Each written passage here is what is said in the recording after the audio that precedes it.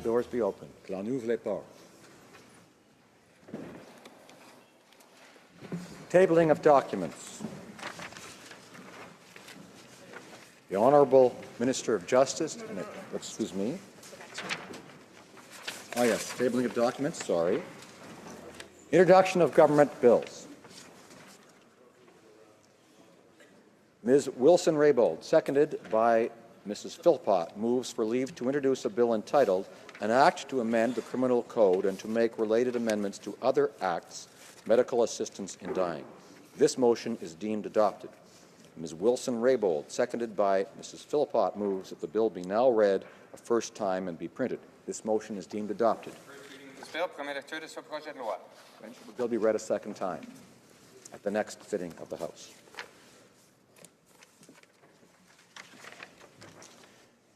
Statements by ministers. Reports from interparliamentary delegations. Presenting reports from committees. Introduction of private members' bills. Madame May. Ms. May. Saanich Gulf Islands, seconded by Mr. St. Marie, moves for leave to table a bill entitled An Act to Amend the Department of Industry Act, Small Businesses. This motion is deemed adopted. The Honourable Member for Saanich Gulf Islands. Merci, Monsieur le Président. Thank you, Mr. Speaker. It is a great honour for me to rise today to speak to this bill for a second time.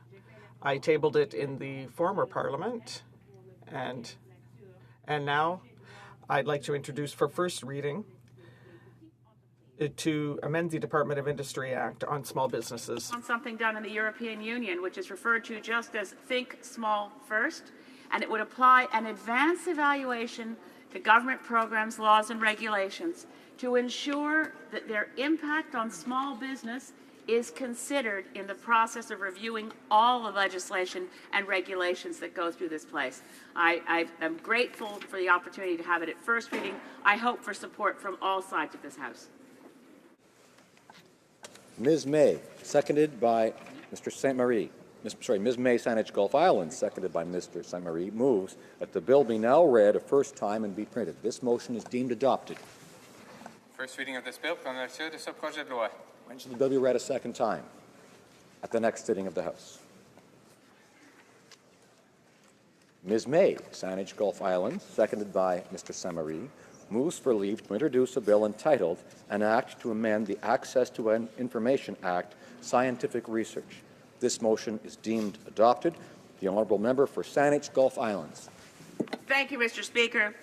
This is, I don't want to over-dramatize it, but I think it's extraordinarily important legislation to ensure that never again will scientific information and research paid for by the people of Canada be kept from the people of Canada. It's a very simple, straightforward measure that requires that every government institution shall cause all records composed of scientific research to be published on a public website as soon as possible, as soon as it's practicable, as soon as the research is completed. It's about open science. Thank you, Mr. Speaker. Madame May, Saanich Gulf Islands, appuyée. Ms. May, Saanich Gulf Islands, seconded by Mr. St. Marie, moves that this bill be now read a first time and be printed. This motion is deemed adopted. Lecture de ce projet de loi. When will this bill be read a second time? At the next sitting of the House. Ms. Matheson, seconded by Mr. Massey, moves for leave to introduce a bill entitled An Act to Amend the Canadian Forces Superannuation Act and the Royal Canadian Mounted Police Superannuation Act, Deduction of Disability Pensions. This motion is deemed adopted. The Honourable Member for London Fanshawe. Thank you, Mr. Speaker. And as this House most certainly knows, it is absolutely essential that our veterans get the financial support that they need. The current practice of clawing back disability benefits once a veteran starts collecting CPP is an outrage. The financial and other impacts of the veterans' impairments continue to exist once they start collecting their CPP, and they should continue to receive that support. This bill will ensure that any disability pensions received by an RCMP or CF veteran will not be clawed back once the veteran reaches the age of 65 and starts collecting CPP or a similar provincial plan. Ms. Matheson, seconded by Mr. Massey, moves that the bill be now read a first time and be printed. This motion is deemed adopted. First reading of this bill, première lecture de ce projet de loi. When shall the bill be read a second time? At the next sitting of the House.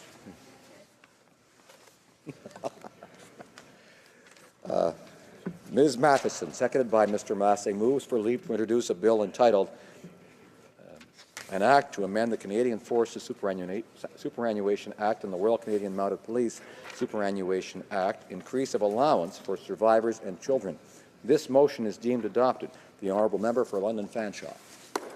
Mr. Speaker, many veteran spouses are forced to give up their own careers to support the veteran. It can be during the veteran's service when they're moved from city to city, making it difficult for the spouse to establish a career. Or a spouse may give up work to care for an injured veteran. And it's important that supports remain in place for the spouse and family after the veteran passes away. Currently, veterans' families receive an allowance after the veteran passes. This bill raises the amount the veteran's spouse or survivor or dependent children are provided for in an allowance. It raises it to 70% of the veteran's annual allowance or annuity. This will provide much-needed additional financial support to families and to veterans. Bravo. Ms. Matheson, seconded by Mr. Massey, moves that the bill be now read a first time and be printed. This motion is deemed adopted. First reading of this bill, première lecture de ce projet de loi. When shall the bill be read a second time?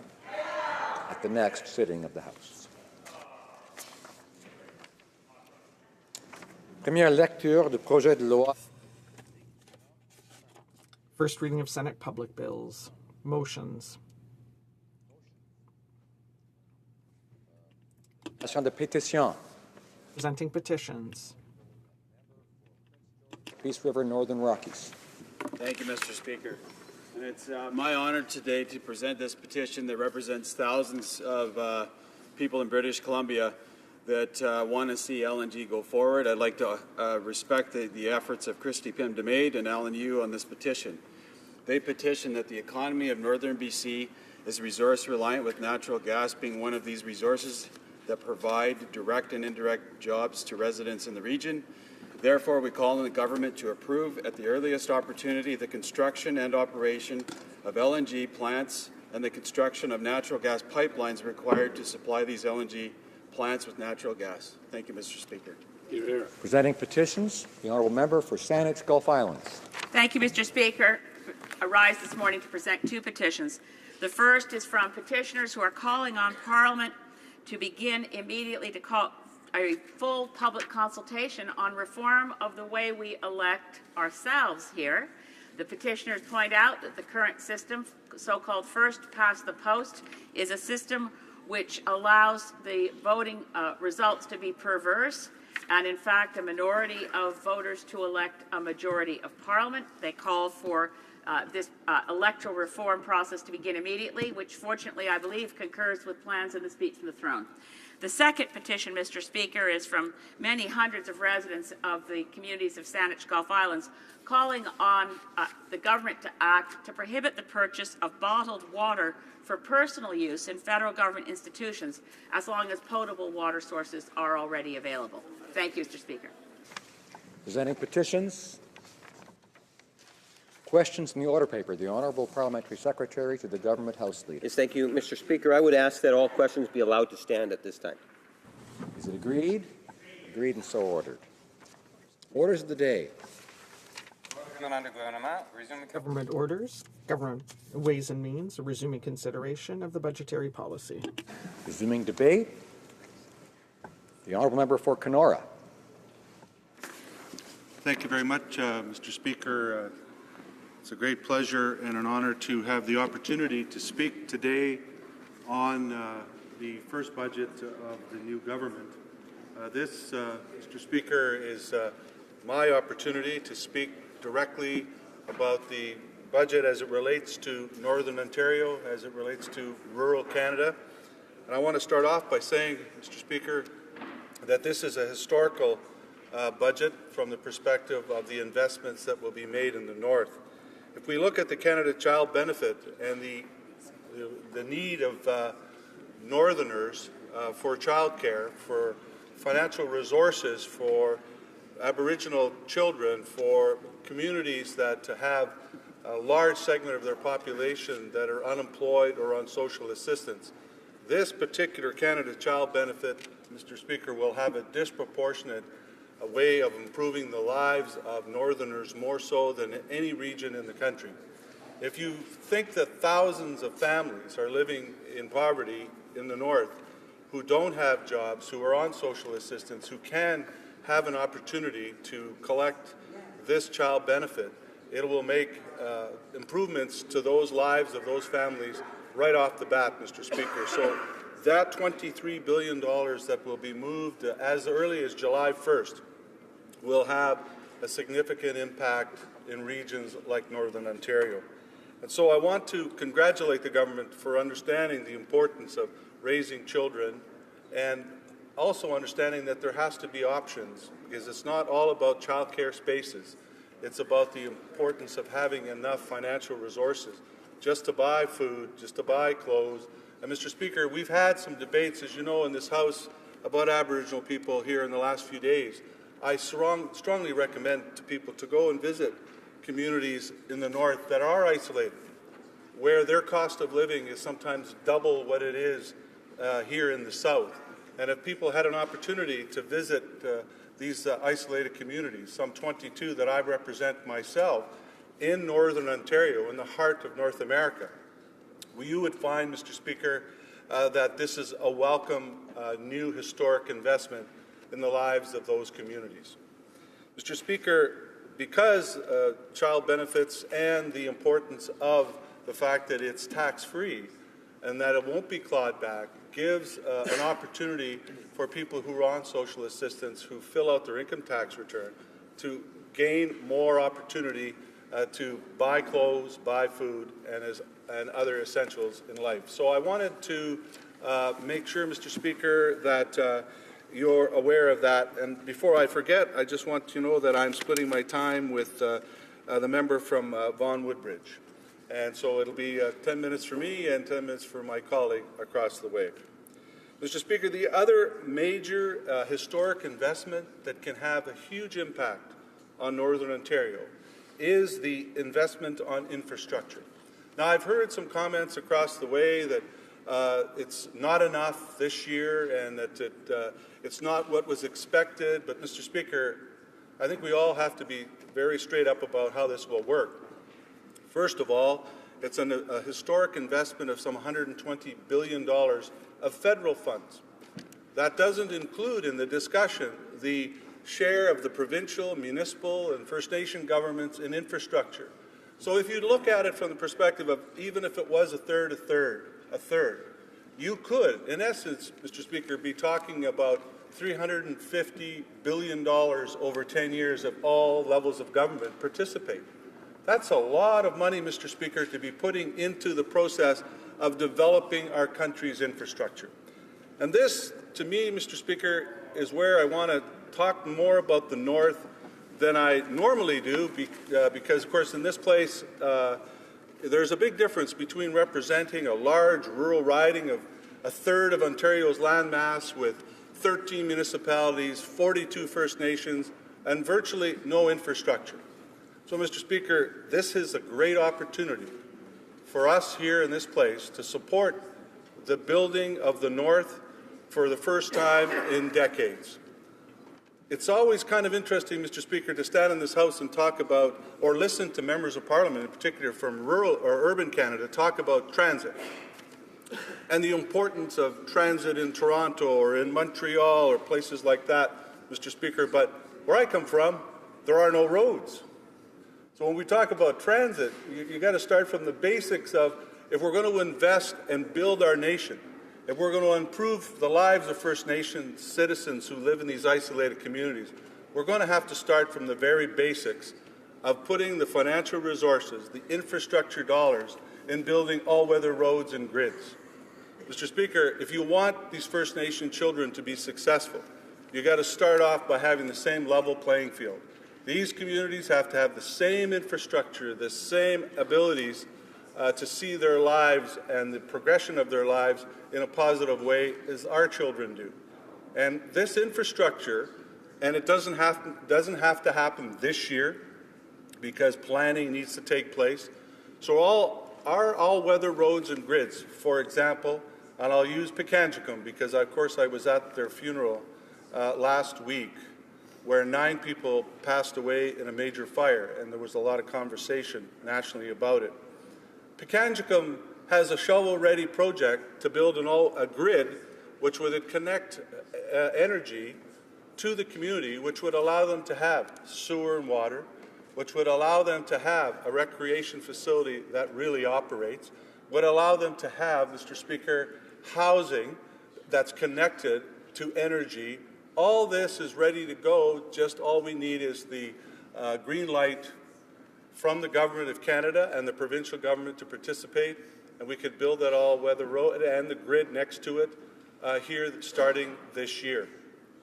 That shovel-ready project has been sitting on the books now, Mr. Speaker, for a number of years, where the previous government could have built that infrastructure and put it in place for Pikangikum, but refused to do it. And so that's one of the reasons why we get the kind of tragic situations that we hear about on a regular basis. Mr. Speaker, our territory and our region in Northern Ontario, besides the territories themselves, Northwest Territories, and in some respects, obviously, the Yukon and Nunavut, we don't have a twinned highway through Northern Ontario. We're the only region of the country that doesn't have that kind of infrastructure going from the Manitoba border right across into Southern Ontario. So when people talk about infrastructure, it's extremely important to realize that we are coming from a long way back. And if you want people to be successful, Mr. Speaker, you have to start with the basic infrastructure that we all need and expect to have. Mr. Speaker, the other part of this budget that I think is extremely important for Northerners is the section on social infrastructure. Social infrastructure is a $3.4 billion announcement in the budget over 5 years. What is social infrastructure, Mr. Speaker? Social infrastructure is the abilities to have affordable housing, to have early learning and childcare, to have cultural and recreational infrastructure, and to have community health care facilities in places like reserves. Mr. Speaker, those are the kinds of things that I believe that are historical in this budget. And the next historical part of this budget, Mr. Speaker, is the environment. And the whole concept of understanding what we need to do as not only Northerners, but as Canadians and as citizens of the globe, we have to take our environmental issues a lot more serious than we have in the past. I like to stand up in this House, Mr. Speaker, and always tell people I'm a lake person. Where I come from, we have thousands of lakes. Lakes that have never been set foot on in some cases because they're so isolated, but there seems to be more water than there is land. And we have to not only cherish that, but protect it, because that's the history and or the future of our region, and it's all going to be based on water.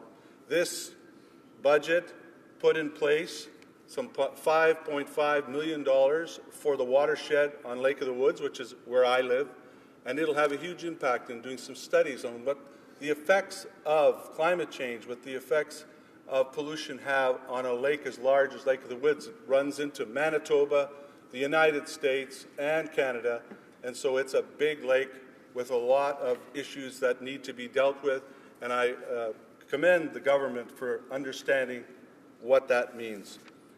Mr. Speaker, I stand here today to remind my colleagues in the House that making investments in infrastructure is not always political. It has to be done because it makes the most sense. You won't get a lot of political bang for your buck for spending billions of dollars in Northern Ontario for 1 seat or 2 seats or 3 seats, but you do it because it builds the nation and it improves the lives of a lot of people now and in the future. So on behalf of Northerners, I want to thank you, Mr. Speaker, for giving me the time to talk about some of the issues in the budget, and I'm sure we'll get a chance to talk about many more. Thank you very much.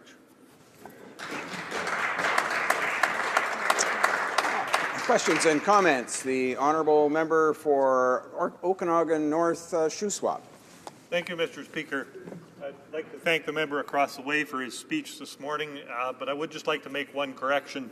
He stated that the area through Northern Ontario is the only portion of Canada that doesn't have a 4-lane highway. I contradict that with fact from there are areas through British Columbia that are also waiting to see 4-laning of our Trans-Canada Highway, Highway 1, through not only my region of North Okanagan, Shuswap, but through the Columbia-Kootenay region as well. I would like to ask the member opposite if he would certainly join me in pressuring his finance minister and Minister of Transportation for improvements on those sections of the Trans-Canada Highway that do need 4-laning, not just in his riding of Northern Ontario, but in the ridings in British Columbia, who truly are a corridor for all of the trade of Western Canada through to our western ports and the rest of the world. Thank you, Mr. Speaker. Honourable member for Kenora. Well, thank you very much, Mr. Speaker, and thank you to the member for his question. I very much, I'm on the same page as he is, and I can assure him that I am lobbying the government every day to look at the way we will not only make decisions on our national infrastructure projects, but also how we will interact with the local communities and the provinces to make sure that the best decisions are made, and they're not just made for political reasons. The infrastructure, as the Prime Minister has said many times, is not a very sexy topic, and most people just gloss over it.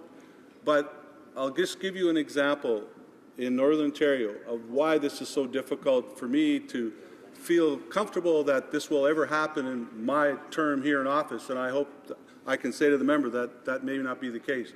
Just to build all-weather roads and grids, just the grid, Mr. Speaker, for 22 First Nation communities that are isolated. It's a $1.3 billion infrastructure project. That's a lot of money to expect the governments to put in place, but that's the necessity of the situation we find ourselves in. And if we want to improve the lives of Northerners and First Nation Northerners, we have to put that infrastructure in play here in the next couple of years. Thank you, Mr. Speaker. Questions and comments. The honourable member for Saskatoon West. Thank you, Mr. Speaker, and I thank my honourable colleague for his comments. I think on many points he's raised, we would agree. There are many, many barriers for parents to be able to access employment, and childcare just isn't about spaces. It is about being able to afford it, and on that point we would agree. But it is more than that, because it is about childcare spaces. It isn't an either-or situation, certainly for the folks in my riding. The single biggest barrier, regardless of whether you can afford childcare in Saskatoon West, is the spaces aren't available.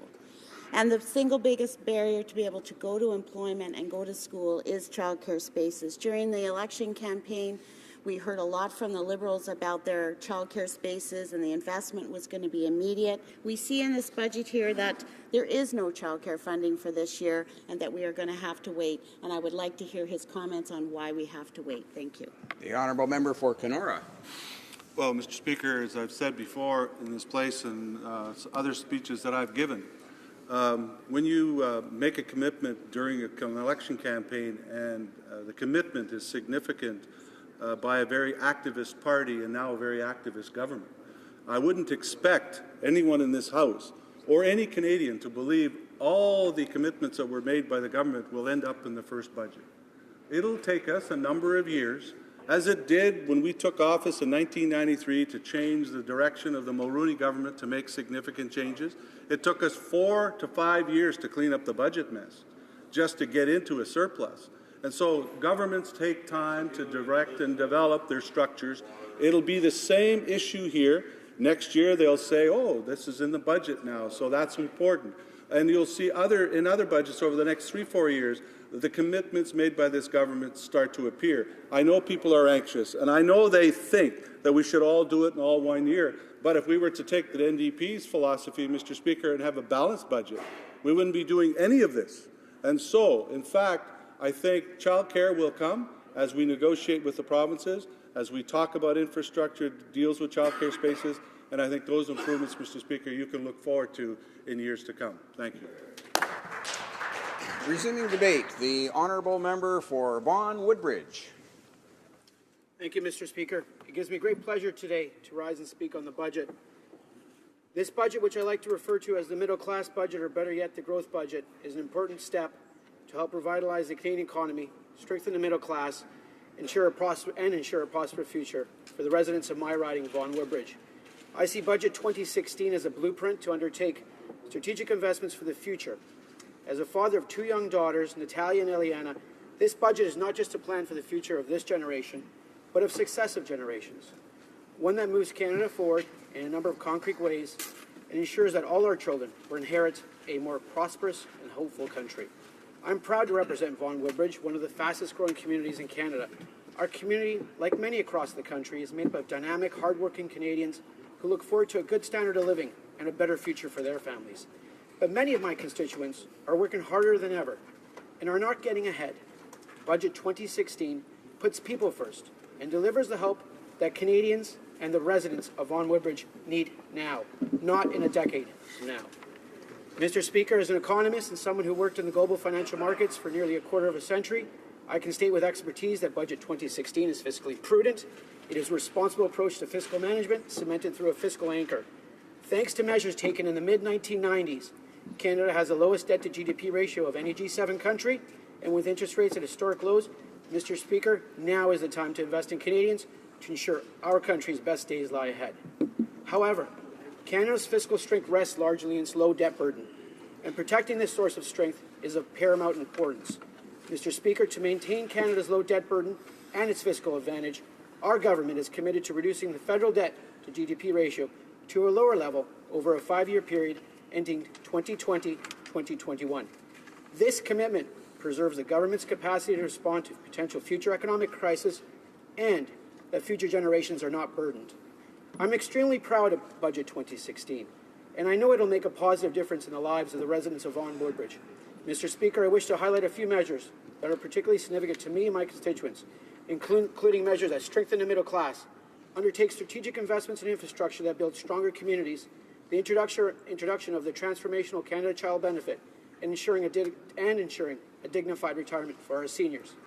Mr. Speaker, one of the first actions our government took was to introduce a $3 billion middle-class tax cut and to ask the wealthiest 1% to pay a little bit more. In total, nearly 9 million Canadians, including many in my riding, are now benefiting from this tax cut, leaving more money on their paychecks to save, invest, and grow the economy. Mr. Speaker, I am proud of this government's commitment to families with the introduction of the transformational CCB. The CCB will now be tax-free to parents, better targeted to those who need it the most, and much more generous. In fact, 9 out of 10 families will receive more child benefits than under the current system, with an average increase of almost $2,300. Even more significant, Mr. Speaker, is that with the introduction of a better targeted CCB, about 300,000 fewer children will be living in poverty. Mr. Speaker, the CCB will be a leading force in our efforts towards poverty reduction, and for this our government should be applauded by all members of the House. Mr. Speaker, we all know too well the growing infrastructure deficit faced by cities and provinces across Canada, and that our economic well-being depends on our ability to move people, goods, and services. Mr. Speaker, our government during the election listened and heard the unified voice from experts, including the Bank of Canada Governor Stephen Poloz, who noted that infrastructure is an ingredient to economic growth. It's sort of an enabler of economic growth. That is why we have made an historic commitment to invest $120 billion in infrastructure over 10 years. This is a smart investment that is much needed. Studies have consistently shown that for every dollar invested in infrastructure, approximately $1.50 in economic activity is generated. Investing in infrastructure creates good, well-paying jobs that can help the middle class grow and prosper. But, Mr. Speaker, our investment in infrastructure, be it public, social, or green, are not just about creating jobs and economic growth, but more importantly, are also about building communities that Canadians are proud to call home.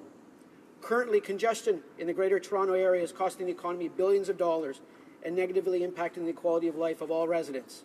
In Phase 1 of the infrastructure plan, $3.4 billion over 3 years will be invested in public transit, of which $1.5 billion is earmarked for Ontario.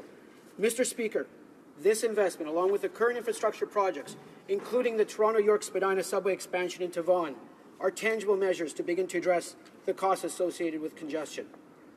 Mr. Speaker, as we move forward, we will implement a plan for investment in infrastructure, but the government will also plan for a more innovative Canada. Mr. Speaker, innovation is today's driver of inclusive growth, and Canada must be in it to win it.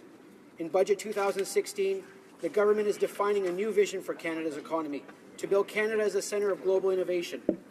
Firstly, our government will fund a $2 billion investment over 3 years for a new post-secondary institution strategic investment fund to modernize on-campus research, commercialization, and training facilities. Budget 216 will also provide additional $95 million per year in strengthening Canada's world-class research capacity and excellence. Mr. Speaker, Canadians face a rapidly changing global economy, and for us to succeed, we must foster citizens to be global leaders in their fields and have our creative and entrepreneurial citizens propel the economy forward. Mr. Speaker, on an issue that touches me greatly and in my riding, seniors who help build this great country we live in, Budget 2016 puts forward significant new investments to ensure that all seniors can enjoy a secure and dignified retirement. The planned increase of up to $947 per year, or a 10% increase to the guaranteed income supplement, which is set to start in July, will help the most vulnerable single seniors. Mr. Speaker, over 900,000 seniors, including many in my riding of Vaughan Woodbridge, will be helped by this measure.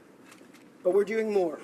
We have kept our commitment to return the age of eligibility for old age security and guaranteed income supplement to 65 from 67. And in the coming months, we will develop a seniors price index to allow seniors to keep pace with the actual costs of living they face. In addition, our government will continue discussions with the provinces to enhance the Canada Pension Plan.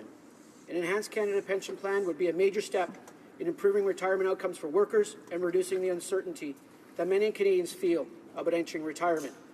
Mr. Speaker, our commitment to seniors is simple. We are there for you. Finally, Mr. Speaker, Budget 2016 is truly a blueprint for the future. A future that is not only hopeful, but built on solid foundations. Foundations which are fiscally prudent and boldly aspirational. Our country's best days are ahead of us, and we will seize the opportunity to invest in Canadians, including the residents of Vaughan Woodbridge, who I am privileged to serve. Thank you, Mr. Speaker. God bless Canada.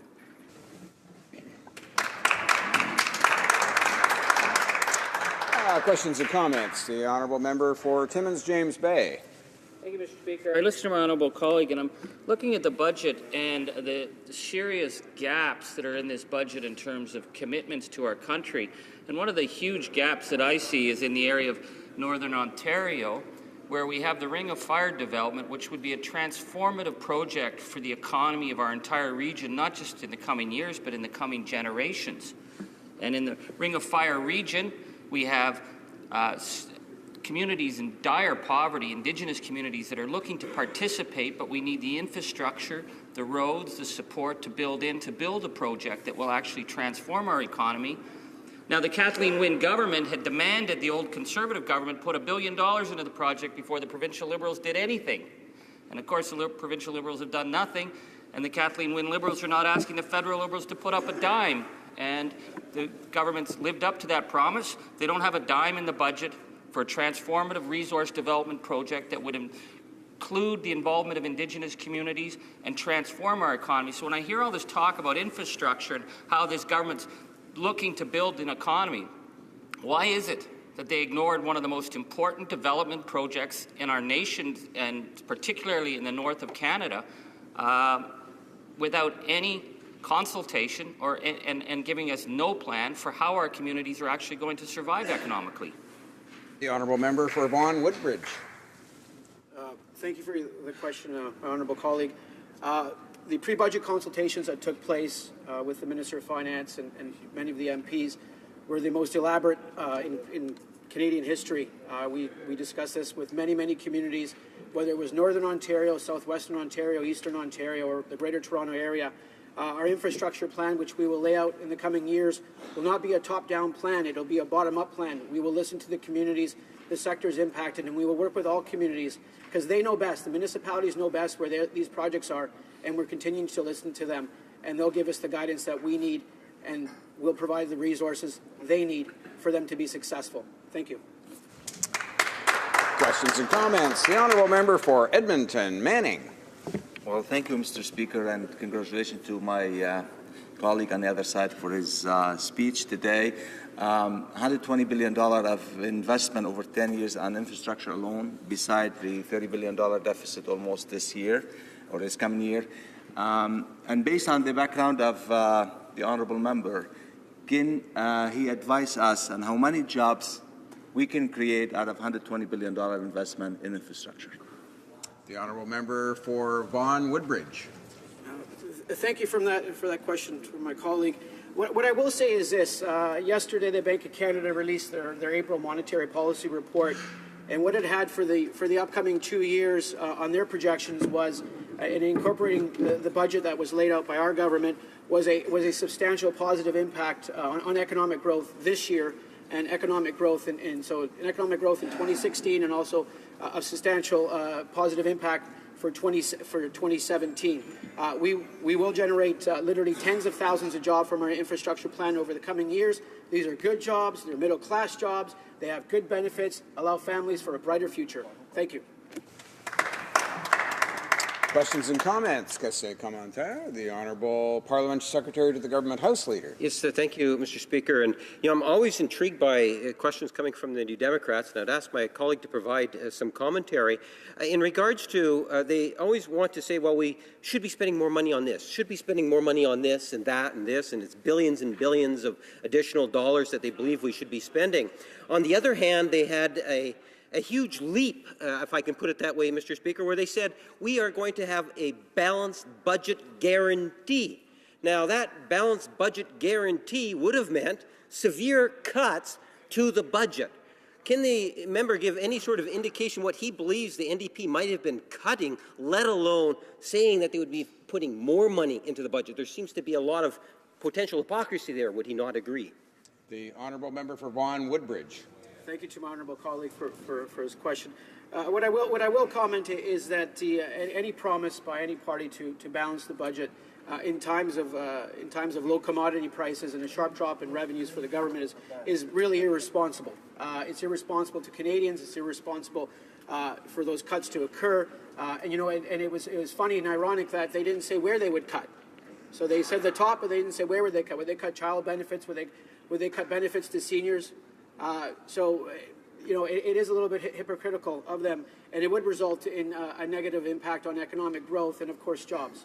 And we're the opposite of that. We'll be investing in Canadians this year and for the years to come. Thank you. Resuming debate, the Honourable Member for Red Deer, Mountain View. Thank you very much, Mr. Speaker, and I proudly rise today on behalf of the people of Red Deer Mountain View to speak to this Liberal budget for the upcoming fiscal year. I'll also be sharing my time with my honourable colleague from North Okanagan, Shuswap. Mr. Speaker, in this budget there is bad news and there's some good news. The bad news is for hardworking Canadians in this country, and the good news is for some very sketchy Liberal pet projects. During the 10 years of the Conservative government, there was a critical point that Canadians could count on. A promise made was a promise kept. So you can imagine the surprise from Canadians when they realized that when the Liberals made a promise, it wasn't worth the paper that it was written on. If they thought they could take the Liberal campaign promises to the bank, well, now they found the only thing that's going to the bank is a request to increase the limit on the Canadian taxpayer's credit card. And that affects every Canadian. My constituents come from all walks of life: oil and gas, farmers, teachers, social service workers, protection services, community leaders, small business owners, and so many aspiring entrepreneurs. And as Conservatives, we had it right with our economic formula: tax relief, training our future workforce, and supporting trade. To take, for example, the Knowledge Infrastructure Program, or KIP, which we introduced as part of the Conservative Economic Action Plan. KIP was a 2-year, $2 billion economic incentive to encourage infrastructure enhancement at Canadian post-secondary institutions. The program helped to provide economic stimulus, training, and subsequent employment for engineers, architects, tradespersons, and technicians in my community. And it was delivered during a time of global economic distress, and it was done in an effective and expedient manner. KIP also helped to generate the advanced technologies infrastructure needed to keep Canada's research and educational facilities at the forefront of scientific advancement. So both Red Deer College and Olds College received funding under this program, and I've been told by many times by the people at these institutions how helpful the program was for them. It had a track record of positive results, and Conservatives were able to fund such programs while being financially responsible. Now, during the past decade, Central Alberta enjoyed a reputation for being one of the fastest-growing communities in the country. It was a region renowned for its economic growth, and we saw significant and rapid increases in population. This entrepreneurial spirit was evident a short time ago when I was honored to attend the Alberta Chamber of Commerce 2016 Awards of Distinction. I was extremely proud to see many of my constituents and their local businesses be recognized on the provincial stage. Melanie Tuck of Collegiate Sport Medicine took home the award for Woman Entrepreneur of the Year. Melanie and her team saw tremendous growth in both her Red Deer and Olds facilities as she used their expertise to help injured athletes, workers, and community members. Also, Tanis Conservation Services out of Cremona was nominated in the category for Young Entrepreneur, while Platinum Homes and Developments from Red Deer was nominated in the Small Business category. These job creators and community leaders have done an incredible job in growing their businesses to the benefit of our communities. But sadly, it's the entrepreneurial leaders, future business owners, small businesses, and community job creators that this government is targeting in Budget 2016. With this budget, aspiring business owners will be hit with higher taxes, making it harder for them to save up to start a business. Existing small businesses will also be hit with higher payroll taxes, while adding over $1 billion in new EI expenditures and higher premiums for all future employers. Additionally, the budget killed the small business hiring tax credit, which was designed to help small businesses grow and create jobs. Now, under the Conservatives, Canadians across the country enjoyed the lowest tax rates in 50 years.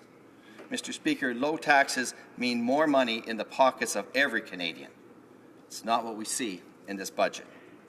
Today, more than 100,000 Canadians from across the country are out of work in the oil and gas industry alone. These Canadians have worked hard to take care of their families, and they've paid more than their fair share into the system. For decades, they helped pay down debt, and they paid their dues. To thank them, the Liberals held a photo op in Calgary telling struggling oil and gas workers that they, well, some of them, would be getting a bizarre employment insurance extension plan. This is not the jobs creation plan that Albertans were promised. Unfortunately, this neglect seems to extend past Alberta, with the Liberals failing to identify a solid jobs plan for all Canadians. The government told us to wait, that when the budget is delivered, there would be a clear job plan for everyone. With the budget before us now, we know these were empty words from this Prime Minister. Mr. Speaker, the Prime Minister's favourite saying seems to be that Canada is back. Well, millions of Canadians are certainly disappointed to see that what is actually back is the old tax and spend Liberals, wrecking the economy and the financial well-being of Canadians. After years of record economic growth and job creation under the Conservatives, the Canadian economy will now be handcuffed thanks to this reckless Liberal spending. Well, they won't tell you this, but the truth is, in the last 4 months, the Liberals have blown through over $3 billion surplus, as well as an additional $5.4 billion. Mr. Speaker, to pay for the reckless spending, the Liberals have already raising taxes when will raise more in the future. With this budget, personal taxes are set to go up by $1.3 billion this year and $2.4 billion the next. And now they need to break their election promise to borrow even more. The rhetoric does not mask the fact that if they were open and transparent government that they claim to be, they would have allowed us to table the real economic figures and updates in this House. Financial experts and economists warn us that this irresponsible spending will pile on billions more to the national debt over the next 4 years. This is a reckless spending with no foreseeable economic boost in the future. There's no clear economic leadership from the Liberals. This is not the economic environment that will reassure Canadians. Mr. Speaker, when investors and businesses lose confidence, investment starts to decline and communities suffer. This is manifesting itself in Alberta at this time. Mr. Speaker, budgets should be a source of reassurance to Canadians, assurance that their government is doing its best to encourage a strong economy, good jobs, and uncompromised services. On that note, this budget is failing. Mr. Speaker, my colleagues and I came back from our ridings sharing the same concerns of our constituents. Canadians are worried. This government is cutting funds from important sectors. They cut $3.7 billion from our defence budget, and they have shortchanged public safety with a mere $57 million at a time when terrorism is a global and national threat. In terms of provisions for the services we Canadians care about, the Liberals came out empty-handed. They have no clear path in supporting the long-term health of sectors such as home care, palliative care, support for seniors, or our provincial health care and social services schemes. Mr. Speaker, the Leader of the Opposition said it well when she said that, and I quote, "Without real economic leadership, there is no means to pay for all of these important social programs that so many Canadians rely on when they need our compassion the most." Ending quote. We sure hope that by the time Budget 2017 comes along, that they will stop taking economic lessons from the Prime Minister's government's friends from Ontario, who have successfully ransacked local economies, got essential services, and created mountains of debt for future generations. Mr. Speaker, let me again remind everyone that our children, our grandkids, and their children did not sign up for this multi-billion-dollar credit extension these Liberals feel so entitled to. They promised that they would be responsible in their quest for change, and with this budget, they have abandoned that. Mr. Speaker, the Liberals have also abandoned our allies when we were needed the most. They abandoned our natural resources industry. They've abandoned our farmers. They've abandoned the champions of religious freedoms for prosecuted religious minorities around the world. And now, Mr. Speaker, they're turning their back on the future economic stability and quality of social services in this country. This budget will shortchange Canadians today, tomorrow, and for generations to come. Canadians and future Canadians, however, can count on the Conservatives to be on their side. Thank you so very much, Mr. Speaker. Questions and comments. The Honourable Member for Fleetwood Port Kells. Thank you, Mr. Speaker. The Honourable Member talked about leadership, and what we saw over 10 years was leadership that put the country $150 billion more into debt. Last year at this time, I think we were still waiting for a budget. We saw oil prices start to drop, yet the previous government were like deer in the headlights. They promised us that we would be an energy superpower, putting all our eggs in one basket. And where did that leave the people of Alberta, or Saskatchewan, or the Maritimes?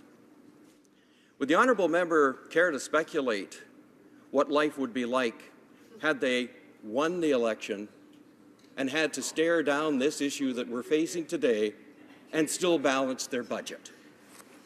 The Honourable Member for Red Deer Mountain View.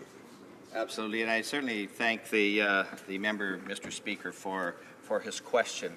When we take a look at leadership and we look at the types of things that was done under the previous government, they talk so much about deficits and the situation that occurred as though they were not around in 2008 and 2009 understanding what the global economic disaster was and realizing how well Canada was able to make it through that particular time. And so when we look at the relationships that occurred there, and again, they talk about, well, you know, there's all these extra dollars that were spent. If you think about the dollars that the NDP and the Liberals were saying we should even add more to various programs, fortunately, we did not pay attention to that because it wouldn't have allowed us to get to the stage where we could have removed the deficit. And again, you take a look at the last few years, there were deficits associated with that. But the reason was we were respecting contracts that we had with individuals. There could have been other ways of dealing with deficits, as was done, as I've heard in some conversations this morning, about 1990s. Having been a hospital board chairman at the time and understanding what the Liberals had done in cutting dollars to healthcare transfers and to transfers to the provinces, I think we can recognize that it was important to have someone that understood the economics that was associated with it. We had a prime minister that understood economics, understood what all of those binders were about that came from each one of the departments when that had to be studied, versus simply recognizing the different colors, which is the prime minister that we have now. Questions and comments? The honourable member for Edmonton, Strathcona. Speaker, I'd like to thank the honourable member from Alberta for his speech. Indeed, certainly the constituents in Edmonton, Strathcona, top priority is health care. They're waiting for dollars on palliative care and pharmacare, and nothing came in the budget. But the member, Mr. Speaker, raised another important issue, and that is the shortchanging of public safety. One of the areas of public safety is rail safety. And we heard testimony in the committee this week from the Department of Transport's inspectors saying that there are cuts to rail safety, including rail safety inspection. I now discover that 2 of the top most dangerous rail crossings in Canada are in my city. I'm sure in your riding, your constituents are concerned about rail safety. Does the member think that perhaps the government should be paying a little bit more attention to transport safety? The honourable member for Red Deer Mountain View. Well, I thank my colleague from Edmonton, Strathcona, and for her question. And again, the 2 aspects of it. One has to do with healthcare transfers, and I know that during the campaign that there was a lot of discussion with regards to cuts to healthcare. And of course, as we're well aware, that the massive increases that had gone out to all of the provinces for healthcare over the 10 years that we were in power, over 70% increase. If you do take a look at the budget, page 240, you get a chance to take a look at what the increased proposals are from the Liberals, and you find that there are years that doesn't even meet the 3% escalator, which was the base and the floor that we had for our budget. So I think that's critical. As far as making sure that there is safety and transportation, it's critical, and it's so important that we deal with the structural aspect of safety. Rail transportation is so important here as we expand and get new trade deals throughout the world. That really becomes one of the most important aspects, and we have to make sure that we keep the government to task on that.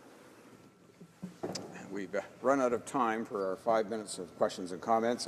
I see today that there is a fair bit of interest in participating in these rounds, and for subsequent periods for questions and comments, I might ask honourable members to try and keep their interventions as concise as possible, and then more honourable members will have the opportunity to participate in that brief 5 minutes that you all know goes by so quickly.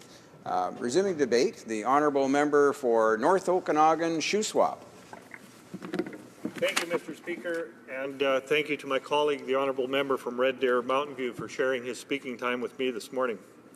Mr. Speaker, it is an honour to stand today as the elected representative of the North Okanagan Shuswap.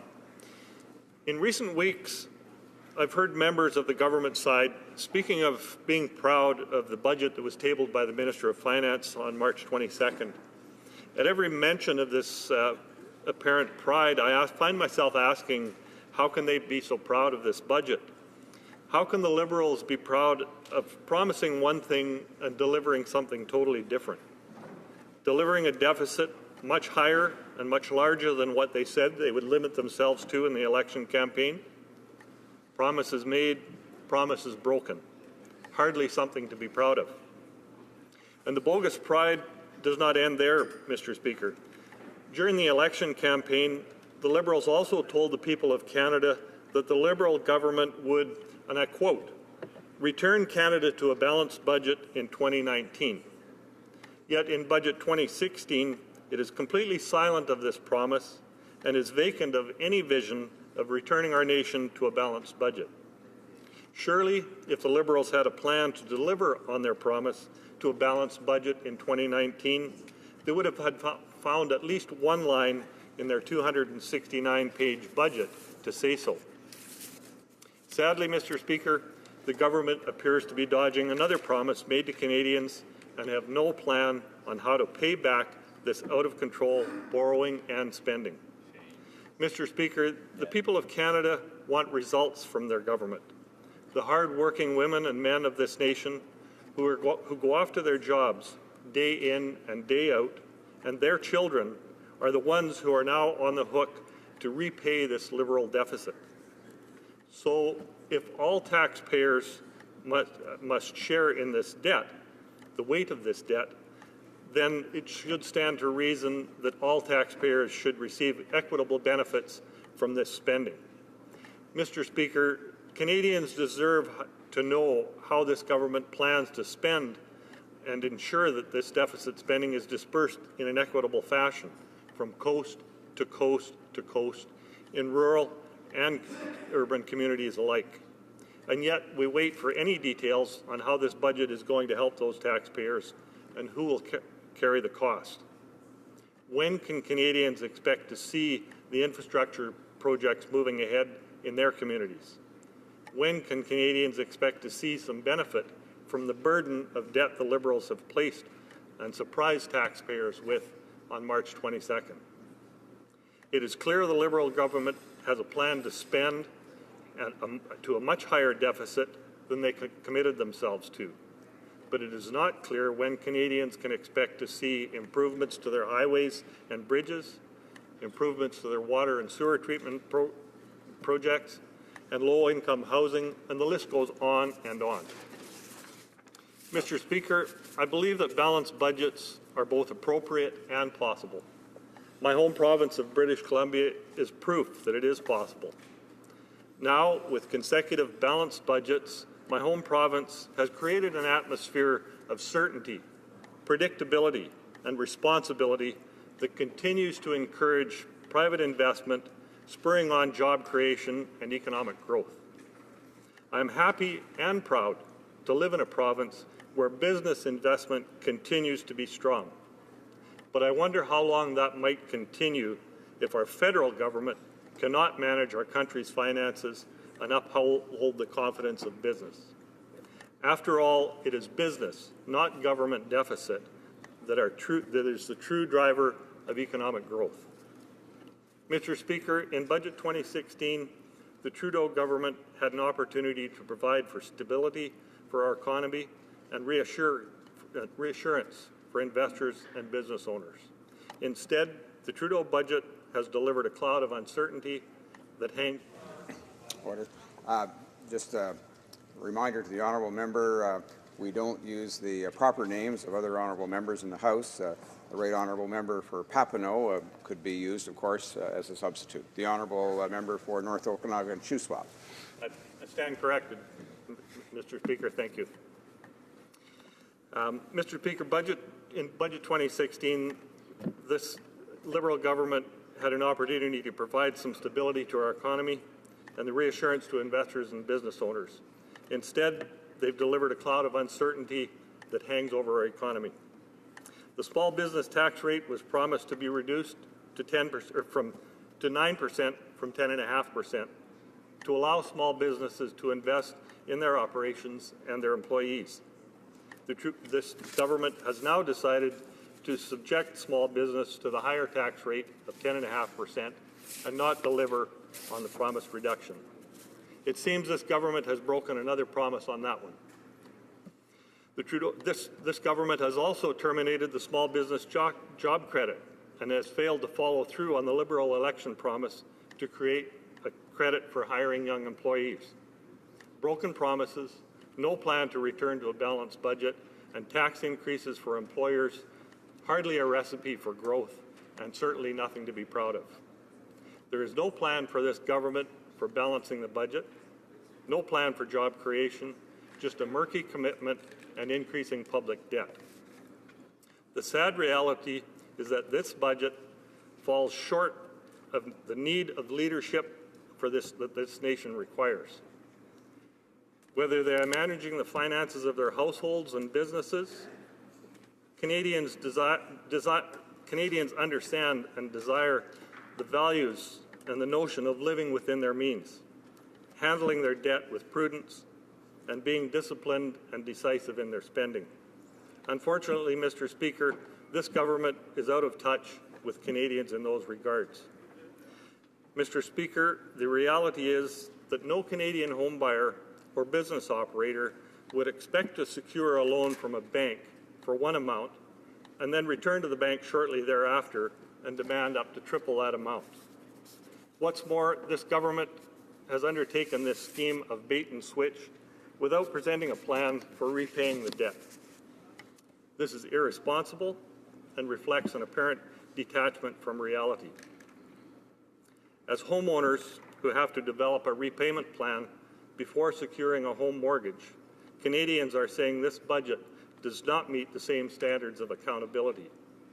As a small business owner and employer, I understand the values of fiscal discipline and prudent planning and living within one's means and the costs of borrowing.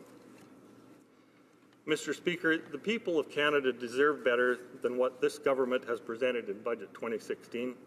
Canadians deserve to know how this government is plotting our economic future. Last week, our own parliamentary budget officer was banned from sharing the government's 5-year cost estimates. When the government finally succumbed to the demands for information from parliamentarians and Canadians alike, it was clear what the Liberals were hiding: cost estimates for their policies that significantly shrink over time. Perhaps this is no surprise, considering the Prime Minister's previous assertion that budgets balance themselves. If the Liberal government was based on reality, subject to prudence, and tethered to reason, perhaps we would not be so motivated, or they would not be so motivated to hide the details, the small print, and the large effect that it has on our collective future. One thing that was hidden in this budget is an increase in government tax revenues projected for the next 5-year outlook. If one looks closely, there are predictions of government tax revenue increases from $237.6 billion in 2015-16 to $284.9 billion in 2020-21. This is an increase in government tax income of roughly 20% in 5 years. Where is this increase coming from? Well, one increase is projected GST revenue of almost 21%, from $33.1 billion to $40 billion by 2021. We know where this increased revenue will come from, Mr. Speaker, because there is only one taxpayer. Are these taxpayers what Canadians can expect continue to see and expect to have to pass on to future generations? I fear that it may be what we can expect, unless this government can do something that they can truly be proud of and reverse this out-of-control spending and debt. Canadians deserve the type of leadership and fiscal policy that places reason over popularity, prudence over impulse, and honesty over broken promises. Unfortunately, this budget does nothing of the sort. Thank you, Mr. Speaker. Questions and comments. The honourable member for St. Boniface, St. Vital. Thank you, Mr. Speaker, and I thank the honourable member for his speech. And it's been a difficult week in these chambers this last week. We had an emergency debate on the suicide crisis in Attawapiskat and the dire situation across Canada for First Nations and all Indigenous people. Budget 2016 finds $8.4 billion of new money to combat the hopelessness in First Nations communities and Indigenous communities across Canada, Mr. Speaker, including $2.6 billion for primary and secondary schools on those reserves. I'm wondering if the honourable member feels that we should be removing this money in light of his statements, and I'm wondering if he could comment on that. Should we actually be removing this money, or does he in fact support the increased funding for Indigenous populations across Canada? Honourable member for North Okanagan, Shuswap. Thank you, Mr. Speaker, and I thank the member for his question this morning. During the previous government's role, we showed that we could balance budgets increasingly, and in fact provided a surplus budget in the last year. I certainly recognize the need, especially after our emergency debate, which I took part in the other night. We need to support these northern communities. We need to support our Aboriginal peoples, but we do that through a strong economy, through having income coming in through business creation and job creation. We cannot do this if businesses don't feel confident in investing in Canada's future, which is indeed our Aboriginal future as well. So I certainly agree that we need to spend and recognize the needs of these communities, but at the same time, we also need to recognize the need to increase business investment in Canada. Questions and comments? The Honourable Member for Salaberry-Suroît. Thank you, Mr. Speaker. I want to thank my colleague for his speech. I also want to raise, or rather my colleague raised the fact that the Liberals, since the election even, and certainly since the budget, have indicated that they would take action in the area of agriculture on dye-filtered milk. The Quebec dairy industry is very concerned about this, and I would ask the government to at least meet its standards and comply with the standards that have been brought in, because we know that these protein concentrates are found in Canadian-produced cheese. This means jobs within the dairy industry. Many producers in my area, in my riding in Quebec, are concerned because agri-food production in Canada in general is being threatened by the TPP, for example, and other international trade agreements. So I would like to know what my colleague thinks. Does he think that the agriculture minister should keep his promises and make sure that the standards are complied with that we already have? Thank you, Mr. Speaker, and I thank the member for her question. This is certainly a concern in my riding as well. We have many dairy producers in the riding. I have met with them, understand their concerns. It is something that has developed over time. When the previous trade agreements were put in place, no one envisioned that milk could be broken down into, I believe it's 26 different protein products. Those individual protein products weren't covered in those programs or in those trade agreements. Now they are being imported into Canada, so it's certainly a big concern. I would support the question, and yes, I'll be pressuring the Minister of Agriculture to move forward on the restrictions on those dye-filtered milk products coming into Canada, because it is definitely an economic impact to our dairy producers. Thank you. Resuming debate, the Honourable Member for St. John's East. Thank you, Mr. Speaker. I will be sharing my time with the member for Saint-Boniface-Vital. It is a pleasure to be here speaking in the House to represent the voters of St. John's East to talk about the government's priorities. Team was laid before the House. I've had the opportunity to visit with many groups in St. John's East.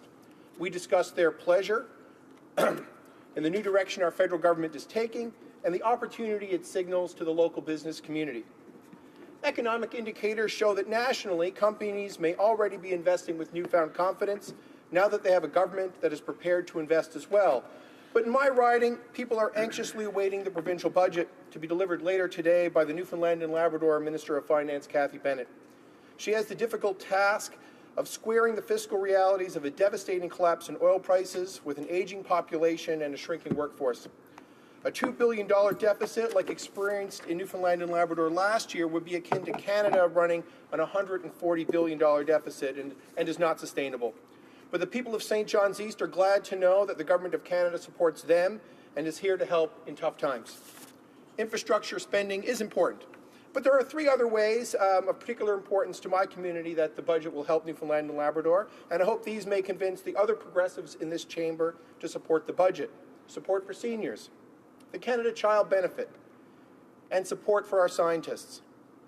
Budget 2016 shows compassion for those seeking to retire and age with dignity. We understand that many seniors are suffering, and Budget 2016 seeks to help them. Budget 2016 will lift hundreds of thousands of children out of poverty. My constituents are heartened to see that we are delivering on this promise immediately, notwithstanding a worse than expected economic forecast. Finally, Budget 2016 supports innovation, research, and entrepreneurship. The Liberal government has listened and understands the role that Canadians expect us to play in helping support economic growth and 21st century jobs. Premièrement, le gouvernement précédent. First of all, the government, under the Conservatives, had raised the age of retirement benefits to 67. Now, that was a mistake, and we campaigned against it. So we followed through on our promise, and we have changed the date, the age, back to 65.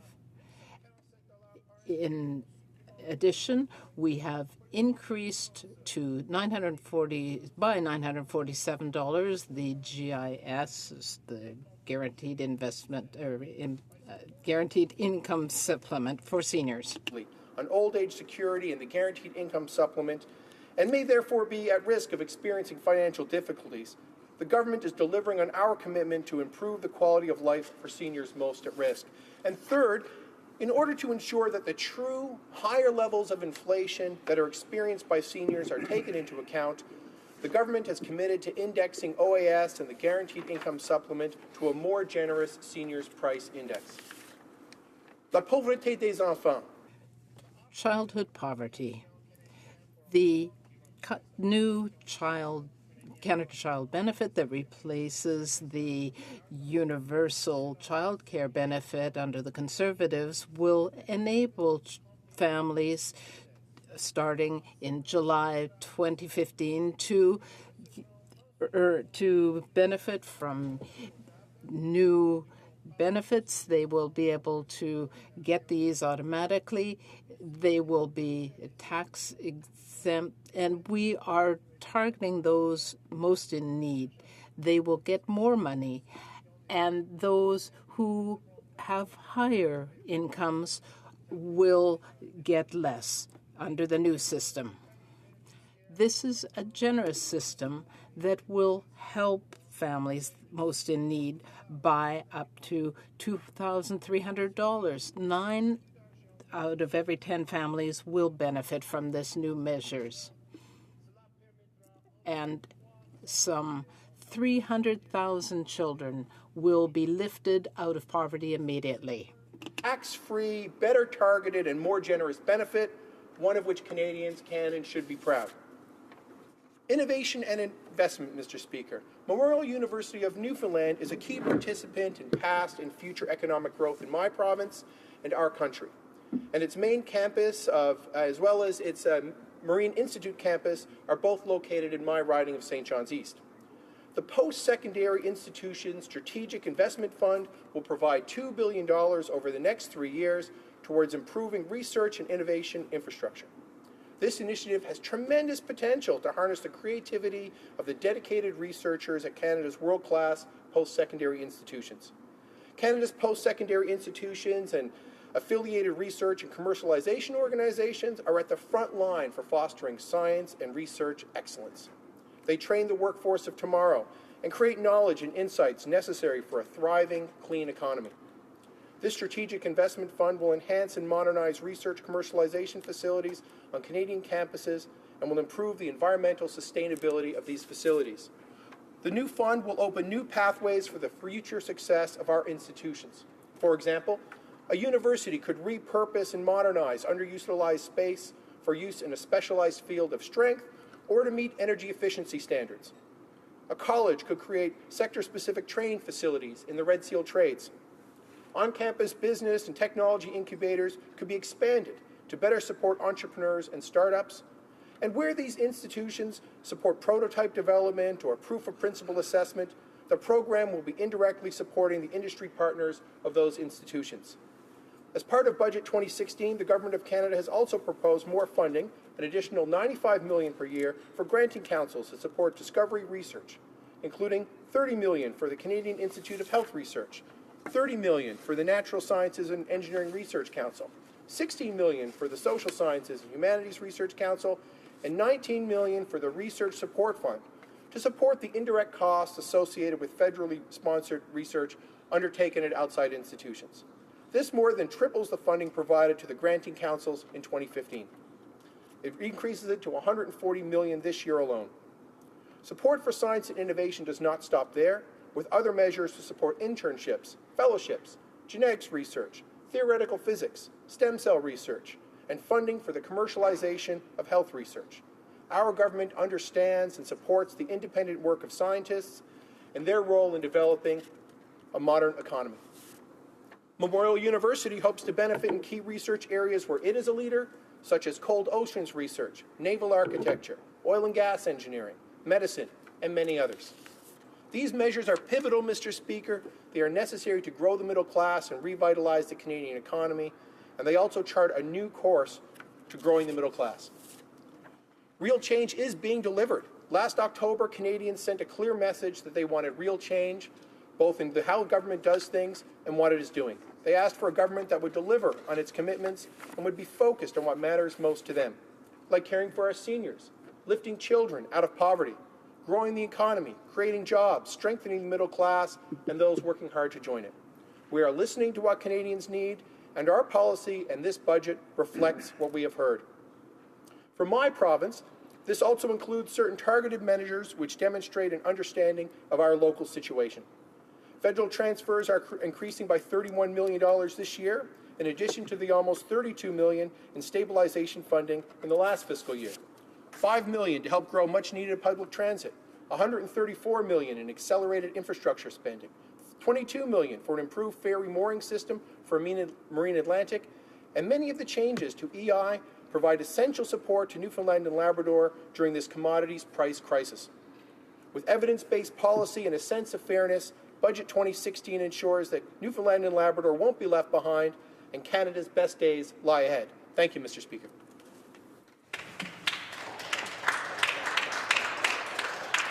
Questions and comments. The honourable member for Saskatoon Grasswood. Thank you, Mr. Speaker, and I would like to congratulate the honourable member on the election in October. We too feel the pain of the energy sector like he does in Newfoundland, Labrador, along with Saskatchewan and Alberta.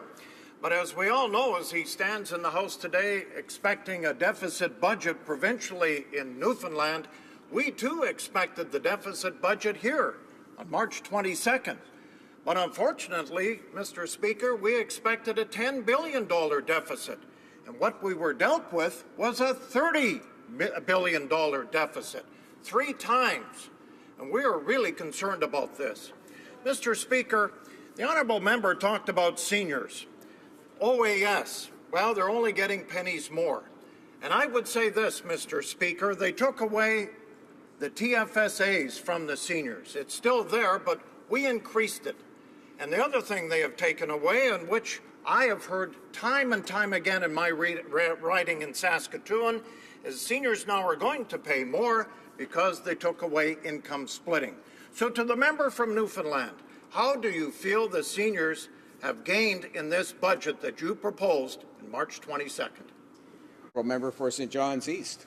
I thank the member for his comments, and certainly I understand that in this commodities price crisis that many people are suffering, and I feel and our party feels that we're doing what's necessary to provide them the necessary support in this troubling time and putting a plan in place to seeing future growth and new clean energy jobs. With respect to seniors, we have in fact put real money in the hands of families who live in the most vulnerable seniors.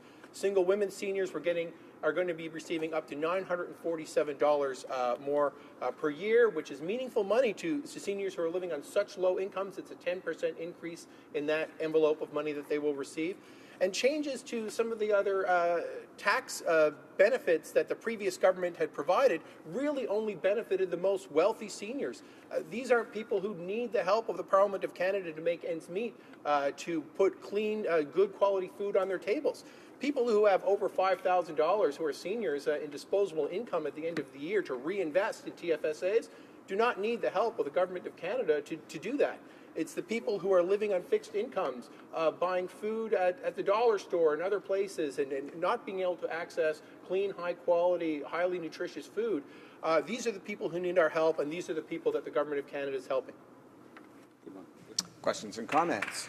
Question et commentaire. The Honourable Parliament Secretary to the Government House Leader. Yes, thank you, Mr. Speaker, and I appreciate the words from my colleague. Very well articulated, I must say. And, you know, in this budget, we see a number of measures in which Canadians from every region of the country will benefit. I would highlight maybe a couple of them. The Canada Child Benefit Program, lifting hundreds of thousands of children out of poverty. We can talk about the middle class tax cut. 9 million plus Canadians will get more money in their pockets. And by doing that, at the end of the day, we will have fewer people living in poverty situation. We'll have a more healthier middle class. And my comment to the member is that by actions that are taken in this budget, including the infrastructure, and don't want to let that slip by in terms of the amount of money we're investing in infrastructure. Would he not agree that what we're really doing is we are investing in Canada's middle class, and by doing that we will have a healthier middle class, thereby a healthier economy also? Member for St. John's East. Thank you, Mr. Speaker, and I thank the member for his question. And I would even go farther to say that the new direction and the new approach is transformational. Putting this extra money where it's needed at the levels of the economy into the hands of people who spend essentially every cent they receive every month, and they're not able to save for their retirement. They're not able to save for their children's education. They're not able to take vacations or to buy fancy clothes. This puts money in the hands and the pockets of people who are going to spend it very quickly. It accelerates the money through our economy, and it should lead, and we hope that it will lead to stronger economic growth, because when millions of Canadians have more money to spend in their local communities, it will create local jobs. We know that's true. And while we are asking the more wealthy to pay a little bit more to help support these initiatives, we know at this time where people are struggling in Saskatchewan, Newfoundland and Labrador, and Alberta, it's the right thing to do at the right time. Thank you. Here. Resuming debate, the Honourable Member for Saint Boniface, Saint Vital. Thank you, Mr. Speaker. It's, as always, a genuine honor to rise on behalf of the people who I represent in St. Boniface, Saint Vital, who on October 19th voted for a change in leadership, a change in direction, and a change in priorities for our country. Je suis toujours extrêmement. I am always extremely proud to stand in the House to represent the constituents of Saint Boniface, Saint Vital, who on October 19th voted for real change, a change of priorities, a change of direction, a change of leadership. 2016 delivers on those promises, Mr. Speaker. As a former city councillor for many years, former chair of Public Works, I'm proud to say that this budget delivers on our commitment to rebuild Canada's communities and rebuild Canada's cities. Cities all over the country, from Ottawa to Moncton, from Moncton to Vancouver, are in desperate need of the most basic of infrastructure. Regional roads, residential streets, back lanes, sidewalks, bridges, community centres, libraries, and that's just the infrastructure above ground. The infrastructure below ground, Mr. Speaker, is equally important, and some would say even more important. The water systems, the wastewater treatment systems. Cities and municipalities, especially rural municipalities, simply cannot afford to do it themselves. The time is right for investment by the federal government, especially with the interest rates being as low as they are. Let me give you a real-time example from the city I represent, Winnipeg. Winnipeg currently spends $1 billion a year on strictly above-ground infrastructure, all the items I've mentioned previously. A report was commissioned about 6 years ago by the heavy construction industry that said, my city, Winnipeg, should be spending another $380 million in addition to the $1 billion just on above-ground infrastructure, Mr. Speaker. Now, if we did spend an extra $380 million, this would not actually improve the infrastructure, but it would maintain the infrastructure to its current state, Mr. Speaker. That is the level of crisis in our cities across Canada. Let me repeat, because it bears repeating. an extra $380 million over the $1 billion for our cities for Winnipeg would not improve the infrastructure, it would maintain it at its current state. Cities cannot do it themselves. It's time for the federal government to invest. And I'm especially proud, Mr. Speaker, that our first slice of infrastructure spending will be on what is arguably the most important infrastructure of all, the underground infrastructure, our water systems, our wastewater treatment systems.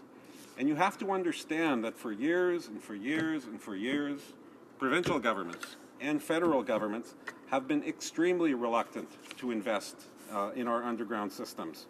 For a very simple reason, Mr. Speaker, and a very cynical reason, is that you don't often get to cut ribbons when pipe is placed underground. It's not a play structure. It's not a sexy bridge. You do not often get to cut ribbons when the underground infrastructure is placed. But nonetheless, it's probably the most important of all, because nothing is more important than clean water and a clean environment. That's why I'm proud that Budget 2016 makes green infrastructure its first priority. It is filling a void that previous federal and provincial governments have created.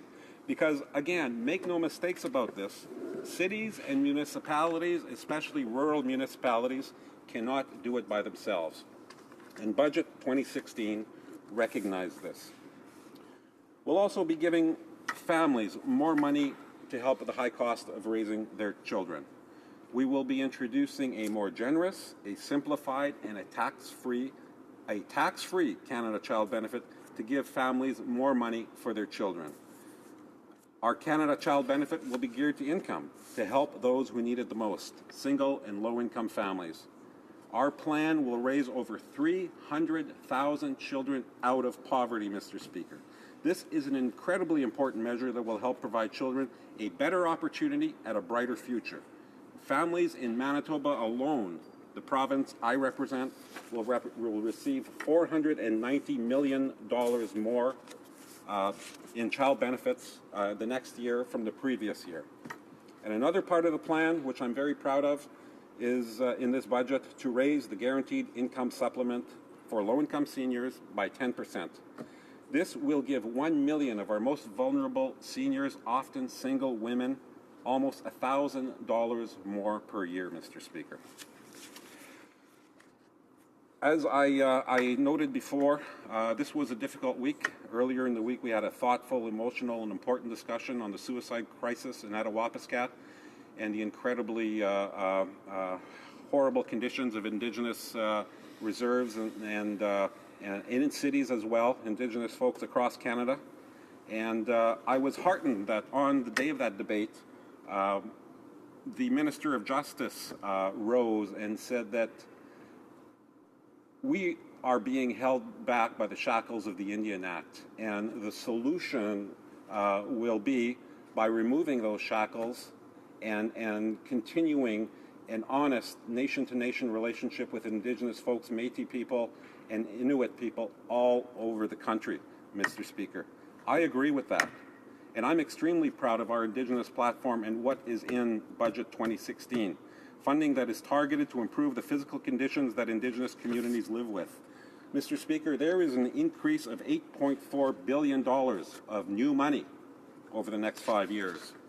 We will invest in primary and secondary education to the tune of $2.6 billion of new money over the next 5 years. We will invest $970 million over 5 years of new money in school infrastructure. We will invest $935 million over 5 years for prevention to keep kids out of CFS, Child and Family Services, all new money.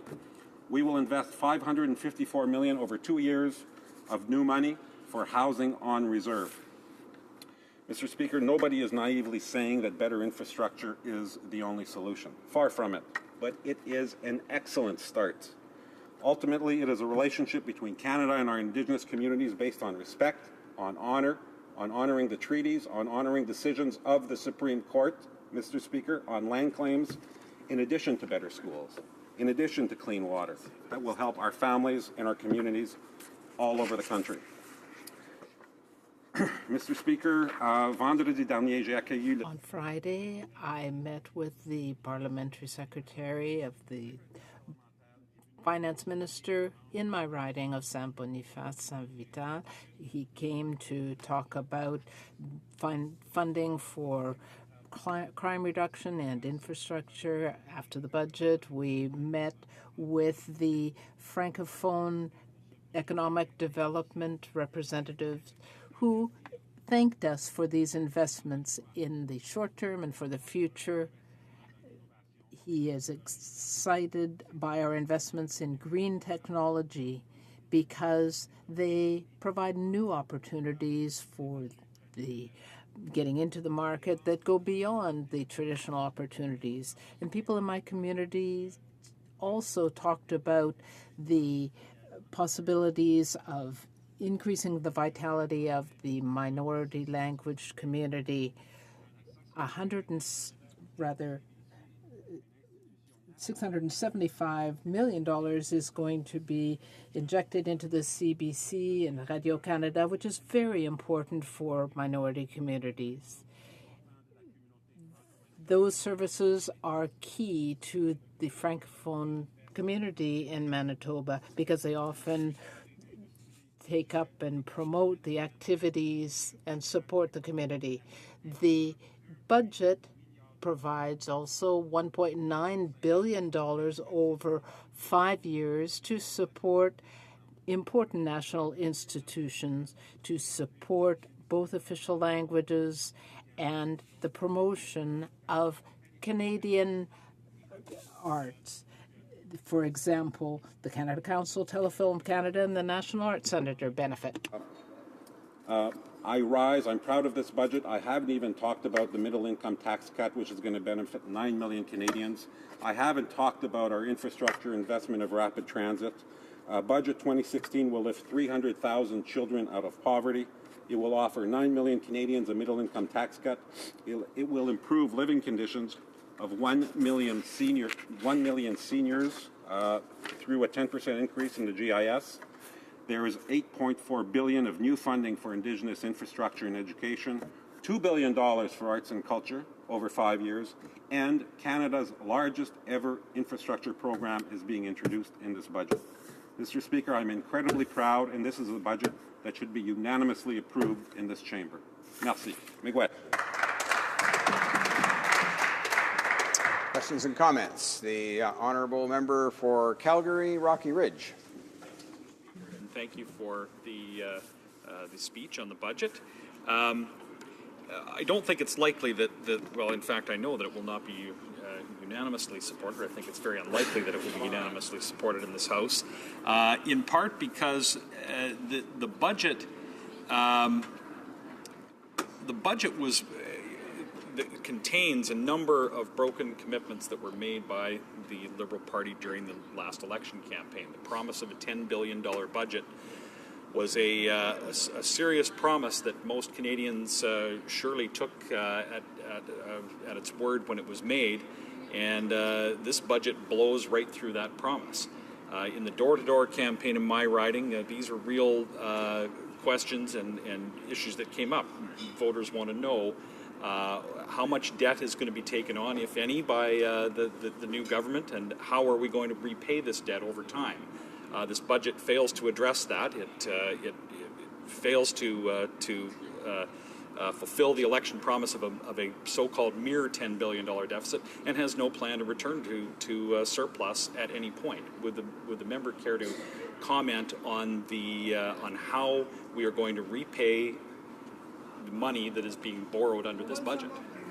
Member for St. Boniface, Saint-Vital. Thank you, Mr. Speaker. It is true that the economy, when we took office, the economy was in worse shape than what we had thought, Mr. Speaker. But the reality is that we are going into debt to rebuild our communities, to rebuild our cities, to rebuild our rural municipalities. And I think that's something that Canadians want. I know they sure wanted it on October 19th when they voted in a new government. And the reality is, Mr. Speaker, is that it's actually quite funny to hear the representatives from the previous government accuse us of being in debt. The previous government ran 8 consecutive years of operating deficits. They ran a trade deficit every single year that they were in power, and they had the lowest rate of GDP since the dirty 30s, Mr. Speaker. Questions and comments. Question commentaire. The honourable member for Abitibi, Bay James, Nunavik, AU. Thank you, Mr. Speaker. I want to thank my colleague for his speech. It was a very relevant one. He mentioned the living conditions in First Nations communities, and as he mentioned, they are deplorable and even worse. We've talked about Attawapiskat recently. There are many other issues that are related to the communities, the Indigenous communities, but one of the key ones is housing. In the budget, though we were all impressed by the big numbers in the budget, I think people were quite surprised by how much money was going to be injected for Indigenous communities. But I just want to give you an example here. $554 million for on-reserve housing, 416 will go through Indian Affairs. Now, when you divide that by some 630 First Nations communities, then that doesn't leave a lot of money per community. So in Nunavik alone, it costs about $200,000 to build one house because of the cost of materials and transportation. So what can communities in Nunavik do with just one new house on reserve per year? The Honourable Member for Saint Boniface. Thank you very much. That is a good question, and I'd like to thank my colleague for that question. I have a lot of respect for the Honourable Member. Well, $8.4 billion is being provided over 5 years. $554 million over 2 years for residential housing, and education is important as well. I know that this isn't an ideal solution. It has taken us many generations to get to this point, and it is still going to take many more generations to get out of the problematic situation that we're in. We have been here in office for 5 or 6 months only, so this is a start, and I certainly can commit that we will be continuing our good work, and I hope that the Honourable Member will work with us. Thank you. Cowichan, Malahat, Langford. Thank you, Mr. Speaker. Before I begin, I just want to let the House know that I will be splitting my time with the Honourable Member from Abitibi, Bay James, Nunavik, EU. Mr. Speaker, we have all been waiting for this budget for some time now, and I am honoured to stand in the House today to speak to it. Listening to ministers speak about this budget, Canadians have to sit through endless and effusive hyperbole that is liberally filled with both bombast and pomposity. Liberals are indeed masters of self-congratulation. Unfortunately, the composition of the budgetary document breaks with the covenant made during the election with the Canadian people, as the Liberals do time and again, where they say one thing and do the other.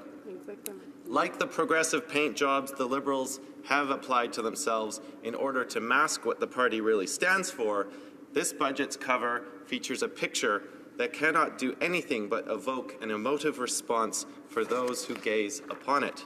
A mother and daughter holding hands as they walk on a yellow brick road towards the shining sun and a construction crane. Beautifully crafted symbolism of good days ahead and the building of a new society. You can see the Liberals are really hoping Canadians will judge this book by its cover. Progressives have been walking through the desert for the last 10 years, waiting for a drop of change. It is little wonder, then, that the first glass of water offered to them seems to be so good. Mr. Speaker, New Democrats are here to tear off this cheerful mask off this Liberal budget and show Canadians what we are really dealing with. There are families that I speak to all the time who are struggling with extremely expensive childcare costs that often keep women at home and out of the workforce. This is one of the most important social policies of our time, and it is not being addressed. The Liberals need to know you cannot provide childcare with a small financial transfer to individual families. Actually, Liberals do know. In a 2006 interview with the National Post, the now Liberal Minister of Foreign Affairs and member for St. Laurent-Cartierville said, and I quote, "We need childcare facilities to provide Canadian parents with real choice. It's a matter of social justice, but also of sound economics. Childcare facilities are a good way to encourage flexibility and mobility of our workforce when often two parents are working outside the home."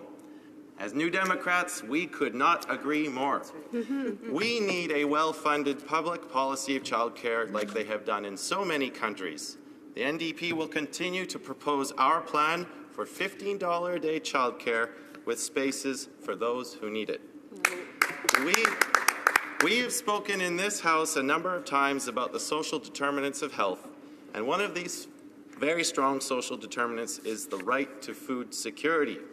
Food security is by its very nature linked to agriculture, which plays a key role in my riding of Cowichan, Malahat, Langford, as it does for many communities across Canada. Yet this budget devotes a scant 2 pages to even discussing the topic. There are no measures for organic or small-scale farmers or anything to support value-added production, something that is critical for the industry. This is not the way to build the agricultural base that small communities need. Canada needs a healthy society, and I want to take a moment to point out how the budget lacks the infrastructure needed for actually creating one. A healthy society takes care of its seniors. There should never be people who are making decisions to buy poor quality food or skimp on prescription drugs just to be able to pay their rent. It is very concerning that this so-called progressive Liberal government has totally abandoned their commitment to build long-term care facilities for seniors and increase the GST credit for new rental home construction. The Conservatives unilaterally cut health transfers, and the Liberals have not given any indication that they will reverse these cuts. We must build a health care accord now, and there's no money set aside in this budget. I think we were all encouraged when we heard the Liberal promise of $3 billion over 4 years for home care. Home care is desperately needed with Canada's aging population.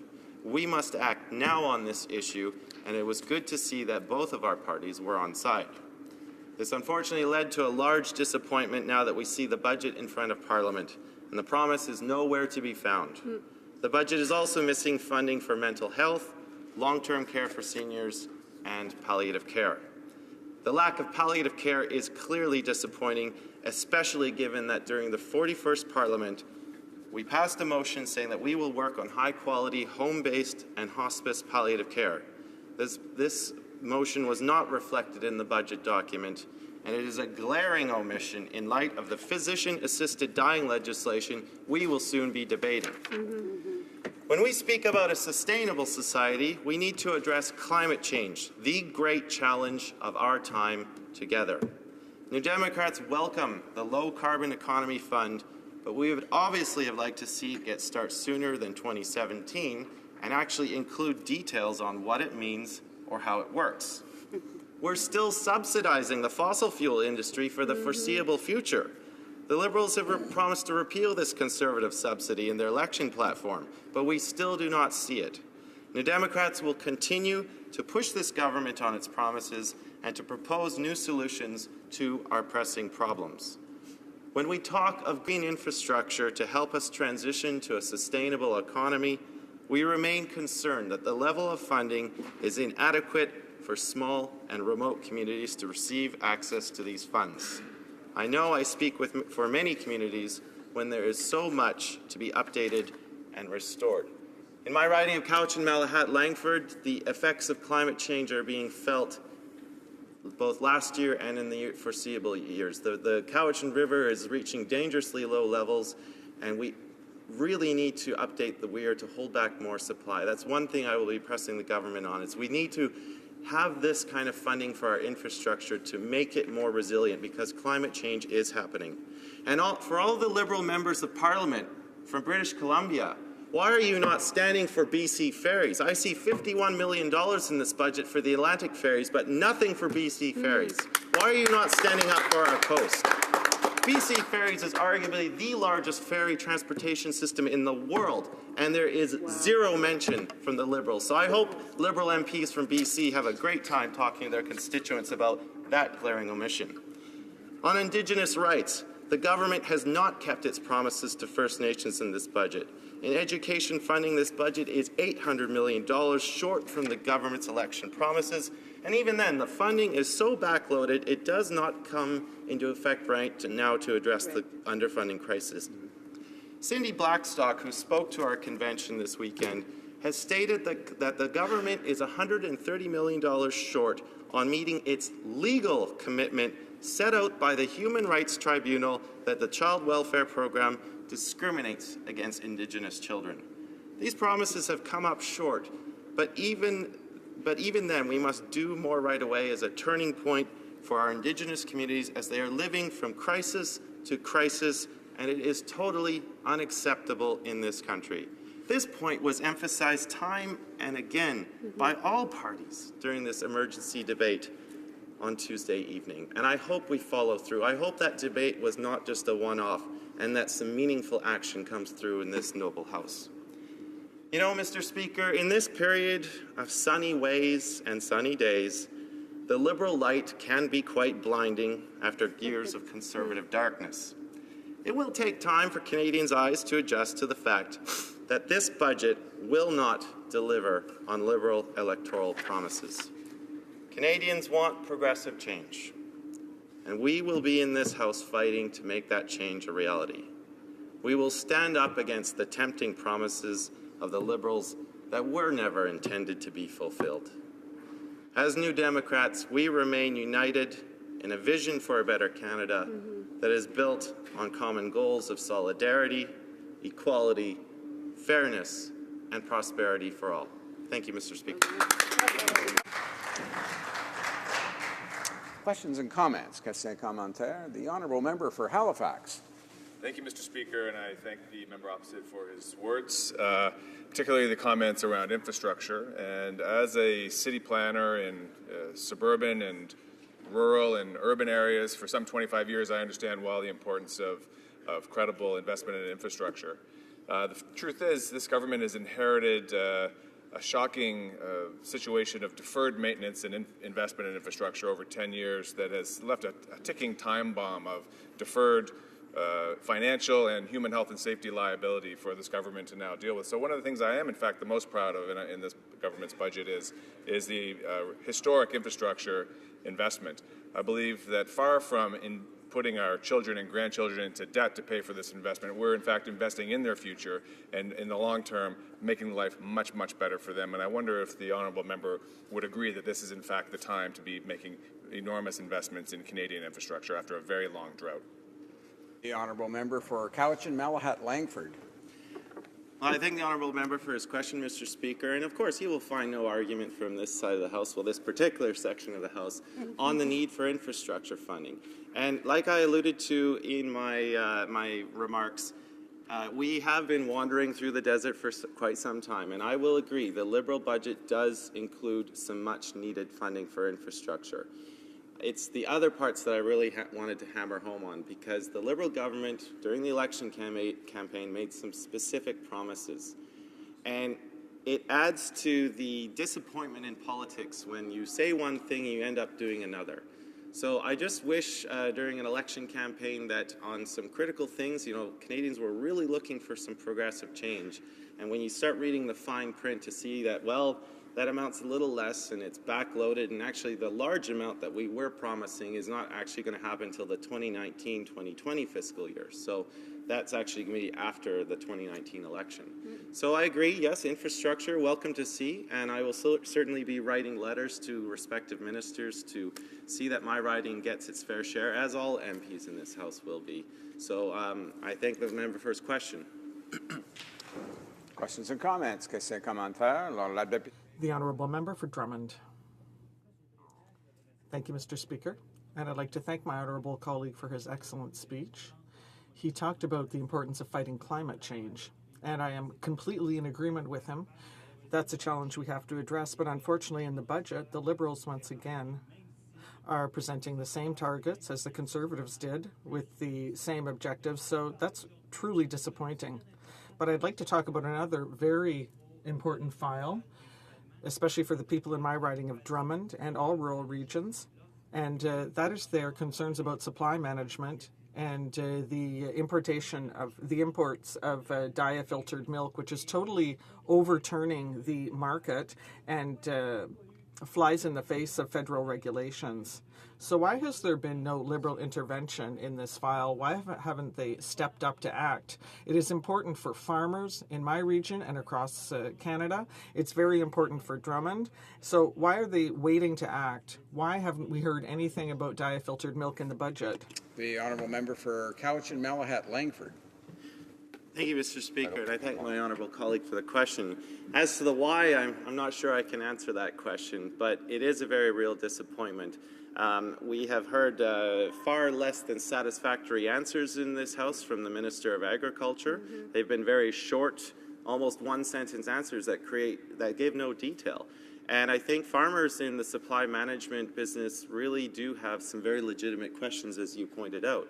Supply management is an incredibly important tool for farmers. I have had the honour of meeting with several constituents who operate under the system in my riding of Cowichan Malahat Langford, and it gives them a sense of the fact that they know what their income is going to be. That quota is so important for making the industry of farming a sustainable one. And many families that are engaged in the quota system can actually pass on their farm to the next generation because that next generation knows they can make a living. And I think it's incredibly important for not only this House but for all provincial legislatures as well to stand up and be real champions for that and not to roll over when we have imports masquerading as something else. So I appreciate his work on this issue along with our critic for agriculture, and I know that these two fine champions will be bringing this issue up time and time again and really holding this Liberal government to account. Thank you. Reprise de débat. Alors, la députée de Abitibi, Bay James, Nunavik, AU. Resuming debate, the Honourable Member for Nunavik, Abitibi, Bay James, Nunavut. Thank you, Mr. Speaker. And as you might have guessed, it is always a pleasure for me to rise in this House, especially to debate the budget, because as you know, like me, when the budget is tabled, it is always a question of the government making choices. So there's a great deal of hope on the part of my colleagues and myself. We were very hopeful before this budget, and I think they were quite disappointed because we truly expected this time that there would be real change. The other side has been telling us over and over that that is what Canadians voted for. They voted for real change in October. But we're not seeing it. We're simply not seeing it. And the choices and priorities that are contained in this budget are disappointing, at least from my point of view. The other thing I would like to raise, Mr. Speaker, is that you know that my riding is so vast, it's so enormous, that its needs are enormous as well. And in that sense, this riding has long been neglected, underfunded, had the federal government turn its back on it. And once again, I have to admit that by rising today, I must express this a great disappointment in this budget. Mr. Speaker, there were a number of priorities that I expressed regarding my riding during the last campaign. For example, seniors. That's a great priority for me because there are a great many of them in my riding which is very diversified, may I say. So there's very little in this budget for seniors. There's very little for youth. We know that the unemployment rate among youth is about twice what the national average is, or the national rate rather. And so for a number of years, we had been putting forward measures to help young people, to help them find work in our economy. For example, we had suggested for a number of years putting forward measures such as tax credits for small businesses who hired young people, a tax credit of $4,000 for a small business who hires someone. That is that would be an excellent measure for young people. So that is something that is very concerning about this campaign, and it continues to concern us.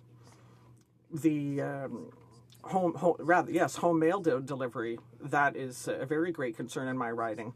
My riding is in the north. It's largely rural, so we need home mail delivery. And we emphasize this over and over, at least on this side of the House, how important this is.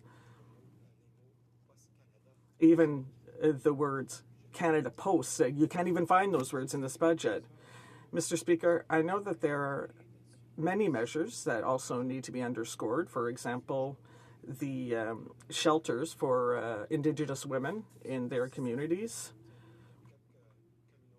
There are 30-some communities in Canada, Mr. Speaker, and there are about 14 shelters, whereas the needs in that regard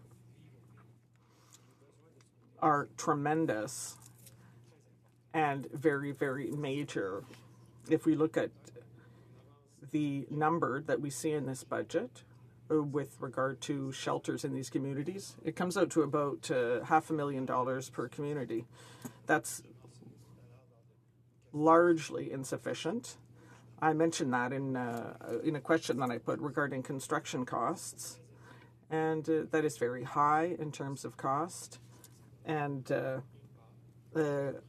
I think that I have to say, as a representative of the riding of Abitibi-Baie-James-Nunavut, that this part of the budget on shelters does not apply either in Nunavik, which is in my riding, nor in the James Bay territory, which is also in my riding. So I was talking about my very great disappointment in this budget, Mr. Speaker, and that's a concrete example of why.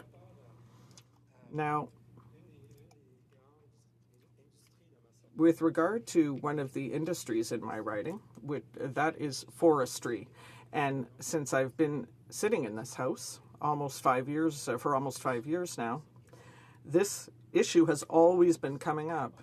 Forestry is very important in Quebec. Forestry is a major industry in my riding because it employs tens of thousands of people. And every year when I stand up to debate the budget, whether it would be tabled by the former Conservative government or the government today, I'm always disappointed because there's no tangible measure to help this help this industry directly. Nothing for forestry communities, nothing for forestry processing plants. And if we know one thing, Mr. Speaker, it is that it is vital to invest in research and development in forestry, in innovation in forestry, and in jobs. So I think, Mr. Speaker, that I also need to raise the matter of employment insurance. This is a question that is very relevant to my writing because you will understand that the figures and statistics related to EI for a riding like mine are very complex and very difficult to understand. There's no logic in how my riding is assessed because the statistics are based on 3 different regions: Nunavik, James Bay, and Abitibi-Témiscamingue. So it's completely absurd, Mr. Speaker, because the realities in those 3 ridings are so very, very different. They're all part of my riding, but they're so completely different. So it's completely illogical to be comparing the statistics in these three regions of my riding with regard to employment insurance. And it is a very serious thing to see that this government is still plundering the EI fund. That is something that we have denounced on the part of the former government as well. Mr. Speaker, I think it is important to talk about the Indigenous matters in this bill. Once again, that is, it's extremely disappointing. And we see that the needs in our country are so great that it is disappointing to see that there was no real comprehensive approach to Indigenous issues in the country, whether it be with regard to housing. I pointed this out earlier.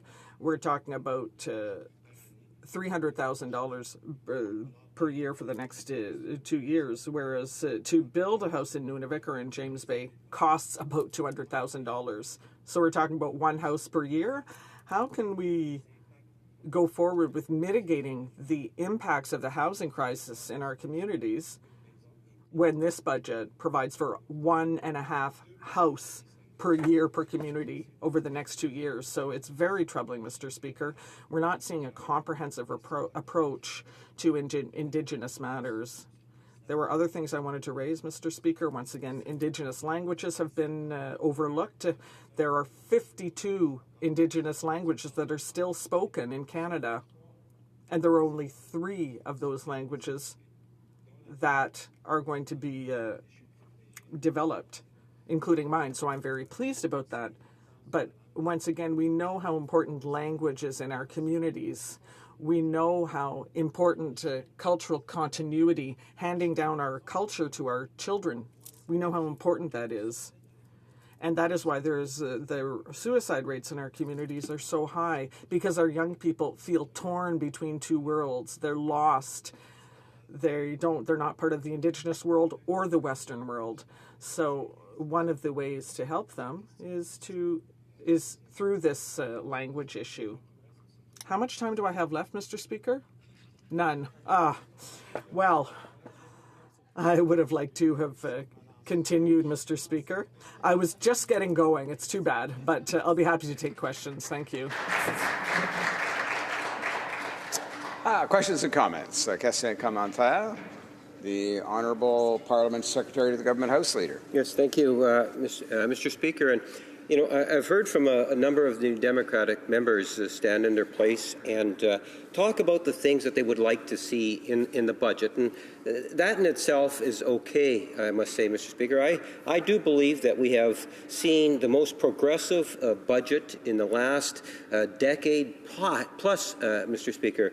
There are initiatives in this budget that we're going to lift children out of poverty. We've heard the number of 300,000 plus with the Canada Child Benefit Program. There are many progressive measures that are being taken in this budget. I like to believe that at the end of the day, that members that are progressive minding, that think in terms of how it is we can help society, whether it's our children on the Child Canada Benefit Program, to our seniors through the Guaranteed Income Supplement that's getting a dramatic increase up to $950, I believe it is, Mr. Speaker, on an annual basis, depending on their income. I think there's so many good reasons to vote for this because it's a progressive budget. My question to the member is, does he believe that the NDP today would in fact be running a larger deficit, or would they still be advocating for a balanced budget, something that they committed to in the last federal election? Honourable Member for Abitibi Bay James Nunavut. Mr. Speaker, I would have liked to have been sitting on the other side after October 19th, but it's not the case. So they have a responsibility. They've made promises and they have to keep them, but that's not what's happening, Mr. Speaker. For example, I just wanted to give the example of the Truth and Reconciliation Commission that made 94 recommendations. Not a word, not one word in this could be found in this budget on that topic, and there is no funding. This commission recommended that the Declaration on the Rights of Indigenous People be part of the reconciliation. But how can we achieve that with the pittances that have been granted to Indigenous people? The International Human Rights Tribunal ordered them to fix a problem. At the first reasonable opportunity, Mr. Speaker, the Human Rights Commission talked about this first reasonable opportunity, and that was March 22nd. That was the opportunity, and they chose to ignore the order handed down by the Human Rights Tribunal. They defied it, and there's a word for that in our legal jargon, Mr. Speaker. And I think everyone understands me. I don't have to say it. So they're the ones who set the 2% cap in 96. It's gone on for 20 years. Can you imagine the delay that's been accumulated over 20 years because of that cap that government imposed in 96? Edmonton Strathcona. Thank you, Mr. Speaker. Well, my question, Mr. Speaker, to my honourable colleague is I would like to give him an opportunity, the few seconds left, to elaborate on what he would like to see happen in this place in support of the First Nation and Métis communities of Canada. The Honourable Member for Abitibi, Bay James, Nunavik, AU. Thank you, Mr. Chair, and I thank my colleague for that, I think, important question. We have been talking about these issues over the last couple of days, and there are important issues. If there's one important issue in this country, it's the condition in which the First Peoples of this country live in. And it's a shame for a country as rich as Canada, one of the richest in the world, Mr. Speaker. And there is no lack of examples that we can use to tackle these issues. One of them is in my writing. We signed the first modern treaty in this country in 1975. It is a global approach to housing, education, police services, justice, economic development, and health and social services, even maintaining the Cree way of life if a Cree chooses that way of life. So it's a global approach, and it seems to be working. Granted, it's not a perfect solution, but at least that global approach is working in northern Quebec. And I would suggest that we take inspiration from that example for the future of the First Nations in this country. I've been given notice of a question of privilege, and we'll hear on that question now. The Honourable House Leader for the Opposition. Thank you very much, Mr. Speaker. And I rise today on a question of privilege regarding the premature disclosure of the contents of Bill C-14, an act to amend the Criminal Code and to make related amendments to other acts, medical assistance in dying, introduced earlier today. Now, on the same day that the bill was put on notice, details of the bill were reported in the Globe and Mail. The article begins, and I quote, "The Liberal government is set to introduce its much-anticipated physician-assisted dying law on Thursday, a bill that will exclude those who only experience mental suffering, such as people with psychiatric conditions, according to a source familiar with the legislation," end quote. Mr. Speaker, this is not a case of journalistic speculation. The reporter identified someone in the know who provided to her specifics of the bill. The journalist continues to refer to the source later in the article. Quote, "The bill also won't allow for advance consent, a request to end one's life in the future, for those suffering with debilitating conditions such as dementia. In addition, there will be no exceptions for mature minors who have not yet reached 18 but wish to end their lives. Those three issues, however, will be alluded to in the legislation for further study, according to the source, who is not authorized to speak publicly about the bill," end quote. These are very specific elements of the legislation, Mr. Speaker. The CBC National gave similar details last night, and it too referenced sources. Now that Bill C-14 has been introduced and we now know the details, we also know that those details were reported in the Globe and Mail and elsewhere in the media prior to its introduction. Now, on March 15, 2001, the Speaker ruled on a question of privilege regarding an incident whereby the media was briefed on a justice bill, Bill C-15, before members of Parliament. The Speaker at that time indicated that there were two important issues in that case: the matter of the embargoed briefing to the media and the issue of members' access to information required to fulfill their duties. In his ruling, the Speaker said, and I quote, "In preparing legislation, the government may wish to hold extensive consultation, and such consultation may be held entirely at the government's discretion. However, with respect to material to be placed before Parliament, the House must take precedence. The convention of the confidentiality of bills on notice is necessary, not only so that members themselves may be well informed, but also because of the preeminent role which the House plays and must play in the legislative affairs of the nation. To deny information concerning business that is about to come before the House, while at the same time providing such information to media that will likely be questioning members about that business, is a situation that the Chair cannot condone. In this case, it is clear that information concerning legislation was given to members of the media without any effective measures to secure the rights of the House. I have concluded that this constitutes a prima facie contempt of the House," end quote. Mr. Speaker, that matter was referred to the Standing Committee on Procedure and House Affairs, and the committee concluded, and I quote, "The protocol of the Department of Justice whereby no briefings or briefing material should be provided with respect to a bill on notice until its introduction in the House of Commons should be adopted as a standard policy by all government departments. We believe that such a policy is respectful of the House of Commons and its members. It recognizes the legislative role of Parliament and is consistent with parliamentary privilege and the conventions of Parliament," end quote. The committee went on to say that, quote, "This incident highlights a concern shared by all members of the committee, apparent departmental ignorance of or disrespect for the role of the House of Commons and its members. Even if the result is unintended, the House should not tolerate such ignorance within the government administration to undermine the perception of Parliament's constitutional role in legislating. The rights of the House and its members in this role are central to our constitutional and democratic government," end quote. On October 15th, 2001, the content of another Justice Bill, C-36, was leaked to the media. The Liberal government House leader at the time, Mr. Don Boudria, rose in his place and did, in my opinion, the right thing. He stated, quote, "Last Friday afternoon, I received a copy of Bill C-36. As is my role as leader of the government in the House of Commons, I do what is known as a review of the bill. I took precautions then and earlier with the minister and all of her staff to ensure that the bill was not in any way given to the media or otherwise. I was given that assurance by everyone I spoke to. On Saturday, I saw extracts from the bill in the media. They were not all factually correct, but enough of them were that it caused me to be as concerned as the honourable member when raising this question in the House.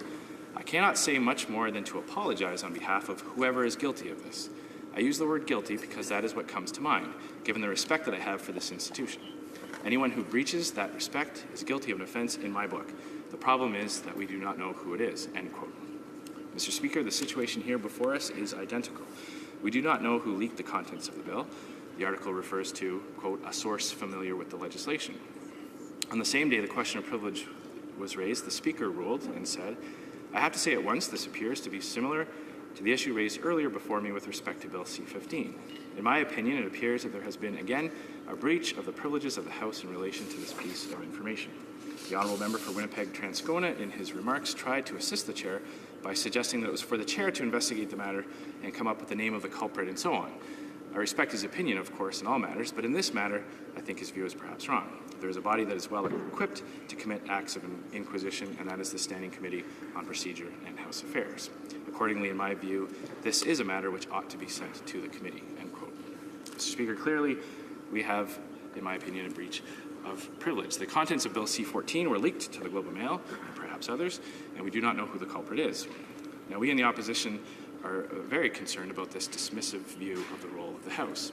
Now, I trust that members of the government are equally concerned and would want to get to the bottom of it, as Mr. Boudria did in 2001. And I have no doubt, Mr. Speaker, that you too would be concerned, and that is why I ask that you do as your predecessors have done and refer this matter to the Standing Committee on Procedure and House Affairs. Now, in conclusion, if you would permit me to speculate here for a moment, Mr. Speaker, I suspect that Mr. Boudria had the usual struggles that House leaders and their staff have with ministers' communications directors who like to preposition the government's message on a bill, but they don't understand the role that the House plays then, and perhaps they don't now. But we in this House, members of Parliament, certainly do. I don't think any member, regardless of what side of the House he or she sits in, wants to have their independence taken over by staff in minister or departmental offices. And I thank you very much for your attention, Mr. Chair.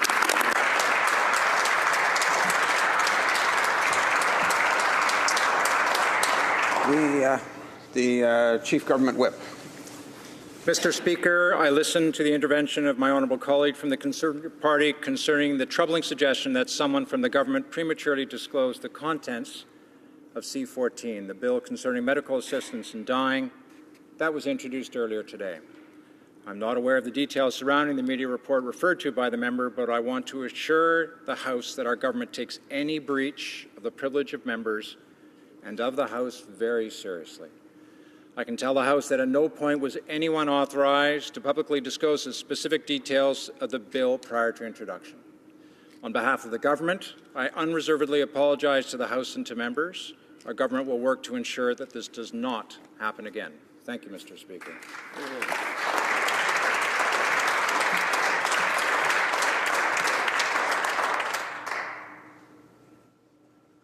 The honourable member for New Westminster Burnaby.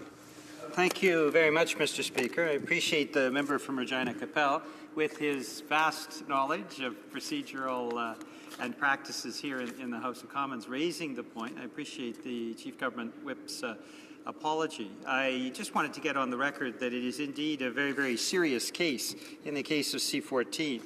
There is no doubt about this. And I wanted to actually cite the current government House Leader when he was faced with a similar situation, not in government, of course, but in opposition, Mr. Speaker, around the case of C-52.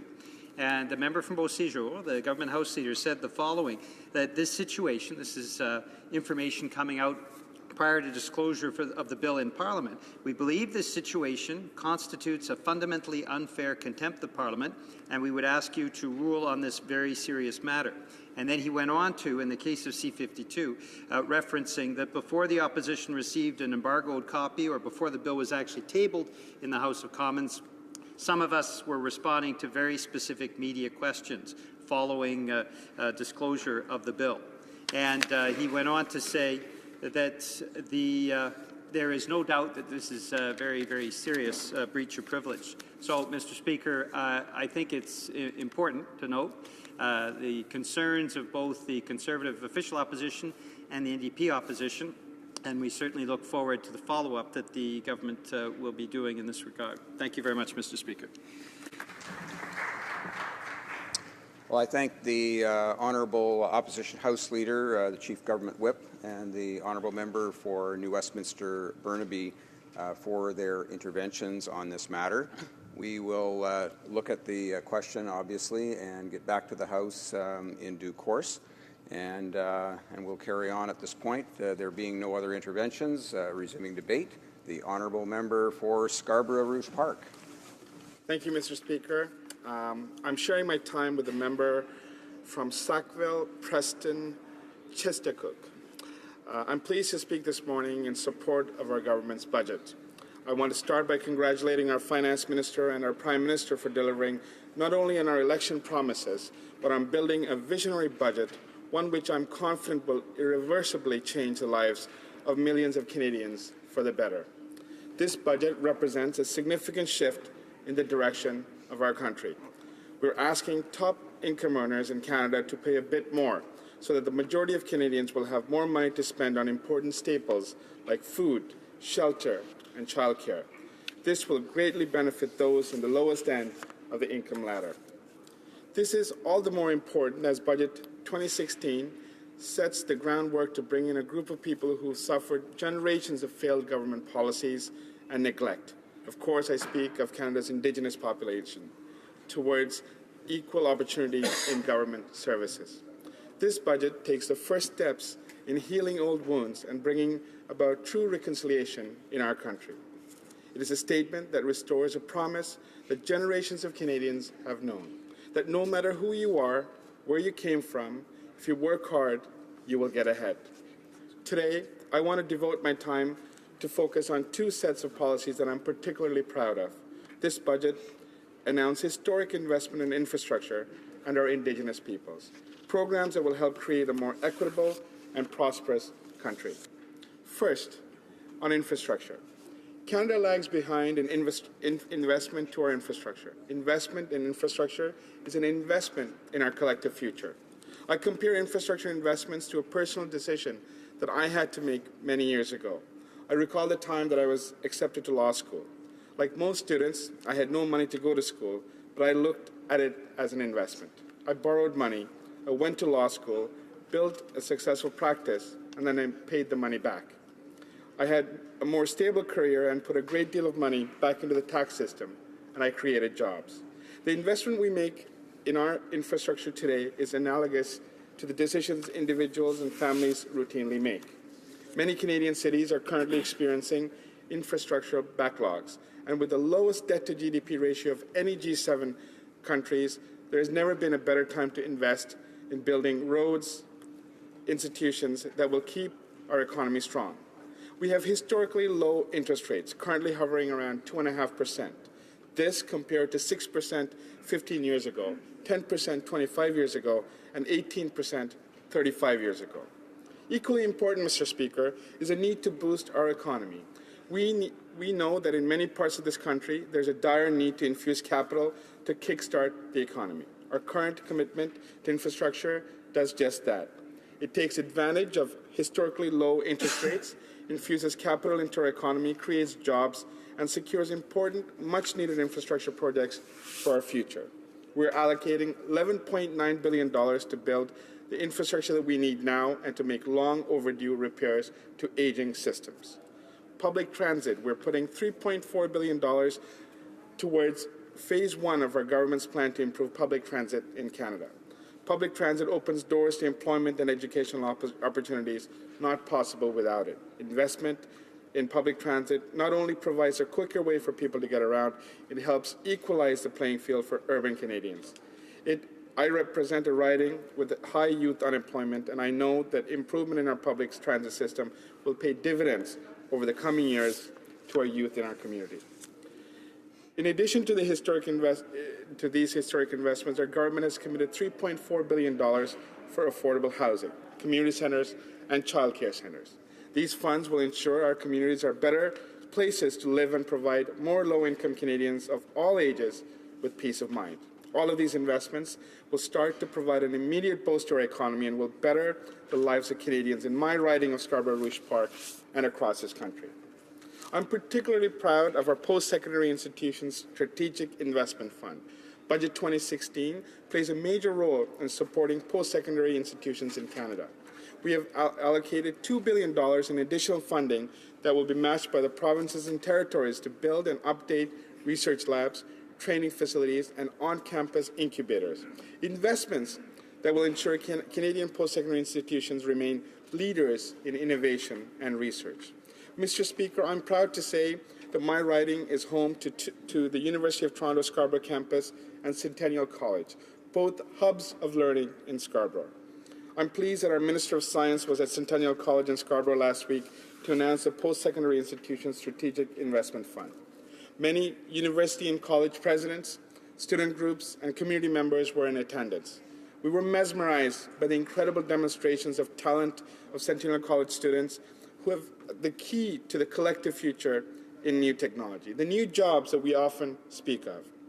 University of Toronto Scarborough campus has a master plan which Principal Bruce Kidd and his team shared with the members of this House, the members of the Scarborough team.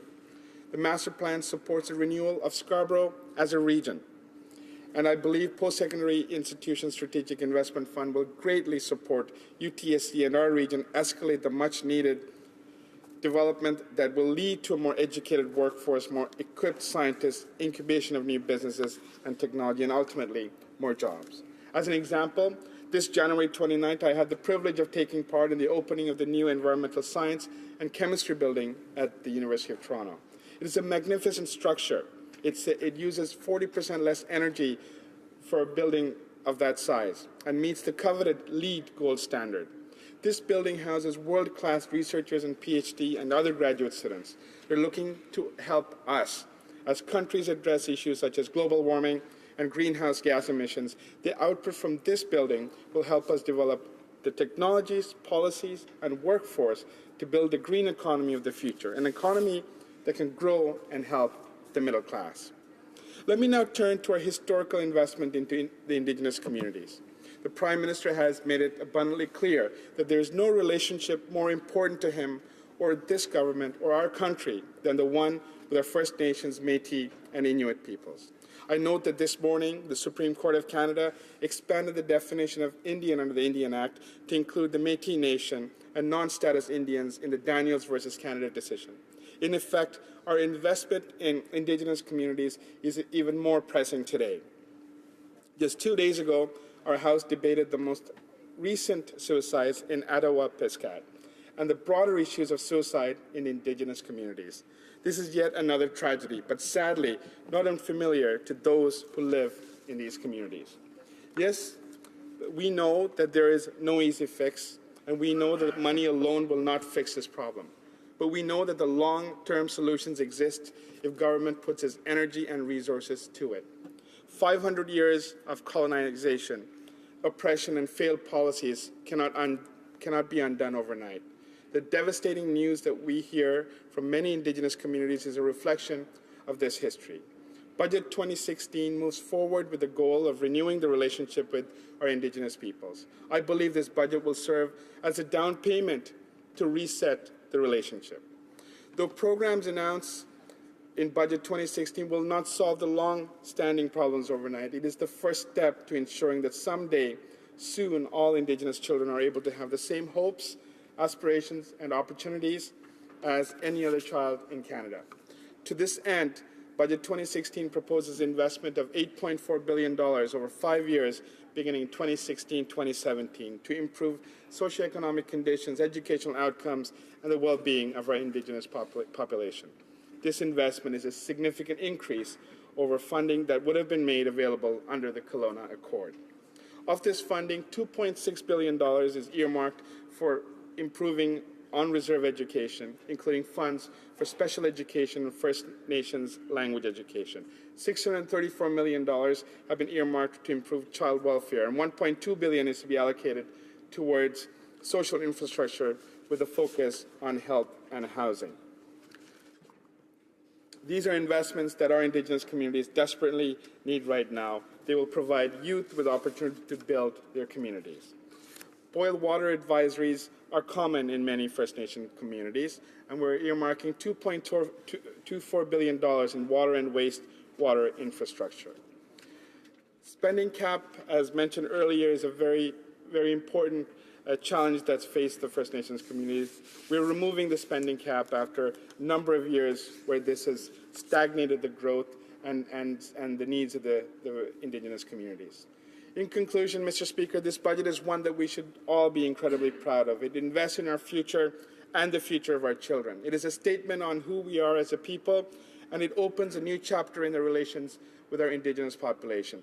Budget 2016 is a truly inclusive approach to governing Canada, and it will pave the way for the prosperity of all Canadians well into the future. Thank you, Mr. Speaker. Questions et commentaires? Questions and comments?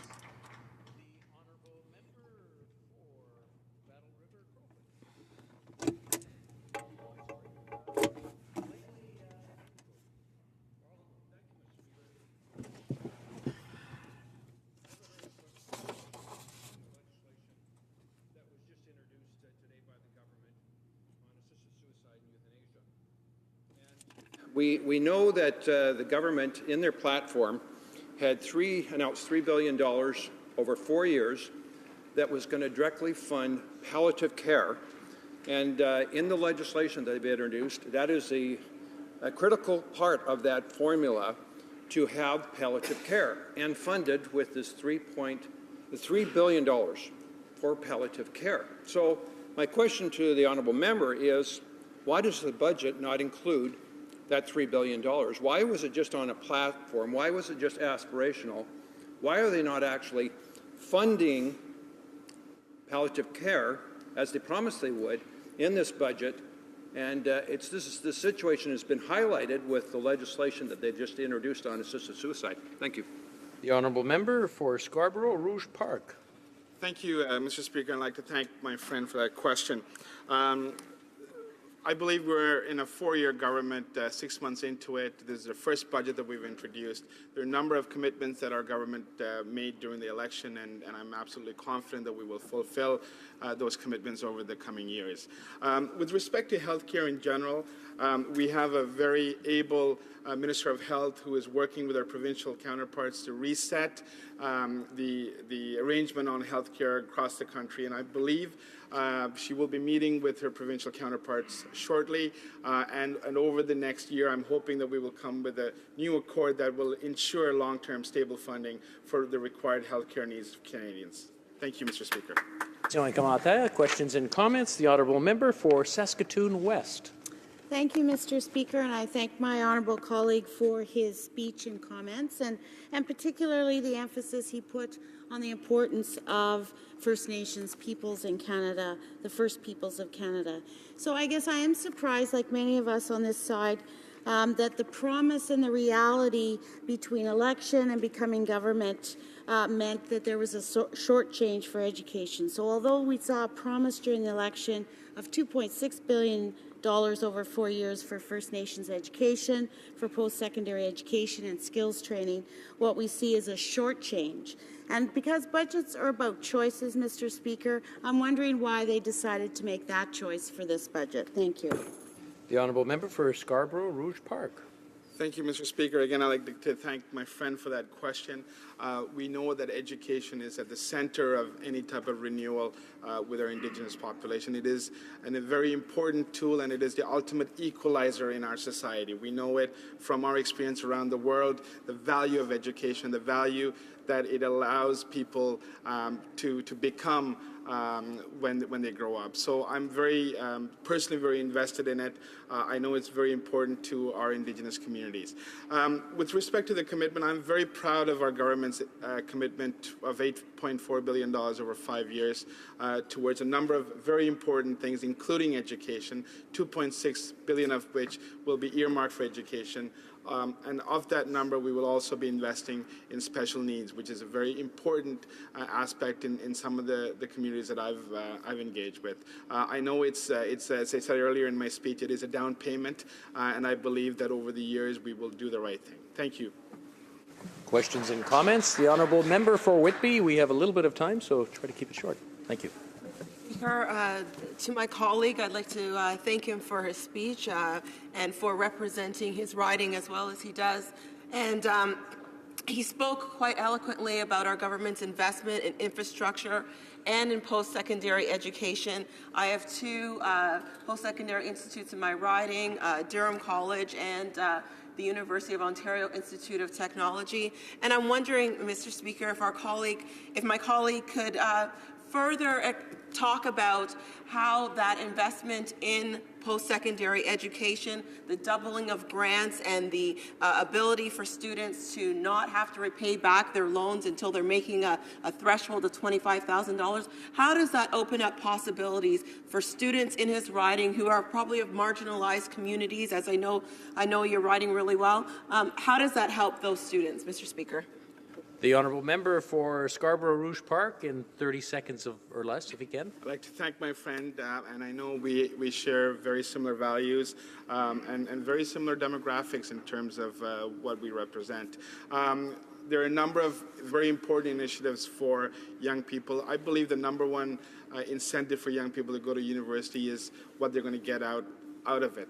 And I believe our investment into job training, the 35,000 new jobs under the Canada Summer Jobs Program, our commitment to co-op placements, I think they're very important indicators. Resuming debate, reprise du débat, l'honorable député de Sackville, Preston Chisholm-Cook. Monsieur le Président, it gives me great pleasure to stand today before the House to speak on Budget 216.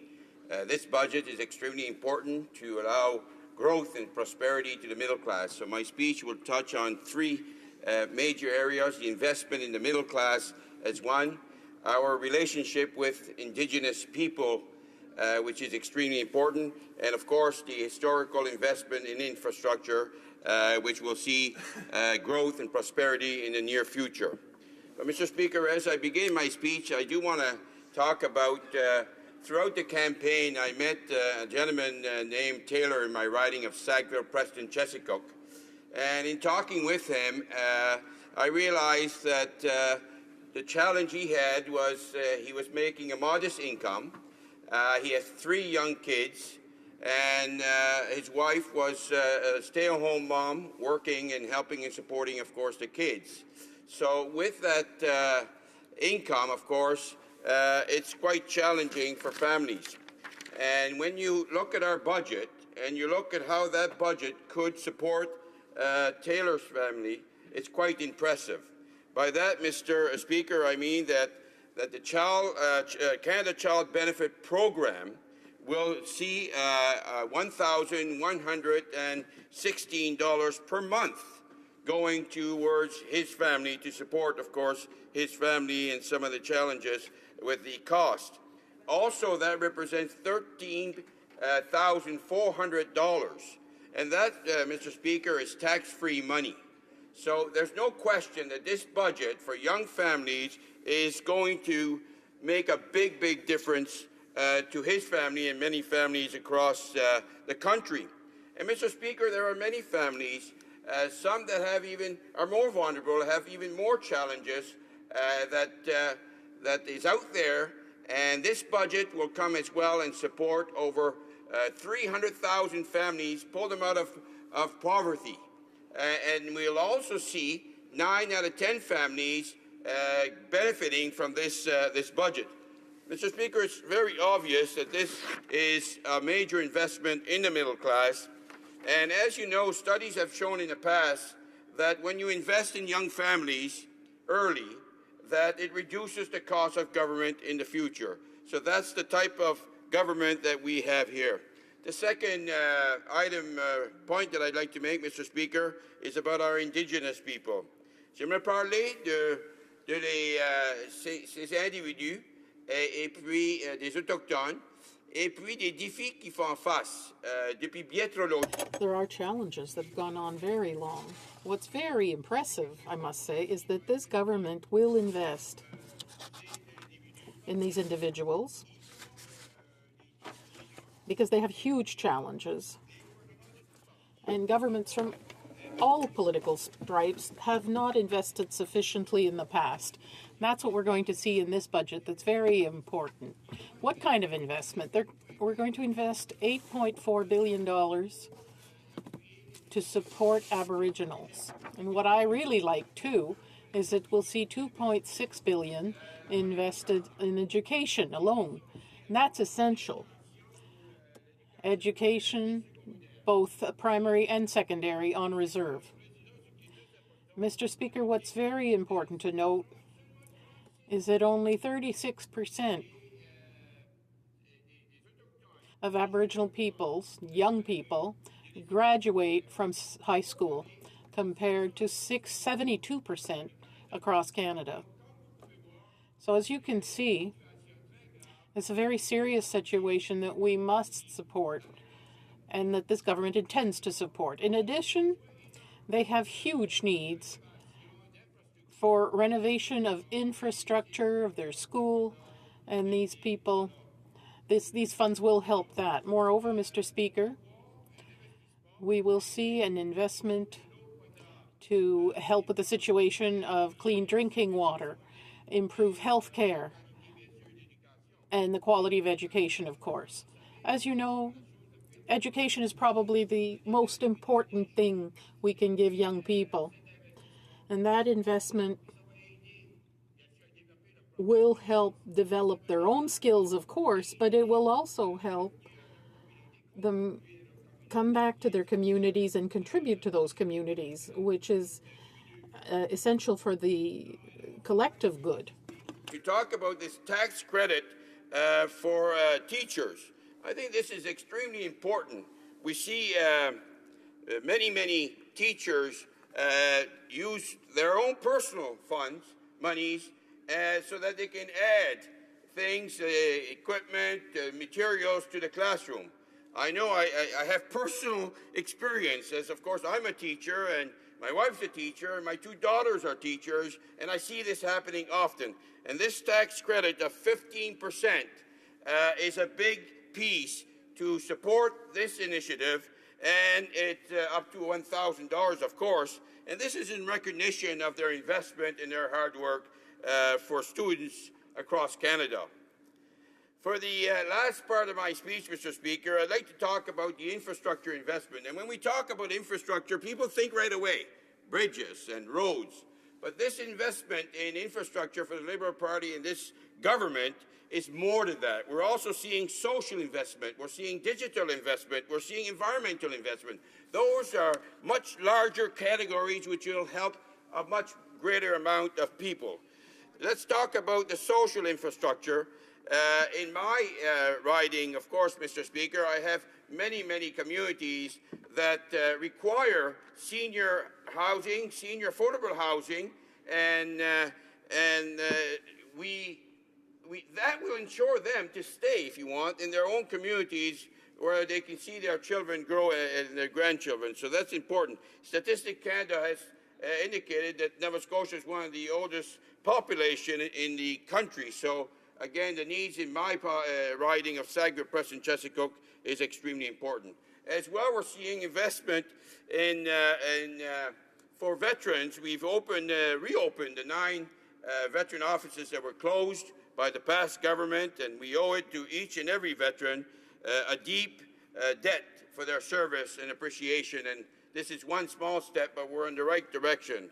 Also on digital infrastructure, Mr. Speaker, rural broadband access is something that throughout my campaign, and I'm sure across Canada, I've participated to the Rural Committee caucus, which has clearly announced that as a top priority, because that will give them access. And our government in this budget is investing $500 million over 5 years for high-speed internet, which will allow small communities, rural communities, remote communities to thrive and have the necessary equipment so that for the challenges of the 21st century. Mr. Speaker, I could go on and talk all day, but I know that you have a time limit, so I will try to close quickly here and say that there's many projects that I'm working on in my community. For example, the Sackville-Burnside Expressway, the dredging of the inlet and Eastern Passage, the Aerotech Business Park, on and so forth. Those are major projects, and what I like about this budget, Mr. Speaker, is that the categories are set now for us to take advantage of and get these jobs done. And not just for Liberal members. Mr. Speaker, it's extremely important that every member in this House has access to those type of categories to help the people in their riding. So in closing, Mr. Speaker, I would like to say that, you know, it's a nice feeling to stand here today and know that what we promised in our budget and what we promised to our constituents, that in this budget we're seeing steps forward and many of the things we promised that are being done. And over the next 4 years, of course, we will see many, many more great things happening to help and support all Canadians. Thank you. Merci beaucoup, monsieur. Questions et commentaires, questions and comments. The honourable member for Red Deer Mountain View. Thank you very much, Mr. Speaker, and I appreciated listening to the member opposite's speech. I too am a teacher, and I understand the significance of the extra cost that is associated with making sure that your classrooms are adequately supplied. But one of the questions I have when you mentioned that here is a specific group of people that would gain a tax credit, the tax credits for the groups that you had just mentioned before have been taken away. So for families, tax credits for sports and music lessons and so on, that has disappeared, which would be something for the entire population. And you also mentioned during your speech that you had spoken about this as a young family and the extra dollars that they would have had. I was curious if you had taken the time, or if they had taken the time to see what the significance of actually having income splitting for their family would have been, in that then there would have been no tax paid under those circumstances either. So I was just curious whether they had heard both sides of the argument during the campaign. Honourable member for Sackville, Preston, Chesapeake. Thank you, Mr. Speaker, and thank you for the member opposite for asking the important questions in the 2 points in reference. There's no question that the budget here is a comprehensive budget, an impressive budget, because not only does it help the taxpayers a 7% tax reduction, which is a very important piece, but it also has an investment in the Canada Child Benefit Program, which is tax-free money. That tax-free money is in it a lot more than any family was receiving. It's almost $3,000 more than any family was receiving. So with those monies, you're able to invest in different types of sports program, whatnot, to help support the costs of these items. And Mr. Speaker, the income splitting is a good question, because those individuals which my member is speaking of would be making a lot more money, these individuals, and because we have split income, of course, available for seniors, and that's what's important. So this budget, Mr. Speaker, is a very comprehensive budget which supports many Canadians across Canada. Questions et commentaires, l'honorable. Questions and comments. The honourable member for Drummond. Thank you, Mr. Speaker. I wish to thank my honourable colleague for his speech and comments. And of course, I do appreciate working with him at the Official Languages Committee. In that regard, I'm wondering why, under the budget, there is no additional effort to promote linguistic duality. For example, the budget of the Official Languages Commissioner is still frozen. The roadmap is still frozen. So there hasn't been any indexation for almost 10 years. That's very concerning. Another point that's of concern to me in this budget is the lack of effort, necessary effort, for the fight against climate change. As you know, unfortunately, the Liberals went to Paris with the same targets as the Conservatives, whereas everyone, even the Liberals, were saying that the Conservative targets were minuscule and did not provide the necessary effort to fight climate change. But we're still waiting for a serious plan from the Liberals. And in the coming years, there will be increases in greenhouse gas emissions, whereas we should be shifting very clearly toward green energy. Thank you, Mr. Speaker. The honourable member for Sackville, Preston, Chesapeake. Thank you, Mr. Speaker, and I thank my dear colleague, not only here in the House, but also at the Official Languages Committee. And I'm very pleased to see the member ask this question, because it's very important. There's no doubt, Mr. Speaker, that the roadmap is something we're looking at. We started consultations quickly to make sure we have a roadmap that better serves our communities and organizations. There are two things that are important to note, however. The minister already implemented these things. They're exceptional. These were problematic in the past, and I experienced this as Director General of a school board. Organizations had to wait a very long time before they got guaranteed funds, and they lost employees who were very effective, but they couldn't keep them because they didn't have any guaranteed funds coming in. That was settled. Secondly, we could not get multi-year funding. The minister has just announced that. So those are two major changes that this government has implemented. Thank you. Resuming debate. The honourable member for Rivière-du-Nord.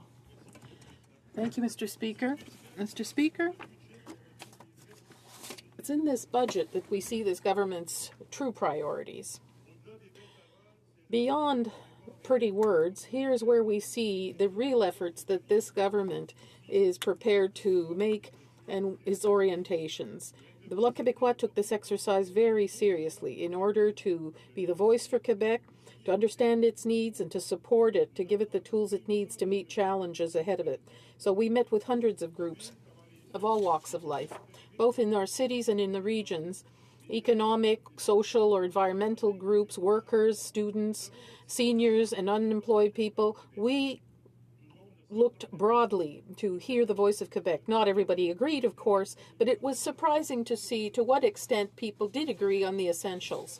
Quebec is not Canada. Our challenges are not exactly the same. Our economy is not the same, nor is our way of doing things.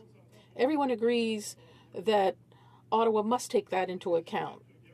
We found 4 major priorities. First of all, protect our public services through transfer payments. 2, rebuild our infrastructure with a flexible, effective program where money comes in quickly in order to meet needs and give some dynamism to our economy. Thirdly, take care of people, especially through employment insurance, which has systematically been demolished over the years. And fourthly, reinvest in the economy, but not just any way. It has to respond to the needs of the Quebec economy. Since we are proactive, Mr. Speaker, we even offered suggestions to obtain additional revenue, whether it's fighting tax havens or bank income. But there's nothing here. It's 0 for 4 in this budget, nothing for transfer payments, nothing for EI, nothing to lead us to believe that the infrastructure program will work well and quickly, nothing to respond to the needs of our economy, nothing for the particular needs of Quebec, be it socially, economically, or financially. We are therefore going to vote against this budget. Of course, the budget does contain some good measures. Investments for Aboriginal nations are more than welcome. The federal track record on Aboriginals is a real scandal. Life in many of these communities is on par with the third world. The needs for housing, healthcare, education, and public safety are incredible. The crisis we've seen in Attawapisca sheds light on the feeling of abandonment of these people day to day. So we salute reinvestment announced in this budget. Of course, it's not enough sometimes to put money on the table. It has to meet the needs. We have to listen to First Nations. We have to make them true partners. The DNA of the Liberal government is to centralize and decide everything in Ottawa. We know about that in Quebec. The nation-to-nation approach that the government announced in the throne speech, and that it refuses to apply in Quebec, I should say, has to be more than a slogan. It's more than money that our Aboriginal brothers need. It's also respect. Respect for their difference, for their own way of doing things. Otherwise, there will be no development. The Indian Act and its colonial approach treats them like minor children. That legislation has to disappear. There's the new Canada Child Benefit, which is another interesting measure. We're waiting to see the legislation before we approve it, but it seems to be a good idea. It's more generous than the other programs. It's not taxable. It's better targeted to those who really need it most. It remains to be seen how it will harmonize with Quebec programs. The OECD feels that Quebec has the best family policy and the most original such policy in North America. Our people does good things, you know. An effective family policy is a consistent one. Financial assistance from both levels of government, child care, parental leave, all this must be coordinated. Nobody must fall through the cracks between two poorly coordinated government programs. Now that the budgets are on the table and the government is designing the program, Ottawa must sit down with the government of Quebec to adapt its program to the specific reality in Quebec. Unfortunately, it seems difficult to continue on this path. It's been disappointment after disappointment. First of all, transfers. If there's one thing that came out clearly during the pre-budget consultations, it was the need to restore transfers to a level that assures the viability of the Quebec government and the ongoing public services that depend on it. Of all public administrations, the federal government has the greatest leeway. Since it does not deliver these services, it does not feel the effects of the aging of the population, particularly in health care, contrary to the provinces that have continual deficits because they're structural, and the federal deficit is just a matter of temporary economic slowdown. The Parliamentary Budget Officer, the Conference Board of Canada, the Council of the Federation all agree that within 20 years, Ottawa will be on track to reimburse its debt, whereas the provinces will be in an untenable financial situation. The scope of these financial problems go beyond Quebec. It's the status as province that is not viable, and these prospects are very worrisome. Unless we have continual austerity, the Quebec state will implode. The annual cost of health care has surpassed $5 the increase in healthcare has increased more than 5% on average in the past 10 years. It will be 4.4% in the future. The increase of 6% in federal transfer payments has allowed us to catch up a little bit after 18% in the end of the 90s. Ottawa now contributes 22% of the costs. The 25% target set by the Roanoke Commission is at hand. However, the Conservatives said that this would end starting next year. After the program ends, the federal share will go back to 18% like in the worst years, which will be even worse because of the aging population. Everyone deplores this in Quebec. We have to continue to catch up. We have to continue to increase transfers by 6% a year until Ottawa assumes 1/4 of the cost of the system. Since this involves healthcare, the distribution has to take into account the needs. Mechanical distribution is not logical when it's prorated to the population. You have to take into account the senior population. What's in the budget? Nothing. The Liberals are maintaining the Conservative cuts. It seems that Quebecers better get used to austerity and wait lists. The government in place has just confirmed that that's not over yet. But it's not just health care. The future of Quebec is our youth. For transfers in education and social programs, the catch-up has not even started yet. It's as if education and childcare was of no importance. 6% per year until we get back to the level prior to the cuts of the 90s. That represents about $900 million a year for in Quebec. What is there in this budget? Zero. As we said, the federal government doesn't deliver hardly any services. And when it does it badly. What the Liberals and Conservatives have done with EI over the past 20 years is a real scandal. It's supposed to be insurance. It's become an employment tax. Rather than insured workers, they get an additional tax. They were left by the wayside. Women, young people, seasonal workers live in misery and end up on welfare because they are not entitled to receiving any EI benefits. In Ottawa, they treat seasonal workers like fraudsters. In Ottawa, we're told that it's not the workers that are seasonal, it's the jobs that are seasonal. Like everyone else, honest citizens have to eat 12 months a year. It's their jobs that are seasonal.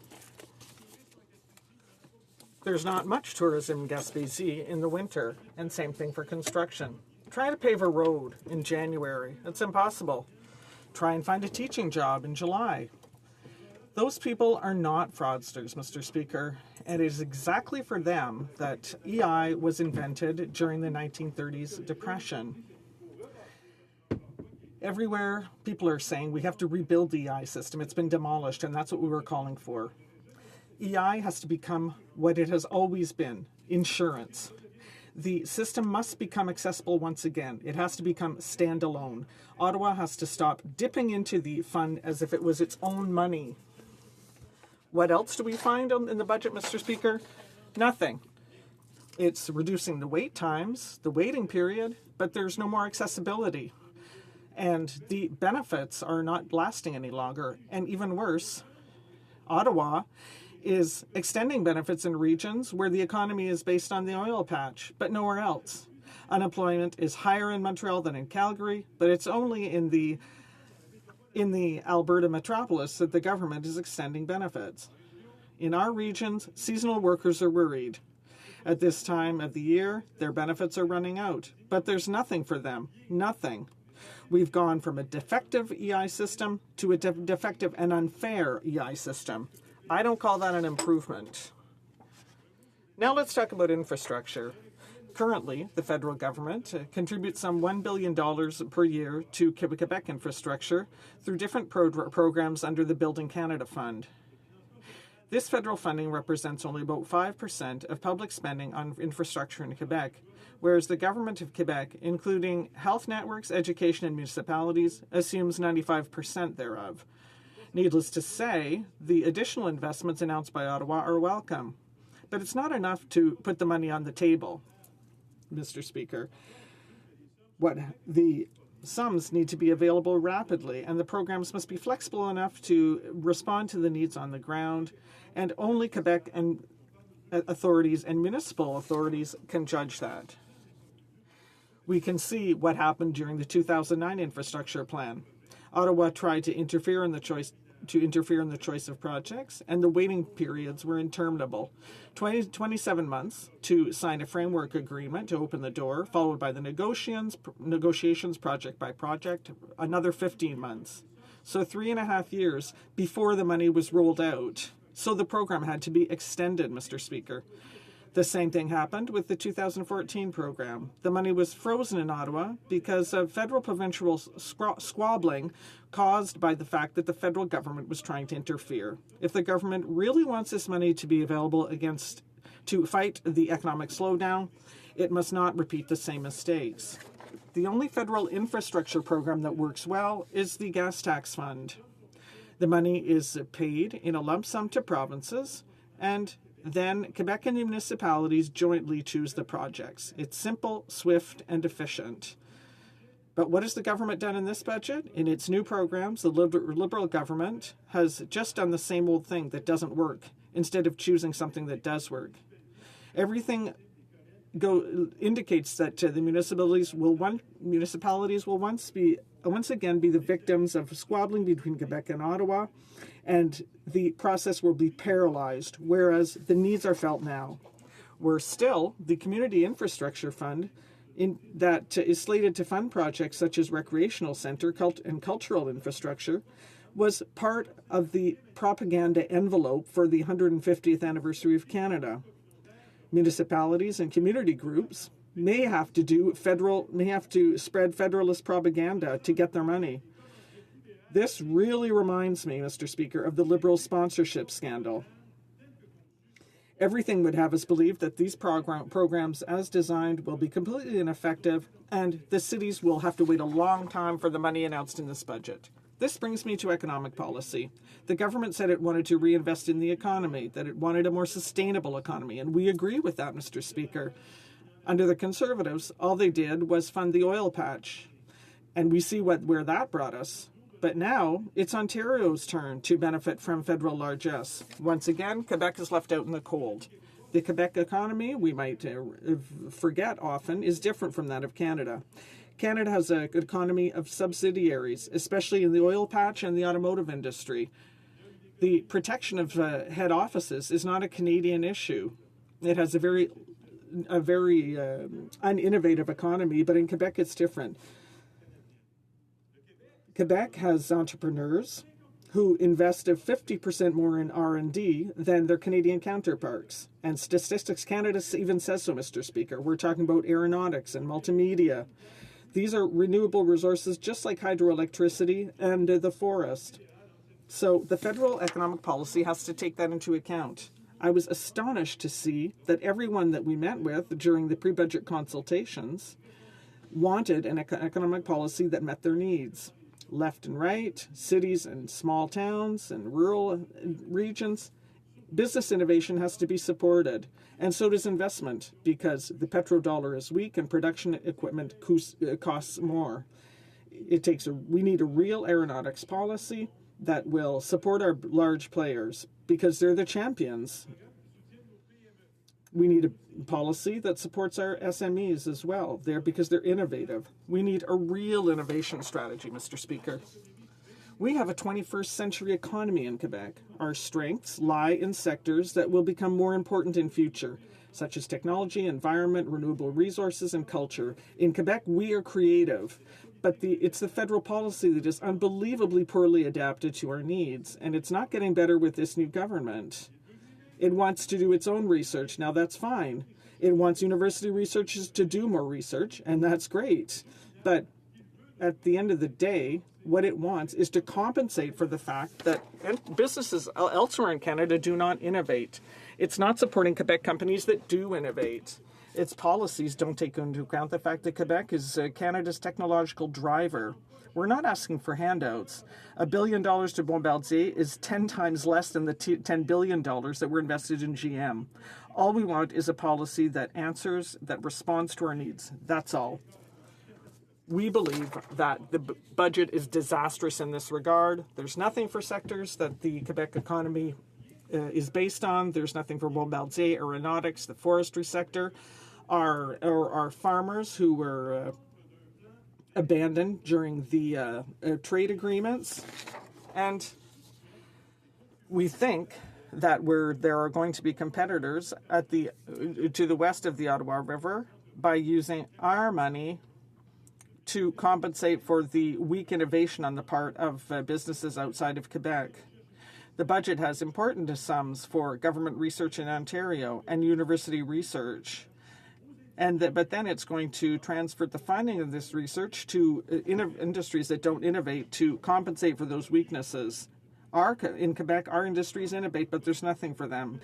On the other hand, the government provides for new spending for the oil patch, $50 million to make it less polluting. There's money for the automotive sector, and the program for that research has been extended to 2021. But for Quebec, nothing.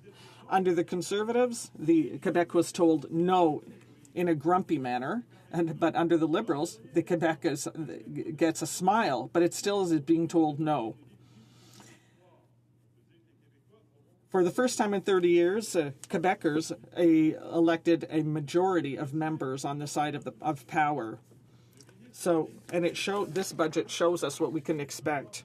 The Minister of Industry is working to kill Bombardier. The Minister of Transport is working to dismantle Air Canada. The Minister of Human Resources is trying to empty our regions and starve our unemployed. And the Liberal caucus of Quebec applauds. There's only one possible conclusion when we read this budget. The Quebecers cannot count on a Canadian party to develop Quebec, and Quebecers cannot count on a Canadian government to develop Quebec. To develop Quebec, Quebecers can only count on themselves. We need to take ourselves in hand. We need to build on our own strengths, and that is called the emancipation of a people, of a nation, and that is called independence.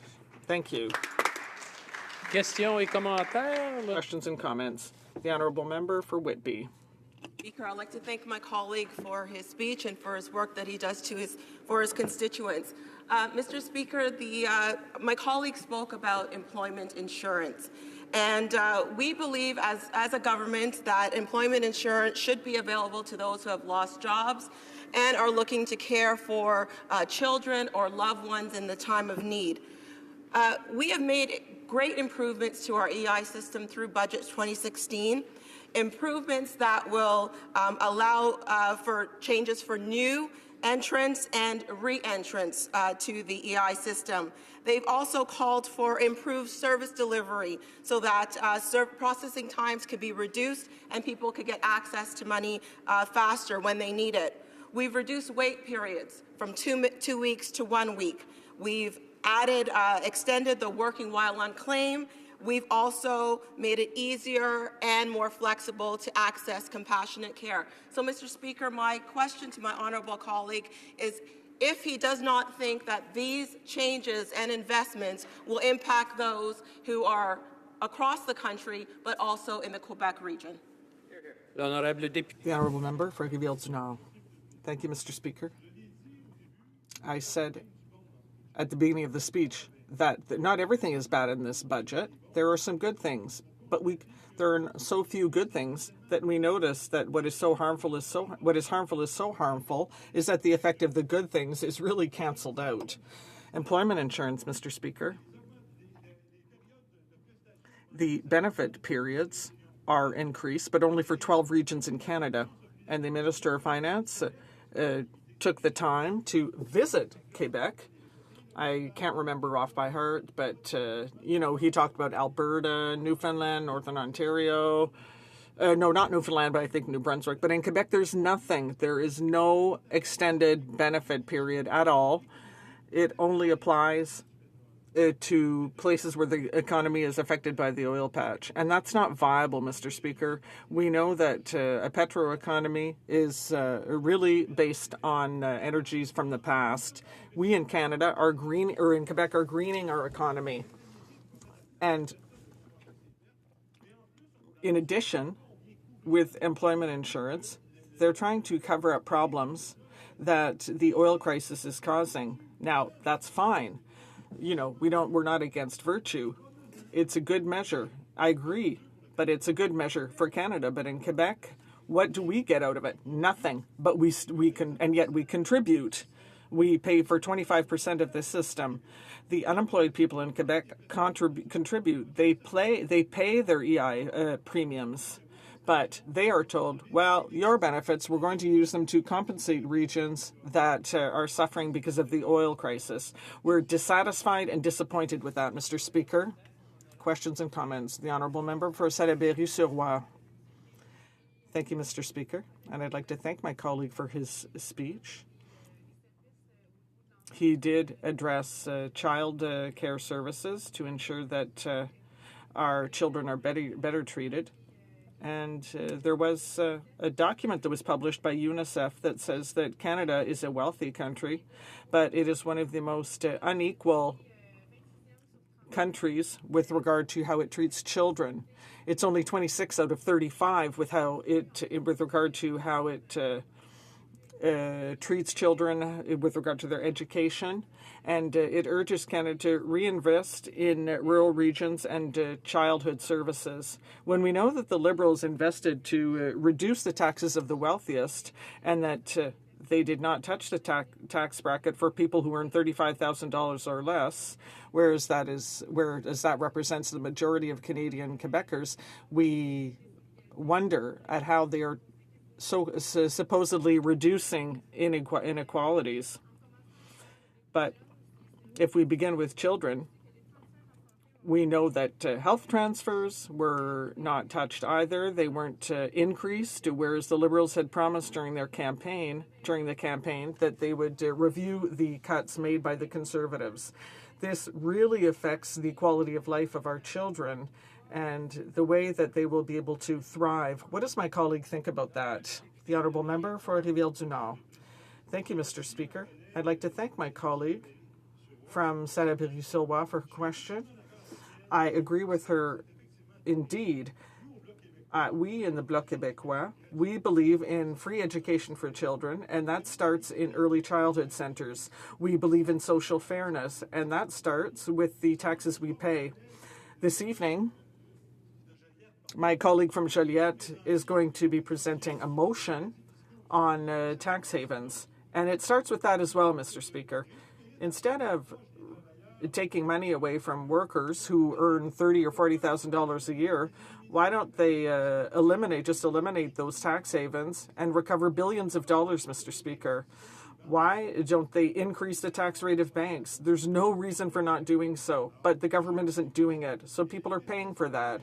And family benefits, Mr. Speaker, well, the Prime Minister announced during the campaign that they would not be taxable. Sure, but the family benefits paid this year are still taxable, so that's an unpleasant surprise for taxpayers. So we are truly very disappointed at how this government is treating families, young people, the education of our young people as well in Quebec and Canada, and the parents. Commentaire, l'honorable. Questions and comments. The Honourable Member for Ville-Marie, Le Sud-Ouest, Île-des-Sœurs. Thank you, Mr. Speaker. First, I would like to thank my colleague from Quebec for his very passionate speech, but there were a lot of flaws. I would like to tell him that there are 40 members of Parliament from Quebec who are on the government side, and they work for the benefit of Quebecers on a daily basis, every single day. We have a government, Mr. Speaker, that is led by a Quebecer, a Quebec Prime Minister. If my colleague did read the budget, I think that he didn't understand it because now when it comes to this budget, he has made demands that are not really Quebec demands. They're demands that are being called for by all Canadians. But what is lacking in his speech, Mr. Speaker, is the concept of a family allowance or a family benefit that is actually a revolution in terms of transfers to Quebec and to the rest of Canada for Canadian Quebec families. 80,000 children in Quebec will benefit from this Canada Child Benefit, and that will mean a dramatic change in their lives. 9 out of 10 Quebec families will benefit from this budget, and that hasn't been seen for 30 years, Mr. Speaker, in regard to the reform of allowances for children. So I would like to hear him on that, because 9 out of 10 families want to have answers from him, and that is something he forgot in his speech, and yet it is in the budget. The Honourable Member for Rivière-du-Nord. Thank you, Mr. Speaker. I'd like to thank my colleague across the way, and I'd like to thank him for thanking me for a speech full of flaws. So, Mr. Speaker, I sympathize with what my colleague is saying to us about the 40 Liberal members who are from Quebec. I sympathize with them because what I understand from what he said is that they had nothing to do with the budget. They are stuck with this budget. They had nothing to contribute to it, and I feel sorry for them. But it's their problem. They're in power. So, if my colleagues across the way, if the Prime Minister wants us to form the government, then we might think about it. For now, it's a Liberal budget produced by a Liberal government, by a federal Liberal government, and that is what I criticize. Thank you, Mr. Speaker. We have time for a very brief question. The Honourable Member for Sainte-Thérèse de Blainville. Thank you, Mr. Speaker. It will be brief. I would just like to put this question to my colleague because I think that we're not always on the same planet, he and I. Your party has very clear intentions, but when we look at the federal budget, which applies to Quebec, I'm just going to take a small example. It's a remark that was made by someone who probably knows what he's talking about in terms of municipalities. I'm from the municipal world, and I'm talking about Ms. Suzanne Roy, who is the president of the Union of Municipalities of Quebec. She said that this budget was a good budget, and I just want to say exactly what she said. We can now say that we have been heard. The government has responded to the expectations of the municipal world, and in addition, the Canadian government is sending a signal that it wants to establish a solid partnership with municipalities for the benefit of all citizens of our communities. I'd like to hear you on that. The Honourable Member for Rivière-du-Nord. Just 30 seconds, please. But I would first like to remind members that you need to speak through the speaker. Thank you. The Honourable Member for Rivière-du-Nord. Thank you, Mr. Speaker. Well, Rivière-du-Nord is in Quebec, as my colleague, the member for Blainville, probably knows. Now, yes, my colleague, the member for Joliette, the member for Verchères-les-Patriotes, understand as well that what the Bloc wants is a clear budget. We don't want any battles with the federal government, and that's not what we have. So I'm sorry, but my colleagues' interpretation, my Liberal colleagues, is not really in line with what we see in Quebec. Member for Vancouver Centre. Thank you very much, Mr. Speaker. And I am actually coming from British Columbia. I can tell you that I am very pleased and proud to stand here and to support this budget. I think the most important thing, if I can bring the budget down, I know everybody's listening to thousands of pieces of information and little programs that are coming here and there, but the big thing about this budget is that this budget invests in two important things. It invests, and I use the word invests, in the economy, it invests in creating jobs, and it invests, and secondly, in people, in Canadians, in helping Canadians to be able to have more money in their pockets to spend, to afford to do things, and to be able to cope. And so, for me, those are the two key positions that we're taking, and I think that, in fact, they are really, really important positions. Now, I think we can talk first and foremost about the economy. Obviously, we need to invest in the economy now. We have had a stagnant economy. We have not had a very good job creation under the last 10 years. Everything has sort of stayed steady because we depended on one commodity only to float the economy and to float jobs. And we saw what happened. We have no control over global markets, and oil prices went down. What we're trying to do is to talk about diversifying this economy, not only investing in natural resources, of which we have a lot, but also investing in 21st century economy, in creativity, in innovation. And so in order to do that, we have to reinvest in those areas that had been ignored for quite a while. And so I think it's important to note, therefore, that one of the things we want to do with the economy is to kickstart it now, so that it can start moving and then develop a long-term economy. So we're investing immediately in infrastructure. As you well know, we're investing $11.9 billion in infrastructure, and that's a phase one. I want to point out that this budget is not the only and final budget that this government will ever bring in. This is our phase one budget. And so when we invest in infrastructure, we are investing in green infrastructure, as you well know, looking at wastewater, looking at encouraging electric vehicles to be able to recharge, simple things like that which will move forward. We know that infrastructure brings jobs. It gets people out there working immediately. So we're building roads and we're building bridges, because roads and bridges have to take our people, our goods, and our services across the country and to ports and to areas in which we can move them around the world. So it's an important piece of investment. And that's going to be, for instance, in the public transit alone, where we have to move people and goods and services, we're talking about $3.4 billion over 3 years. And we're talking about things that most people don't seem to understand, that in this country, from coast to coast to coast, ferries are an important point of transportation. And in British Columbia, I know we're going to benefit for the 25% tariff that's now been taken off ferries. And that will allow our ferries to grow, to be able to make better ferries, bigger ferries, to be able to fix the ones that they have right now. And again, that moves us into a competitive arena when we can move all of our goods and services. The second piece that we're investing in is social infrastructure. 3, we're moving in social infrastructure, we're investing in housing. That's the first part. Housing, building housing, housing starts, new housing, renovating old housing. This is all work. This is real work for real people. And this is work that will continue over the next 5 years and will continue into the future. As the economy grows, we will see more building going on. But we're talking about the spectrum of housing.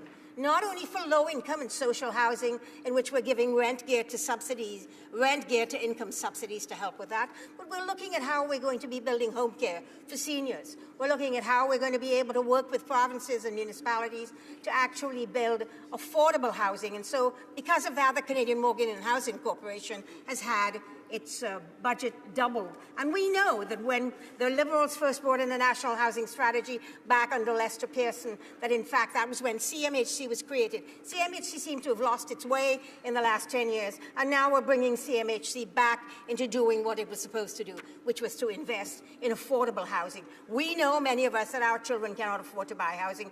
Now they're living somewhere else far away, and investing both in housing and transit closes that loop. In other words, we can get them to work and back home again in a faster period of time. And we're also investing in the new 21st century economy. We're looking at investing in research and development, in science. We're looking at investing in areas such as commercializing our technology is a huge piece. I mean, we have universities that are second to none in this country who are coming up with important new discoveries, and the ability to commercialize some of that basic science work and get it out there is really, really important.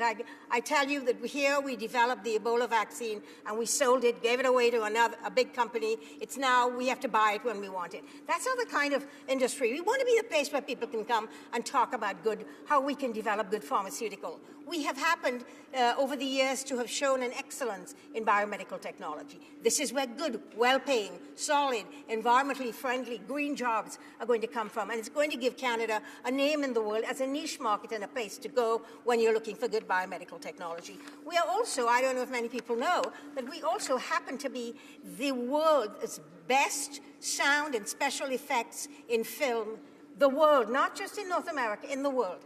And everyone is beating a path to our door for our new ability to deliver sound and special effects. This creates jobs. These are jobs that start at $63,000 a year. And we're not churning out people in film school fast enough to fill those jobs. And yet, there is a place, communications technology, film, arts and culture, in which Canada can excel.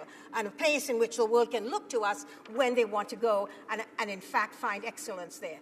The other pieces that we're looking at is in terms terms of our own ability to develop communications technologies and green technologies and translational technologies, in that we have had so much, especially in healthcare, where in healthcare we actually are able to develop innovations in healthcare that we could commercialize. The rest of the world could see how we can do this well. And so that translational research is very important, where we can take it from what we do to commercializing it, are all important things. That's a kind of technology, that's a kind of new economy that we are talking about. That's a place where Canada can begin to excel. Aerospace, we have McDonnell Detweiler, the Canada arm, the ability to bring in things like Cassiopeia that can download and upload enormous amounts of information in time.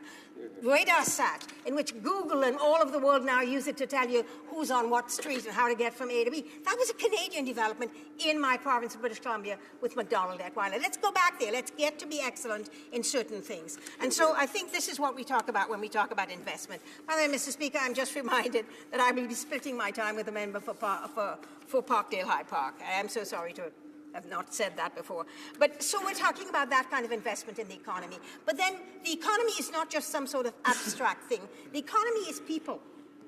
People are the ones who work, who produce, who make Canada competitive. So we are looking at how we invest in people so that Canada can once again become a really productive nation and therefore be able to be competitive in a global economy. We have not been doing that very well. So we are reinvesting in skills so that people can transition from economies that are not doing particularly well to the new economies. And that is a huge investment in retraining people, and that is an important one for people in the workforce. But let's look at the young people coming into the workforce. We're now doubling the Canada Student Summer Job Program, where young people get apprenticeship programs. By doubling that, we're going to find that every year we're going to get 35,000 new students who are in university, who are able to go out and get a learning and a training as they go to school in these new jobs. This is important. This had been severely cut under the last government. So we're bringing this back. We're telling young students who come out of university that until they find a job that will pay them $25,000, they don't have to repay their loans. We're bringing in grants for students to go to university and stay in university, up to $1,000 new dollars a year for young people to be able to do that. And we're investing in the fastest growing population in this country, who are the Aboriginal people. If you recall, there was something called the Colonial Accord under a past Liberal Prime Minister, Paul Martin, and that had invested $5 billion over 5 years into housing, into education, and into health, that would be administered by Aboriginal people, for Aboriginal people, in partnership with provincial governments and the federal government. Now, that was cancelled as soon as the last government came in. They cancelled this. That meant that there was 10 years in which none of those programs were used, and people, Aboriginal communities, were 10 years behind in terms of being able to participate fully in the economic, social, and political life of this country. And now we've brought it back. But 10 years, I want to say to this House, is almost a lost generation.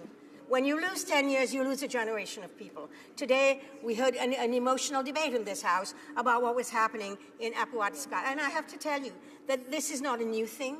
But it's because of despair and hopelessness. When you have communities that are unable to participate fully in the economic life of this country, to know that there is hope that their next generation will do better, or that they can do better, or they can find meaningful work in which they can find dignity. These are important things. And to begin to work with Indigenous people on a nation-to-nation basis is a really important piece. I could go into arts and culture, who create 1.1 million jobs in this country and bring about $37 billion a year into our GDP.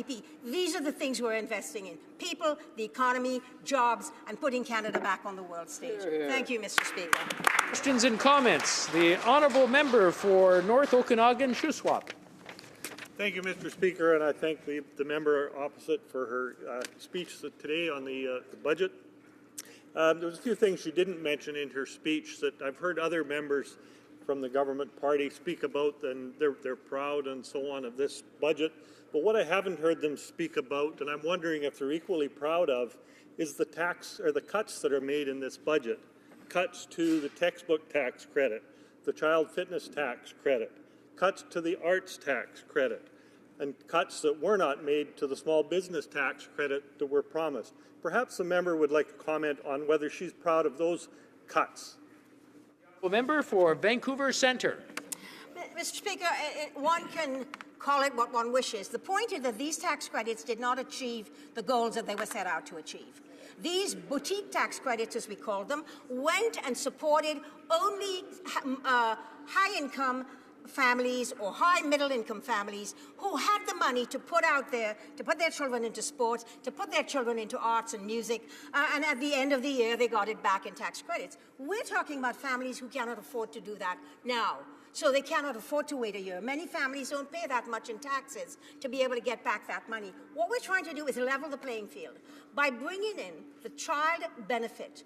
The additional money that families that are low and middle income are going to get is going to allow them to have that money in hand to move forward, to be able to buy those things for their children once more, enroll their children in sports, buy their children sports equipment, musical equipment. Now, today, not waiting for the end of the year or never being able to afford it because they do not qualify for a tax benefit. And I think the important thing to remember is that the money that we're giving are going to benefit 9 out of 10 children in this country from low and middle income families, and it is tax-free. Mr. Speaker, I would like to point out that the tax credits before are not tax-free. The child benefit was a taxable benefit. This is money in people's hands so they can participate today. Thank you, Mr. Speaker. Questions and comments? The honourable member for Cowichan, Malahat, Langford. Thank you, Mr. Speaker, and I thank my colleague from Vancouver Centre for her comments today. As a fellow British Columbian, I'm very interested to hear her comments on BC ferries. It was noted in a news article last year that Atlantic Canada's ferries are subsidized to the rate of 350 times more than BC ferries, and BC ferries is arguably the largest ferry system in the world. Also, the Liberal government is removing the 25% tariff on ferry imports. So I'm just wondering, as a fellow British Columbian who's probably used the ferry system, why are you standing against local manufacturers for ferries? And why is there not anything here to help BC ferries? Will you not stand with us on this side, with your fellow members of Parliament for British Columbia, and stand for BC ferries? They do need some federal help. Thank you. Before letting it over, I want to remind the member that I won't be standing with anyone. I think what he meant was that the honourable member over there will be standing. The honourable member for Vancouver Centre. Thank you very much, Mr. Speaker. Actually, I am standing with BC Ferries.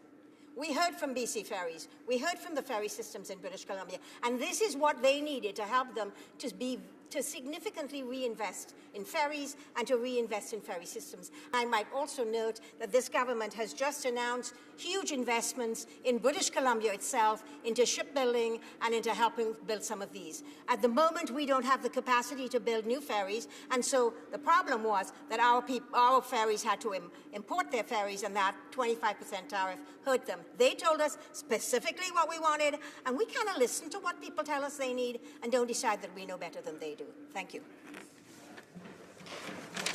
Questions and comments? Very briefly, we have about a minute. The honourable member for Laurentide, Laurentide-Labelle, je m'excuse. Thank you, Mr. Speaker. I just wanted to say very briefly, I wanted to congratulate the member on her milestone that she achieved this week of being the longest-serving female member in this House, in the history of this House. I think it's a very important marker for her, and I think she should be recognized for it. But in her 23 years of selfless service here, she talks all about the benefits of this budget for our country, and I want to hear more about how it's going to help her in her riding. Thank you, Mr. Speaker. The honourable member for Vancouver Centre in 30 seconds or less, please. In 30 seconds or less, Mr. Speaker, I would like to say to help in my riding, we have a huge arts and cultural sector, a huge film sector. This is a new economy. These are the new jobs. We can help by pushing for those. They're already in this budget, so by voting for the budget, the honourable member will be helping not only my riding, but a very strong British Columbia industry. Thank you. Resuming debate, the Honourable Parliamentary Secretary to the Minister of Immigration, Refugee and Citizenship. Merci beaucoup, Monsieur le Président. Thank you very much, Mr. Speaker. I rise today to speak about the 2016 budget. The document was created after listening to tens of thousands of Canadians and hearing from them about what they wanted to see from their government. It reflects the priorities of Canadians, and it embodies the real change that the people of Parkdale High Park voted for on October 19th of last year. Today, I want to organize my thoughts around three central themes, Mr. Speaker, that infuse the core of this document. First, our government's commitment to a fairer and more inclusive society. Second, our objective of helping Canadian children thrive. And thirdly, the goal of creating a long-term vision for Canada. On the first theme, Mr. Speaker, I came to this country as a Ugandan refugee in 1972. I was 10 months old at the time. My father, my mother, my 4-year-old sister and I arrived with nothing more than a couple of suitcases. But we lived in a society where my sister and I, the children of working-class parents, had access to the same opportunities as everyone else. We were treated with respect and dignity and showed that no matter where we came from or how limited our means, we lived in a country where our success was limited only by our imagination and our capacity to work hard. For the last 10 years, however, Mr. Speaker, the previous government systematically eroded the foundation of that fair and inclusive society, putting in place barriers to success and limiting rather than empowering people to reach their full potential. I'm proud that our new government is doing things differently. We are committed to restoring a fair and inclusive society. First and foremost, as a part of that commitment, is repairing our relationship with Indigenous peoples. Over the generations, Mr. Speaker, that relationship has suffered from both passive neglect and active hostility. First Nations, the Métis Nation, the Inuit do not enjoy anywhere near the same quality of life as other Canadians. With the 2016 budget, our hope is that this relationship can begin anew. Our government is taking its first steps by launching a national inquiry into missing and murdered Indigenous women. Coupled with this, we are investing $8.4 billion over 5 years to create opportunities and improve the socioeconomic conditions of Indigenous people. Mr. Speaker, correcting this relationship and improving the plight of our First Peoples is not only beneficial for the collective, Mr. Speaker, it is a moral imperative. I know that the residents of my riding know this as well. Organizations in Parkdale High Park have already been taking action. I'm proud of the work that Wigwamen Incorporated has been doing in my riding to rebuild this relationship. Wigwamen is Ontario's oldest and largest urban Indigenous housing provider, with 214 units throughout Toronto, including in Parkdale High Park. Our commitment in this budget, Mr. Speaker, to fostering a fair and more inclusive society extends to protecting many of our most vulnerable. We are working towards lifting seniors out of poverty. Our government is restoring the retirement age back down from 67 to 65 and increasing by nearly $1,000 the GIS supplement that is provided for single low-income seniors. Budget 2016 also targets housing and homelessness, Mr. Speaker. Our social infrastructure investments include $504 million over the next 2 years alone to construct affordable housing units and $573 million to address repair backlogs in social housing. More importantly, Mr. Speaker, this budget dedicates $112 million in the next 2 years alone to homelessness, which also includes much-needed support for things that relate to mental health and addiction. Budget 2016 also strengthens protections for the survivors of domestic violence. Our infrastructure plan will allocate $90 million over 2 years for the construction and renovation of shelters and transition houses for victims of violence. Mr. Speaker, unfortunately, my riding is no stranger to this issue. The excellent staff at the Redwood Shelter in Parkdale High Park have been providing a safe and empowering space for women and children fleeing domestic violence for 23 years. Notwithstanding their incredible work in our community, the need for safe spaces for women fleeing domestic violence in Toronto and other cities around Canada persists, and this budget acknowledges that and works towards fulfilling that need. Mr. Speaker, a fairer and inclusive Canada is one that promotes access. Budget 2016 will also make the objective of post-secondary education more attainable by doubling the size of the Canada Student Grant for youth for low and middle-income families. We also know that helping people afford an education alone is not enough. We are committing to helping our youth transition from the classroom to the workforce by investing $495 million in next year alone in the youth employment strategy. The task, again, of preparing our youth to succeed is a community task, Mr. Speaker, and West Neighbourhood House in my riding has been contributing to this task for decades. Through the Toronto Job Youth Corps program, West Neighbourhood House in Parkdale connects youth to the workplace through employment, school, or training for young people between the ages of 16 and 29. Kids that are out of school and out of work, helping them to develop important life and employment skills that will help promote future success. This budget's commitment to enhanced funding for youth employment reflects the fact that we value the work being done by entities like West Neighbourhood House. Mr. Speaker, the second thematic point, and I'm keeping an eye on the clock like a good litigation lawyer should, Mr. Speaker. Point number 2 is helping our children thrive. Mr. Speaker, the task of positioning our youth to succeed and contribute to our collective well-being begins much earlier than the post-secondary education that I just referenced. Evidence, Mr. Speaker, shows that children who have a strong start at the beginning of their lives have a greater chance of success later on. Time and again at the doorstep, Mr. Speaker, young families in my community of Parkdale High Park approached me and told me about how difficult it is to raise kids in today's economy. I have 2 young boys of my own, Mr. Speaker. Zakir is age 5, and Nitin will be 2 tomorrow. If you'll permit me a brief indulgence, I'll just like to say, happy birthday, little guy. I'll see you tomorrow. But more importantly, Mr. Speaker, the key is that as a father of a young family, I know that it is rewarding raising a family, but it is very challenging in this economy. Enter Budget 2016. It will give Canadian families more money to help with the high cost of raising their children by replacing the current complicated system of child benefits with a single CCB, the Canada Child Benefit. It's simpler and it's more generous, Mr. Speaker. Mr. Speaker, gone are the days of the previous government's universal benefits checks sent to persons with 7-digit salaries who frankly don't need government help in raising their families. Gone also are the days when the previous government would issue you a check only to claw it back as the taxman the following April. This new child tax benefit is tax-free, and it's targeted, Mr. Speaker, so that low and middle-income families will receive more benefits than those with the highest incomes. Mr. Speaker, we campaigned on a very specific promise to deliver assistance to those that need it the most. This targeted child benefit, coupled with the middle-class income tax cut that we passed on January 1st of this year, will do exactly that. Mr. Speaker, the third point. We have a long-term vision for Canada that is encapsulated in this budget.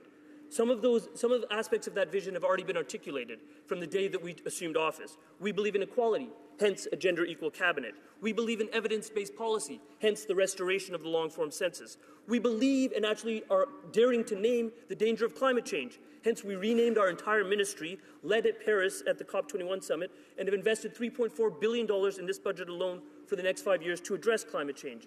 We also believe in compassion. In a subject matter near and dear to my heart, Mr. Speaker, we have responded with accepting 26,000 and counting Syrian refugees into this country. But with this budget, Mr. Speaker, another part of that vision becomes clear. We believe in Canadian culture.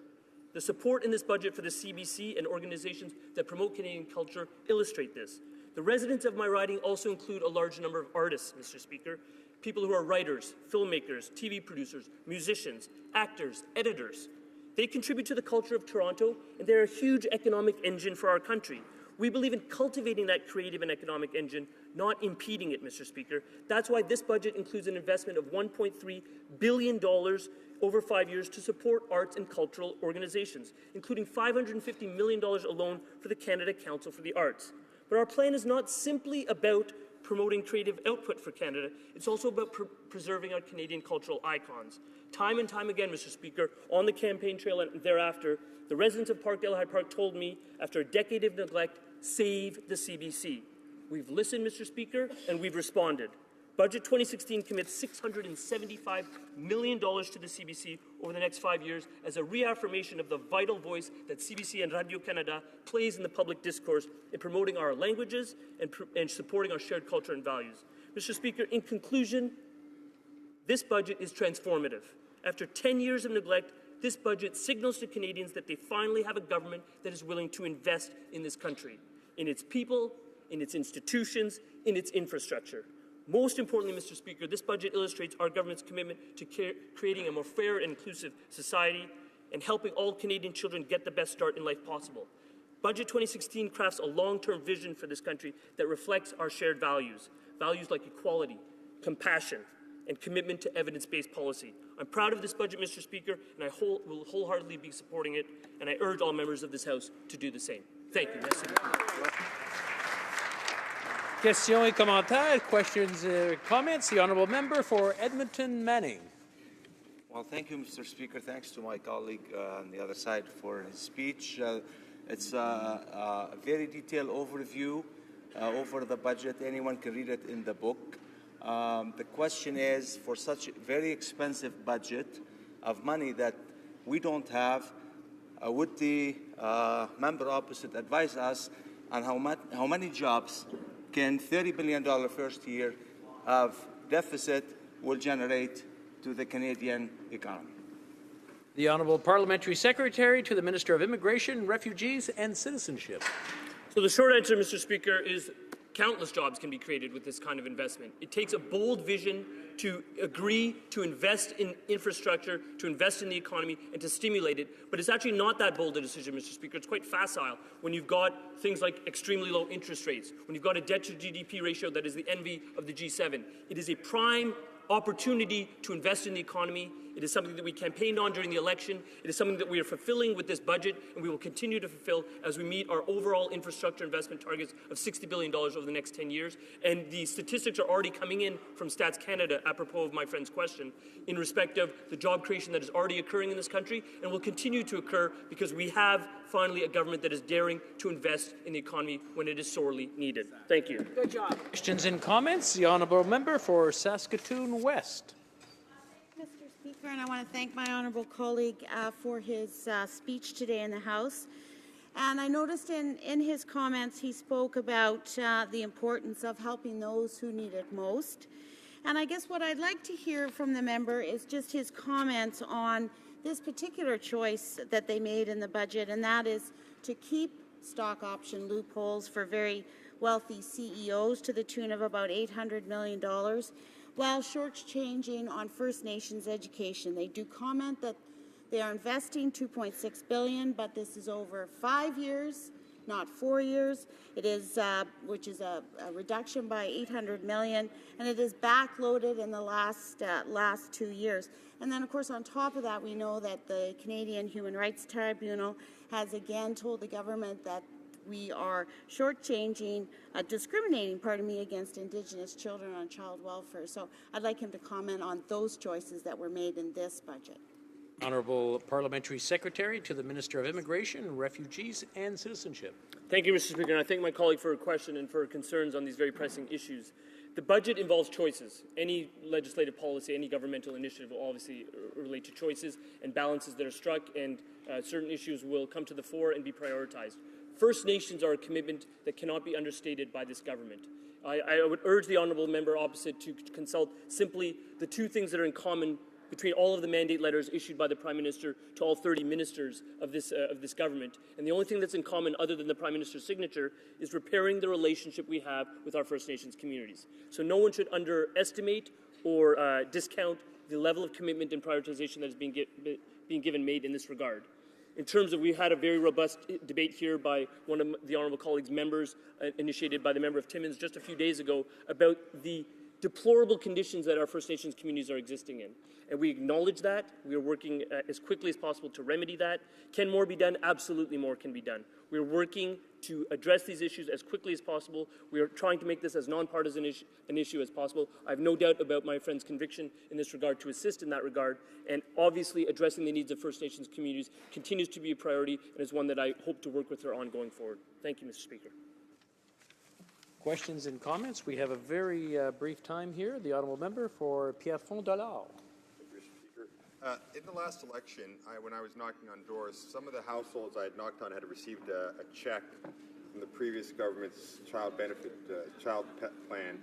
The problem was that they had gone out and spent that check, and I felt bad when I had to inform them that actually they would be paying tax back on that check they'd received. The new Canada Child Benefit one from this government, if I understand, is tax-free, and I'd like to hear from my colleague how that's going to have a better impact for middle-class families. In 30 seconds or less, the honourable Parliamentary Secretary to the Minister of Immigration, Refugees and Citizenship.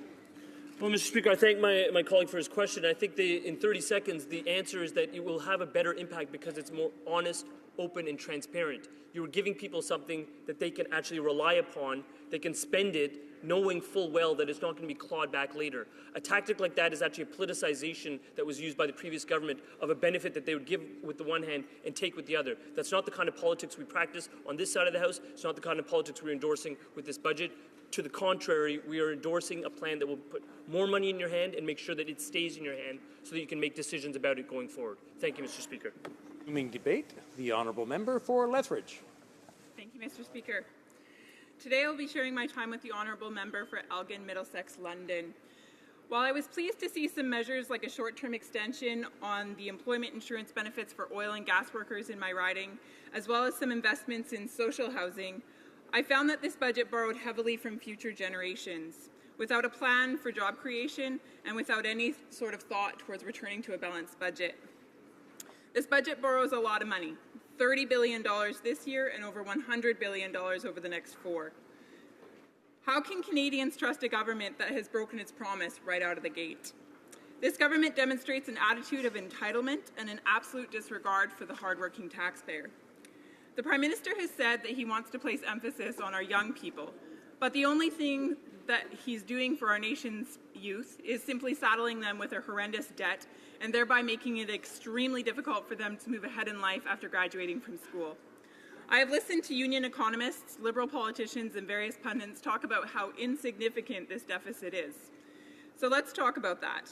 This budget borrows $118 billion over 6 years from future generations. To put that in perspective, the Bow Tower, which is the tallest skyscraper in Calgary, cost $1.2 billion to build. This means that our present budget could build 100 Bow Towers. That's 50 skyscrapers more than the entire downtown core of Toronto. And so the most concerning part of this deficit is that there's absolutely no plan to eliminate it. Now, I'd like to take a closer look at this budget and what it means for the hardworking people of Lethbridge, those that I represent. First, let's look at jobs. I was saddened by the fact that there is no long-term vision to get Alberta economy back on track. The budget confirmed that this government is not interested in helping Alberta recover from its horrific downturn in the oil and gas industry and the tens of thousands of jobs that have been lost. This government's lackadaisical approach to job creation simply won't benefit anyone. I am both proud and confident in the entrepreneurial spirit and strong work ethic of the people of Lethbridge. I represent thousands of small business owners who are smart, willing to take calculated risks, and eager to give back to the community by creating jobs. Small businesses are the heartbeat of the Canadian economy. They drive our innovation and entrepreneurial effort as a nation, and they employ more Canadians than any other sector. During the campaign, the Liberals promised to lower taxes on small businesses. However, they've failed to come through. Our Prime Minister lied. This broken promise will cost small businesses across Canada $1 billion per year, money that could have been reinvested to create jobs. Now let's talk about families. Our previous Conservative government made families a priority. This was rooted in our belief that families are the fundamental building block of Canadian society. In order to pay for their new child benefit, the Liberals have eliminated the universal child care benefit, the children's fitness tax credit, and the children's art tax credit. Furthermore, the Liberals have also followed through on their threat to eliminate income splitting for Canadian families, an initiative that helped thousands of families in the Lethbridge region. The government claims that families will get more money under their child benefits plan, but when you look at it closely, you see the big picture, the middle class actually loses out. Parents understand better than government what's in the best interest of their children. But this budget removes choice from parents, limits options for families, and ultimately puts more power in the hands of government instead of in the hands of parents.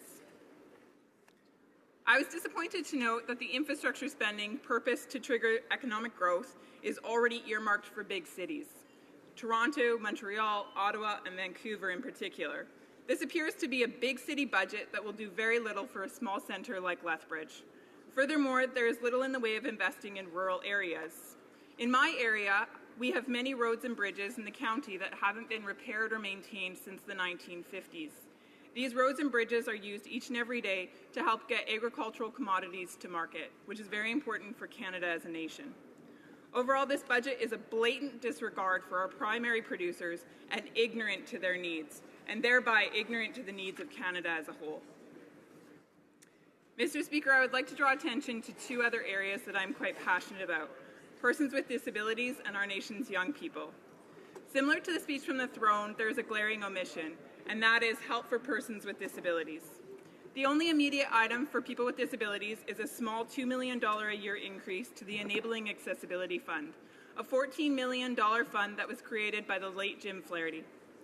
This is in contrast to the Conservative budgets, which created new programs like the Registered Disability Savings Plan, the Canada Disability Savings Grant to help families save for the future of their child with a disability, or when Jim Flaherty created the Enabling Accessibility Fund in order to create access to public spaces by persons with a physical impediment.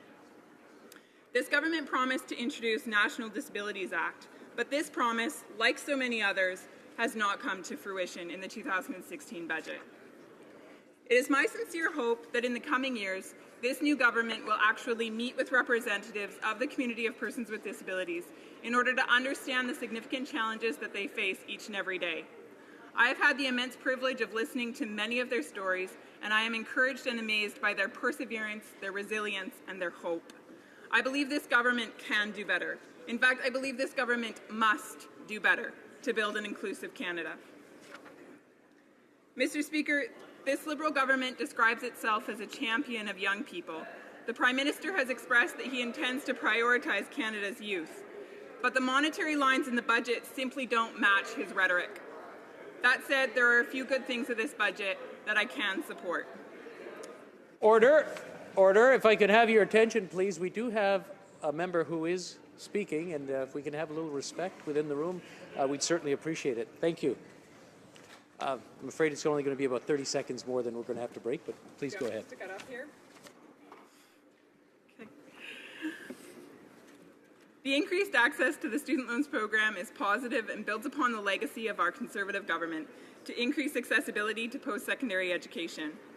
Though it is true that grants will increase slightly this year, it is equally true that most students will see a decrease in their grant amount as the Liberals implemented a progressive income bracket for grants in subsequent years.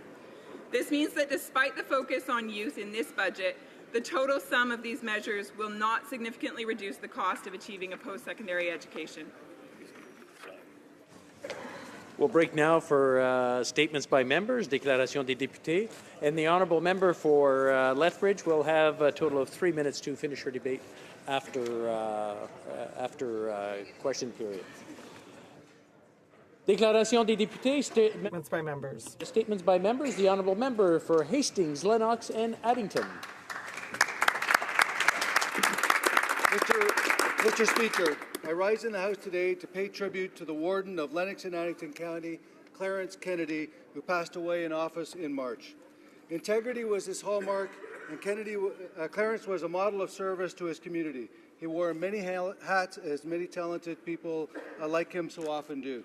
He was a farmer in a strong farming community. He was a teacher with Lennox and Addington and Limestone School Boards for 33 years. He was also a long-serving councillor and then Reeve of Stone Mills Township, and we're also fortunate to see him made Warden of Lennox and Addington County for 2016, although his time in that office was far too short. Canada's rural communities need more farmers, teachers, and public servants like Clarence, and as a new MP, I greatly benefited from having experienced people like him to work with in service to our constituents. Mr. Speaker, I ask this House to please join me in thanking Clarence Kennedy for his service. May he rest in peace. The honourable member for Souris, Moose Mountain.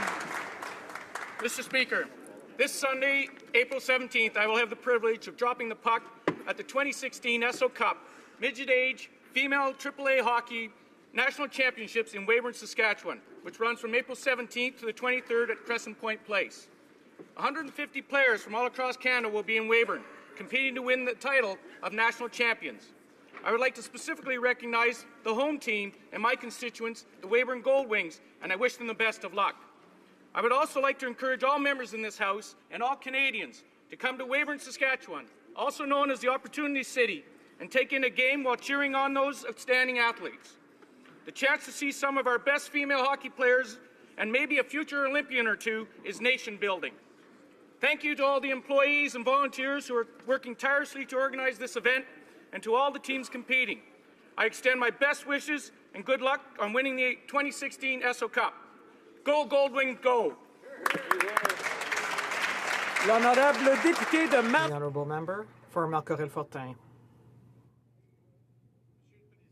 Mr. Speaker, in my riding of Malcorel-Fortin, the corporation Rosard, which was founded in 1991, brings together each year on St. Rose Boulevard over 90 artists, painters, and sculptors from Quebec and elsewhere. On the occasion of this event, over 20,000 visitors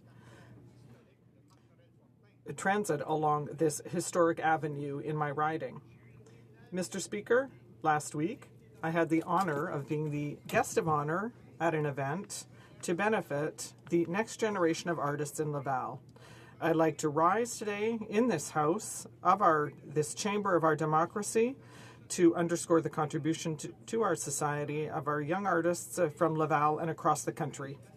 Generation of new artists and their predecessors, and take pride in the fact that artists from all walks of life are encouraged to follow their passion. À la relève artistique. To the next generation of artists, especially the ones who are on the Boulevard St. Rose in the summertime, I say thank you and bravo. Hamilton Centre.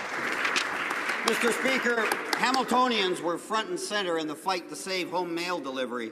They know just how important this service is for seniors and those with mobility issues, as well as the other important services Canada Post provides across our country. In the middle of the last election, while visiting the Mayor of Montreal, the Prime Minister said that his party would restore home mail delivery. Those comments are very clear and can be seen on video. But now, in a classic bait and switch, the Prime Minister says that he is not going to be restoring home mail delivery because his platform only commits him to a moratorium on the previous government's plan to end door-to-door mail delivery. Mr. Speaker, this is just another example of Liberals campaigning on one thing and doing exactly the opposite when they're in power. After a winter of frozen community mailboxes, stolen letters, and mail littering the streets, Canadians expect the Prime Minister to honour his word and commit to fully reinstating home mail delivery. Because as anyone... Honourable Member for Brossard-Saint-Lambert. Mr. Speaker, on the occasion of National Volunteer Week, I would like to underscore the exceptional and essential work done by millions of volunteers who make our communities work. This reality was highlighted eloquently in these past months when over 25,000 Syrian refugees were welcomed across Canada.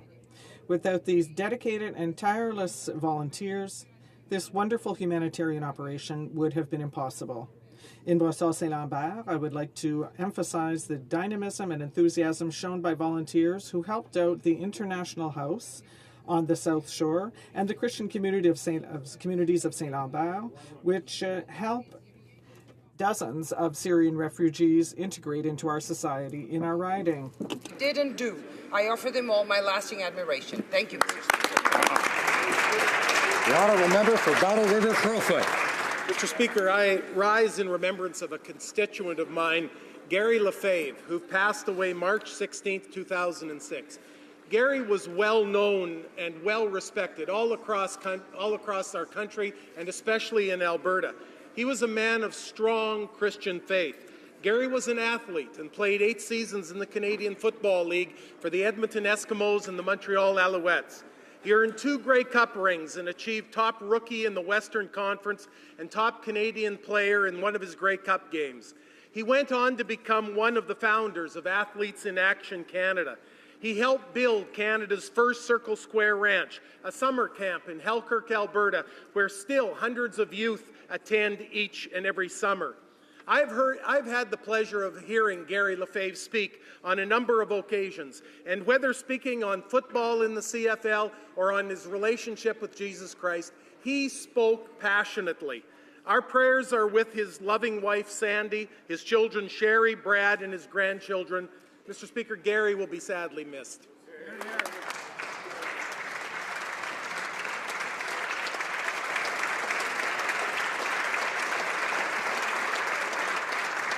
The honourable member for Beaches East York.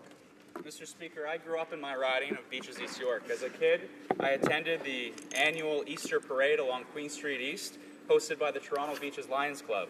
It involves marching bands, floats sponsored by local associations and businesses, and it's attended by thousands of residents every year, including an estimated 40,000 people this year alone. As a tradition for many families in my community, it's particularly special for me to now march in the parade as the Member of Parliament.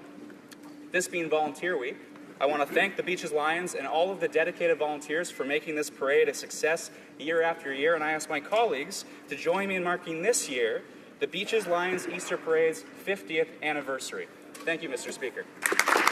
The honourable member for Eglinton Lawrence. Thank you, Mr. Speaker. Canadian teams have been shut out. I rise today to provide a little bit of good news on the hockey file. I know it is shame. I rise today to acknowledge the Lawrence Park Panthers in my riding, the girls hockey team who recently won the gold medal for all of Ontario. C'est la toute première fois qu'une équipe. This is the first time that a Lawrence Park Collegiate Institute hockey team has won a medal of any kind at the Ontario Federation of Student Athletic Associations tournament, and is a monumental achievement for this high school, for girls hockey, and for the riding of Eglinton Lawrence. Parents and all constituents in our riding in giving a heartfelt hooray to Coach Karen Degla and the grade 11 and 12 players for this huge win. As a father of two girls, I thank you for your perseverance and in being such an amazing role model. As the Prime Minister said on his recent visit to the United States, there is no doubt who plays the best hockey, Mr. Speaker, and that's Canada. The honourable member for Central Okanagan's Milkmain Nicola. When I mention Burrowing Owl, many think of one of British Columbia's premier wineries. We should not forget that they took the name Burrowing Owl to raise awareness that this rare species of owl was actually declared extinct in British Columbia back in 1980. But the winery, working with the Burrowing Owl Conservation Society and other community volunteers, is working hard to change that, Mr. Speaker. Last week, the Upper Nicola First Nation hosted an event where 6 burrowing owls were released onto the reserve that also features artificially created burrows in the nearby habitat. This event was the first time in history that burrowing owls have been reintroduced onto First Nations land in British Columbia. This event did not happen overnight and in fact required roughly 2 years of preparation. I hope the House will join me in congratulating the Upper Nicola First Nation, the Burrowing Owl Conservation Society, the many volunteers, and our Federal Species at Risk Interdepartmental Fund for making this great day possible. Thank you, Mr. Speaker. The honourable member for Hamilton West and Castor Dundas. Mr. Speaker, in 2014, U.S. Steel Canada entered creditor protection under the CCAA, pitching thousands of retired steelworkers into a spiral of uncertainty about their pensions and benefits. For example, Marilyn, the wife of a proud retired steelworker, worries each time she has a prescription filled. She and her husband are out thousands of dollars each month. She lives in constant pain, and the stress she feels each day is making things worse. On December 11, 2015, CHCH News terminated 167 workers. On that fateful day, Hamiltonians lost 62.5 hours per week of vital local news. The silent CHCH voices are sorely missed by the viewing public and by Hamiltonians whose causes found a voice through their work. We must work to protect the pensions and benefits of U.S. Steel Canada retirees, and we must probe the insensitive and possibly union-busting dismissal of CHCH workers. Honourable member for Saint Boniface Saint Vital. Today, I urge all my colleagues in the House of Commons to recognize and thank Senator Maria Chaput, who, after 13 years of service, retired from the Senate on March 1st. Maria was the first Franco-Manitoban to sit in the Senate, where she defended with passion and conviction the rights of Francophone official language minority communities. Her inestimable and invaluable contribution to the Canadian Francophonie, particularly to the Franco-Manitoban, meant that she was awarded many prizes, such as the Order of Francophones of America. A strong advocate for the respect of Canada's 2 official languages and an avid promoter of the many benefits of our country's linguistic duality. Maria, nous sommes très reconnaissants. Maria, we are so grateful for the important role that you played and that you will continue to play. Thank you, dear friend. The honourable member for Richmond Centre. Mr. Speaker, located in my riding on Richmond Centre is the Vancouver International Airport, most commonly known as VIVR. The year 2015 was a milestone year for the airport, having served over 20 million passengers in a single year, with plans to increase service to 25 million passengers per year over the next 5 years. Indeed, there was another milestone at VIVR last year, and that was the opening of the MacArthur Glen Designer Outlet, the first of its kind in North America. This will attract even more tourists and local consumers to Richmond. It is my privilege to serve a riding that hosts a global leader in excellent transportation service and continues to be a vital link for travelers within Canada and beyond. Member for New Brunswick Southwest. Mr. Speaker, it is an honor to rise in the House today and recognize the many volunteers across our country who give so generously of their time to make our families, our communities, and our country strong. Just last week, 3 young Syrian families were warmly welcomed to the town of St. Stephen in my riding of New Brunswick Southwest. I was there when they arrived, and it is overwhelming to see how the volunteers have worked so tirelessly, preparing every detail to make their transition into the community a smooth one.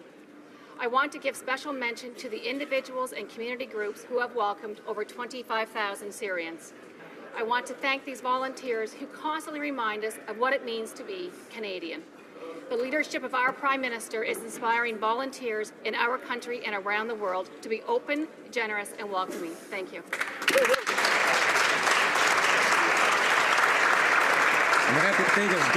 Honourable Member for Jonquière. Mr. Speaker, the forestry industry is at a crossroads. In Saguenay-Lac-Saint-Jean, many workers live off of this industry. So what we need to do is protect our forestry jobs and make sure that they are sustainable. The softwood lumber agreement has expired, so the government must defend our industry despite the strong pressure being exerted by the U.S. The 18% surtax on calendared paper directly threatens our jobs in Kenogami and in Dolbeau, but the government is dragging its feet on this file. I urge the government to consider the major contribution made by forestry to our region and act to protect forestry workers as well as their role in our economy. Thank you. The Honourable Member for Oxford. Thank you, Mr. Speaker, and I rise today to pay tribute to Patrick Sabisky, who recently died, ironically, on March the 17th, St. Patrick's Day. Pat was a former Member of Parliament from 1988 to 1993.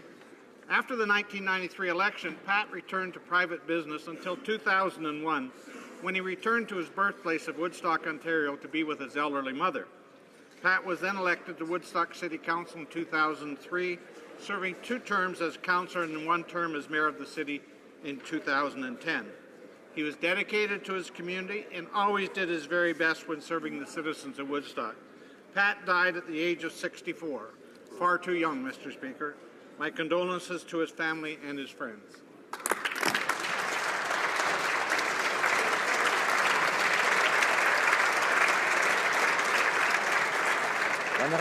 Honourable Member for Orleans. Monsieur le Président. Mr. Speaker, first, I would like to thank the citizens of Orleans for the trust they placed in me on Election Day, October 19th. I promise to serve them tirelessly in the House of Commons and in my riding. 50 Ahmadiyya Muslim Jamaat anniversary celebrations here in Ottawa. This community, whose motto is love for all, hatred for none, values peace, social justice, and harmony above all else. Present to convey this message were the National President, Mr. Lal Khan Malik, and the local Imam, Mr. Imtiaz Ahmed. Good friends. I was also pleased to see so many distinguished community members standing with the Canadian Ahmadiyya community, including my colleagues, the Honourable Minister of Infrastructure and Communities, the Member for Hull-Aylmer, the Right Honourable Prime Minister, and the Minister of Global Affairs. For me, what stands out the most about the Ottawa Ahmadiyya community is their inspirational community activism, outreach, and anti-radicalization efforts. For 50 years, they have created their home in this remarkable nation. Thank you, Mr. Speaker.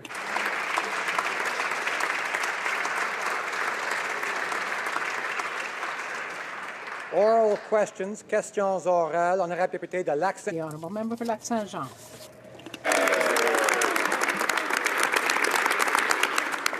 Mr. Speaker, for the last few days, the Prime Minister is vaunting his great principles, but in fact, he criticizes the former government, but I have to say that when it comes to transparency, the parliamentary budget officer has said that he couldn't get the complete information he need because the government didn't give him the information. So how can the government say that it's transparent? The Honourable Minister.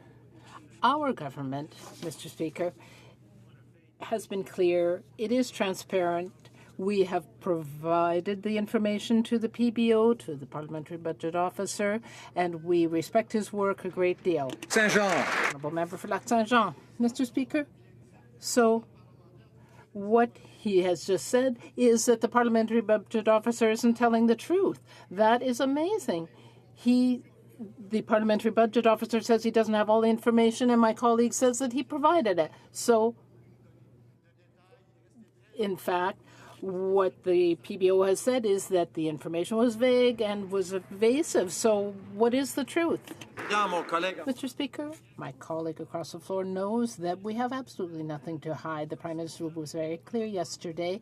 He disclosed his personal finances and holdings clearly as soon as he ran for the leadership of the party. He cut his ties with those companies, and now his assets are in a trust as appropriate. Well, Mr. Speaker, the reviews are in for the Liberal budget with a resounding fail for transparency. The Parliamentary Budget Officer called it the least transparent budget in 15 years, and a former Deputy Finance Minister said it failed the Liberals' own campaign commitments. Even the CBC called it shocking. Mr. Speaker, the Prime Minister thinks that the budget will balance itself, but how can the Liberals have any credibility on the economy when they keep fudging the numbers? Honourable President of the Treasury Board. Speaker, I thank the honourable member for his question. And in fact, the reviews are in from economic experts, people like David Dodge and Kevin Lynch, Larry Summers, former Secretary of the Treasury in the U.S., who have actually called for this kind of important investment in jobs and growth for some time. Their calls were ignored by the previous government. We've listened. We've also heard from the Governor of the Bank of Canada, who said we've got a better mix of policies today than we would have had without that fiscal change. So the reviews are in, and we're doing the right thing, Mr. Speaker. For Regina Capel. Mr. Speaker, the Prime Minister is making pipeline projects more difficult to get approved by adding more hurdles and red tape. He keeps moving the goalposts and giving special interest groups undue influence on the process. Now, he claims this more difficult process will ensure Canadians have more confidence in the process, that making it harder will somehow make it easier. Yet he refuses to commit to actually approving any project that makes it through his new onerous process. So very simply, if an application makes it through the new process that he himself has designed, will the Prime Minister approve it, or does he not have confidence in his own process? Minister of Natural Resources. Mr. Speaker, just 2 days ago, there was a question from a member of the Bloc Québécois, and he said that the government was about to impose the Energy East pipeline on the people of Quebec. Right. And just the day before that, there was a member from the Conservative Party who said the budget should announce its approval of a pipeline whose application has not yet been received by the regulator without a single community having yet been consulted. We're going to follow a more rational process, a more principled one that has a better chance of carrying the confidence of Canadians. The member for Regina Capel. That's completely false. All we're asking if they will respect the result of their own process. Now, Canadians know that pipelines are the safest, most effective way to get our oil and gas to market. Canadian oil and gas is the cleanest and most ethical energy in the world and creates high-paying jobs here at home. Without pipelines, Eastern Canada is forced to import foreign oil. Now, the Prime Minister's principal secretary and top advisor said, quote, oil and gas development is as bad as hooking kids on cigarettes. So can the government explain why oil shipped by ocean tanker from Saudi Arabia is somehow better than Western Canadian oil and gas? Minister of Natural Resources. Mr. Speaker, it's our objective, as the Prime Minister has said many times, to move our natural resources to market sustainably, whereas this government, in spite of $100 a barrel oil, in spite of all of that representation from Western Canada, did not build a single pipeline to Tidewater during its majority government from 2011. I don't think Canadians would advise the government to follow that process, so we're following a different one. We think we'll have a better chance to do the right thing, which is to move that. The member for Timmins, James Bay. Mr. Speaker, with the government responding Attawapiskat, we're hearing from Indigenous youth in other regions who are saying, where are the resources for our community? The crisis is extreme across this country, and Band-Aids will work. The youth want action now, and yet there was $0 in this budget to deal with the suicide crisis, $0 new dollars to deal with Indigenous mental health. This government has the power to act. The only thing missing is political will. Will they commit today to augment the funds to ensure that we can end the mental health crisis in all the communities across this country? Here, here. Minister of Health.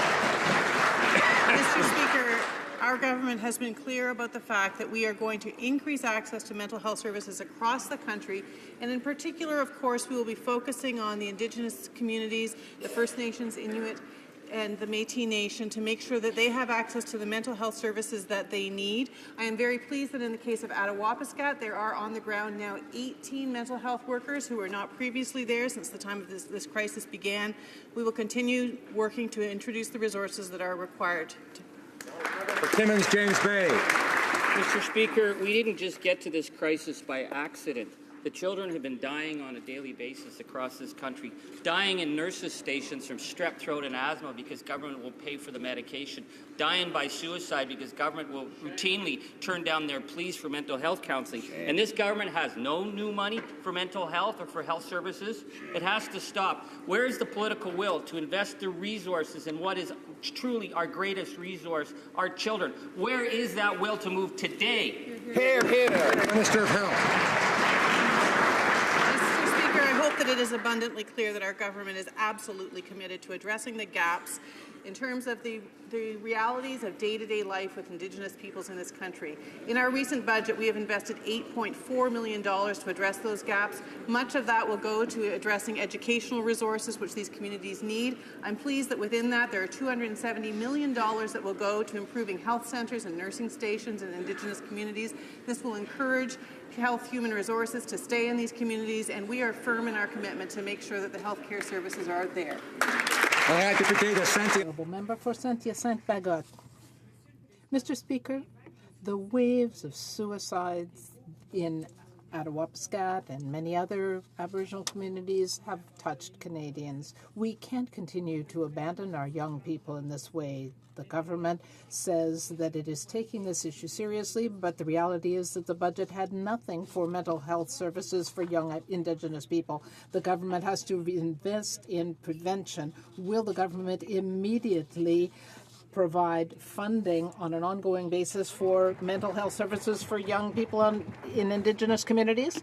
Mr. Speaker, as the member opposite well knows, the response to the needs in Indigenous communities is a collaborative response. This is a response that needs to take into consideration, of course, the leadership of Indigenous leaders across this country. And in terms of Attawapiskat and other communities, we have done just that, and we are in regular communication with the national chief, with the regional chief, with the local, the grand chief and the local chief in this community. We are also working with the provincial government, who have recently invested $2 million to support healthcare services in Attawapiskat. We will be there working in partnership with all of these jurisdictions to make sure that people have the services they require. Honourable Member for Saint-Hyacinthe-Bagot.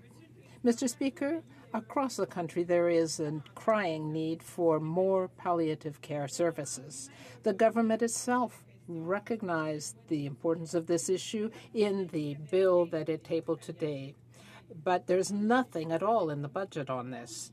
But the government promised $3 billion over 4 years for home care.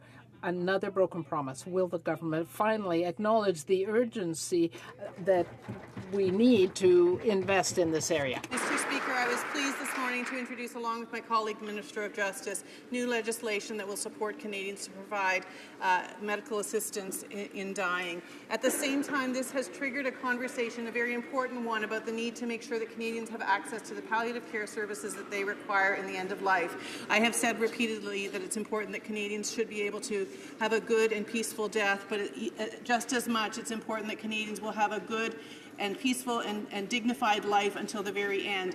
For that purpose, we will make sure that Canadians have access to the palliative care services they need. We will do so in participation with our colleagues in the provinces and territories. Member for Lakeland. Mr. Speaker, 84% of Canadians know it's possible to transport our energy resources while protecting the environment. And 70% of Canadians believe pipelines are the most appropriate method of transporting oil and gas. Canada's oil and gas is the most socially and environmentally responsible in the world. When will the Liberals finally get on board and proudly support Canada's world-leading, internationally renowned energy sector? Minister of Natural Resources. Mr. Speaker, we do support the wonderful energy sector in Canada, and I have had the pleasure of having conversations with people around the world about Canada's energy sector, and they feel very confident that we will get over this dip in prices and emerge stronger. In part, we will emerge stronger because they will know that our regulatory system carries the confidence of Canadians, and they will know that in 2016 we must move responsibly to market, and that's what we intend to do. The member for Lakeland. Wonderful, but we're all wondering when, just like the workers. Mr. Speaker, Canada can be a major global competitor for long-term, high-reward LNG contracts with Asian markets. These projects will provide thousands of jobs and billions of dollars in investment and revenue to benefit communities all across Canada. And exporting LNG will help the world lower GHG emissions. The Liberals will be responsible if Canadian LNG is shut out. Will the Liberal government stop blocking Canadian companies from getting LNG to global markets? The Minister of Natural, the Honourable Secretary for Environment. Thank you, Mr. Speaker. Major resource projects play a vital role in our economy, and we clearly recognize the importance of creating jobs and economic growth. We've been very clear that the focus is on moving the environment and the economy forward hand in hand, and in fact, that is a requirement in the modern age. With respect to LNG projects, they will go through an appropriate environmental assessment, and decisions will be made on science and data, not on politics, as perhaps they have in the past. This is the responsible approach. This is the modern approach. It is obviously not the conservative approach, but this is how we plan to move forward. The honourable member for Carleton. In the last election, the Liberal leader said, quote, raising corporate taxes like the NDP wants to do strangles growth, end quote. The current immigration minister also said that the NDP's proposed corporate tax hikes would cost 150,000 jobs. It stands to reason, therefore, that raising the corporate tax rate on small business would have a similarly job-killing effect on our economy. I wonder if the finance minister can tell us whether his department did a calculation of the number of jobs that would be lost based on the tax increase the budget imposes on our small business job creators. The Secretary for Finance. Mr. Speaker, I'd like to thank the honourable member for his question. No, it won't be like that today. And I just wanted to remind my honourable colleague that actually, Mr. Speaker, what we did is that the tax have been reduced for the small businesses, Mr. Speaker, and that we did reduce tax for 9 million Canadians. So I would invite my honourable colleague to read the entire budget, and he will see that this government is working for Canadians.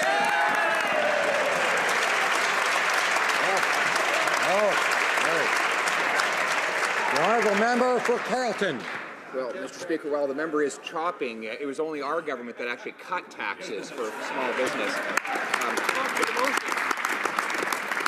As the law currently stands, the rate will fall down to 9% within 3 years. The government proposes legislation that would raise it up back to 10.5%. That's an increase in taxes on 622,000 small businesses that pay $150 billion in wages. Mr. Speaker, the budget contains a bunch of inflated numbers for job creation. I wonder if the Finance Department did any calculation on job losses with this tax hike.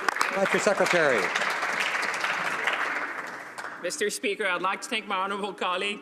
I would remind him to read the entire budget, Mr. Speaker, because this is the government who reduced taxes on 9 million Canadians. And we did that already in December, Mr. Speaker. And the tax on small business have been reduced, Mr. Speaker.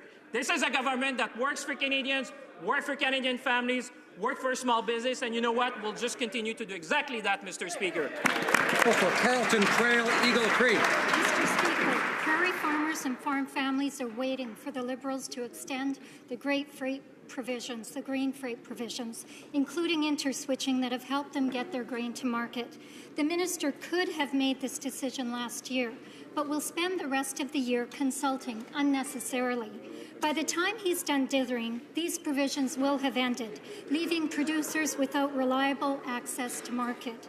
Why is the minister deliberately delaying this extension? Transport. Thank you, Mr. Speaker. And of course, we are looking at this matter very seriously, and it comes at a time when the Canada Transportation Act review has been submitted, something which I tabled in this House on the 25th of February, a very serious document with a large number of recommendations, some of which touch upon grain transportation. So I can assure my colleague that we are looking at this matter very seriously. Hear, hear. And Prairie McKenzie. Well, if the Liberals were serious about doing anything on this, the Liberal MPs yesterday wouldn't have refused to agree to hear from prairie grain farmers who are concerned about these provisions not having yet been extended. Right. As a matter of fact, I then took the opportunity this morning to meet with these farmers. These farmers said to me that they know that while the Liberals refuse to listen to them, that they know that this side of the House will stand up for them. So I ask, when will the minister extend these provisions that farm families desperately need? Minister of Transport. Well, I'm sorry, Mr. Speaker, but my honourable colleague is blowing smoke here. We have met with a number of groups ever since I put out that report. As I said, I put it out on the 25th of February because I wanted to hear back from Western grain farmers and from the shippers and from the railroads. I wanted to hear from everybody. And believe me, if you look at my schedule, you'll see that I'm meeting a whole bunch of them. So I encourage my honourable colleague to relax. I'm doing my work. The honourable member for Laurier-Sainte-Marie. Mr. Speaker, with respect to the arms sale to Saudi Arabia, the government keeps digging itself in deeper. The minister claims that his hands were tied, that the contract was a done deal under the former government, but that is untrue. He was the one who authorized the export permits, which is the most important and key part of the contract. So why is the minister continuing to mislead Canadians? And will he finally face the music and confirm that the contract was a decision made by his government? Honourable Minister of Foreign Affairs. Mr. Speaker, I think that my colleague understands very well that she is the one that is confused. So here is a quote. The minister indicated at the end of March that he would assess with his officials that whether the vehicles being exported to Saudi Arabia met the criteria and were in the public interest. So if that journalist understood, why has my colleague not understood? Really, Mr. Speaker, divisive personal attacks aren't going to distract from this government's misleading of Canadians. Trying to pit workers' jobs against human rights is a cynical distraction. But it doesn't hide government failure to open up new, responsible markets and support long-term sustainable manufacturing jobs in our region. Instead, they've gambled workers' jobs on a deal with an oppressive state, giving our city an unfair black eye. Where's the government's plan for long-term sustainable jobs for the workers at General Dynamics and throughout London? The Honourable Minister of Economic Development.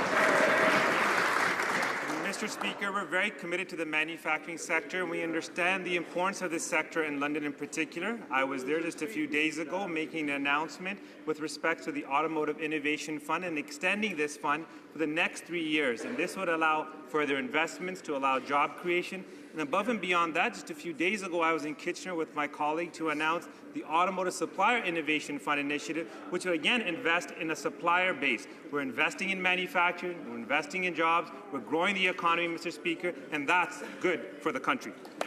Member for Red Deer-Lacombe.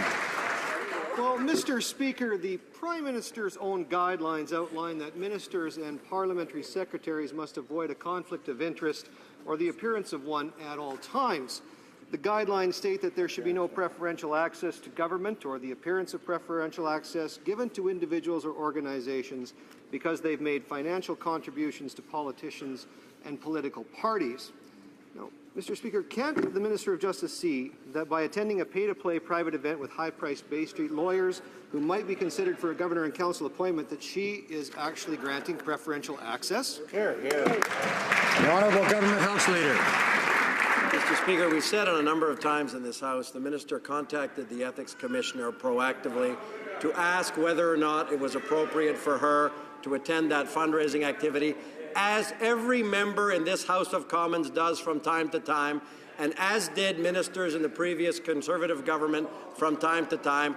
She received a confirmation that it was entirely appropriate for her to do so, and in fact, the Ethics Commissioner, in a 3-page letter, confirmed that to my honourable colleague's colleague who asked the Ethics Commissioner that exact question. We consider this matter closed. He's obviously having struggle ending the matter. Honourable Member for Red Deer Lacombe. Mr. Speaker, the Prime Minister states that the definition of a stakeholder is an individual employed in or contacted by or who otherwise represents corporations or organizations that have current or anticipated official dealings with ministers. The Minister of Justice had a secret and private pay-to-play fundraiser in Toronto with high-priced lawyers who have a history of lobbying the Justice Department. Now, why did this minister contravene the Prime Minister's guidelines, which is a bar above what the House Leader is currently saying he's defending her with, and why did she put the integrity of her office in so much jeopardy? Honourable Government House Leader. Speaker, my honourable colleague knows full well the minister did no such thing. This supposed secret fundraiser that he keeps referring to, just because he repeats these exaggerated lines, Mr. Speaker, don't make them true. A fundraiser where every single donation is disclosed on the internet is hardly a secret fundraiser. It's something that members opposite have done many, many times over, and will continue to respect all of the provisions of the Prime Minister's open and accountable government code, as well as the Conflict of Interest Act and any other related provisions. For St. Albert, Edmonton. Mr. Speaker, the Prime Minister's own ethics code states that ministers shall not raise funds from department stakeholders and lobbyists. Yet last week, the Minister of Justice attended a pay-to-play fundraiser at a law firm with extensive dealings with the Minister's department and a lobbyist who was registered to lobby, guess who? The Minister. So, will the Minister stand up in this House and advise which other lobbyists were at the fundraiser? Honourable Government House Leader. Again, Mr. Speaker, the honourable member keeps repeating these silly phrases, pay to play. Mr. Speaker, he's confusing his Saturday night at the arcade with a very legitimate fundraising activity that all I would order.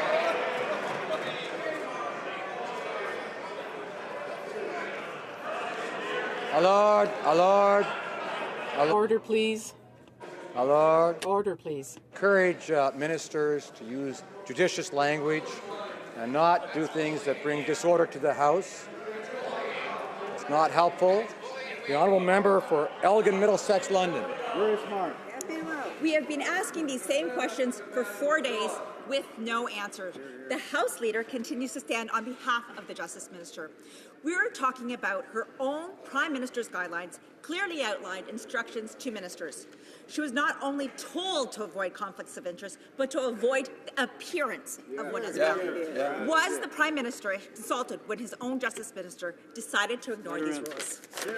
Honourable Government House Leader. Mr. Speaker, my colleague, the Minister of Justice, has answered that question a number of times. My colleague across the aisle knows very well that members in this House from time to time attend fundraising events done entirely according to law. All of the donations are disclosed publicly as is required by law. The Minister of Justice did absolutely nothing different than ministers in the previous government used to do, and that every member of this, Mr. Speaker, every member on this side of the House respects the Elections Act, the Prime Minister's Code of Conduct, and will always continue to do so, something they had considerable trouble doing when they were in government. Now, member for Edmonton, Strathcona. Mr. Speaker, the Minister of Transport claims rail safety is his top priority. Yet this week, rail inspectors told our committee, despite projected 10-fold increase in dangerous cargo, the rail safety budget is being slashed 21%. What? Yesterday, it's revealed that Transport Canada has withheld information on the 500 most dangerous level crossings, 2 of the most dangerous in my riding of Edmonton-Strathcona. Cuts in action, secrecy won't improve rail safety. When will this minister take real action on rail safety? Minister of Transport. Thank you, Mr. Speaker. Of course, rail safety is my top priority. It is in my mandate letter, and I was very glad that the Finance Minister announced in this last budget $143 million additional dollars dedicated towards rail safety. That's a very serious commitment. With respect to grade crossings, I have made it very clear that this information, which is a tool that Transport Canada uses, can be made accessible to the municipalities if they wish it. In fact, I will be meeting with the Federation of Canadian Municipalities in 2 weeks to make that offer to them.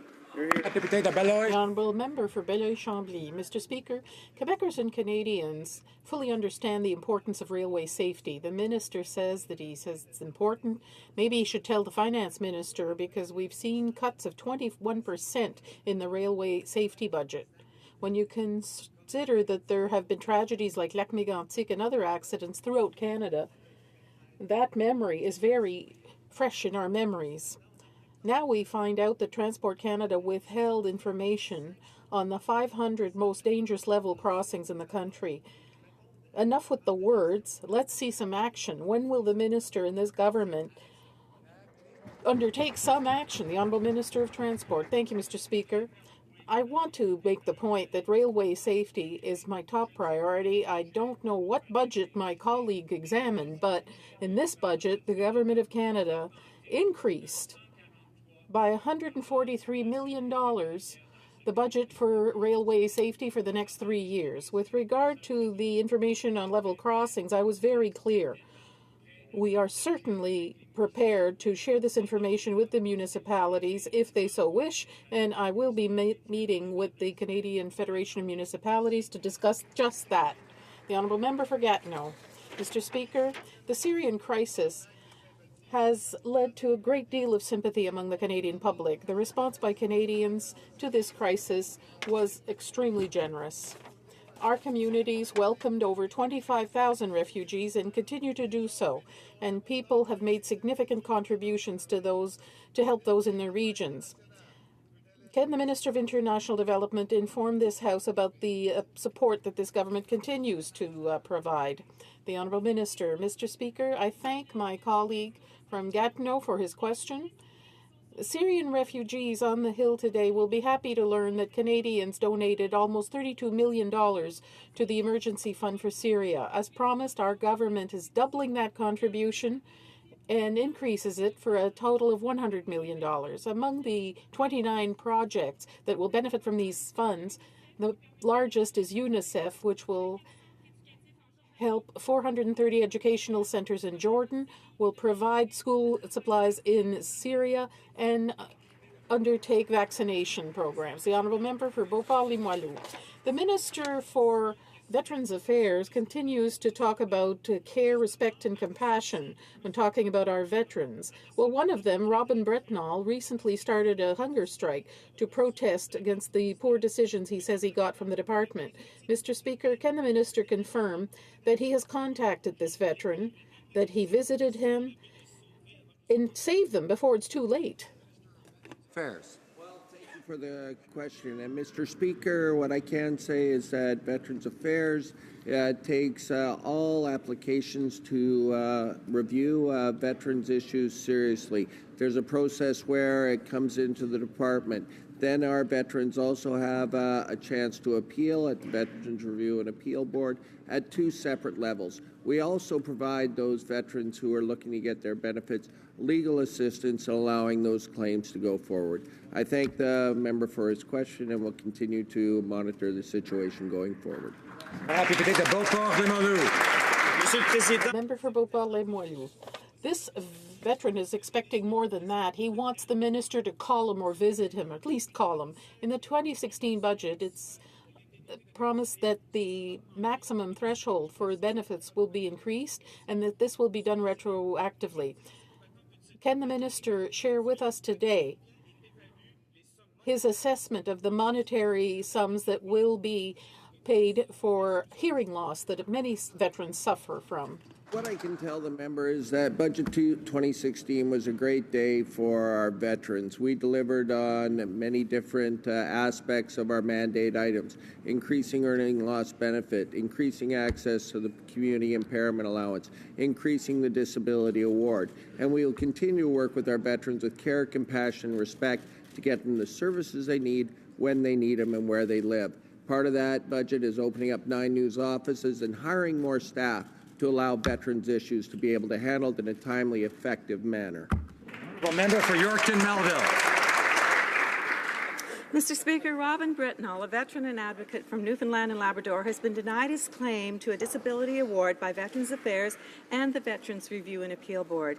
He so strongly believes that he qualifies that he is protesting through a hunger strike until the minister assures him verbally that his file will be reviewed. April 11th in the Gander Beacon, Robin said, "All it takes is a phone call." After all their promises to veterans during the campaign, why are the Liberals abandoning him now? Minister of Veterans Affairs. Speaker, I can assure my honourable colleague that Veterans Affairs has an excellent process to review veterans' claims. Again, to reiterate, when a veteran has a claim, it goes through to my department. If that claim is then rejected, a member can go to the Veterans Review and Appeal Board and go there not once but not twice. We also have the opportunity to provide them with legal counsel to assist them at all processes along the way. I also point out that these are de novo application processes where they can bring new evidence at all points along the process. For Yorkton Melville. Mr. Speaker, the Liberals promised investments in mental health and suicide prevention for our veterans. The Liberal budget completely failed to deliver. Building 2 new centres for research and treatment will not address these issues. Many veterans need to travel often and long distances to receive even basic face-to-face treatment. How is the minister going to ensure that mental health support and suicide prevention initiatives will be provided to all veterans, close to home, no matter where they live in Canada?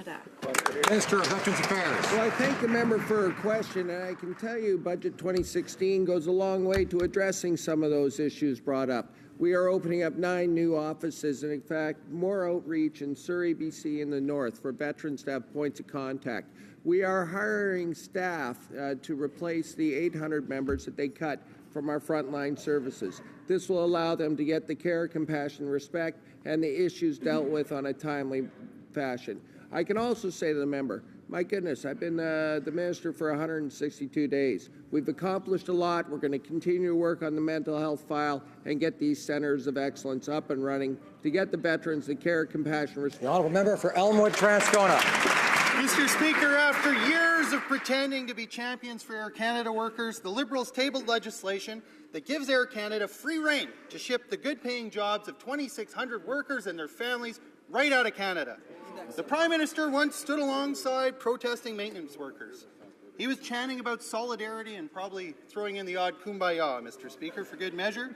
But where is that solidarity when it could actually do something for workers? So will the Prime Minister stand up, apologize for his cynicism, and withdraw Bill C-10? The Honourable Minister of Transport. Between Air Canada and the province of Quebec and the province of Manitoba has allowed us to clarify the Air Canada Act on the Public Participation Act, and that is exactly what we are doing. This is an important adjustment that needs to be made, and I would say this. There are jobs that are being created. The amendment actually says that there must be jobs in the provinces of Quebec, Manitoba, and Ontario. I can't say any more than that at the moment because it's in front of the tribunals, Mr. Speaker. Thank you. Honourable member for Rosemont-la-Petite-Patrie. We don't call that clarifying. We call that sacrificing. The Liberals are giving Air Canada a blank check. Yesterday, they said that the Conservatives should have the law respected. The Prime Minister himself was parading around with his megaphone yelling, so solidarity. Well, today, they're doing far worse. They're making legal what used to be illegal. That's odious and disgusting. I've never seen people not stand up for what's right like this. The Liberals should be ashamed of betraying 2,600 families. Honourable Minister of Transport.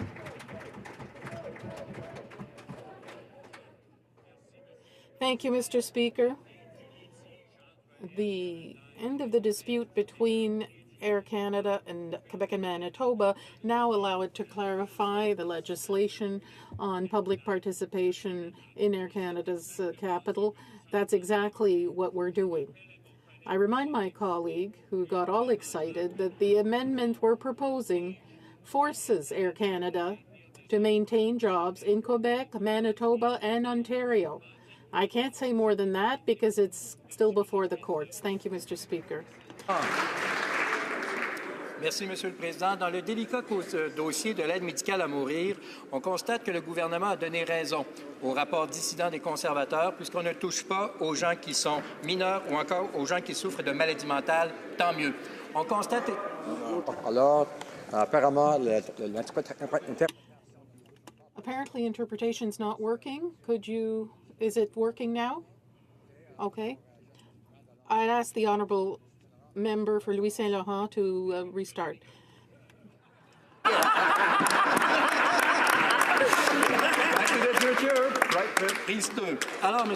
So, Mr. Speaker, let's be serious here. In the delicate file on medically assisted dying, the government followed the recommendations of the dissenting report by the Conservatives. Will not affect minors or people with mental illness, and that's good.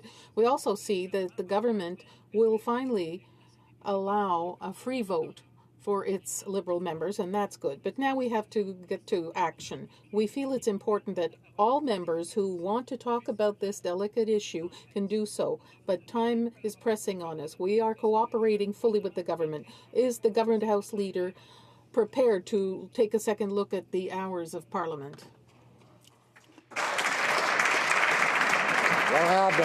The Honourable Government House Leader. Mr. Speaker, I thank my colleague for his question.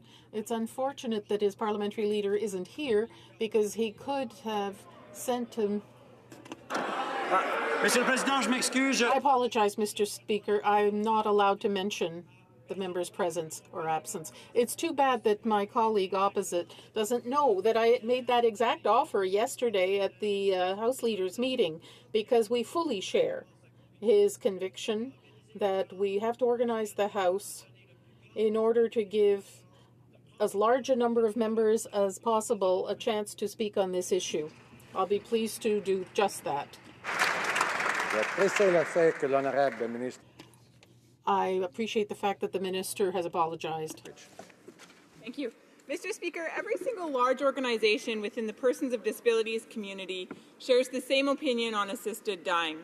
They want a prior review process of non-medical social vulnerabilities for every patient. This request comes from their shared experience. Poverty, isolation, and temporary depression often accompany a person's adaptation to a new disability. Mr. Speaker, what I would like to know is, will the Liberals respect those with disabilities by ensuring a robust prior review of social vulnerabilities is provided? And if so, what will that look like? The Honourable Minister of Justice. Mr. Speaker, I'd like to thank the member for the question and am pleased to have been able to introduce legislation and to encourage robust discussions. We've had substantive feedback reports, including the special committee report that spoke to the fundamental need to ensure that we present the best approach that balances personal autonomy with the protection of vulnerable people. We've employed in the legislation the safeguards that were recommended by the Joint Committee, and we are going to ensure that we maintain and provide this discussion and make it available to Member for Peace River Westlaw. Mr. Speaker, Indigenous communities in my riding will be directly impacted by today's legislation on assisted suicide. I am concerned that the Liberals have ignored these communities. Dr. Alika Lafontaine, President of the Indigenous Physicians Association, highlighted the absence of major Indigenous organizations during the Joint Committee hearings and stated, "I believe that there have not been meaningful consultations with Indigenous peoples." Why didn't the Liberals undertake consultations with Indigenous communities on assisted suicide? The Honourable Minister of Health. Mr. Speaker, as this House knows, there were a number of consultations that were undertaken which led to the legislation that was introduced today. This was, we were informed by the external panel which tabled a report to us not many months ago. We were informed by a very interesting report from the provinces and territories, and we were informed by an excellent report of the Special Joint Committee of this House. All of those bodies have in turn reached out to a number of other organizations, including Indigenous organizations across this country. We intend to continue consultation and a rigorous debate in this House. We are pleased with this legislation. We believe... Honourable Member for Lac Saint-Louis. Mr. Speaker. Faculty of Agricultural and Environmental Sciences is located in my riding. The faculty does world-class research on the relationship between environment, including water supply and climate change, and agriculture. Could the Minister of Agriculture tell this House what our government is doing to support and encourage research in this area, both at McGill's McDonald campus in St. Anne de Bellevue and across the country? Minister of Agriculture. Mr. Speaker, I was proud to join my colleagues recently at McGill's McDonald campus to announce our government's investment of $27 million to the Agricultural Greenhouse Gases Program. This program funds vital research and practices and technologies that can be adopted on farms across the country. This is a great example of our government's commitment to research, innovation, and ensuring the Canadian agricultural sector is more innovative and sustainable than ever. Thank you, Mr. Speaker. The Honourable Member for Prince Albert. Mr. Speaker, Canada's business owners, farmers and manufacturers deserve to be on a level playing field with our global competitors. But the Liberals' inactions and comments are confusing Canadians. The Canadian Chamber of Commerce has said that we should and must ratify the TPP because being left behind would be catastrophic for Canadians. How will the Liberals help out our exporters do business with Japan and Asian markets if they do not ratify the Trans-Pacific Partnership? The Honourable Parliamentary Secretary for International Trade. Mr. Speaker, I thank the Honourable Member for his question as well as for his hard work and leadership on the Trade Committee. We have committed, Mr. Speaker, to studying the TPP before taking a decision. We are doing precisely that. The Trade Committee is doing that. So we are gathering the appropriate information before taking a decision on ratifying. In the meantime, I would assure the honourable member that we are looking at every avenue for increasing Canada's trade and attracting job-creating investment to Canada, Mr. Speaker. The honourable member for Berthier-Masquinongé. Mr. Speaker, yesterday the Quebec National Assembly unanimously adopted a second motion demanding that the federal government solve the problem of diafiltered milk once and for all. In fewer than 2 days, 4,500 people signed a petition asking for concrete action. Producers are losing $220 million a year because of the lack of action of this government. That's the economy of our regions that is suffering directly. Either the government will take action or compensate our producers. What is the government waiting for to solve this problem of diafiltered milk once and for all? The Honourable Parliamentary Secretary. Mr. Speaker, I thank the Honourable Member for her question. We are aware of the issues about supply management here. Like the Minister of Agriculture has said often in this House, this government supports supply management. We are working with the industry in order to find a solution in the long term. The East.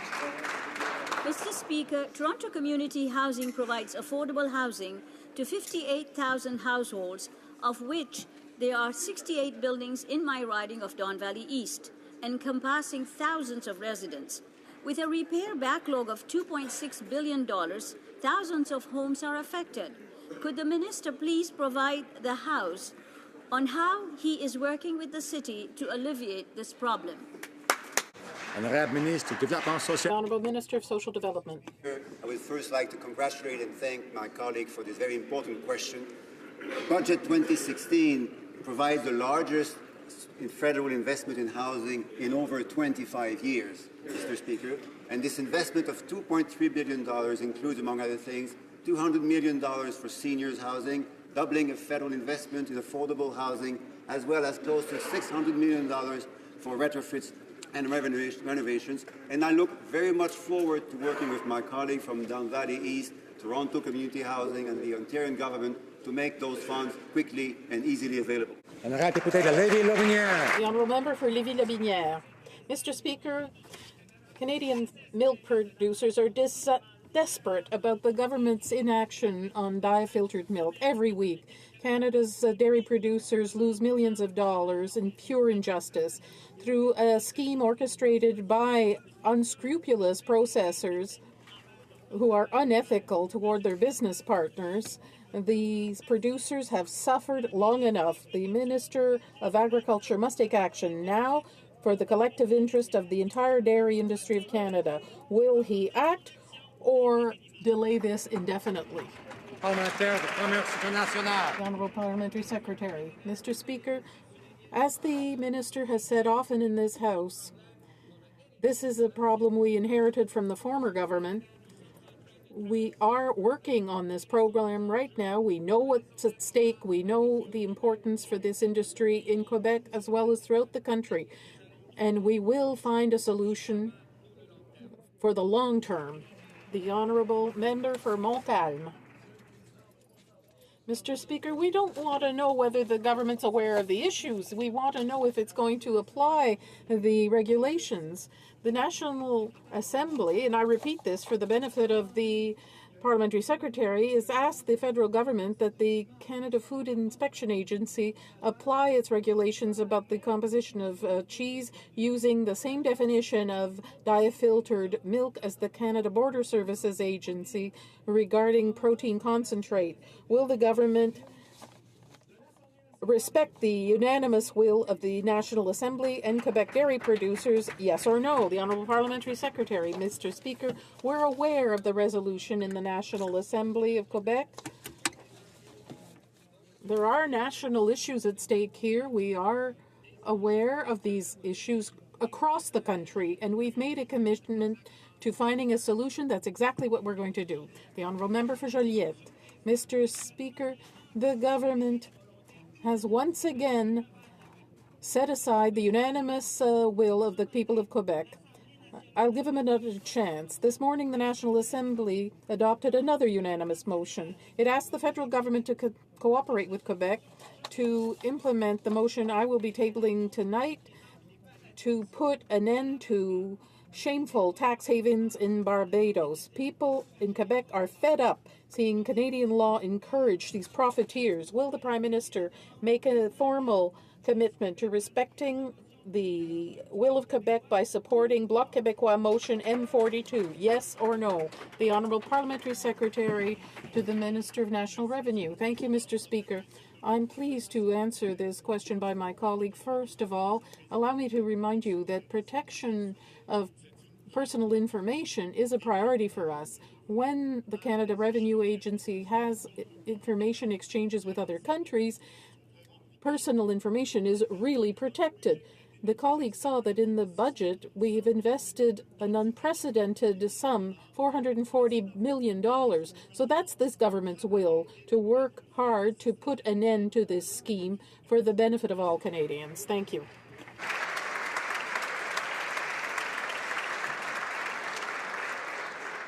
I would like to draw to the attention of honourable members the presence in the gallery of Her Excellency Inara Marnitsi, Speaker of the Seima of the Republic of Latvia.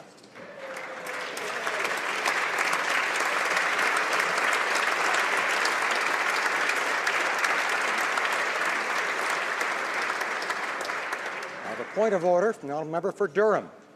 Thank you very much, Mr. Speaker. I'm rising on an important point of order, seeking unanimous consent of this House, and I'll tell the House why, to confirm our collective intention that no RCMP member be prevented from communicating with their Member of Parliament on Bill C-7, and, Mr. Speaker, that no discipline be enforced upon a member who's responded to the call of the Public Safety Committee to appear before us as a witness. I'm sure it's all of our intention to make sure that members affected by laws in front of this place have the right to communicate in a responsible way with their elected representatives and to respond to give testimony before the committee considering that bill, Mr. Speaker. Why this unanimous consent is required is a letter was shared today that would suggest that some members could not appear and that some members may be disciplined for having given testimony this morning at committee. So, Mr. Speaker, I would ask for unanimous consent so that as a collective we can exercise our right to call witnesses on important matters affecting this country.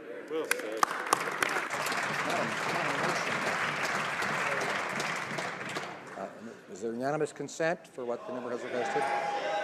There was not unanimous consent. Now it's time for the Thursday question. Point of order, the honourable member for Edmonton Strathcona. Order. Mr. Speaker, the Minister of Transport, in reply to a question from my colleague, offered that he would provide his agenda of meetings to this place. And in keeping with the mandate letter issued to this minister, wherein he's required to be open and transparent, I am asking that he actually make available that agenda of meetings, including with communities who are concerned about rail safety. Here, reasonable. I'm not sure it's a point of order, but I see the Honourable Minister of Transport rising to respond to this. I thank you, Mr. Speaker. I believe I said that the honourable member should look at my agenda.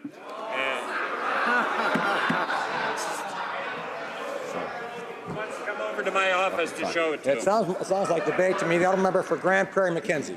The minister made that same offer to me this during question period as well, so I wonder if he'll offer me the same opportunity to look through his schedule as well. It just appears, I think this is more debate. I think we let it go with that. And now it's time for the Thursday question. Today, the Honourable Member for Lanark, Frontenac, Kingston. Thank you, Mr. Speaker. I, too, would like to see the Minister's agenda. And in the spirit of equity, I am willing to, if I'll show him mine if he'll show me his. Some phrases really don't help the Speaker here.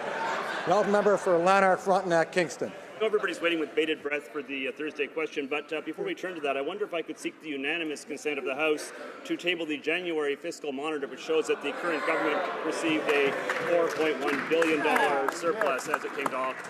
Is there any consent? There's no consent. I shouldn't say is there any, but is there consent? There's no consent for that, but let's go on now to the Thursday question. The Honourable Member for Lanark, Frontenac, Kingston. Thank you, Mr. Speaker. Now the moment you've all been waiting for the Thursday question. Mr. Speaker, through you, I wonder if the government leader could provide us with information about the agenda for the remainder of this weekend for next week. Great question. House Leader. Mr. Speaker, I don't have any documents to table, so don't worry about that. Afternoon, we'll conclude the fourth and final day of the budget debate. Tomorrow we'll commence second reading of Bill C-10, the Air Canada legislation, and continue that debate on Monday. La semaine prochaine, nous aurons le plaisir. Next week, we'll have the pleasure of having two supply days, designated opposition days, Tuesday and Thursday. And on Wednesday, we'll be debating C-14, tabled by the Minister of Justice this morning, on medically assisted dying. Speaker, after discussions with all the parties, I think you'll find, Mr. Speaker, unanimous consent to adopt the following motion, that pursuant to Section 20 of the Freezing Assets of Corrupt Foreign Officials Act, the Standing Committee on Foreign Affairs and International Development be designated for the statutory review of the Freezing Assets of Corrupt Foreign Officials Act and the Special Economic Measures Act. Does the Honourable Minister have the unanimous consent of the House to move the motion? Agreed. The House has heard the terms of the motion. This is the pleasure of the House to adopt the motion. Agreed, and so ordered. Orders of the day. Orders of the day. Motion de voix et moyens. Considération de la motion du ministre des Finances au sujet de la politique. Orders of the day. Continuing debate on budgetary policy in the name of the Minister of Finance. Lethbridge.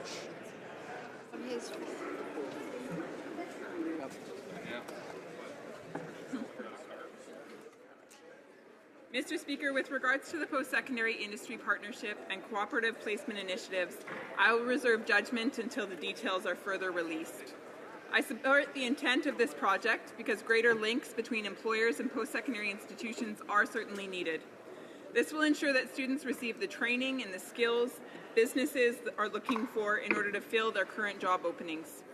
This continues the trend of the Canada Jobs Grant and expands this approach to students. However, we need to acknowledge, Mr. Speaker, that this budget significantly rolls back previous tax benefits to students with regards to the measures they've taken. The ending of the education and textbook tax credit will have a significant impact on young Canadians, especially as they transition to full-time employment.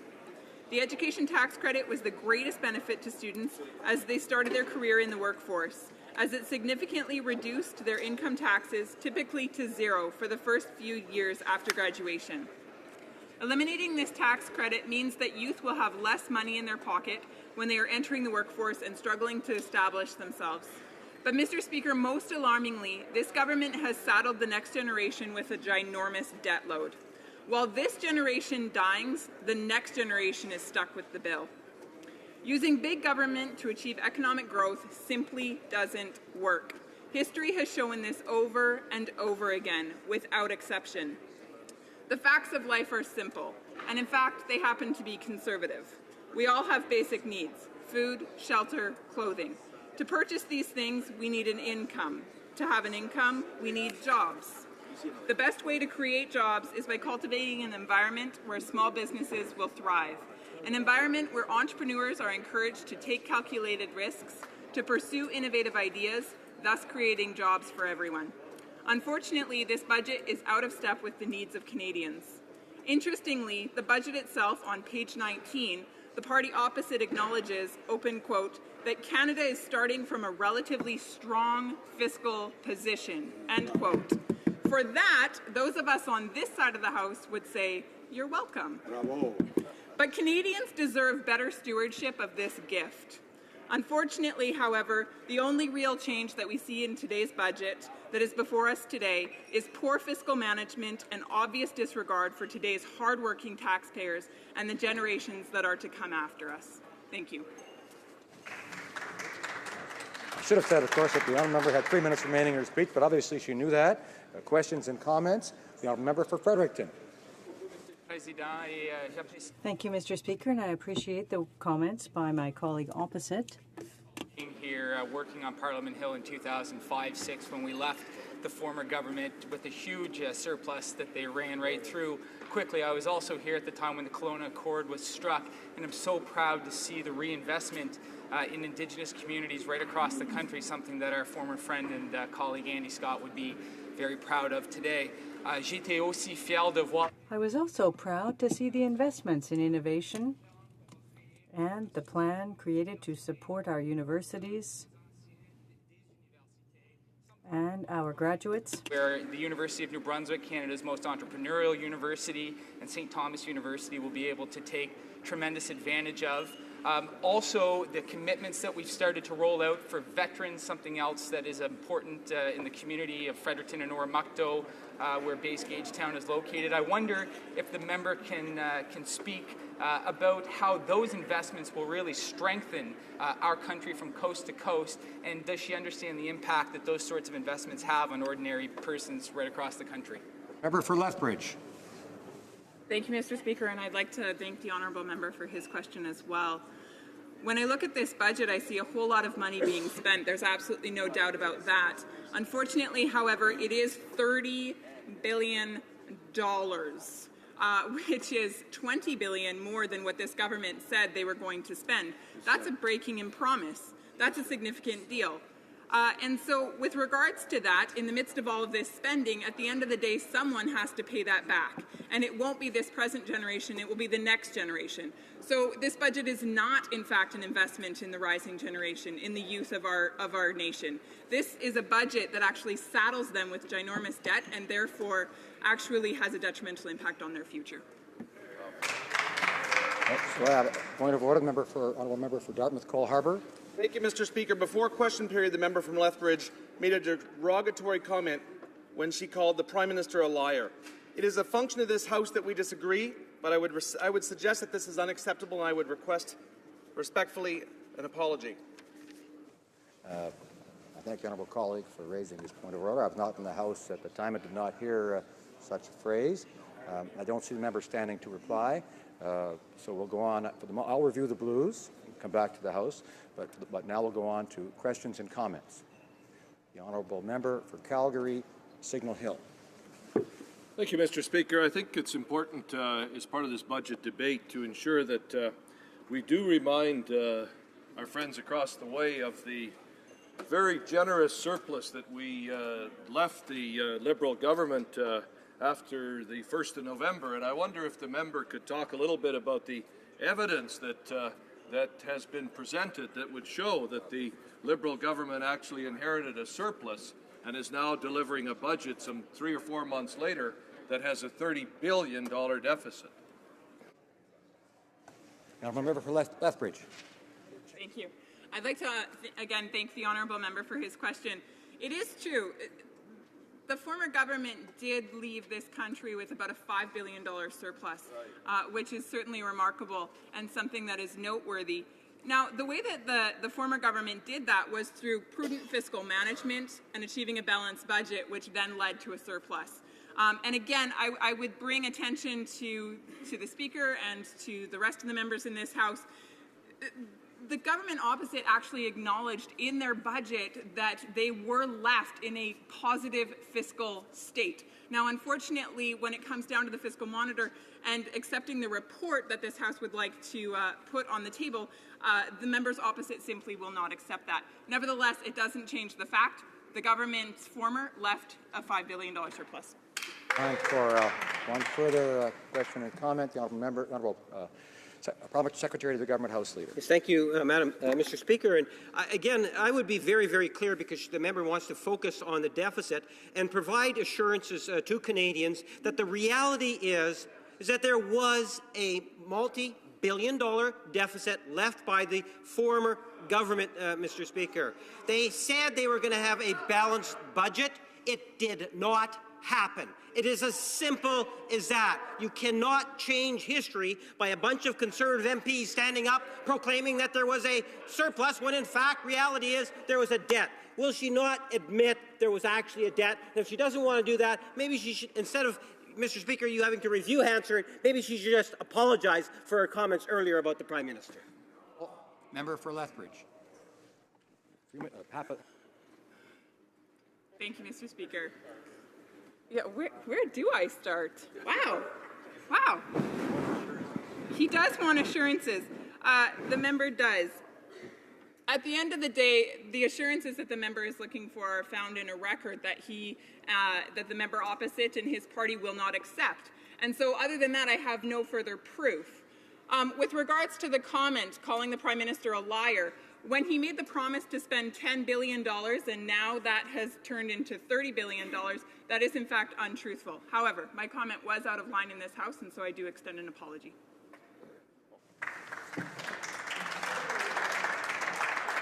Thank the member very much from Lethbridge for retracting the statement. That's very helpful to order in this place. And now the honourable member for resuming debate, the member for Elgin, Middlesex, London. Thank you very much, Mr. Speaker, and it's a pleasure to have you in the chair as I speak today. A local journalist from my riding always asks me, so what did you like and what you didn't like? So I'm going to start off with a few positive notes of things that I did see in the budget that I do support. I am pleased to see the increase in GIS for single-income seniors. I have seen over my years many seniors that do find it difficult, so any time that we can help a single senior, I do feel that's very important. I am pleased with the continuation and funding for the broadband internet, known as Connecting Canadians, a great program that was introduced by the former government. And as the MP from Elgin, Middlesex, London, I'm happy to see $3.1 million being invested to address phosphorus levels in Lake Erie. This will be something that's very important, especially since we have 80 kilometres of Lake Erie along my riding.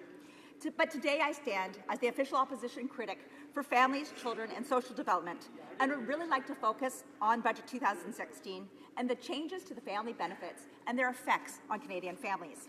But before doing so, and because I wouldn't want to do this to you, I would have liked to bring in my beautiful pencil that my husband had bought me so that I could do all these calculations, brand new pencil and eraser, so I could complete and review and compare the new Canada Child Benefit to the previous government's family tax cuts.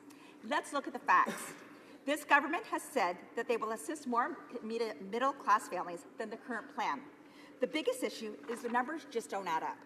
When reviewing the average family income, these numbers provided by most recent Stats Can report, it shows that when I do these calculations, 6 out of 9 families that are of average income for families benefit from the current plan put forward by the Conservative government.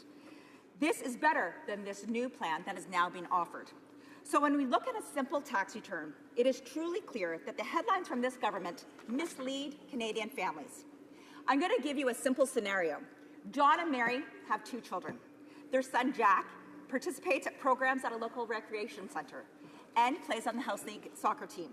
His sister, Grace, age 4, loves to dance and swims and participates twice a week in programs. Both Jack and Grace play the piano and take lessons once a week. Mary works as a mechanic and John as a school bus driver. To me, those are very middle-class incomes, very middle-class values. So with my new mechanical pencil, the federal tax form, and the family tax cut forms, and using the previous tax rates, I calculated the following. The federal income tax forms for both John and Mary, based on the 15% and 22% respectively.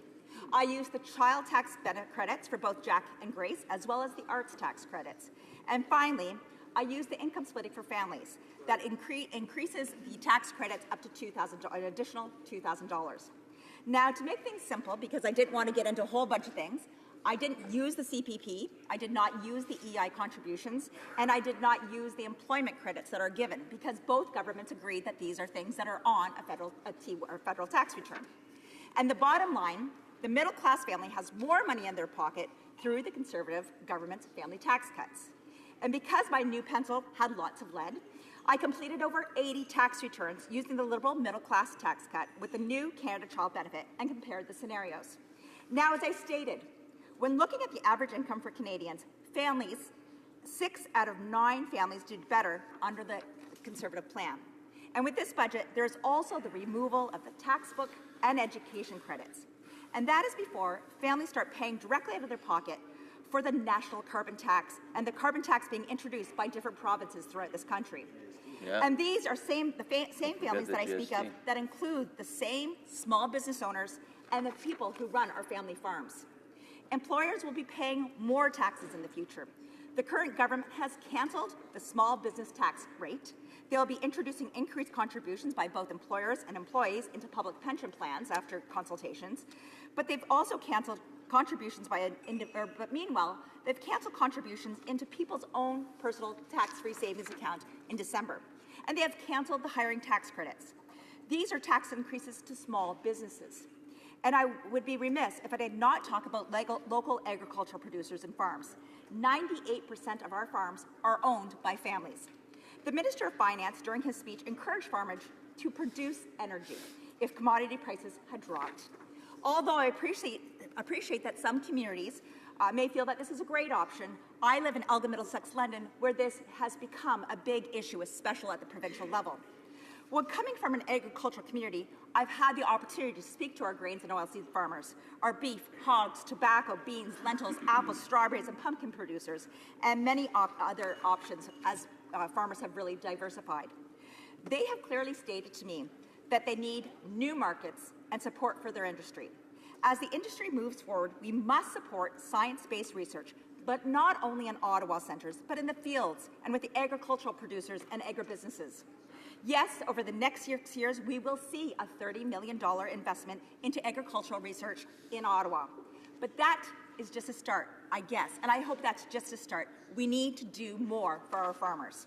And finally, for all Canadian families, agricultural and small business owners, we have a huge deficit that has been tabled. Will be these families and small businesses that will be footing the bill. I think for many Canadians, it is truly hard to fathom $10 billion, $20 billion, and $30 billion.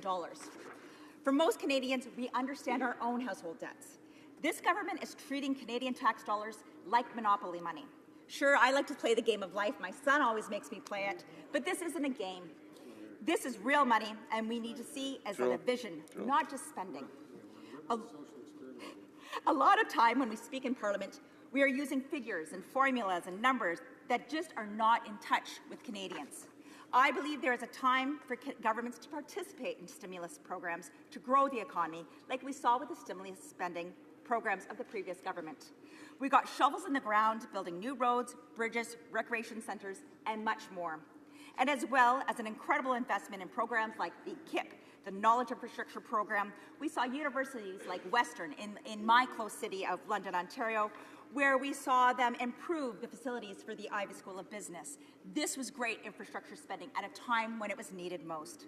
At that time, across Canada, and especially in my riding, where over 6,500 jobs are lost just in the city of St. Thomas, there were investments that truly stimulated the economy and got people back to work.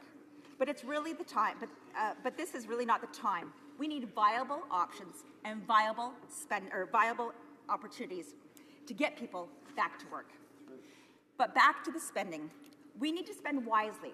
And as I said, I do see some positive things in the budget. But this government is misleading Canadians, first and foremost. Important programs like tax incentives, like the tax-free fitness tax credit, does not just help family by giving them tax breaks, but it also helps promote physical fitness.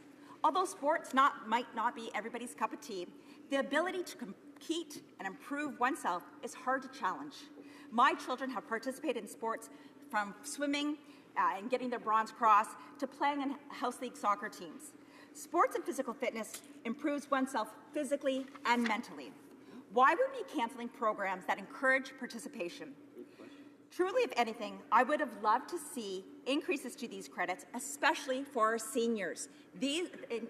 When we look at these things, as they call boutique credits, is what the Liberal government likes to call it, this would be a great opportunity to help some of our seniors out who are worried about their physical fitness, having memberships to the gym or participating in things. And at the end of the day, we may be taking money from, well, let's say these tax credits and actually being able to help our healthcare system because there'll be less people needing to use it as soon as possible. The art credit is another excellent example. Music and art programs are all forms built on creativity and linked to learning. This government likes to use the word boutique tax credits, as I said, and when discussing these credits, we need to see how these credits improve oneself, not only oneself and the money in their pockets, but what it does to those communities when people actually get involved in their communities, whether it's the local recreation or the sports teams. These are small businesses sometimes as well that are also benefiting from it. So it's not only those organizations benefiting, but it's the families benefiting as well. These are great programs and initiatives that help our community members participate. And yes, I do believe it is important to support all families. This government's approach is not exactly what I would like to hope for, but does help some families. And I will say that, yes, there are some families that are helped out. As I said, only 6 out of 9 times is it under the Conservative, 3 out of 9 times for the Liberal government. I do support helping single parents. I do support helping families with disabled children. But this budget is very misleading. I would suggest a universal approach with the universal childcare benefits, fitness tax credits, and arts credits, and income splitting. I think those are the best approach. And I am truly concerned about the debt that seems to be helping the families today, but in the long run will be what they have to deal with tomorrow. These debts we're spending today, but what happens when we get the bill for all of the spending that we're currently doing? We need to look at these deficits. Mr. Speaker, I thank you for your time, and I look forward to the discussion in the House. Questions and comments? Now, the member for St. John Rothesay. Thank you, Mr. Speaker, and thank you, member opposite, for her speech. Mr. Speaker, John, Mary, Jack, and Grace came into my constituency office last week, and John, Mary, Jack, and Grace are living in poverty, Mr. Speaker. In fact, they're having trouble making ends meet, Mr. Speaker. They're on a wait list for affordable housing. They're on a lineup for the food bank, Mr. Speaker. And what John, Mary, Jack, and Grace want, Mr. Speaker, is they want a budget like we delivered last month. They want a budget, Mr. Speaker, that has progressive ideas. They said to me, Mr. Speaker, after 10 years of cutbacks and regressive policies, They need a change. So, Mr. Speaker, they're very pleased about the Canada Child Benefit, which is better for 9 out of 10 families, that is going to lift thousands of people in my province, in my riding, out of poverty. They asked me about the tax-free savings account, Mr. Speaker. They asked me, why would the Conservative government double a tax-free savings account that only 4% of Canadians maximize? John, Mary, Jack, and Grace asked me that. But I will say that John, Mary, Jack, and Grace were thrilled with our budget. They were thrilled with the progressive nature of it. And my question to the member opposite is, will she not concede that the Canada Child Benefit is a transformational program, a government program that is going to be good for the many, not the few, as the UCCB? Thank you, Mr. Speaker.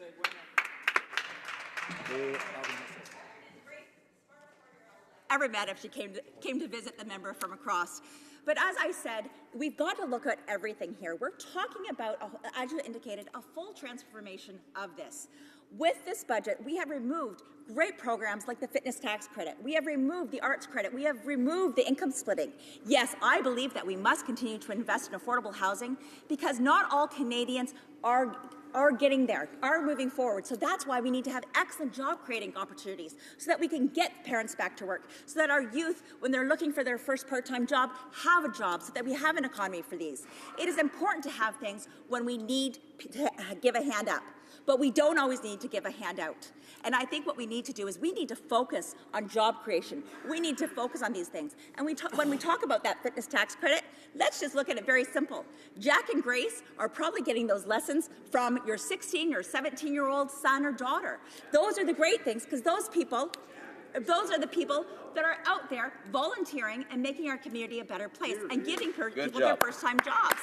So let's not forget about those important things as well. Good job. Good. Question commentaire on la députée. The Honourable Member for Sherbrooke. Thank you, Mr. Speaker. I'd like to thank my colleague for her speech. Given that she comes from a manufacturing riding, I wanted to know what she thought of the Prime Minister's comments. Slightly before the campaign, he had rejected the manufacturing industry. He didn't seem to find it very important. He said that it was not an industry that would be an industry of the future. So I'd like to hear what she has to say about the industry in her region and what we can do to help them, given that the current government has rejected them. Member for Elgin, Middlesex, London. Well, I really thank thank you for your question, and truly that is something that's absolutely on my radar. We need to make sure that we have manufacturing incentives. We need to make sure that we're investing in new technologies. We need to make sure that there are going to be jobs for our Canadians. And so I 100% agree with you. It is very important when the leader of the party at that time went forward and was campaigning and said in my own communities that southwestern Ontario, we should stop manufacturing and move into it and diversify. I will tell you that the majority of people in Elgin, Middlesex, London stepped back and choked themselves. That is not what grows our economy. Manufacturing, I come from agriculture and manufacturing. It is extremely important that we continue to invest in those things. And I will continue to support the manufacturing in my community. We have lots of automotive in our community. We have lots of different things that are always occurring. And so anytime we can help manufacturing, we're helping families and we're helping Canadian economy. Good here. Good job.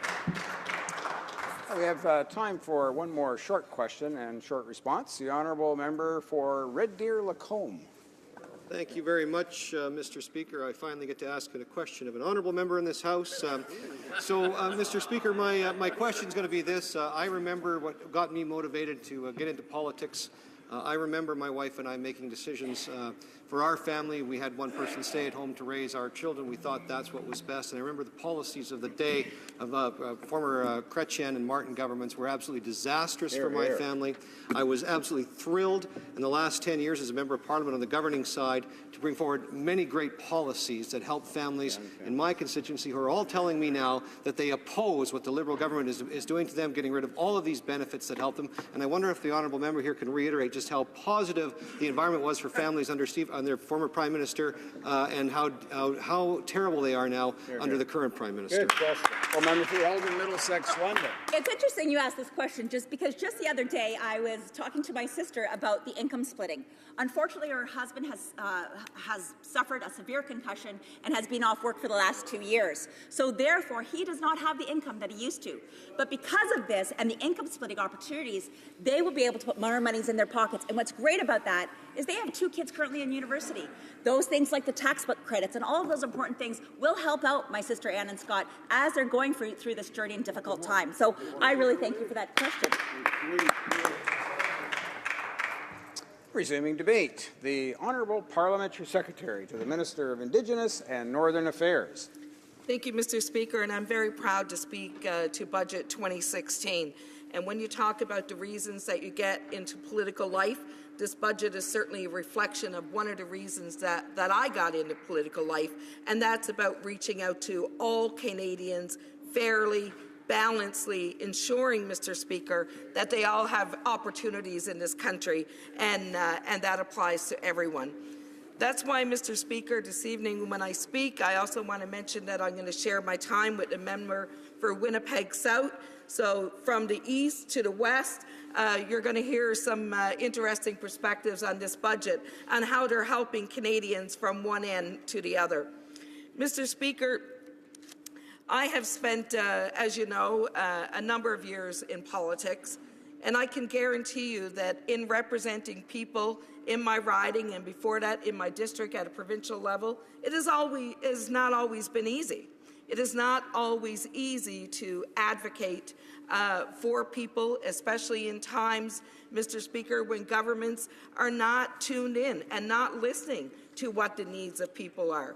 In times when governments don't always see the big picture and the vision for the country.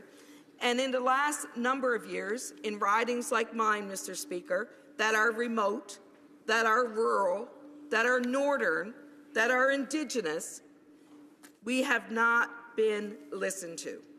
When you look at the infrastructure deficit that we carry today, it is because there was governments in a country in the last 10 years who did not believe in many of these communities and many of these regions. Regions that were northern, that were Indigenous, that were remote. And so, Mr. Speaker, I'm very pleased to see a budget like we have today that is reflecting those needs and looking at the reality of what investment it will take to be able to meet some of those demands. In fact, Mr. Speaker, today as we speak, there's a budget coming down in Newfoundland and Labrador. I do not envy the job of the Premier and his government, but I certainly have confidence in them to know that they will make the right decisions for the people in their province. They are carrying a huge deficit, Mr. Speaker, and they have to make tough decisions. But I'm happy to say that I am part of a national government that recognizes this and have reached out in this budget to help provinces like Newfoundland and Labrador when it comes to creating jobs and new opportunity, to provinces like Saskatchewan and Alberta and many others. Mr. Speaker, in fact, this year, we were able to increase the transfer dollars to Newfoundland and Labrador, and we were able to ensure that there were increases in health transfers over the previous years. We were able to see increases in social transfers over previous years. And, Mr. Speaker, we were able to ensure that there was proper fiscal stabilization investments that would be transferred to Newfoundland and Labrador. So, Mr. Speaker, it means partnering with provinces and territories. When a province is strong and their economy is strong, then we all benefit. Our government is recognizing that. We're recognizing that, and we are partnering with provinces and territories to be able to help them do the things that they need to do to move infrastructure forward. But the other thing we're doing, Mr. Speaker, is we're also recognizing that the challenges they have need to be dealt with. 2 years ago, Mr. Speaker, in my riding, under the former government, I had hundreds of people laid off and out of work when the iron ore industry started to collapse. I saw 4 mines close in my region. I saw one community, Mr. Speaker, at one point with nearly 400 for sale signs on houses. And when I listened to the members opposite in the House talk about what are you doing to help people that are unemployed, it is so ironic, Mr. Speaker, that there were hundreds of people, thousands of people in this country that were laid off and unemployed under the current former government, Mr. Speaker, that received absolutely no support. Absolutely zero support. So, Mr. Speaker, we have been able to work with communities like Wabush, like Labrador West, so that we can ensure that we have better employment insurance benefits for them to help them through the transition. We've been able to work with them in their communities and in the province to secure new investors and new opportunity. We've been able to put more money into investing in skilled training and diversifying their skill levels. We have been reaching out to communities in this way all across the country. We know, Mr. Speaker, that when we build stronger communities and when families have financial security, everyone contributes more to this country. That's why in our budget, our government was adamant. They were adamant about rising up the middle class in this country, about allowing families to have opportunities and be able to save for their children's future, to save for their own retirements, to be able to own a home, Mr. Speaker. So these are the kind of balance that our government has had to tackle, and I think we have did a great job. I think we have done a great job in being able to target so many middle-income families and low-income families in this country who really needed the government to give them a hand up in society. That's why things like our child tax benefit program, our reformed income tax program, is all going to make a difference. But in addition to that, Mr. Speaker, we've also realized that not all people in the country live equally. We recognize that in the northern regions of our country, the cost of living is much higher. That's why, Mr. Speaker, we made special initiatives within this budget to help. We added more money to programs like Nutrition North so that families could look at providing more affordable food to their children within their communities. We're also committed to do a full review of the Nutrition North program, to work with the communities that are impacted, to look at how we can expand this program so that they do have better quality food, but most importantly, affordable food when they need it.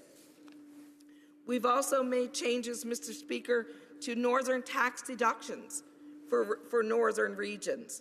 For the first time in many years, we have given substantial increases under the Northern Tax Reduction Program, which will allow more families in the north to have more money in their pocket to deal with that higher cost of living that they have to deal with on a regular basis. Mr. Speaker, for the first time ever, I think I sat and listened to a budget that referenced not just Indigenous people or First Nations or Métis, but actually reference Inuit people and reference areas, Mr. Speaker, like Nunavut, Nunatsiavut, Nunavik, all of those areas, Mr. Speaker, that we never hear much about. But you know how they were referenced in the context of investment, investing money into critical programs across northern regions. I represent a large area of northern Inuit people, and for the first time, we will get investments in housing for northern Inuit communities. We will be able to provide better housing, better support programs, a better foundation to help them build their communities. We've talked about suicide a lot in this House in the last few days. The Inuit regions of Canada have a suicide rate that is 10 times the national average. We have to get to the root causes of these problems. That's why this government is making one of the largest investments ever of more than $8 billion into Indigenous communities and Indigenous people across the North. Mr. Speaker, we are prepared to tackle the most challenging issues that we face as a country. We're prepared to resolve those issues in collaboration with those that are impacted, because we know in doing so, all of us as Canadians do better.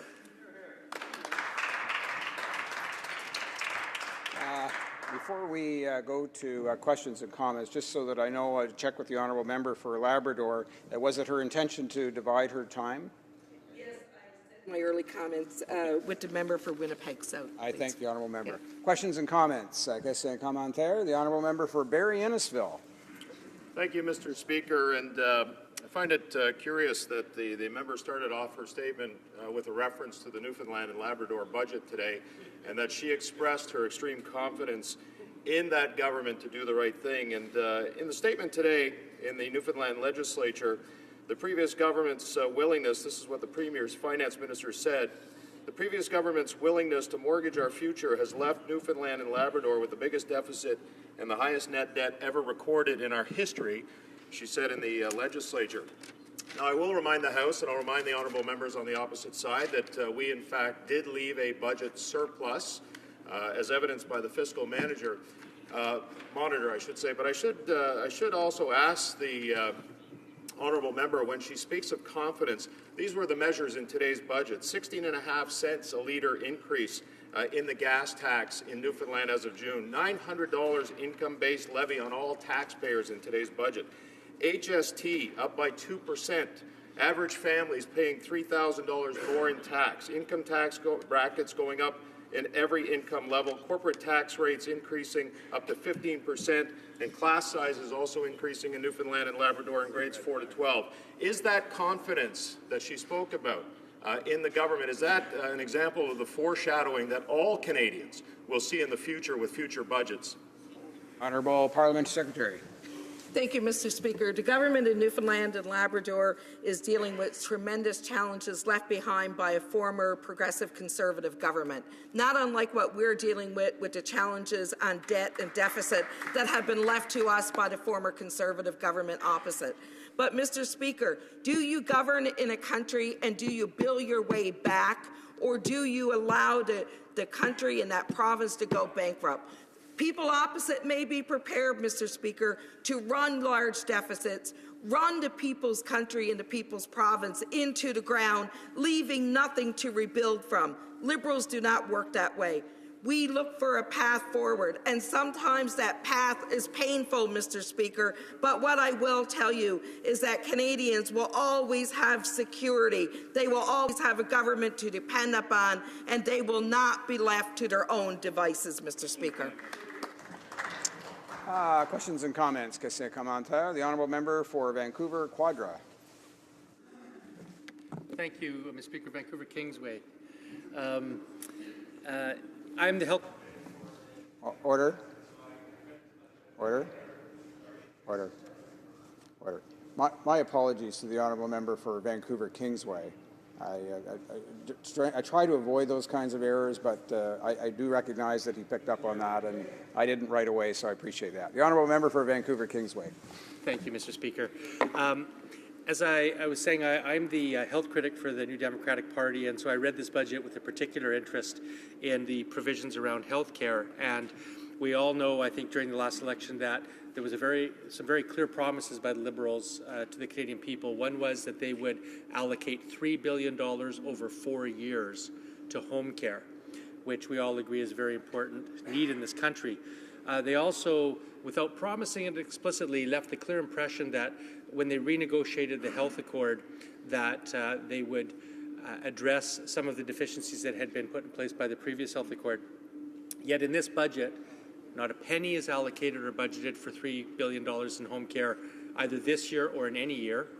And there is not a single dollar that's allocated in this budget that would indicate that the health accord will be repaired after 2017 when the 6% escalator is scheduled to drop to 3%. So I wonder if my honourable colleague will tell Canadians why there is no money in this budget for home care or a new renewed health accord when that is what her party promised Canadians just 6 months ago. The Honourable Parliament Secretary. Thank you, Mr. Speaker, and I thank my colleague for his question. It's obvious that we are very committed to home care and looking at home care for Canadians. Today we announced palliative care and our initiatives that we're going to be undertaking around palliative care as well. The other piece, Mr. Speaker, with regard to the health accord, we are looking to the provinces and territories. We will be working with them to develop a new health accord. That health accord, Mr. Speaker, will reflect, I'm sure, the modern demands of the healthcare system, whether that be around mental health services or other health services.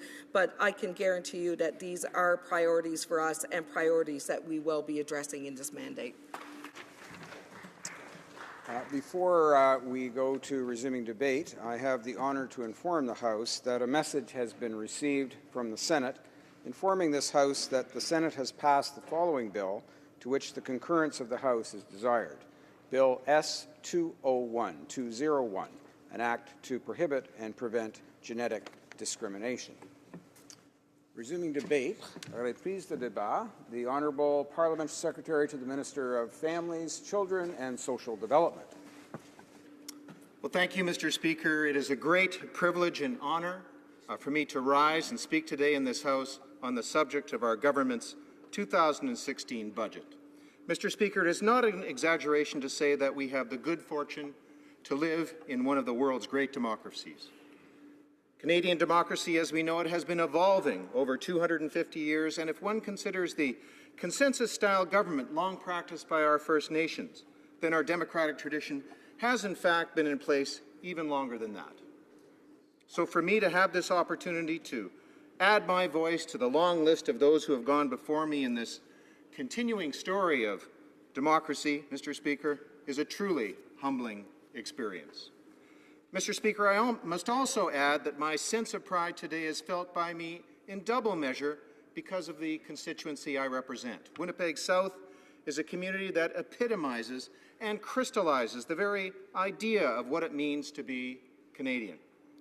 From pre-contact times, the mighty Red River that flows through Winnipeg South was a trade route for Canada's First Peoples. Our riding became a place where French explorers and Indigenous peoples met, traded and settled together, and French continues to thrive as a language of our daily life. Our part of Canada, in fact, created key pieces of a whole new culture unique to the world.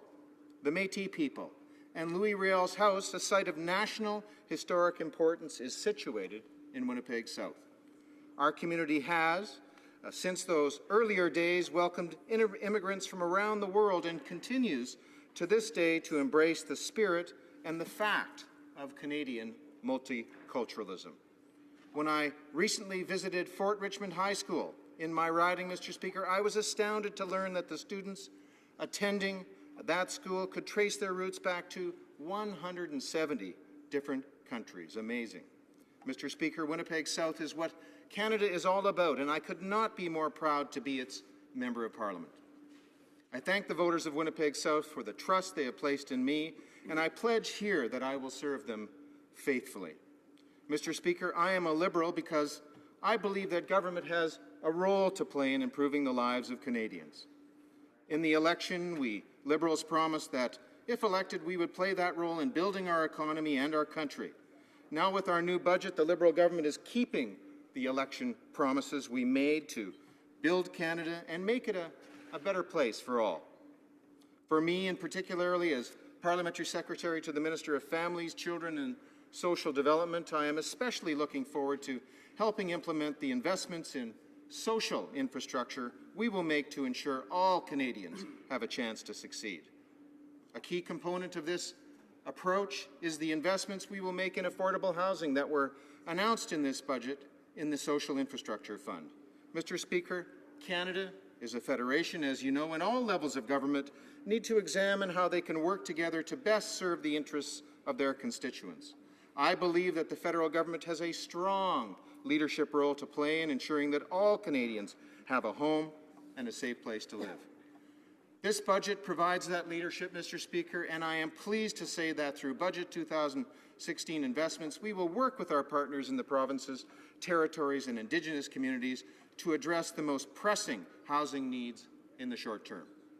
With new funding commitments of $2.3 billion, that's $2.3 billion, Mr. Speaker, over the next 2 years, Budget 2016 represents a huge step in providing affordable housing for Canadians who need it most. Of the significant investments we will make in new housing over the next 2 years, close to $1.5 billion of it will be delivered by the provinces and territories under the Investment in Affordable Housing Program, also known as the IAH. Mr. Speaker, this will provide an immediate response to the most pressing housing needs in communities all across Canada, and it's important to note that these new investments are only a first step. A more permanent, longer-term approach is needed to develop an effective and made-in-Canada housing strategy. As these shorter-term measures are being implemented, we will carefully develop a comprehensive, forward-looking strategy that supports innovative approaches to affordable housing and improved housing outcomes for all Canadians and for all types of housing. To that end, we will consult with the provinces and territories, Indigenous peoples, and other stakeholders in the coming year to develop a national housing strategy. More details on these consultations will be shared later this spring. Mr. Speaker, another one of the promises we made during the election was to create a new Canada Child Benefit. And I am so pleased to note that Budget 2016 keeps this promise and proposes to replace the current complicated child benefit system with the new Canada Child Benefit in order to give Canadian families more money to help with the high cost of raising their children. This new benefit will provide a maximum annual benefit of up to $6,400 per child under the age of 6, up to $5,400 per child for those aged 6 through 17. Families with less than $30,000 in income, Mr. Speaker, will receive the maximum benefit. Families will receive approximately $9.8 billion more in child benefits during the 2016 to 2018 period than they do now, and 9 out of 10 families will receive more in child benefits than under the current system. In my province, families in Manitoba will receive $490 million more in child benefits during the 2016 to 2018 period. And as the Parliamentary Secretary to the Minister for Families, Children and Social Development, it is most gratifying to say that the new CCB, as my honourable friend from New Brunswick has said, will lift some 300,000 Canadian children out of poverty and set them on the road to success. This is an example of the positive work that government can do to improve our society, and I am proud to play a part in it. Mr. Speaker, I know the last election, the voters in Winnipeg South had a clear choice between a Conservative government they believed represented the status quo, that they felt that the status quo was good enough, and a Liberal Party led by Justin Trudeau that believed the middle class deserved better.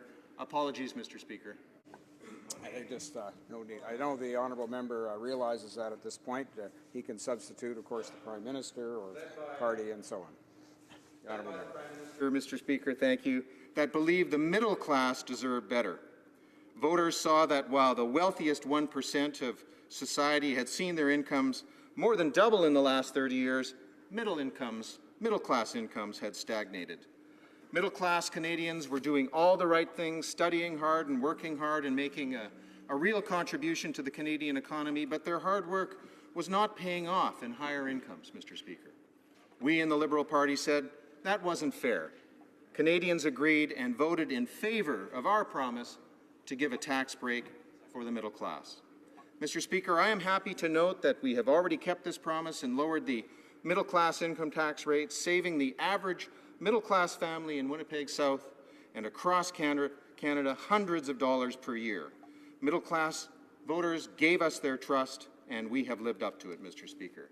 Mr. Speaker, Budget 2016 will literally help build Canada and prepare it for the future. Our budget proposes to invest up to $11.9 billion over the next 5 years on a cash basis to maintain and upgrade federal infrastructure assets that provide services all Canadians can rely on.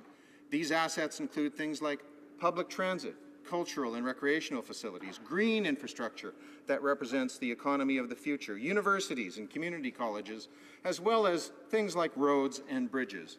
A robust infrastructure is the backbone of a strong economy, and Budget 2016's new spending will continue to build the things that Canadians want and need. This new spending will also create, Mr. Speaker, tens of thousands of jobs. Mr. Speaker, I have mentioned here only a few of the many things that our new budget will do to improve the lives of Canadians.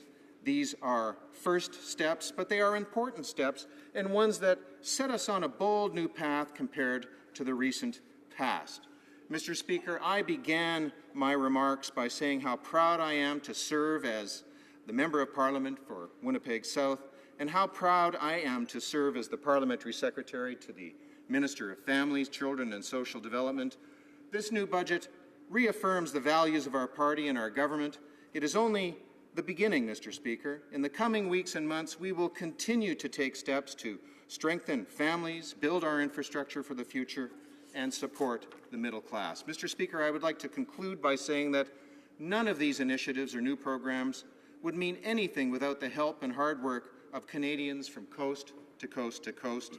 As a Liberal, I believe that governments and the people who elect them work together to make society a better place. Governments can provide leadership, to be sure, but it is the people who make the reality of the cooperative spirit required to build great societies. As we move forward from this first budget, I know that my constituents in Winnipeg South are ready to face the future with a new optimism and a new hope for the great things that we will achieve together. Thank you, Mr. Speaker. Questions and comments. The honourable member for Calgary-Midnapore. Thank you, Mr. Deputy Speaker, and I congratulate the new member for Winnipeg South on his election to this place, and I wish him well during his time here. Mr. Speaker, in his speech, he cited completely misleading statistics to support the central premise of this big spending, big borrowing, big taxing budget when he said that the top 1% of income earners have benefited from all of the income growth in the past 35 years. Very interesting that he would replicate the finance minister's statistical jiggery-pokery of choosing a 35-year time frame. That statistic is true if you start from 1982, from the period of the Trudeau administration. But interestingly, Mr. Speaker, if you actually look at that issue during the administration of the previous Conservative government, the income's average growth in real family income for the top 1% of income earners from 2005 to 2014 actually shrank, Mr. Speaker, and real average median after-tax incomes, the average middle-income family, went up by 11%. So the actual picture of income distribution and growth looks radically different between 2006 and 2015 than it does if you go back to 1982. So I have a very simple question. Why is he presenting misleading figures in order to justify his budget? Why doesn't it stand on its own? Honourable Parliamentary Secretary. Mr. Speaker, I think the record is clear. We've had 10 years of stagnation in this country, 10 years of low growth under the previous government. And this budget makes historical investments which are going to stimulate our economy, that are going to create jobs, that are going to lift children out of poverty, Mr. Speaker. And, Mr. Speaker, don't take my word for it. Take the words of the IMF, take the word of national and international economists that our finance minister has cited many times. Mr. Speaker, I know that the Minister of Families, Children and Social Development and I have met with any manner of social development groups. They agree that this is a good budget, Mr. Speaker, because we are investing in the Canadian people. Thank you, Mr. Speaker. Questions and comments. The honourable member for Burnaby South. And I thank my colleague for his speech. I have a question. We talk a lot about pipelines in this House, and of course it's definitely related to this matter today. But I've seen an article in the National Post saying the Prime Minister has told his senior lieutenants to draw up plans to make Kinder Morgan's Trans Mountain expansion a reality. So a lot of times I'm hearing in this House that this government believes in a new process, but it seems like now they're overriding the process and approving this pipeline before the application's even been filed yet. So I just wonder if the parliamentary secretary can tell me, has the decision already been made? Will they build Kinder Morgan, or will he stand with me in this House today and oppose this pipeline? Thank you. The Honourable Parliamentary Secretary to the Minister of Families and Children. Thank you, Mr. Speaker. I thank the honourable member for his question. I forgot to thank the previous honourable member for his question, so I'll do that now. But, Mr. Speaker, I had the very, very good fortune to be the Environment Commissioner for the province of Manitoba, the member for Transcona's home province. And, Mr. Speaker, I know the importance of good process. And you've heard the Natural Resources Minister, you've heard the Environment Minister talk about that good process, which we intend to follow. We believe that the environment and the economy can go together, Mr. Speaker. They must go together, and we will follow due process in assessing all of these pipelines. Questions and comments. The Honourable Member for Humber River, Black Creek. Thank you very much, Mr. Speaker, and I want to begin by congratulating my new colleague on his comments and on the very active work he's taking here to advance our government's agenda. I'd be interested to hear when it comes to the issue of university tuition, post-secondary school, we have much in common between Winnipeg South and Humber River Black Creek as to our population base and the issues that are important to all of us. I'd be interested in comments from my honourable colleague on just the investment that our government is making to allow many more people to be able to afford post-secondary education. The Honourable Parliamentary Secretary. Thank you, Mr. Speaker. I thank the honourable member from Toronto for her question. Indeed, we do share much in common. My riding is the home of the University of Manitoba, our major research university, Mr. Speaker, and indeed we have enhanced grants, particularly for low-income families, as well as loans. Mr. Speaker, you will know from the budget that a student will now have to make at least $25,000 to begin paying their student loan back. They will get that extra time to get that good job and before they have to start paying back their loan. I'd also point out, Mr. Speaker, that there have been other major investments in our universities, a $2 billion knowledge infrastructure fund that will be administered by the Innovation and Industry Department, and major investments in research, CIHR, Genome Canada, CFI, and Mr. Speaker, we have formally ended the war on science. Thank you, Mr. Speaker.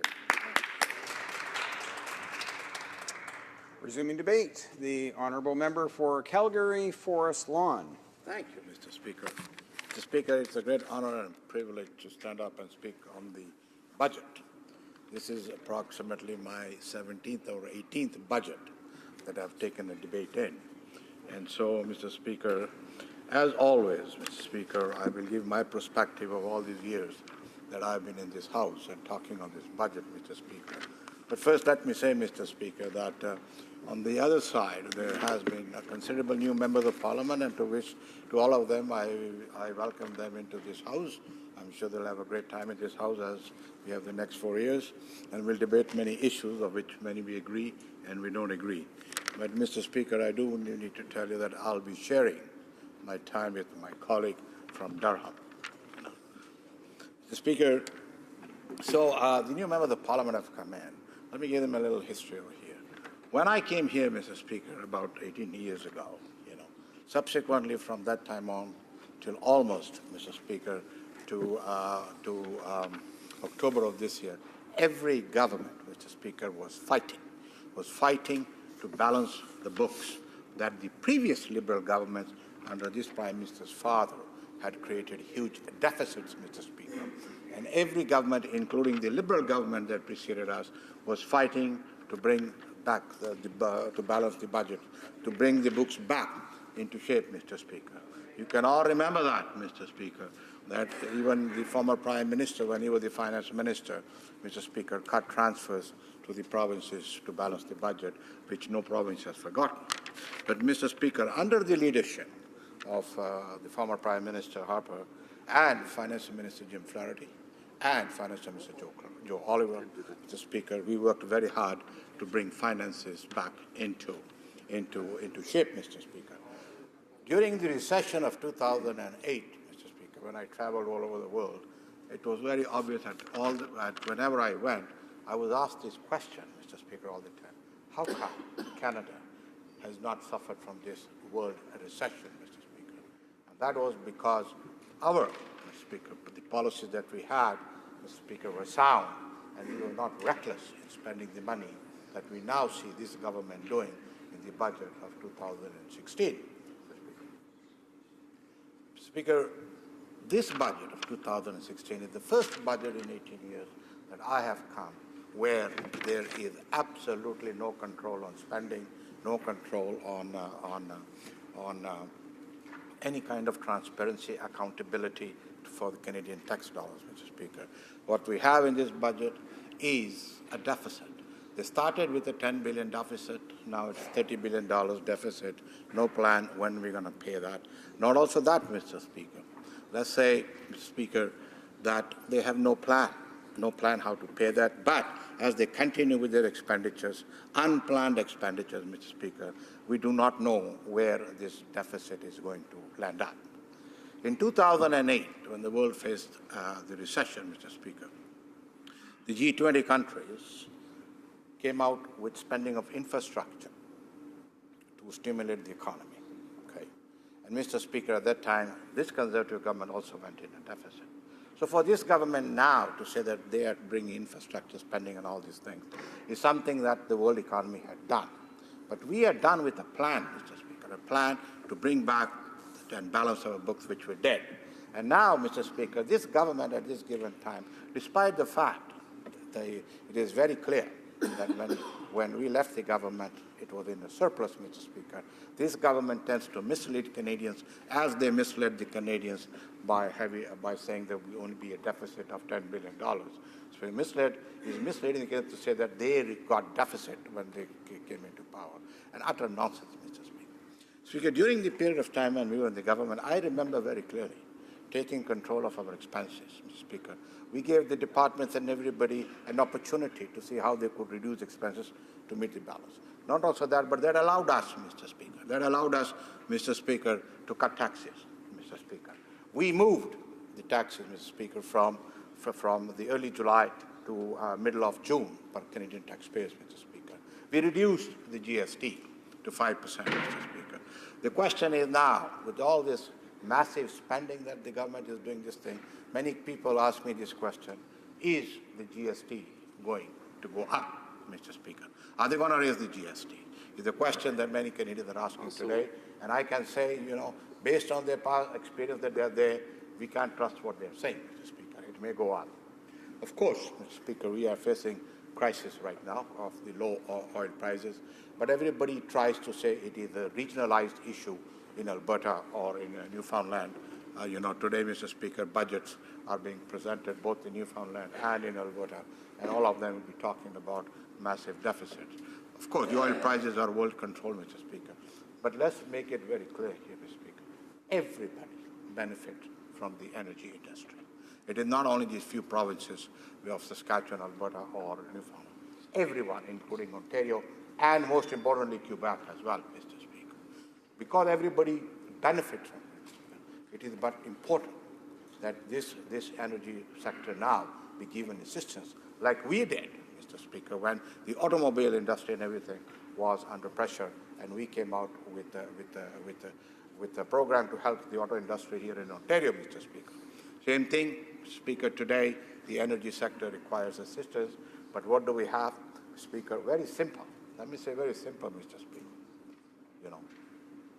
We need to move our resources to tide water, as everybody keeps saying, And what is interesting is the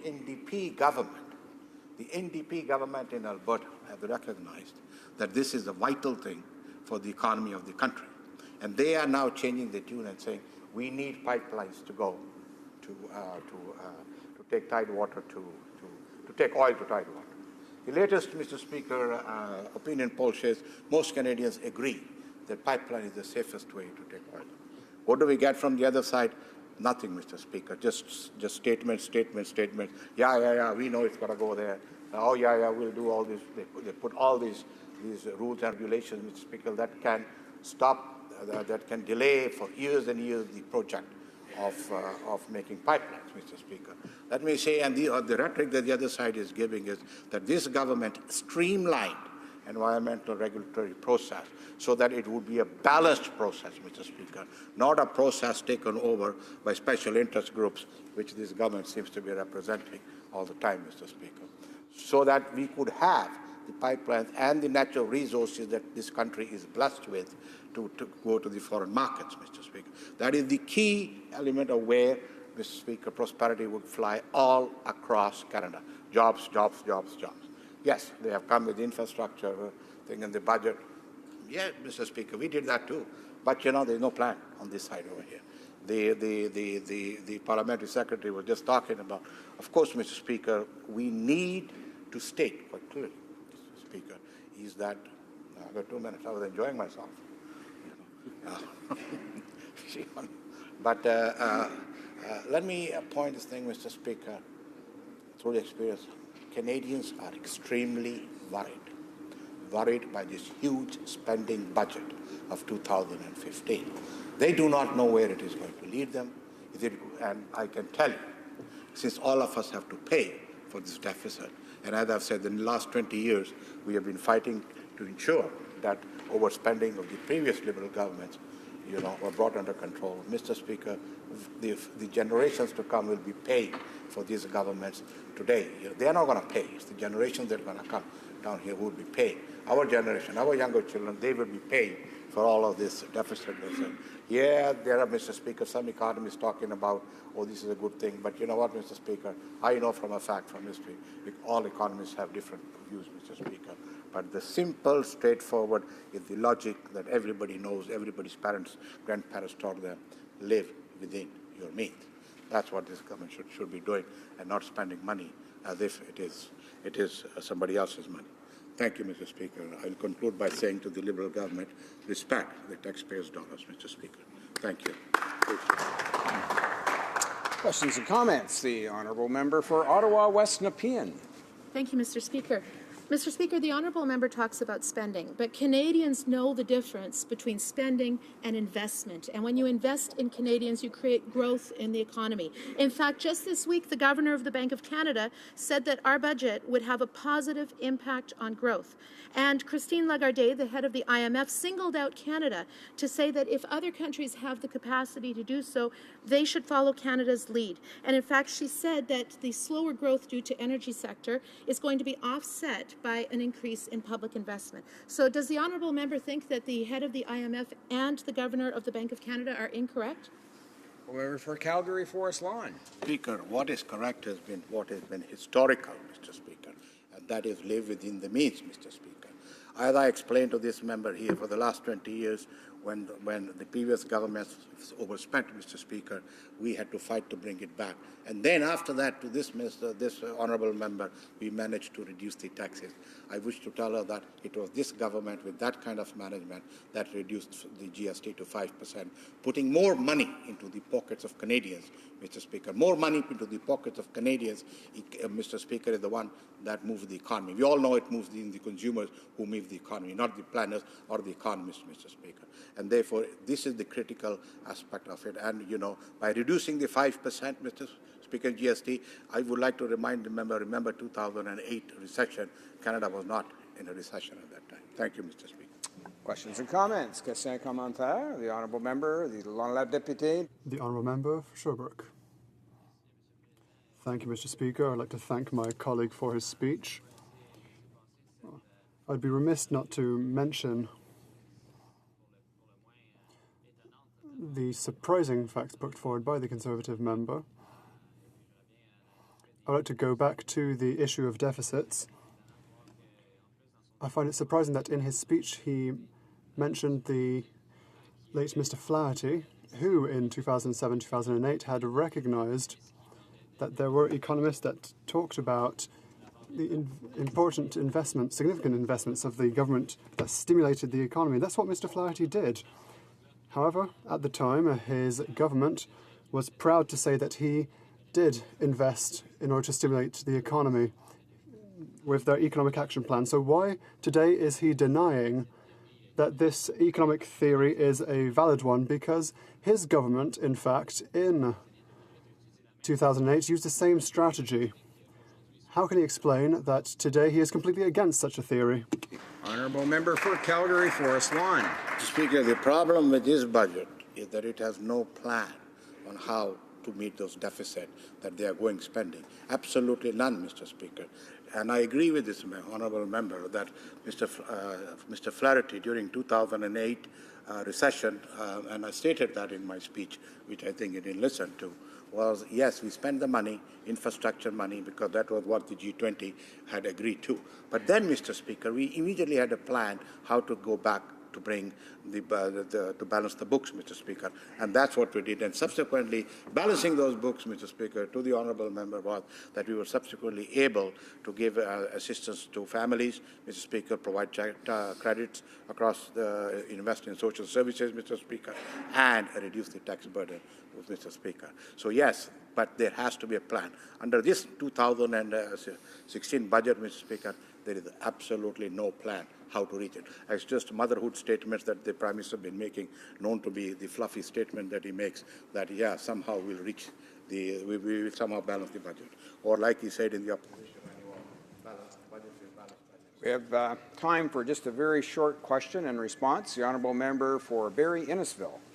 Thank you, Mr. Speaker, and I want to thank the honourable member for his comments. And one of the things that he talked about is a lack of a job plan. I remind the House that 1.3 million net new jobs were created, and this government, with this plan, is on track to make the employment insurance system the largest employer in this country. So very quickly, Mr. Speaker, I would ask the honourable member, given your history in this House, what would you suggest that this government do in order to create a jobs plan for this country to get the Canadians to work? The Honourable Member for Calgary Forest Lawn. Agreed. Thank you, the honourable member, for a great question, Mr. Speaker. First and foremost, anybody will do is to work towards balancing the budget. Once you work towards balancing living within your means, you have the money then to spend where you want to spend and create the environment in which there is more investment and more businesses that are attracted, Mr. Speaker, and then that would generate the economy. But most important, Mr. Speaker, what generates the economy? It's small businesses, medium-sized businesses, middle class, Mr. Speaker, not high government, Mr. Speaker. Thank you. Resuming debate, the Honourable Member for Durham. Thank you, Mr. Speaker. I'm very proud to rise today as the Member of Parliament for Durham to speak on this very important debate facing Canada, and that's the budget debate, Mr. Speaker. And what's most important about this debate is it's the first budget for the new Liberal government. It certainly shows areas that they're going to focus on, and as an opposition member, it shows areas that I'm very concerned about for our economic future. And I'll be talking my remarks about that. I will start off in a manner that my mother always taught me to do, is if you don't have anything nice to say, don't say anything at all. Well, since I am going to be saying something, I was very proud to see the government continue the legacy of Jim Flaherty, who recognized the unique strains on families dealing with young children with disabilities. So I applaud the government for continuing that practice he started and including extra support in their new child benefit for families with disabilities. I certainly know firsthand the late Jim Flaherty's passion on that subject, the impact it's helping for families, and they're continuing that tradition, and I salute them for it. With that out of the way, Mr. Speaker, this budget is built on a house of cards. And we've seen that because the Prime Minister, when he was third-party leader, did not support the running of a deficit. So many of his brand-new Liberal MPs, and we've heard some new first speeches on the budget, and I congratulate them on being here, but they don't know the position he took previously, for many years in fact, was the importance of a balanced budget. Certainly that was the legacy he tried to take from Paul Martin and people like David Dodge, and you'll hear them mentioned a lot, Mr. Speaker. And that was his position, that it's responsible for governments to keep a balanced budget. Then in the middle of an election campaign, Mr. Speaker, really to take advantage of a weak position of a party on the left, they started saying, we will run a deficit, Mr. Speaker, but only a modest deficit, no more than $10 billion. The reality contained in this budget, Mr. Speaker, is there will not be a deficit that's lower than $10 billion over the course of 4 years. $30 billion roughly in their first 2 years, Mr. Speaker, around $14 billion in their final year. So not only did that break the promise about no more than $10 billion, it also broke the promise about balancing within the 4-year term, Mr. Speaker. And I'm going to show in my remarks that some of that spending has no long-term job creation impact for Canada at a time where that has to be a priority. The other House of Cards fallacy this budget was built upon, because it was built upon an election document, and all of our senior civil servants have been essentially giving their marching orders from an election document, Mr. Speaker, and they brought in a senior member to the Privy Council who wrote the election document, Mr. Speaker. I know if the last government had done any of that, there would have been riots in the streets here in Ottawa, but it seems to be accepted by this team. So the other fallacy was that Canada was in a recession, and that's why we needed to do it, Mr. Speaker. Well, none of that was true either, Mr. Speaker, and we saw just a few weeks ago when job numbers were announced and GDP numbers were announced, we'd all like to see more jobs, Mr. Speaker, particularly in Alberta and Saskatchewan and Newfoundland, Labrador in particular, impacted by resource prices. But the economy is growing modestly. So the whole premise for running that no more than $10 billion deficit was also false.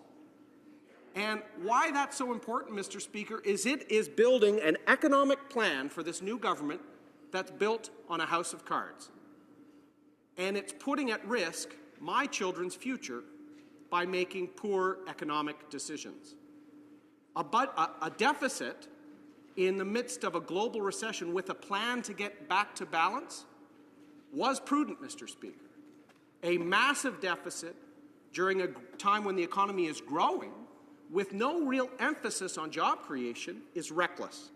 In fact, very little of the infrastructure money will stimulate job creation. In fact, most observers have been profoundly disappointed. While I'm happy there is some infrastructure spending building upon the Build Canada plan of the last government, virtually none of it is stimulative, Mr. Speaker. So no jobs from that. No extension of the Auto Innovation Fund or the Parts Innovation Fund brought forward by the previous government to help Southern Ontario, to help areas in Oshawa and Durham, like my riding, Mr. Speaker, working with industry to modernize, to increase their productivity, and to create jobs. None of that.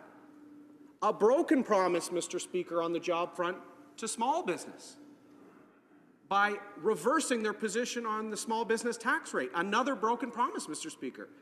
And in fact, almost the unheralded position or unheard of position of not meeting with the Canadian Federation of Independent Business and getting direct budgetary input amid the consultations they claim to have on, I guess, Facebook, to help the hundreds of thousands of independent and small business in Canada. In fact, Mr. Speaker, if you speak with leading economists, they will tell you, amid those tough global years of the recession, it was small to medium-sized employers that helped us make it through, which was why the previous government had a strategic plan to get out of the way in terms of some regulation and red tape for small business, but more importantly, make their tax rates competitive and incent them to hire. Because if every small business hired 2 people, that's equal to a new shift at a plant in Oshawa or Windsor or more, Mr. Speaker.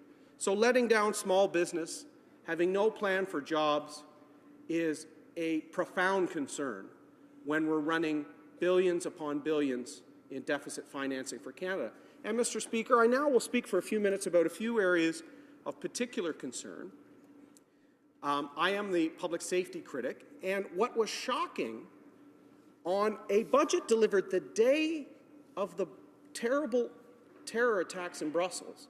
In fact, the finance minister was gracious to acknowledge that terrible attack on our friend and ally at the beginning of his speech. But amid $30 billion in new spending, how much was there for frontline public safety and security? 0, Mr. Speaker. In fact, nothing. There are some talk about a few good initiatives. In fact, countering radicalization, those sorts of things, which we support, although we haven't heard anything from this minister, but nothing for frontline members of the RCMP, CSIS, CSC, keeping us safe. That was very concerning, Mr. Speaker, and the minister has not explained why. The Canadian Armed Forces, Mr. Speaker. I'm proudly wearing my RCAF pin. They had an RCAF reception on the Hill this week, and I was proud a lot of members came. We have entered another decade of darkness, Mr. Speaker. I was having dinner last night with some friends of mine that I went to military college with, and we called it Decade of Darkness 2, like the sequel you never wanted to be made, Mr. Speaker. And why it is as bad as the 90s? There's a $3.7 billion cut to the procurement budget. And one of the members from Winnipeg is laughing. That the aerospace industry in Winnipeg is looking to him and this government for some leadership, Mr. Speaker. The F-35, Mr. The Honourable Parliamentary Secretary to the Government House Leader on a point of order. Yeah, on a point of order. The member is trying to impute motives of myself when he indicated that I was laughing at what is a very important industry to my province. I was not laughing. I did say to the member how many F-35s or jets did the member get for the Canadian Forces, but he shouldn't be imputing motives. Well, it's not a point of order, actually. There are opportunities for members when the time comes on questions and comments that they can perhaps challenge things they've heard in the House, and I'm sure the honourable member is no stranger to doing that when the time comes, when the need arises, if I might say. And so I'm sure he'll have an occasion to perhaps address that point at another time. The honourable member for Durham.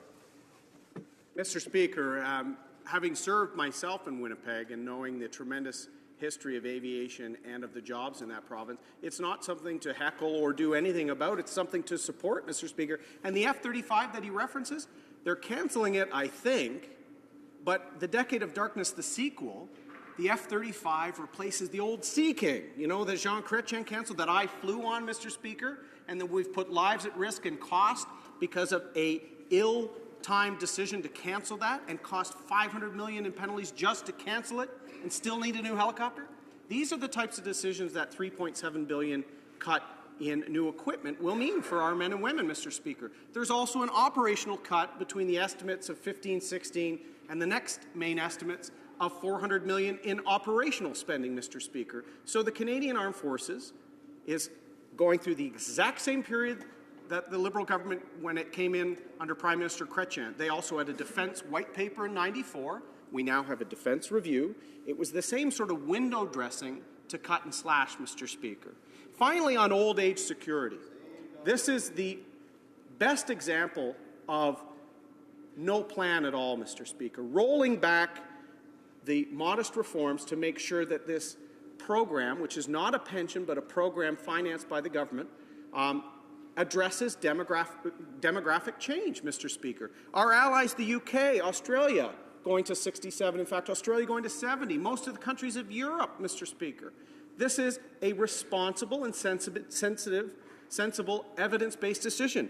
David Dodge, who the Treasury Board President quoted today, called their move in this budget a backwards step, Mr. Speaker. In a book called The Real Retirement, it was said Canada will not have enough workers in the years ahead, and various incentives, government policies, and employment practices to encourage early retirement will make little sense. Who wrote that, Mr. Speaker? The Finance Minister. Yeah.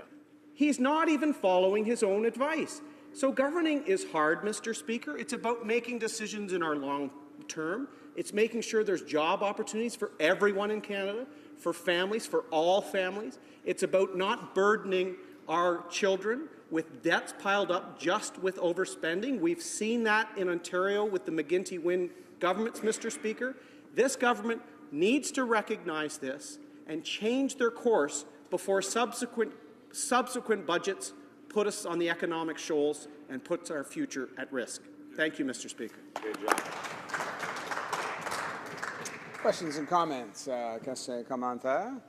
I'll have the Honourable Parliament Secretary to the Government House Leader. Yes, thank you, Mr. Speaker. And I'm wondering if the member might just want to reflect, I guess, more so on some basic sense of commitment. You know, we were both here this time last year, and the leader of the Liberal Party, now Prime Minister, talked a great deal about how important Canada's middle class was and that we needed to invest in our middle class. It ultimately became a part of the election platform for the Liberal Party. Then if you read the throne speech back in December, two highlights really came out of that. The cutback to middle-class taxes, significant cutbacks.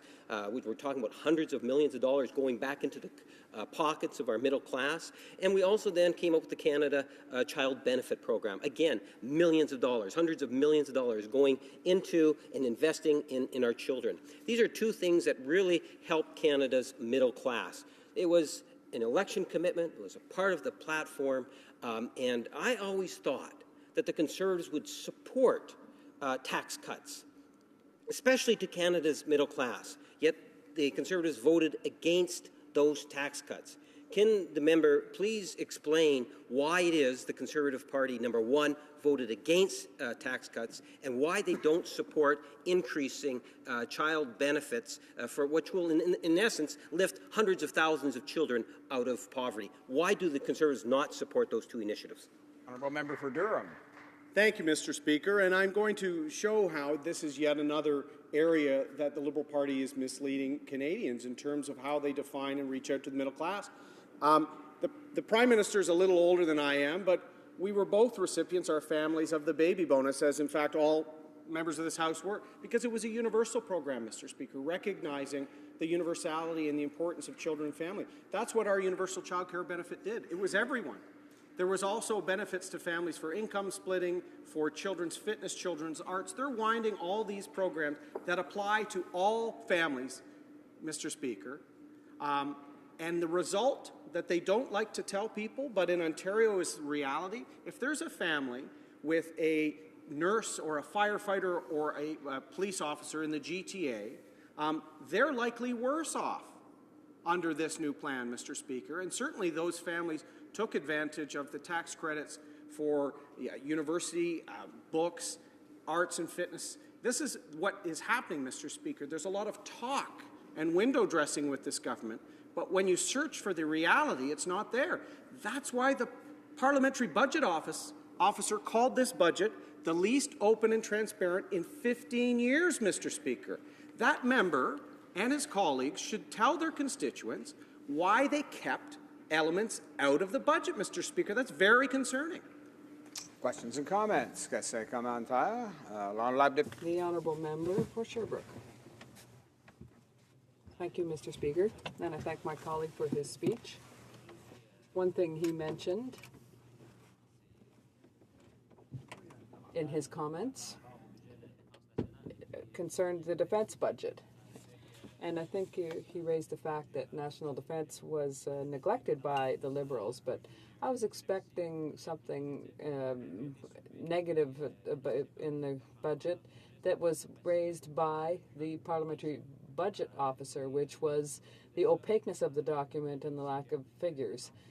But there are many expenses that are provided for in the budget that will bring us to 2021-22, which include defence for certain expenditures. For some, they even go as far as 2022.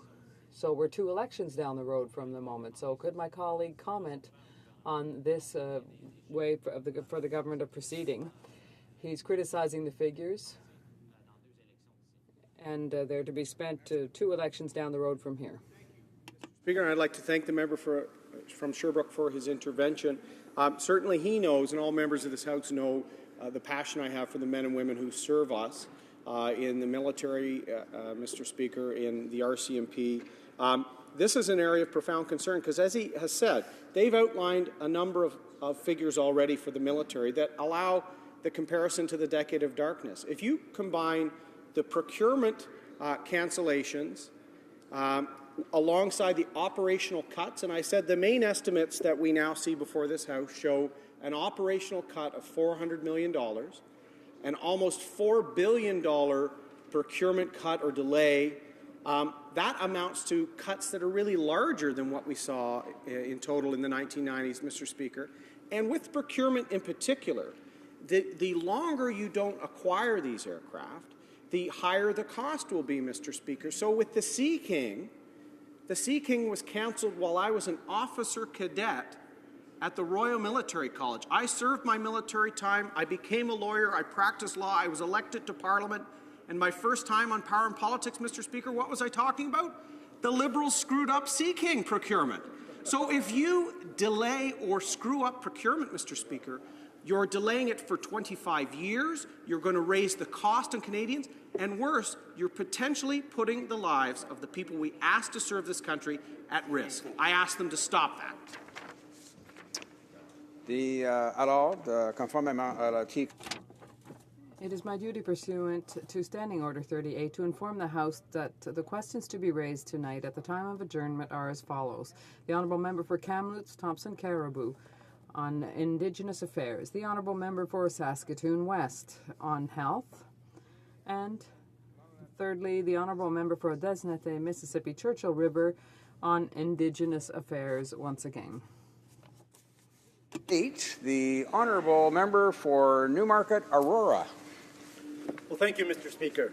And before I commence, I want to just let you know, Mr. Speaker, that I'll be splitting my time with the brilliant and fantastic member from St. Catharines. Mr. Speaker, I rise today to speak in favour of Budget 2016. At the outset, I want to let this House know how proud I am of this budget and how proud I am to be part of a government that believes in Canada, that believes in Canadians, and that believes in restoring hope and rewarding hard work. Budget 2016 focuses on growth, not austerity. It includes many measures that will grow the economy for the benefit of every Canadian. Investment is desperately needed, and it is needed now. But don't take my word for it alone. Thank you. The International Monetary Fund and the OECD have called on countries to make use of available fiscal room as an effective lever to support long-term growth. The strategic and smart investments in Budget 2016 will strengthen and expand our middle class. They will reduce inequality among Canadians, and what I think is especially important, they will position Canada for sustained economic growth for years and years to come. The Canadian economy is bearing witness to dramatic shifts in the global economy, but these shifts present opportunities for both Canadians and our economy. This is why we need a long-term plan for growth. There are no quick fixes, and significant investment is required. We will make these investments. This government listened to Canadians and took that input to heart. This budget was designed, in part, through extensive consultation with Canadians. I was pleased to participate in pre-budget consultations with my constituents in Newmarket, Aurora. There are many elements of this budget that I am particularly proud of, and I will be speaking about today. I want to highlight 4 components of Budget 2016. Infrastructure, investment, the Canada Child Benefit, support for seniors, and investing in arts and culture.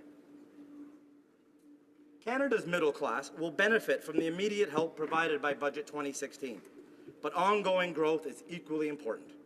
By investing in infrastructure now, this government is delivering on its promise to support the middle class and to secure a future of economic growth. Infrastructure is crucial to our everyday lives. My riding has seen considerable growth recently, and the municipalities there need infrastructure investments. Without these investments now, economic growth is ultimately undermined. Congestion in Canadian communities makes life more difficult for busy families and has a negative effect on the economy. Together, investments in infrastructure and innovation will form the foundation of a more inclusive society. Through strategic investment, this government is working to help facilitate and create good, well-paying jobs that can help the middle class grow and prosper today and well into the future. Canadian businesses can only succeed when they have the tools to succeed. Budget 2016, by investing in infrastructure, goes a long way to support businesses across this nation. This means having better infrastructure to move products and get to work. It means having faster and more reliable broadband to communicate and reach customers. And it means having access to experts who can advise on how to develop businesses, including how to grow businesses globally.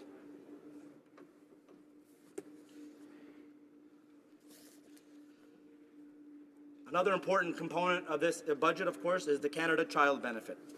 It will be essential that Canada invests in its children. Canada's existing child benefit system is complicated and isn't tax-free nor income tested. This system is inadequate in meeting the demands of so many Canadian families, and it is not efficiently targeted to those who need help the most. Budget 2016 gives Canadian families more money to help with the high cost of raising their children by replacing the current complicated child benefit system with the new Canada Child Benefit. This CB will provide a maximum annual benefit of up to $6,400 per child under the age of 6 and up to $5,400 per child for those aged 6 to 17. Families with less than $30,000 in net income will receive the maximum benefit. With the introduction of a much better targeted Canada Child Benefit, about 300,000 fewer children will be living in poverty by 2017. Think about that. 300,000 more Canadians who will have greater opportunity and, most importantly, will have more hope. This budget also has a good component for seniors. This government has made a clear commitment to improving the lives of all Canadians, and a key element of this commitment is improving the quality of life for seniors through strengthening public pensions and increasing social infrastructure funding for seniors living. Canada's retirement income system has been successful in reducing the incidence of poverty among Canadian seniors. However, many seniors continue to be at risk of living in poverty. This budget has committed to increasing the Guaranteed Income Supplement top-up benefit by up to $947 annually for the most vulnerable single seniors, which will support those seniors who rely almost exclusively on old age security and Guaranteed Income Supplement benefits. Once again, I am proud that Budget 2016 is supporting Canadians that need it the most. The challenges in affordable housing are something that I hear from constituents in my riding, and it is an increasingly difficult barrier facing seniors.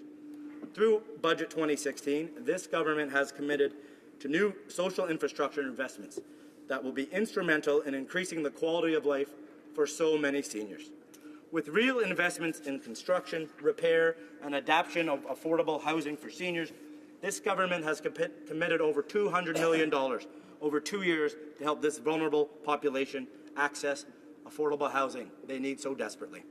Our senior population is growing, and this government understands that every individual deserves housing that is safe, affordable, and ultimately sustainable. Finally, in 2017, here in Canada, all Canadians will be celebrating the 150th anniversary of Confederation. Budget 2016 will ensure that our country's heritage is celebrated and shared. As many of you know, our cultural industries represent a key driver in our economy. Investing in the Canadian cultural sector helps to create jobs, strengthens the economy, and ensures that our unique Canadian stories are shared with the world. By investing $1.9 billion in arts and culture, Budget 2016 offers support to national institutions, safeguarding of our 2 official languages, and promotion of industries that highlight Canada's culture. Another announcement made in Budget 2016 to celebrate at this time is the enhancement made to the National Historic Sites Cost-Sharing Program. This will include expanding the program to include heritage lighthouses and railways by providing $20 million over 2 years. This is something that will be important to many communities across Canada to improve and to restore Canada's very important historical sites. This government will work with our partners to ensure that all Canadians will have the opportunity to participate in local, regional, national, and international celebrations. This is an exciting opportunity for everyone to get involved in, and through this celebration, take time to showcase Canada's heritage that has been shaped through our diversity, one of the strongest pillars of our great nation. Once again, I am proud to support this budget, and I encourage all members of this House to support Budget 2016. By investing in communities, by investing in our children, by investing in our seniors, and by investing in our arts and culture, Budget 2016 is a clear step toward a prosperous future. It offers immediate help to those who need it most and lays the groundwork for sustained, inclusive economic growth that will benefit Canadian families for years to come. When Canadians have more money to save, to invest, and grow the economy, everyone benefits. Thank you, Mr. Speaker.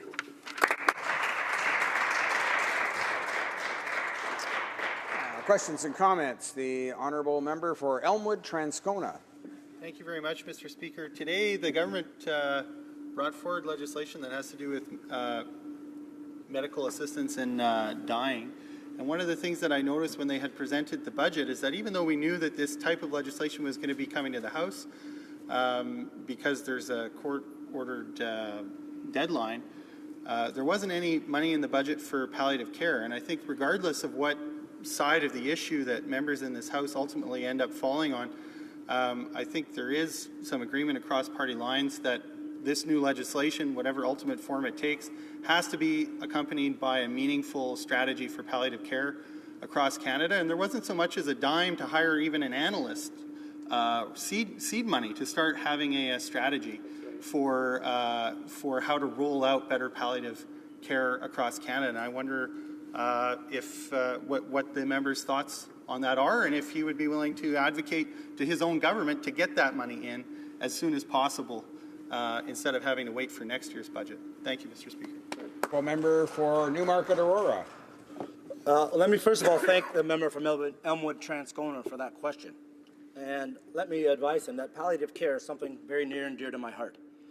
I was once the president of our local hospice, Doan House Hospice in Newmarket Aurora. I've been committed to palliative care throughout my volunteer work in our community, and I remain committed to palliative care. I think palliative care is an important component of any end-of-life program in a civilized and moral society, and I will advocate, of course, to continue my commitment to palliative care and to do what I can do to make sure palliative care remains a priority for this government. So thank you for that question. Questions and comments? The honourable member for Saskatoon-Grasswood. Thank you to the honourable member from Newmarket Aurora. He made several references to the heritage budget that will increase by $1.9 billion in the next 5 years or so. We should refresh members in the House that the CBC, a public institution, will get $675 million over this term, starting with this year, $75 million. But I should also say, while we're encouraging our kids to sit on the couch and watch television, you've done away with the sports tax credit. You've done away with the arts tax credit, a part of heritage in this country, where families coast to coast to coast could put their kids into dance. They could put their kids into music. They could, for heaven's sakes, in sports, they could try 2 or 3 options instead of just one during the year. So my question is to the honourable member, you know, you've talked about what you've done in the heritage file of $1.9 billion, but on this side of the House, we're hearing the other as families are disturbed that these 2 very basic institutions that we've had over the years when we were on that side of the House is now vaporized with this budget. Just remind the honourable member to address questions through the chair. The honourable member for Newmarket Aurora. Well, thank you, and I want to thank my friend for that great question. And the dynamic he sets up between choosing between culture and arts and sports, I don't think is a fair dynamic, to be honest with you. And I don't think investing in arts and culture makes couch potatoes out of our kids. I mean, the member from Saskatchewan, I think, has probably lured more children to stay on the couch in his past career when his wonderful baritone voice covered sports throughout the province of Saskatchewan. They were probably thrilled and waited every night to hear his sports report, and that kept them on the couch, I'm sure, Mr. Speaker. So I appreciate his affinity for sports and his affinity for culture. Believe me, they're not opposed. They can work in conjunction. And on the sports credits, I agree. Tax credit perhaps encourages people to try different sports. But answer me this, if you will. Think of a family whose parents can't afford to put him or the child into sports. A tax credit does nothing for people who can't afford to pay for sports in the first place. We're taking that tax credit, putting it into the Canada Child Benefit, so every child in Canada, including Saskatchewan, can play sports, and they can play 3 or 4 or 5 sports a year, Mr. Speaker. That's what this budget will do. That's not what the former government did. Thank you, Mr. Speaker. I'd ask the honourable member to direct their comments and address the chair in their questions and comments. We're going to resuming debate, and the honourable member for St. Catharines. Thank you, Mr. Speaker. I'd like to thank my honourable colleague from Newmarket Aurora for sharing his time with me today. And I'm honoured to rise in this place and speak on behalf of my constituents from St. Catharines, Ontario. I'd like to begin today by saying that the provisions contained in Budget 2016 will without a doubt deliver positive results for the people of my riding, the region of Niagara, and in fact all of southern and southwestern Ontario. St. Catharines is a vibrant and dynamic community located on the shores of Lake Ontario in the north end of the Niagara region. The Niagara region itself is uniquely located within close proximity to 4 border crossings to the United States. For much of Niagara's recent history, this proximity to the United States has allowed for sizable manufacturing industry to grow and flourish, providing many good-paying jobs and a healthy middle class. However, Mr. Speaker, the last 20 years, and in particular the last 10 years, have not been kind to the region. As the world economy shifted away from heavy manufacturing, our region saw much of this industry close and move elsewhere. Thousands of Niagara residents lost their jobs or found new work at significantly lower wages, often in precarious employment. In my humble opinion, the economic policies of the last 10 years did nothing to help the people of Niagara. In fact, it made things worse. Yet, Mr. Speaker, there is in fact light at the end of the tunnel for the people of St. Catharines, for Niagara, and all of Canada. On March 22nd, the Honourable Finance Minister presented to this House our government's first budget, a forward-looking, progressive economic plan that finally, Mr. Speaker, puts the focus on the national economy back on the middle class and putting Canadians to work. Throughout the election campaign, the Prime Minister was clear. We must refocus our national interest to the middle class to truly to the middle class that truly drives the economy and creates jobs. I'm extremely happy to say that this budget does just that and more for the people of my riding and the people of Canada. I was honoured to have the opportunity to rise on the first day of this 42nd Parliament to ask a question of my good friend, the honourable member from Brampton North. This question was on child poverty. Mr. Speaker, I rose that day having read in the newspaper that 24% of the children in my riding lived in poverty, and that was a shocking statistic. What was even more shocking that was when I went back to the riding and met with members of the nonprofit community, I was advised that that was a conservative estimate and that the number was probably closer to 1/3. We are one of the wealthiest countries on earth, and this is not acceptable. Children in our country deserve to live without fear of wondering where their next meal will come from or where they'll lay their head at night. Child poverty is a national issue and must be front and centre in our national debate. This is why I'm extremely pleased to see the Finance Minister announce the creation of the new Canada Child Benefit. I can say without hesitation that this improved benefit will most certainly help families in St. Catharines. Mr. Speaker, the Canada Child Benefit will provide the residents of my riding and across Canada with a tax-free benefit that on average will give families an additional $2,300 a month to help make things easier. Our government committed to raising over $350 1,000 children out of poverty with this new tax-free benefit, and I believe with the passage of this budget, we will succeed in meeting our goal. Yet, Mr. Speaker, combating child poverty is only one of the key matters our government has committed to fighting. We've also committed to creating jobs and putting Canadians back to work. Our government committed to the largest infrastructure investment in Canadian history. And when the Finance Minister tabled the budget, Phase 1 of this investment was included. The Minister conducted consultations right across the country, as I did in my riding. He met with municipalities, community groups, and everyday Canadians.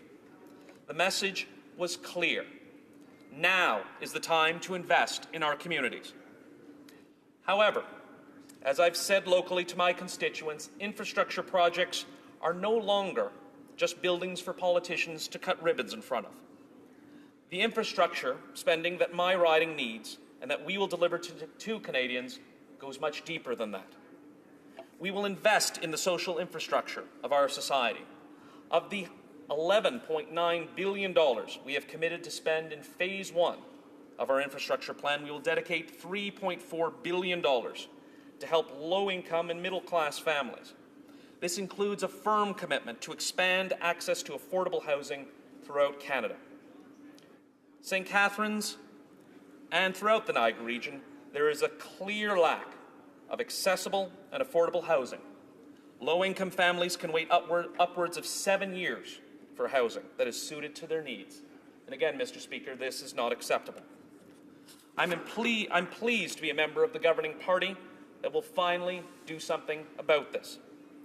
It is unbelievable that the regional municipality of Niagara alone has an infrastructure deficit of approximately $235 million.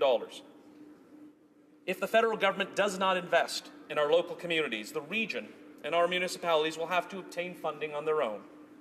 Far too often, this will fall on local taxpayers to fund that infrastructure gap. We recognize that the federal government can do more to help municipalities and be a true partner for infrastructure renewal. I'm incredibly proud to be part of a party that is and a government that is willing to invest significantly in public transit. As mentioned previously, Mr. Speaker, Niagara is uniquely situated in southern Ontario. However, it may surprise you and the other members of the House to know that there is a fragmented and sometimes non-existent transit system in the region with limited transportation options to Toronto, limited public transportation options to Toronto. I had an opportunity to meet with the president of the Niagara College Student Union, who advised me that he has to negotiate with 8 or 9 separate transit commissions in order to help move the students of Niagara College around the region. While there is some intermunicipal transit in urban areas in Niagara, there is still no concrete solution to help service the entire region equally, mainly due to the unique urban-rural makeup of Niagara. That is why I'm excited to see this commitment by the Finance Minister to invest in public transit. It's also very interesting, Mr. Speaker, that through the tenure of the previous government, much of our own government-owned and managed infrastructure was left to fall in disrepair. Take, for example, small craft harbours. These small craft harbours are essential to the livelihood of many East Coast Canadians. However, in St. Catharines, we have a small craft harbour of our own in Port Dalhousie. While no longer an active commercial harbour, there are piers that remain have significant historical value to the riding and to the people. They pay tribute to the Welland Canal, the St. Lawrence Seaway, from which our very city built its economy upon. For 100 years, they have provided a scenic haven for residents and tourists alike to come and enjoy a walk along Lake Ontario. However, they are now closed, shuttered from public access because of the lack of needed investment by the previous government.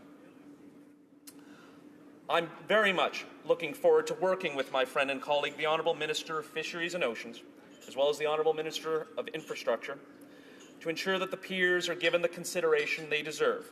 The people of my riding and tourists alike deserve to have those piers restored in the manner that they deserve. Historic investments are not just being made in our children, but with our seniors.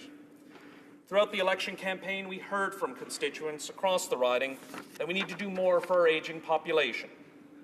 We kept our commitment to maintain the OAS and GIS eligibility at 65, cancelling the planned Conservative increase to age 67. Furthermore, we increased funding to the GIS that will help 900,000 seniors in need. And the Minister was clear we must do everything possible for our most vulnerable. And the increase of $975 annually is welcome to seniors in my riding. Contrast all of this, Mr. Speaker, to the last 10 years, a government that shied away from investing in Canadians, that did nothing to expand the middle class. In fact, Mr. Speaker, that government abandoned the middle class and focused our economy on the 1%. However, on October 19th, Canadians made a choice to invest in jobs, grow the economy, and return focus to the middle class and those working hard to join it. Thank you, Mr. Speaker.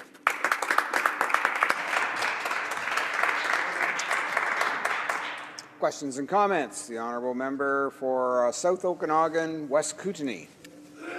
Well, thank you, Mr. Speaker, and I'd like to thank the member from St. Catharines for his speech. He talked in various ways about how we have to help Canadians who need help the most, and yet his government has proposed tax changes that wouldn't help almost two-thirds of Canadians. Instead of helping those that need help the most, the Canadians that get the biggest benefit out of these tax changes are those making $200,000 a year. And that's when I ask my constituents, who's in the middle class, everybody puts up their hand. But hardly anybody would say that people making $200,000 a year are the middle class. And I just wanted to know why he can say his government made those decisions when they could have made the tax changes to help the people who made less than $45,000 a year. Honourable member for St. Catharines. Thank you, Mr. Speaker. I'd like to thank the honourable member for his question. This government campaigned on the fact that our first act would be to cut taxes for the middle class. And it's a promise delivered, Mr. Speaker. We delivered tax relief to 9 million Canadians as this government's first act in office.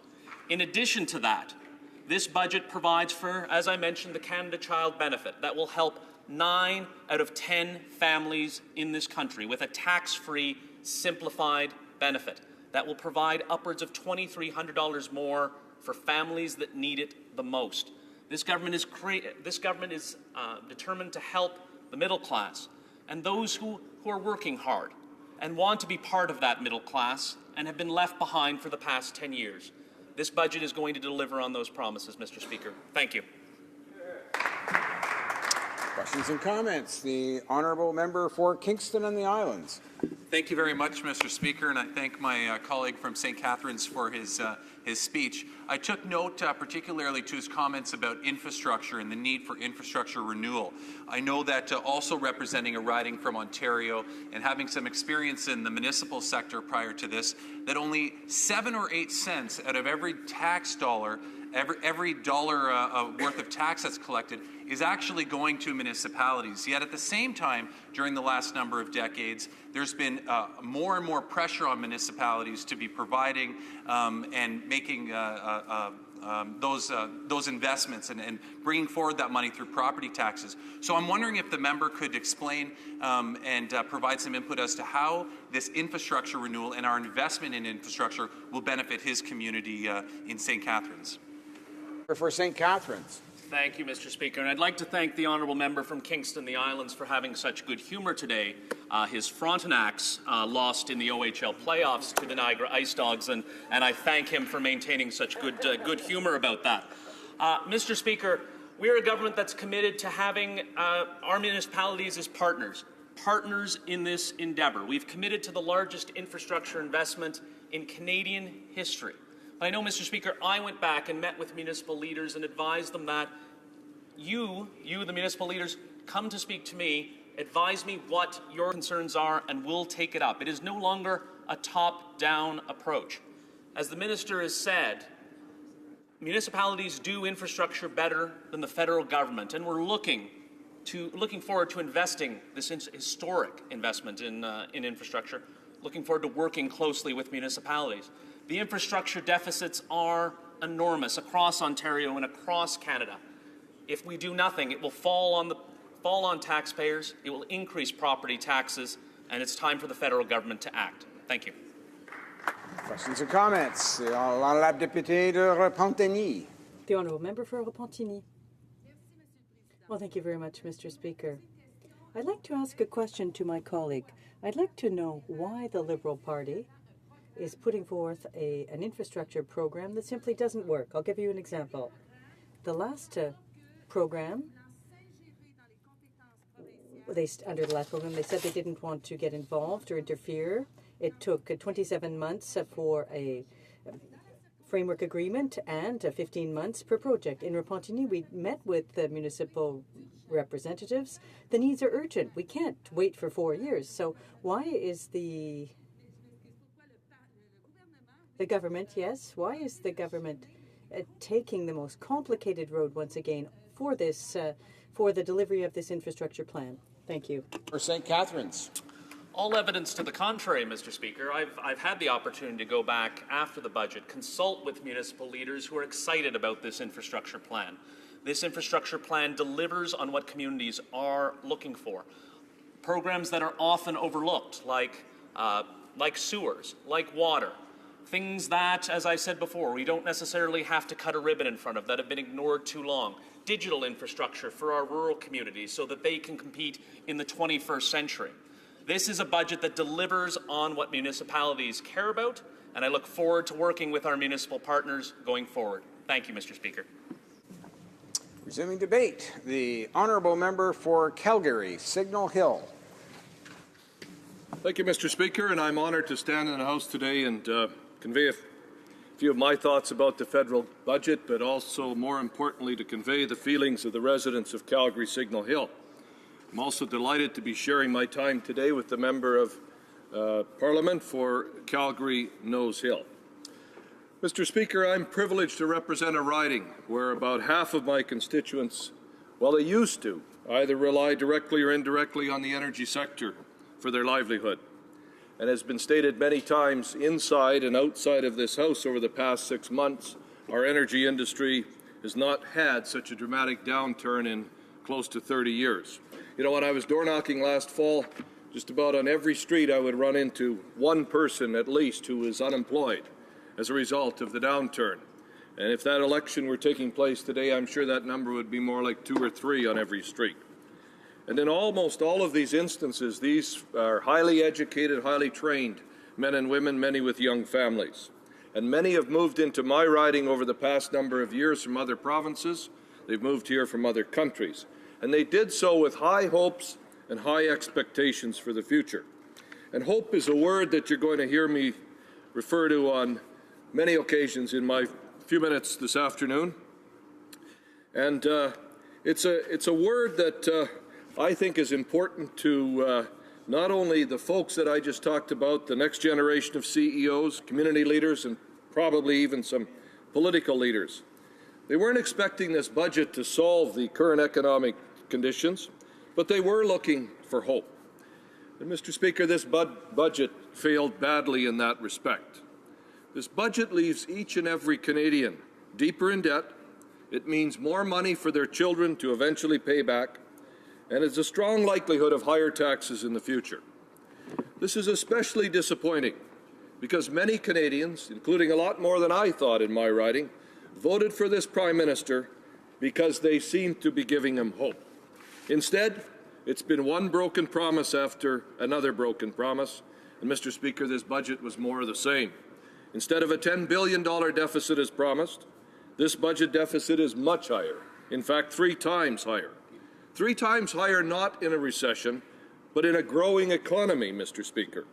And while Alberta is clearly in a recession, the overall Canadian economy is growing. However, this government is proposing to plunge our country a further $150 billion into debt over the next 5 years.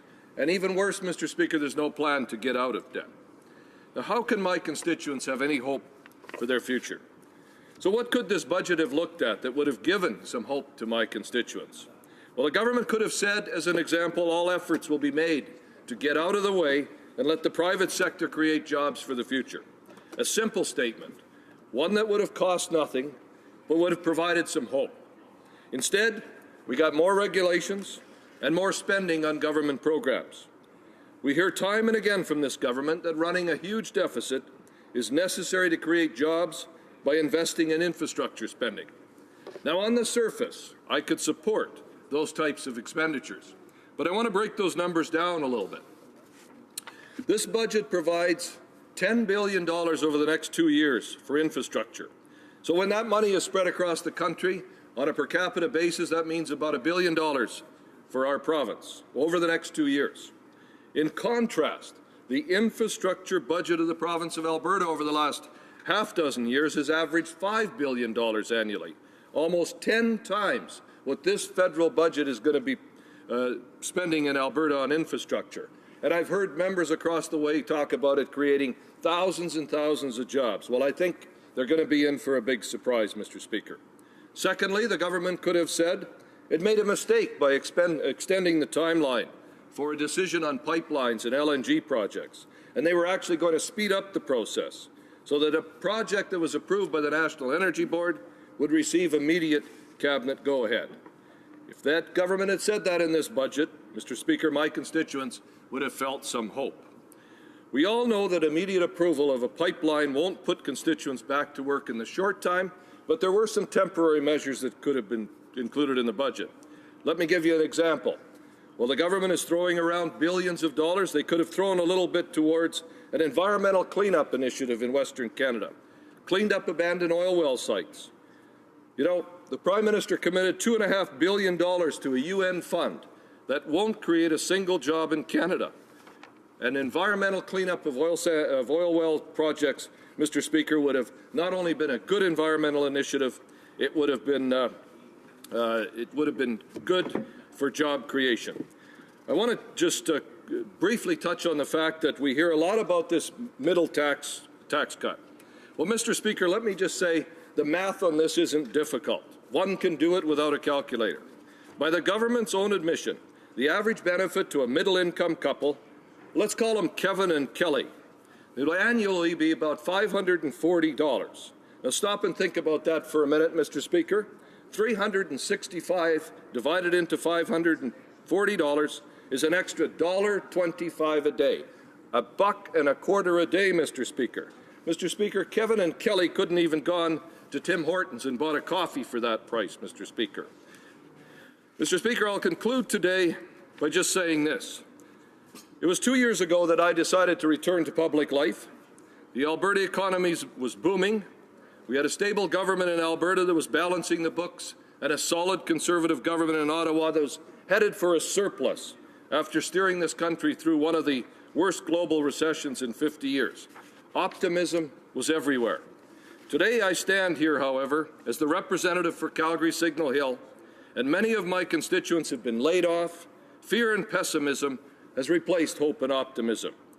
As I take my place in this House to respond to the budget, Mr. Speaker, I'd like to say that at the same time, an NDP finance minister in Alberta is standing up in the legislature and presenting a budget with the largest deficit in the province's history, some $10 billion. And how things have changed, Mr. Speaker. But I remain an optimist and believe that the economic situation in Alberta will improve because Albertans are a creative, entrepreneurial bunch. And I must say, there's never been a time in history when my constituents have had so little faith in their governments, both in Ottawa and Edmonton. However, I am confident it's going to get better, Mr. Speaker, and that alone gives me some hope. Thank you, Mr. Speaker. Questions and comments? The honourable member for Fredericton. Thanks very much, Mr. Speaker, and I thank my colleague and enjoyed his theme of hope, and I would invite him anytime to join me on a Saturday morning in Fredericton at the Boyce Farmers Market to listen to constituents in Fredericton talk about the hope they feel now that this government is installed and is delivering on the commitments that were put forth in the election through this budget. Hope for young people starting out careers that they can find employment opportunities, and then a middle-class tax cut will help them with their car payment, their mortgage payment, investing in the economy. Hope for seniors in my community who will benefit from the 10% raise for the lowest income single senior to the GIS. hope for veterans who will see increases to their disability awards, with many more commitments to follow through on, including an innovation agenda that will have a tremendous benefit to the universities, UNB and St. Thomas in my riding. Wonder if the member opposite can talk a little bit more about the hope that's being spread across the country due to this budget. Merci beaucoup. Member for Calgary Signal Hill. Mr. Speaker, I too have spoken to a number of what are constituents of this member from Fredericton who used to work in Alberta in the oil patch, Mr. Speaker, and their hope was that this government would get out of the way and approve a pipeline, Mr. Speaker. This budget does nothing for those unemployed people from the riding of Fredericton that used to fly out to Alberta every week and had a good quality of life. They're not going to benefit from any kind of a tax increase, Mr. Speaker, because they're unemployed. And this particular member could push on behalf of his constituents to get that pipeline built, get the government out of the way, and his constituents would be back working, not sitting in Fredericton with hope, Mr. Speaker. Questions and comments. The honourable member for Vancouver Kingsway. Mr. Speaker, well, I listened to my honourable colleague from Edmonton's comments. I was born in Edmonton and grew up there and spent 27 years in Edmonton before moving to Vancouver and representing the great riding of Vancouver Kingsway, and I was intrigued by my friend's comments where he appears to be very critical about the Alberta government's decision to run a $10 billion deficit at a time when the Alberta economy is facing a global collapse of commodity prices, particularly oil and gas, because, of course, he represents the Conservative Party. I was in this House when his government, the Conservative Party, prior, added $125 billion to Canada's debt and ran 7 straight deficits, including a $50 billion deficit in 2009, when Canada was facing a great recession. And at that time, the Conservative Party argued that running stimulus spending and deficits was critical for the economy of Canada, yet now he stands in this House and he criticizes the government of Alberta for running stimulus spending in Alberta, where Premier Rachel Notley is showing that there is a way to have responsible resource development in this country while showing national leadership in terms of climate change and dealing with environmental protection. And I think Albertans see that there's a different way, because the Conservative government that Ms. Notley replaced was a government that failed to diversify that economy, as Peter Lougheed once said was so instrumental to that economy, and left the Alberta government and the economy in a very vulnerable position for a global oil collapse, which is what happened. And that's the reason that the Alberta economy is in trouble, is the lack of failure of the Conservatives before them to plan for this. And I wonder if he has any comments about those facts. Member for Calgary Signal Hill. You bet I have some comments, Mr. Speaker. One of the reasons why the economy in Alberta is struggling today is because that member and his party continue to stand in the way of pipelines being constructed, Mr. Speaker. Let's be honest about that. Is that member going to stand up in this House and say our party will get out of the way and suggest and approve a pipeline or help approve a pipeline? We will stand behind the people of Alberta to get a pipeline to the West Coast. I ask that member, will he do that? Will he stand up in this House and say, yes, I will support a pipeline to the West Coast? Resuming debate, the honourable member for Calgary Rose Hill. Thank you, Mr. Speaker, and I understand I have about 5 minutes. Great. 5 minutes to talk about climate change. I want to reference page 149 of this budget, wherein the Liberals condense their approach to addressing climate change with the main argument being pricing carbon emissions will drive Canada's transition to a stronger, more resilient, low-carbon economy and help Canada address the global climate challenge. When it comes to pricing carbon, something that we have to consider is something called the price elasticity of demand.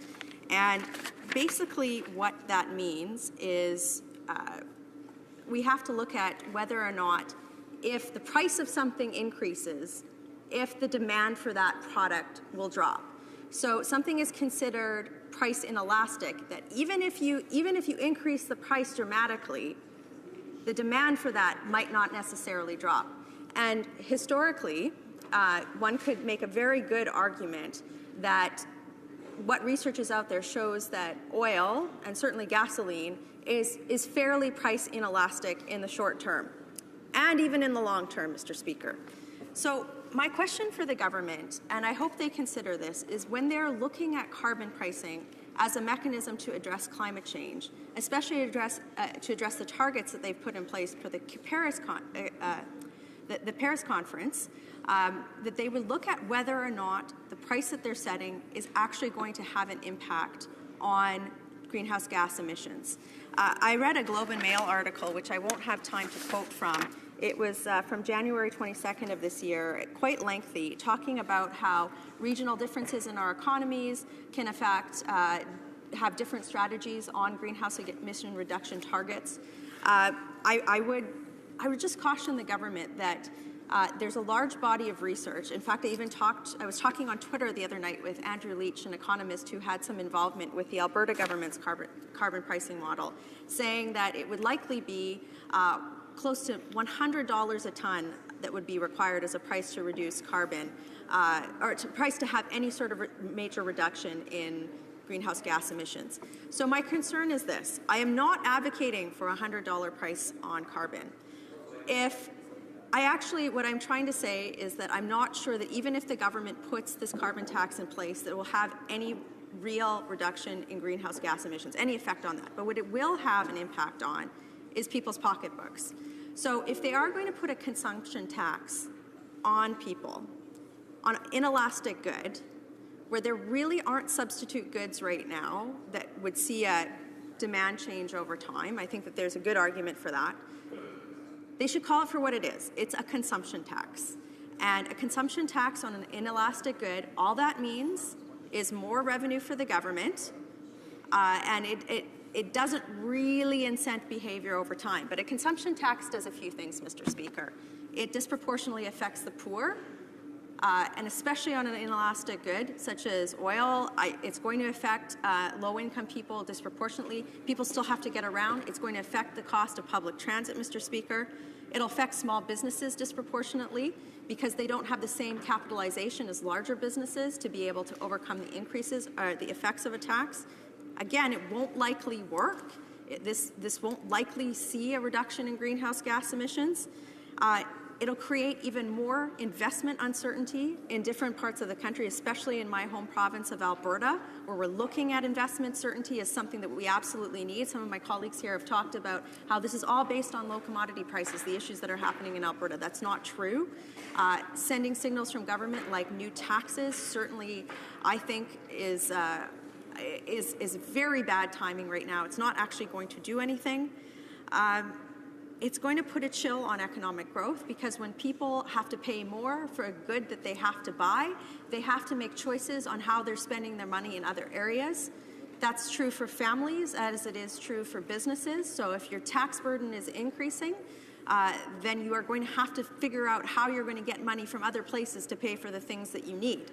And certainly I think that that's going to put a chill on investment and a chill on economic growth, Mr. Speaker. So I wish I had a lot more time to talk to you about this very important issue, but my advice to my colleagues is simple. If you are going to look at carbon pricing and you are going to look at some of the rhetoric saying, well, you know, $100, $140 ton carbon price is working in Sweden, what does that mean in the context of a regionalized economy in Canada, where we don't necessarily have the same economic structures or we don't necessarily have the same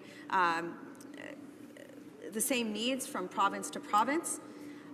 I ask them to really consider this so that they don't promise Canadians that they're going to lower greenhouse gas emissions and don't, and worse off, make them pay more out of their pocket for something that is essentially a consumption tax. And if they want to raise taxes, which this does, if they want to just raise taxes, then let's have a debate about raising consumption tax on everybody, because I think Canadians would push back very, very strongly against that. So that is a big concern I have with the budget.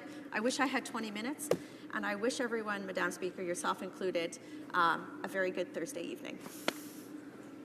Well, thank you very much, and I'm sure that a lot of people would like to have more time. Unfortunately, it being 5:30, pursuant to order made on Monday, April 11th, 2016, the question on the Ways and Means motion number 2 is deemed put and a recorded division deemed requested and deferred until Tuesday, April 19th, 2016, at the expiry of the time provided for oral questions.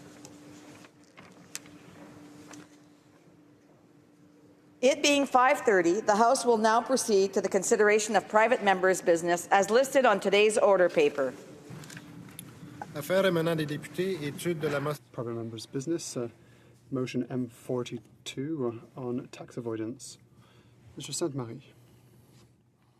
Monsieur Sainte-Marie, appuyé par Madame Posé. Mr. Sainte-Marie, supported by Madame Posé, moves that, in the opinion of the House, the government should put an end to the widespread tax avoidance practiced by many shell companies set up in Barbados, by Canadian companies, by amending subsection 95(1) of Income Tax Act and section 5907 of the Income Tax Regulations to specify that no business that is entitled to a special tax benefit conferred by Barbados under the Canada-Barbados Income Tax Agreement Act 1980 shall be exempt from taxation because of a tax treaty.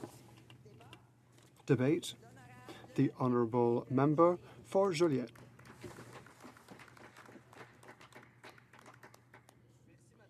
Thank you, Madam Speaker. Usually when we table a motion, we must read it at the beginning of our speech, and so here we go. That, in the opinion of the House, the government should put an end to the widespread tax avoidance practiced by many shell companies set up in Barbados by Canadian companies by amending subsection 95(1) of the Income Tax Act and section 5907 of the Income Tax Regulations to specify that no business that is entitled to a special tax benefit confirmed by Barbados under the Canada-Barbados Income Tax Agreement Act 1980 shall be exempt from taxation because of a tax treaty. Madam Speaker, last week we all heard in the news about the Panama Papers leak. These leaks give us an idea of the scale at which tax havens are used, enormously. This week, the government has suddenly rushed to say that it is tackling the matter. However, last year, we had the Luxembourg ploy leak, and the government said then that it was working very hard to tackle the matter. The year before that, it was the HSBC documents, and before that, it was UBS, and before that, it was Singapore and the Virgin Islands. Every time, of course, the Canadian government announced that it would work very hard to tackle the matter. And before that, you will remember, it was the boats of the Canada Steamship Lines Company, and before that, it was the Bronfman Trust, and also the Irving family. For 25 years now, the government has always apparently been working very hard. Clearly, though, the results have simply not appeared. With each new scandal come announcements about new measures, and yet the situation indefatigably gets worse. For 25 years, the government announces measure after measure to pin down fraudsters. That is all well and good, but the problem remains. Why is this the case? Because the issue, generally speaking, is that using tax havens is perfectly legal. The solution is not to target individual fraudsters. We need to target bad laws, bad regulations, bad treaties, and the tax system. Barbados is small and it's far away. Yet $71 billion left Canada for Barbados, and that is only for 2014. That is more than all of what went to Asia, 12 times more than what went to France. And this continues year after year. The enormous amounts that Canadian companies send over there to avoid tax has a direct impact right here, right now. 71 billion exempted tax dollars. Can you imagine the effect that this would have on government revenue? Indeed, I should say the impact it would have on the revenue of all governments. For example, Quebec is not a country and it therefore cannot sign tax treaties. with regards to international taxation, Quebec taxation law is a copy of the federal law. There is simply no other choice. When the federal government allows usage of tax havens, the Quebec government also loses revenue. At the end of the day, all taxpayers foot the bill, in Quebec and in Ottawa and elsewhere in Canada. Higher taxes, more tax and tariffs, and forced austerity. That is a consequence of our currently being a province in Quebec. For the time being, the key lies in the hands of the federal government. On the matter, I would like to inform the House, Madam Speaker, that this morning, the Quebec Assemblée Nationale unanimously adopted a motion that copies word for word that one that I have tabled and the one that we are debating right now. Yes, they adopted it unanimously. In Quebec City, all MLAs, from the Liberal Party, from the Parti québécois, from the Coalition Avenir Québec, and from Québec Solidaire, unanimously decided to vote a motion asking this House and asking the Canadian government to rectify the Barbados tax haven issue. Fighting tax havens, and more particularly the case of Barbados, is an issue that is unanimously approved in Quebec. I think that this could also be the case for the whole of Canada. International taxation is a difficult affair. Since the very beginning, every time organizations ask the government to do something to fight against tax havens, the government always answers in the same way. We can't do anything. It can only be addressed on the international scene. Or acting alone would harm our competitivity. Now, time for a comparison.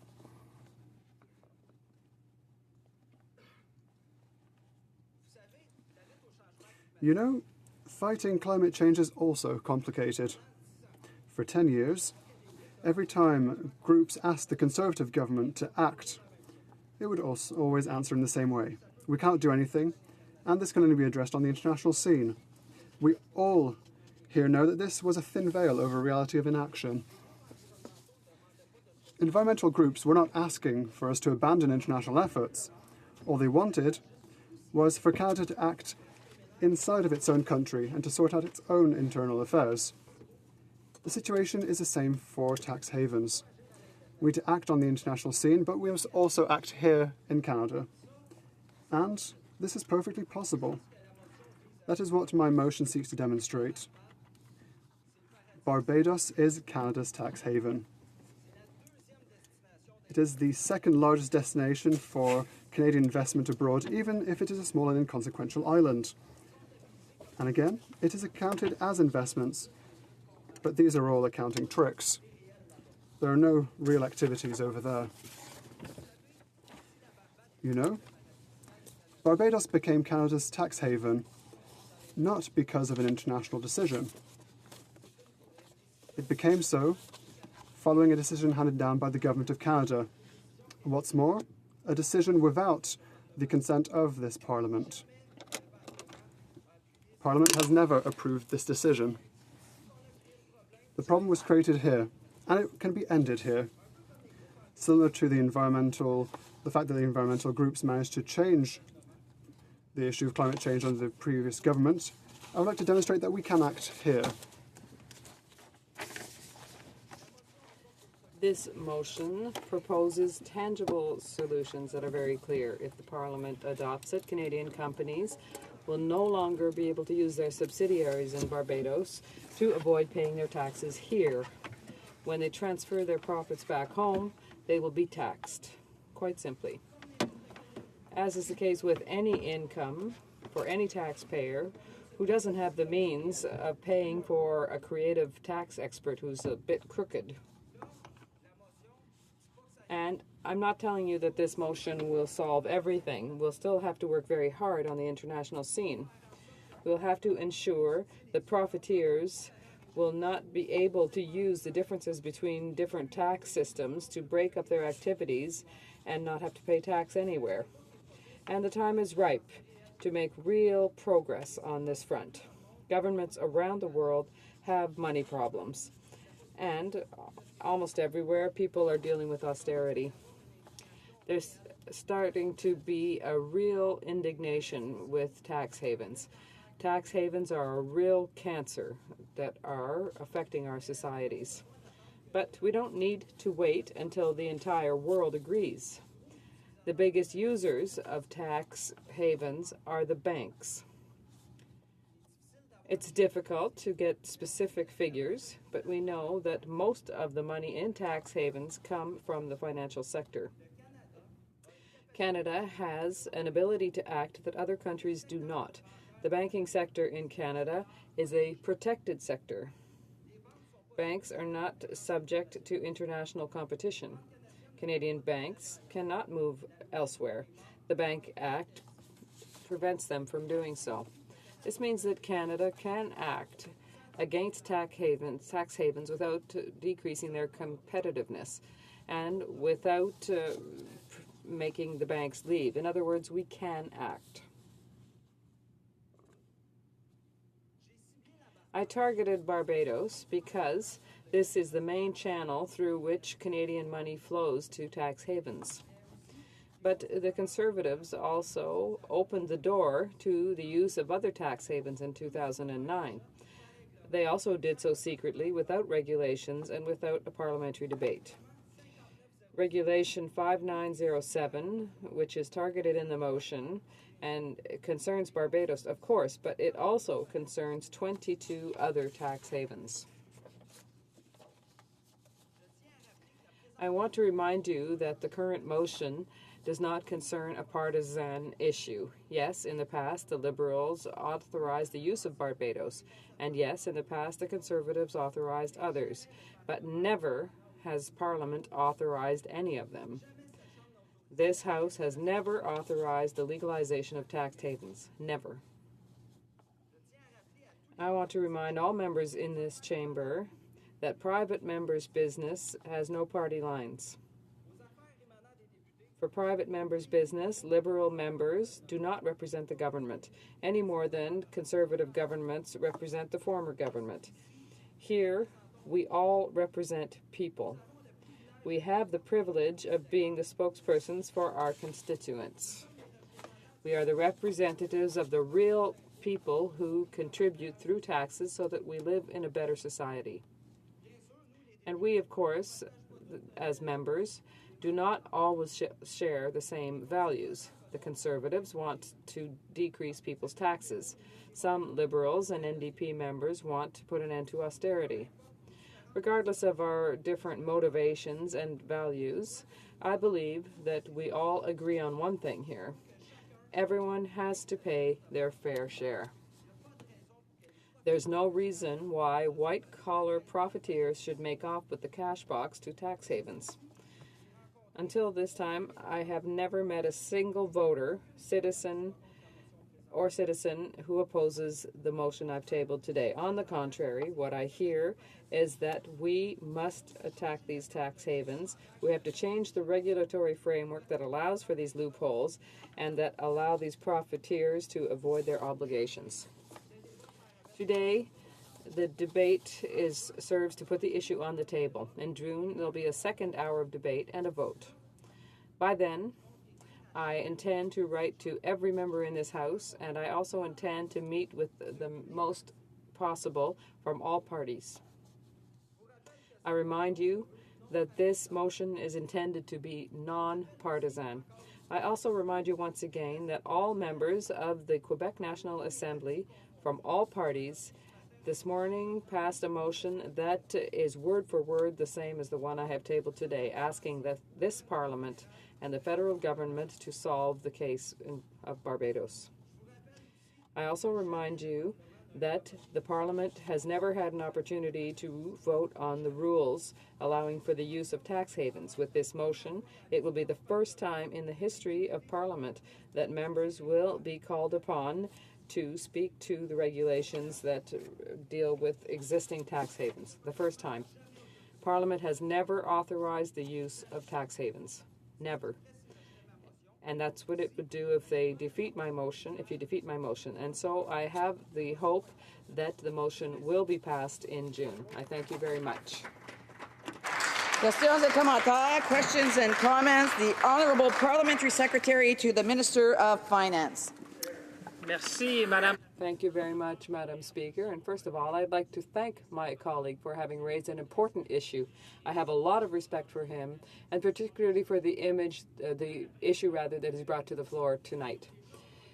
Madam Speaker, we have already recognized this issue a long time ago, the whole issue of tax avoidance, and during the campaign, we committed to fighting for this.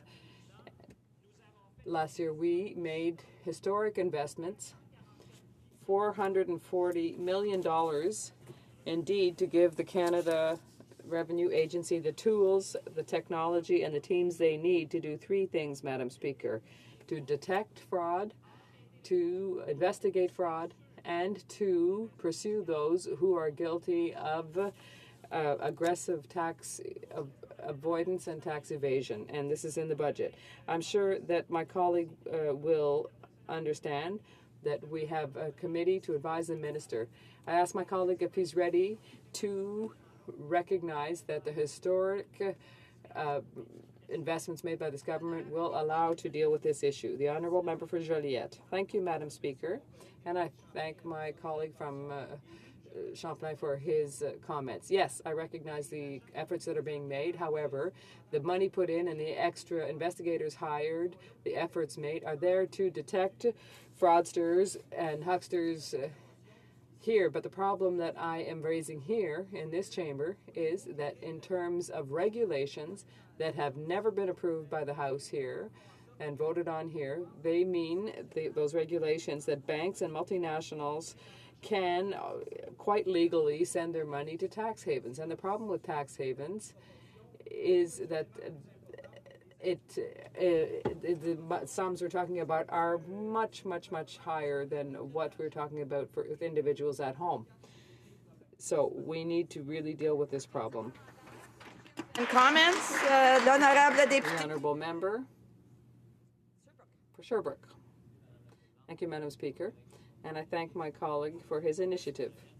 And I'd like for him to talk more about the very heart of the issue in Barbados. Whether we're putting $450 million or $2 billion to solve it won't change anything, because Barbados has a convention regarding double taxation. And so my colleague hasn't spoken to that in detail. I'd like for him to talk more about this treaty between Canada and Barbados. And it's a tax treaty we have with a notorious tax haven. The Honourable Member for Joliette. Thank you, Madam Speaker. I'd like to thank the member for Sherbrooke for his question. There's a tax treaty between Canada and Barbados that has existed since 1980. It has retroactive into 94. It was reviewed not so long ago. So when profits are brought back to Canada from Barbados, they must be taxed, and taxes have to be paid here in Canada. So we agree on that. The problem is that regulation number 5709, the tax regulations that wasn't negotiated with Barbados, that was changed by the Chrétien government at the time, and they said that they would not implement that regulation.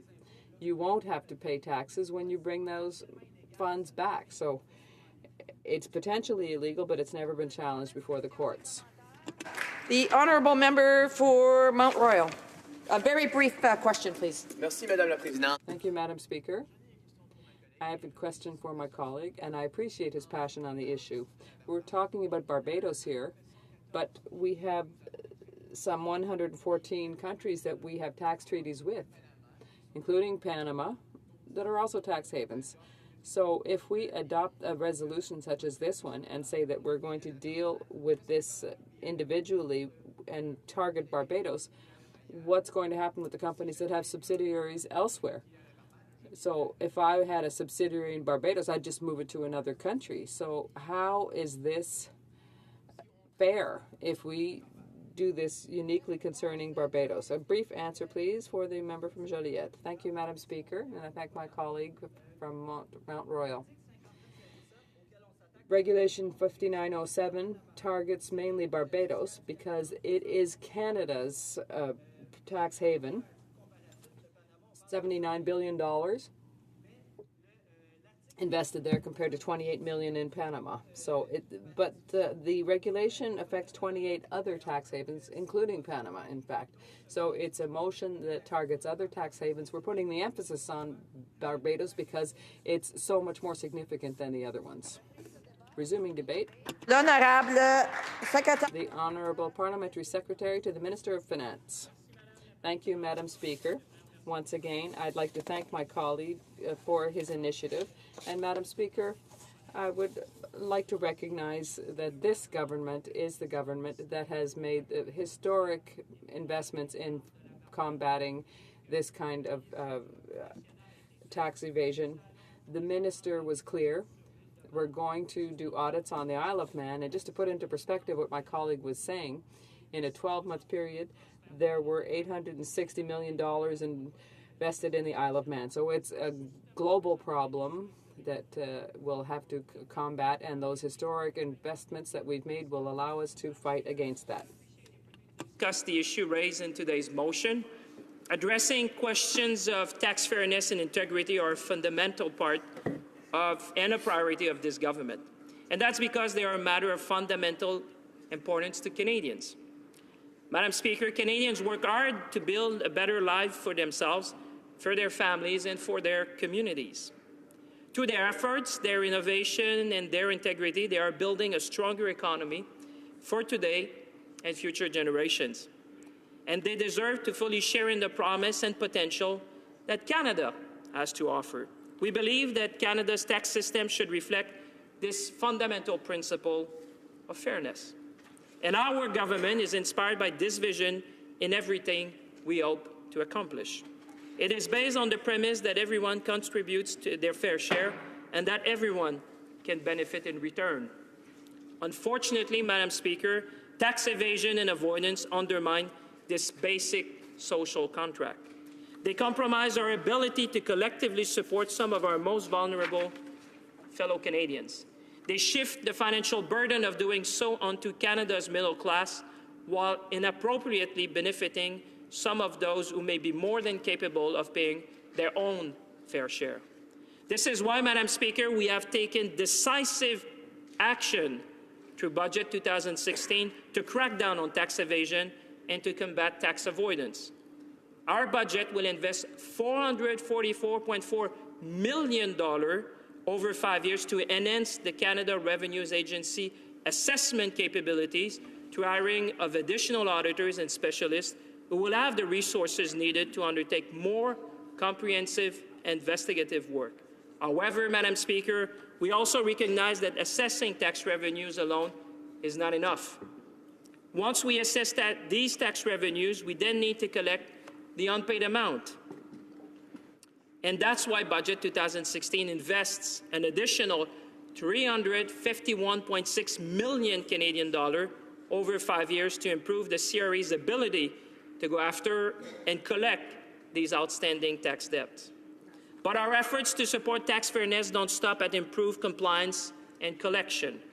Canada's tax system needs ongoing adjustment to ensure that it is functioning as intended and contributing to the objective of an economy that works for everyone. So we will continue to take legislative and other actions to improve the integrity of Canada's tax system on both the international and domestic fronts to ensure that the system is functioning as intended. For example, we're acting on a number of recommendations from a multilateral project to address international tax planning arrangements undertaken by multinational enterprises to inappropriately minimize their taxes. We're also in the process of implementing the automatic exchange of financial account information to better combat international tax evasion. As well, Budget 2016 takes action to address unintended tax advantages that businesses and wealthy individuals may be able to obtain through sophisticated tax planning techniques involving private corporations. I want to assure all Canadians that the government will continue to identify and address inappropriate tax planning schemes to ensure that the tax system operates as fairly and effectively as possible. These actions are just not consistent with the basic principles of economic efficiency and responsible fiscal management. They are consistent with the basic principle of fairness that defines us as a nation. And tax evaders and avoiders would do well to take note of these initiatives, Madam Speaker. But improving compliance both domestically and internationally, and from the underground economy, we expect to recoup around $2.6 billion in fairly owed revenues over a 5-year period. Madam Speaker, this is revenue that we will be investing in empowering all Canadians to build better lives for themselves. It will help strengthen and grow our middle class and enable more Canadians to contribute to and share in the prosperity that our country has to offer. As a strong and reliable federal revenue base is essential to the well-being of Canadians. It helps pay for things like the Canada Child Benefit, introduced in Budget 2016. The Canada Child Benefit is the most significant social policy innovation in a generation. A stronger revenue base will help support our new Budget 2016 investment in education, infrastructure, training and other programs that will help to secure a better quality of life for Canada's Indigenous people, building a stronger, more unified and more prosperous Canada. It will support our budget's new investment to modernize and upgrade public transit, improve water and wastewater systems, expand affordable housing, and protect the infrastructure we depend on from the effect of climate change. The billions of dollars we recoup in foregone tax revenue will also support our budget investments to help seniors in their retirement years with increased benefits to ensure that Canadian seniors have a dignified, comfortable, and secured retirement. It will support increased funding for innovation, collaboration, and partnerships to protect the integrity of our healthcare system. In short, it will help us advance our plan to put people first and deliver to the help they need now while investing for the years and decades to come. And it will do so while helping to prevent underground economic activity, tax evasion, and the exploitation of tax loopholes. These achievements are the two sides of the same coin, Madam Speaker. On the one side, everyone contributes their fair share, and on the other, everyone can benefit in return. These are the principles that unite and inspire us as Canadians and as a government, Madam Speaker. And I can assure the honourable member that these principles will continue to guide us in our efforts to clamp down on tax evasion and avoidance, to improve the integrity of Canada's tax system, and to invest in a Canada that is fair and prosperous for all. Thank you, Madam Speaker.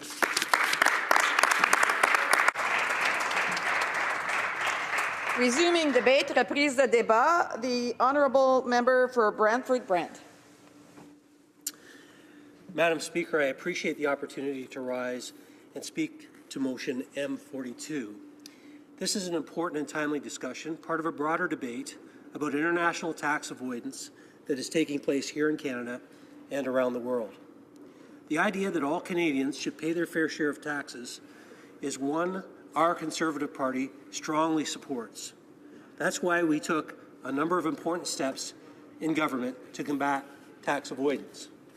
Most significantly, we created the Stop International Tax Evasion program aimed at reducing international tax evasion and avoidance. And we are looking forward to working with the new government to continue building on our strong record in this area.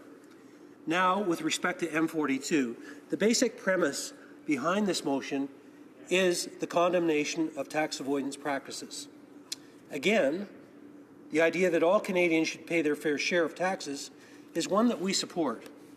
We do not contest the premise of this motion. What we do contest, however, is the method employed in this motion to achieve its purported aim. The Bloc believes that implementing this motion would result in more money back in the hands of the Government of Canada. In reality, it is not so clear-cut. This motion essentially nullifies the Canada-Barbados Income Tax Agreement Act. The Canada-Barbados Income Tax Agreement Act was designed to limit double taxation, a situation where the same profits are taxed twice, as they are earned in a foreign country, and then again when they are remitted to the parent company's country of residence. Here's how it works. In Barbados, tax payable in Canada shall be deducted from the Barbadian tax payable on such income, profits, or gains. In the case of a dividend paid by a company that is a resident of Canada to a company that is a resident of Barbados, which owns at least 10% of the voting power, the credit shall take into account the tax payable in Canada in respect of the profits out of which the dividend was paid. In Canada, tax payable in Barbados shall be deducted from the Canadian tax payable on such income, profits, or gains.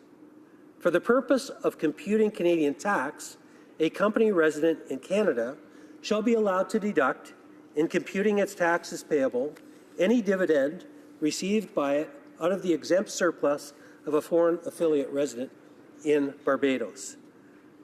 Through the allowance of tax credits between particular countries, the international tax burden on companies and investors is effectively minimized. There is a general international tax principle that the country in which immovable property is located should have the right to tax the gains from the disposition of such property. To successfully operate in a foreign affiliate and legally benefit from the low tax rates available, the company must satisfy a set of regulations in place. These include both Canada Revenue Agency's demands as well as the local laws that govern IBCs. The Canada-Barbados Tax Agreement Act was amended in 2011 to follow in the framework of the OECD treaty models and ensure holding corporations, trusts, and partnerships that hold Canadian investments in real property and resource properties will be subject to Canadian taxation on sales of the shares of the holding company or the interests in the partnerships or trusts. The Conservatives believe any motion to override the Act's provisions should be regarded with skepticism.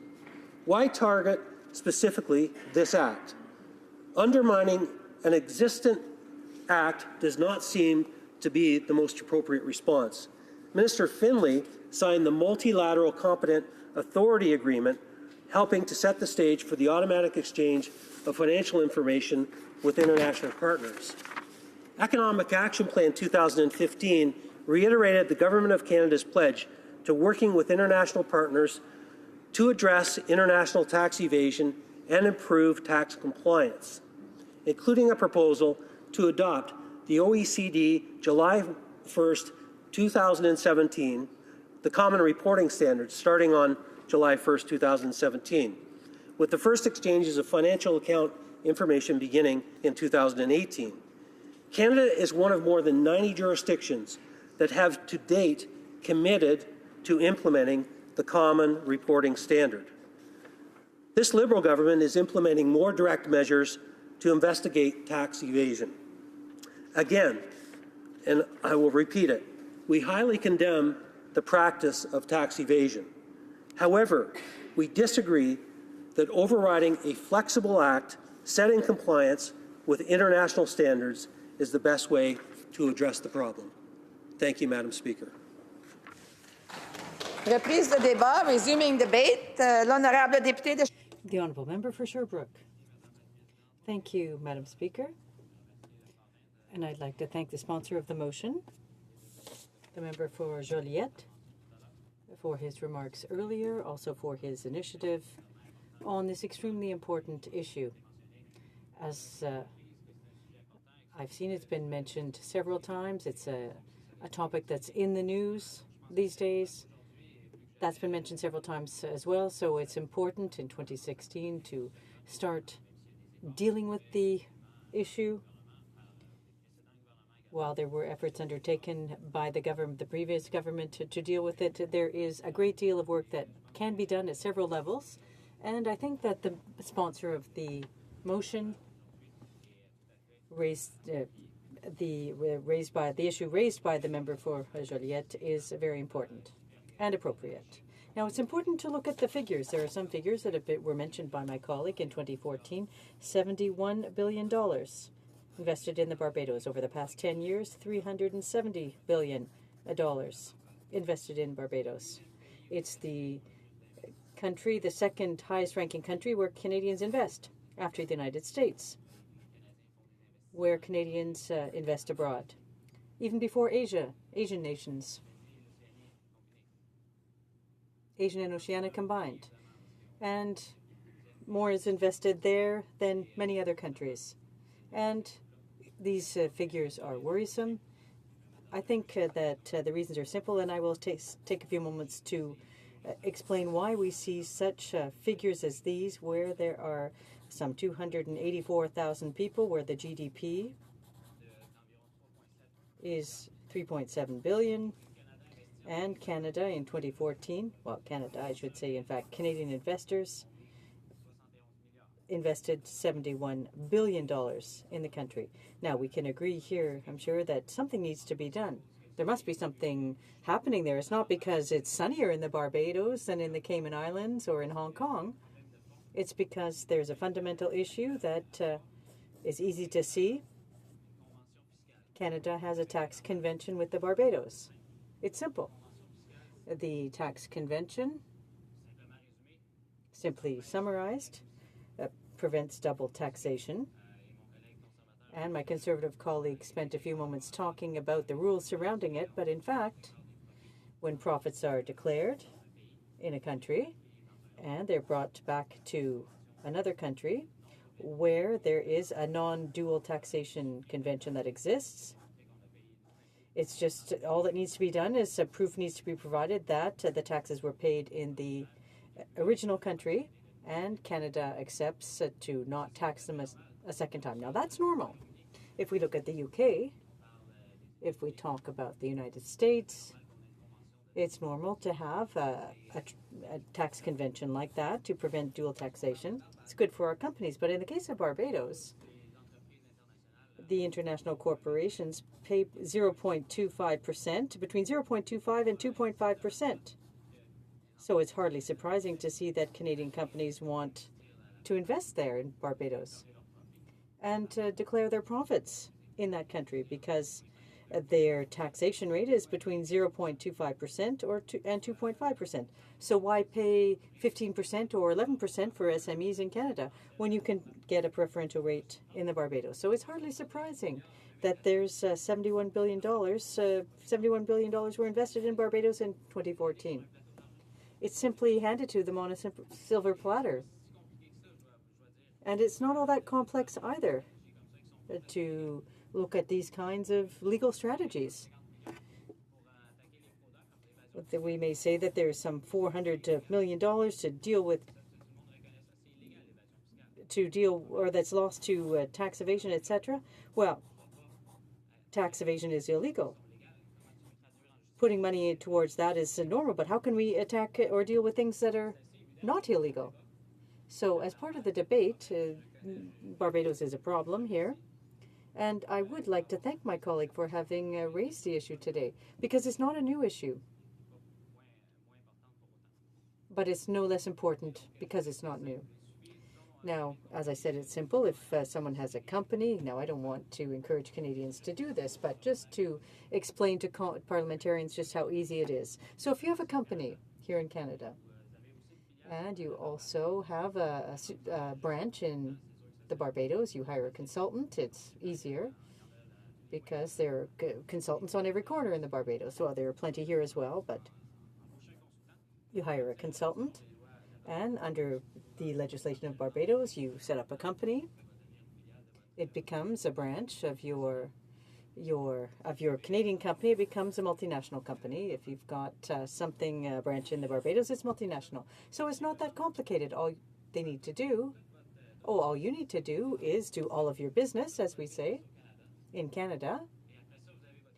And after that, you've got your branch in the Barbados that puts in an invoice of $5 million for services consultant services rendered, whatever you want to call it. And you're charged $5 million by your branch there, your affiliate, and you declare that the tax has been, you've made, well, in fact, you declare in Canada that the year was profitable, but in Barbados, what you do is say that there were $5 million in profits, or $4.5 million in profits. So in the Barbados, the tax rate is used, that's used for a company, for a multinational company. Now, if you do business in the Barbados, you have a legitimate business that's working there, that's doing business. Could be Barbados or elsewhere, but those companies don't have the same taxation rate. It's very low in the Barbados. So that's where the problem lies. Now, the minister, just on Monday, the Minister of National Revenue said, and I quote, in response to some journalists, she said, what we want to see is to try to make what is immoral illegal. She also said that if there are changes that need to be made to the legislation, they will be made. She also stated that the trap is closing. So there's something that can be done with Barbados. This is what my colleague is proposing today, member for Joliette, and there are some solutions that are available. There are other solutions as well. And I think that it's clear that the minister could, at the very least, and the other parties as well, should take a serious look at this issue with Barbados, because the situation can be resolved. Now, it's not simple, but it can be resolved. As you know, Madam Speaker, the NDP has always defended better tax fairness to ensure that our fellow citizens, our companies here in Canada, pay their fair share. Because we have a number of services here in Canada, we're fortunate that way. Canada provides important services to Canadians, and those services need to be paid for. Canadians who want to use those services, be they in the area of health or education or another area, well, those services need to be paid for. So individuals, people, and companies, if they try to avoid paying their tax obligations or fulfilling their tax obligations, then it'll be increasingly difficult to pay for the services Canadians continue to expect. Now, there are some business leaders who practice this type of immoral but legal activity. It's immoral, and people who do so, at some point when they fall ill, they're not going to travel to the Barbados to go to the hospital. They're going to come to the hospital here in Canada.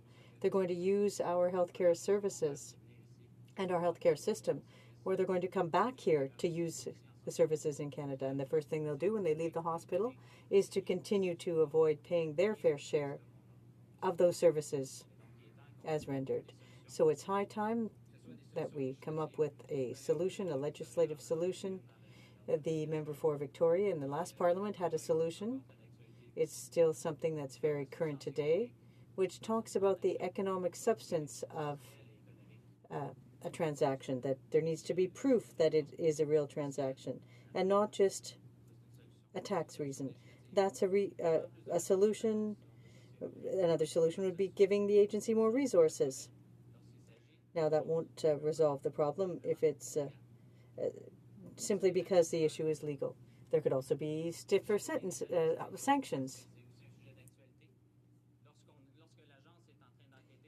The agency is investigating. When it investigates people who for illegal activities, well, we can't give them amnesty. We need to put an end to amnesty.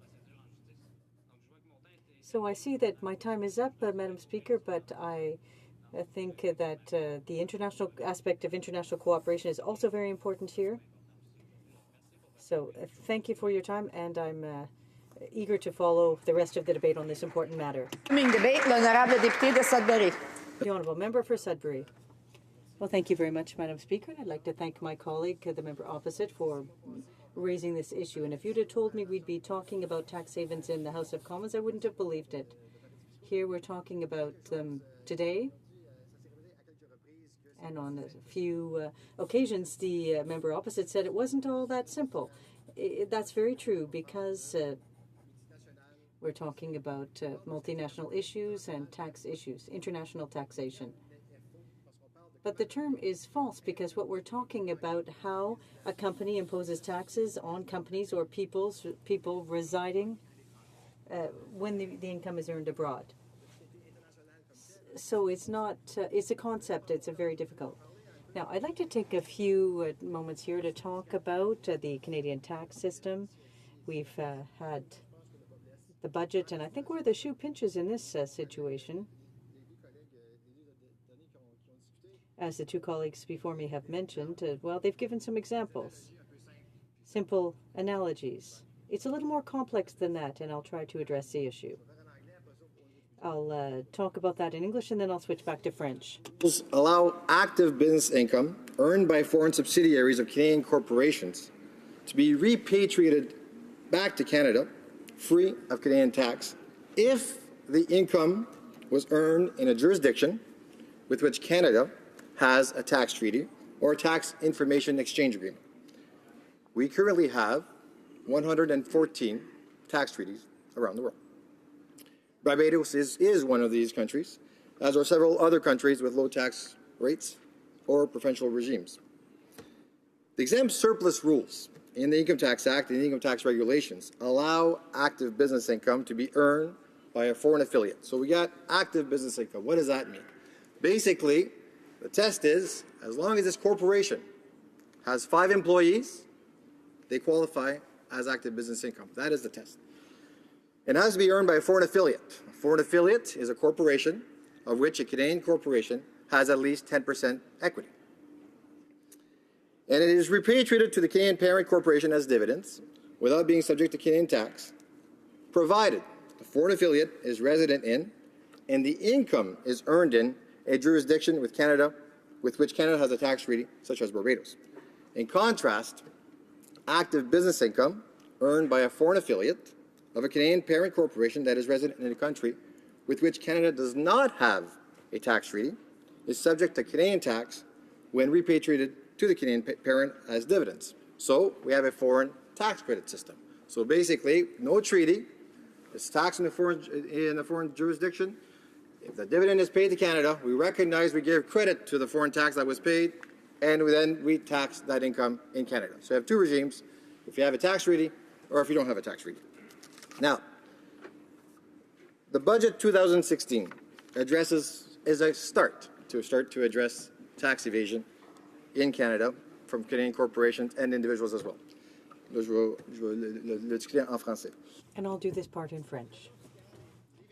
Tax evasion by individuals and corporations affects the government.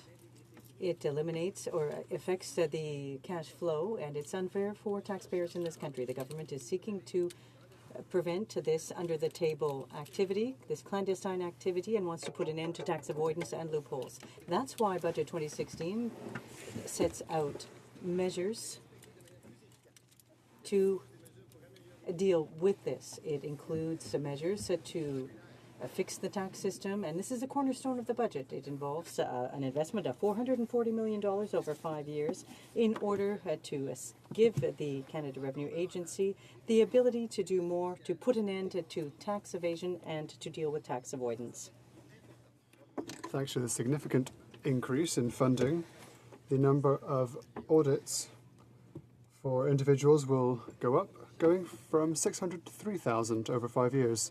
The significant increase will generate an extra $400 million over 5 years in tax revenue.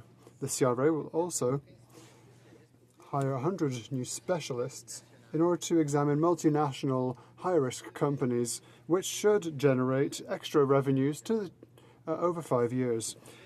The CRA will also create a program that seeks to tackle promoters of tax ploys, which will increase the CRA's capacity to audit such people. 10 times more people will therefore be audited. There will now be 4 to 24 such agents. This is very technical and very specialized. This team will carry out audits, will impose penalties, and will refer to criminal law certain cases. In order to make sure that these works obtain results, the CRA will hire lawyers inside these teams. The lawyers will be ready to use in courthouses in a more precise way.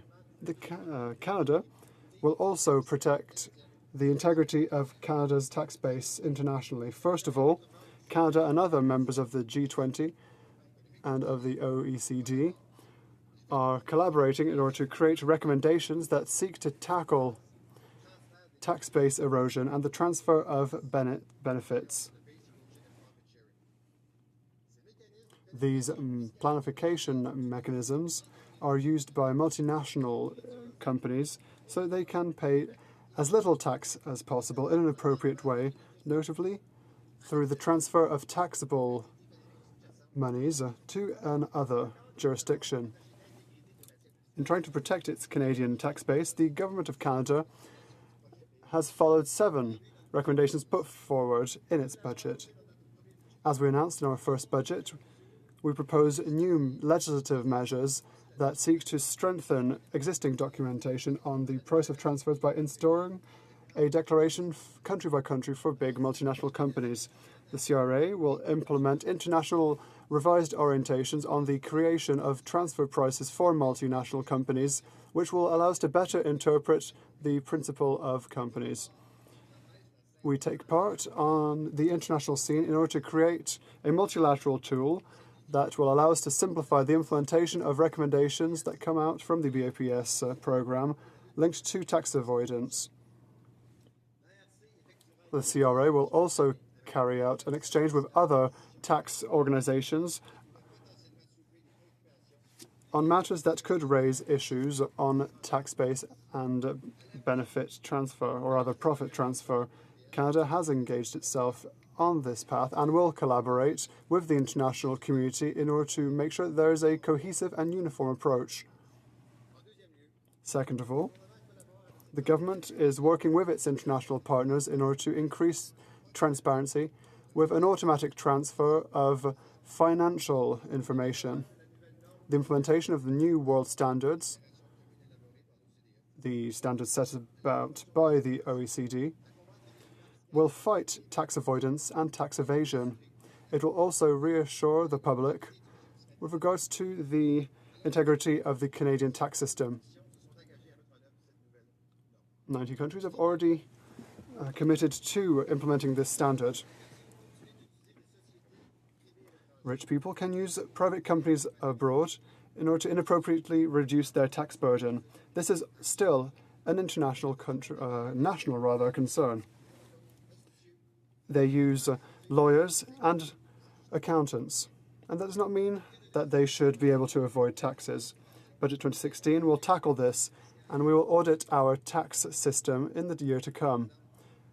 Madam Speaker, in the future, the government will continue to identify and tackle tax avoidance systems so that our taxation system works in the most efficient and fair way. Thank you.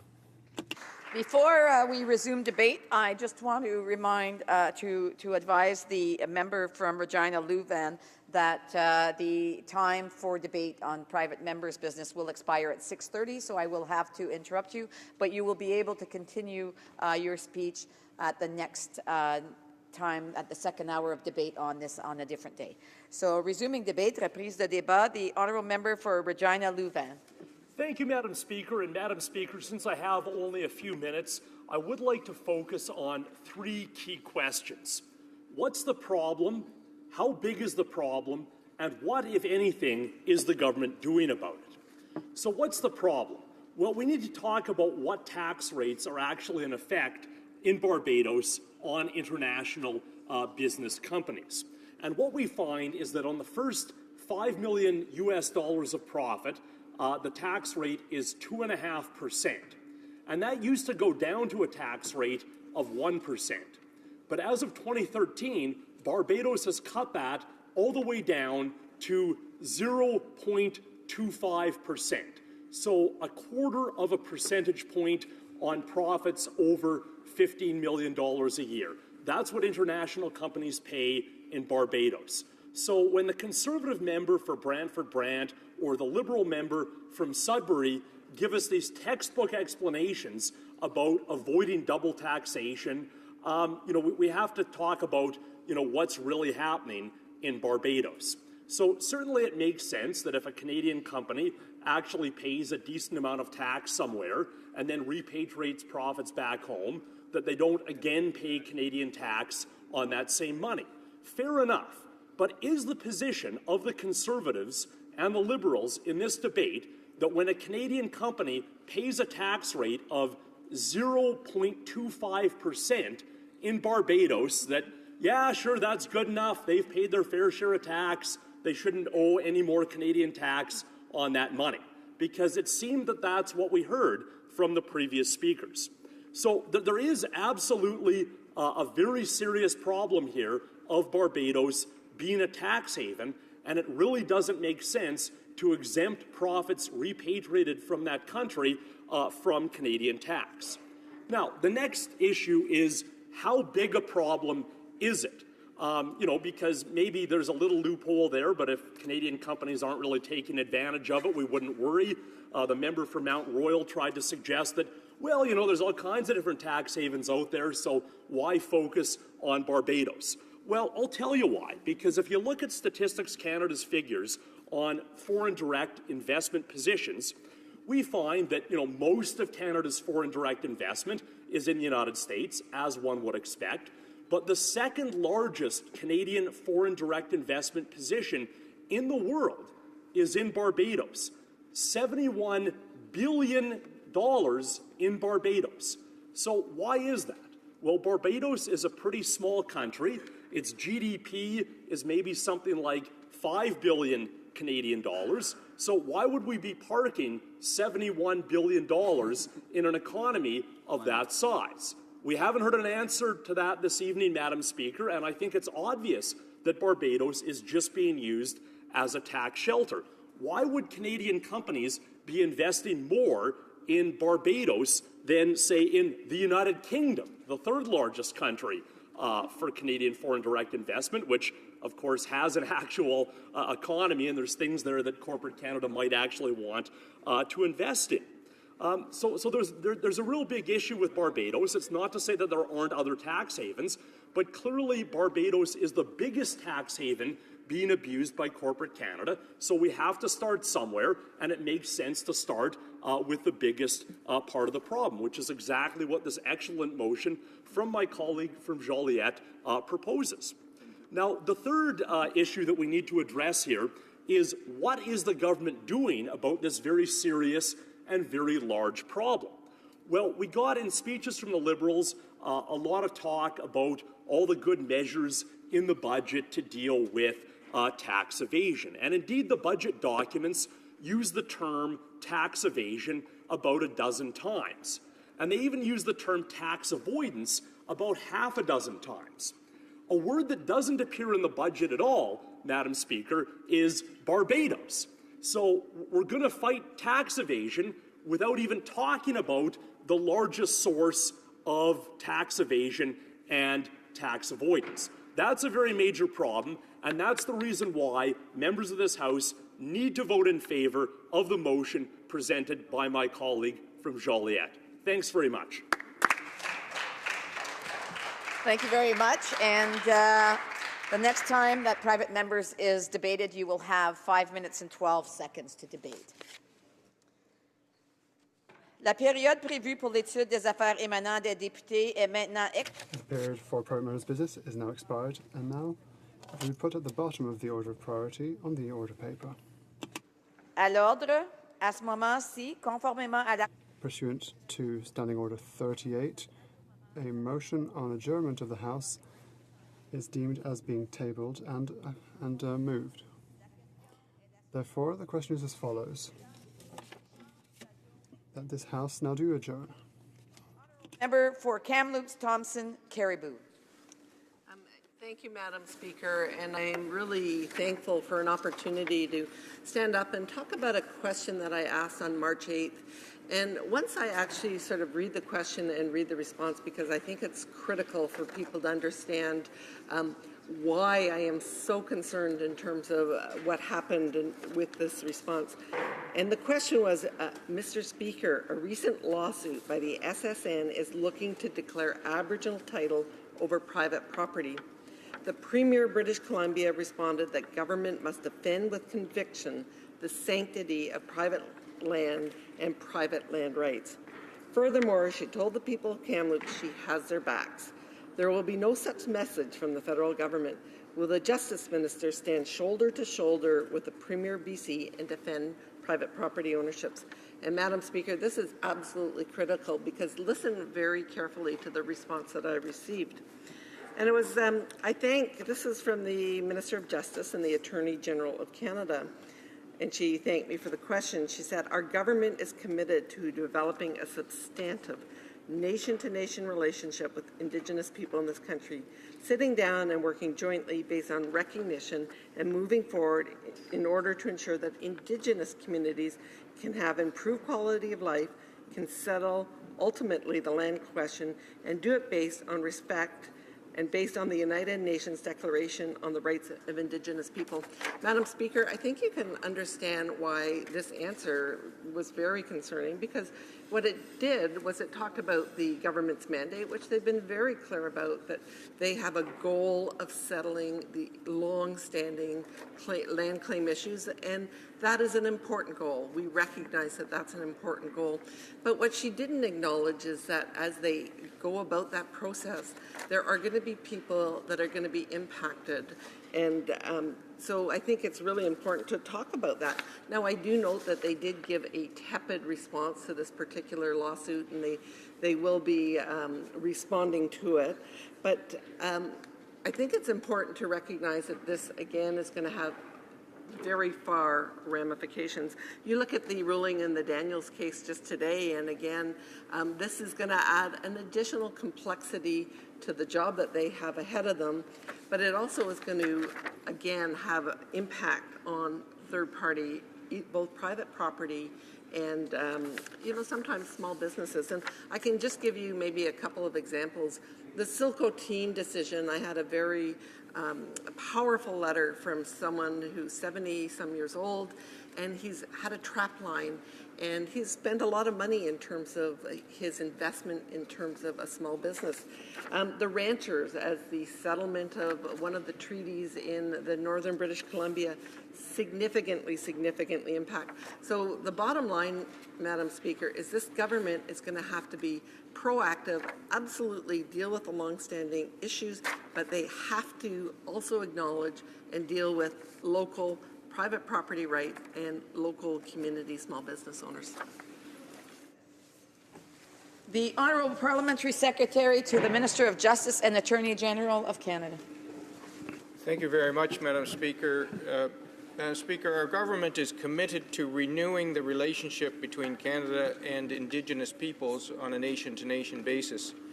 This relationship will be based on respect, cooperation, and partnership. A renewed nation-to-nation relationship is a political goal, but it reflects a history of Crown Indigenous relations.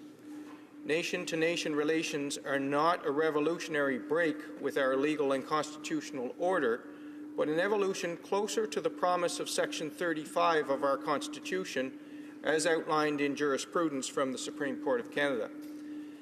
Canada modernized its Constitution in 1982 to reflect a confident, inclusive, and just country that respects diversity with balance for individual and collective rights.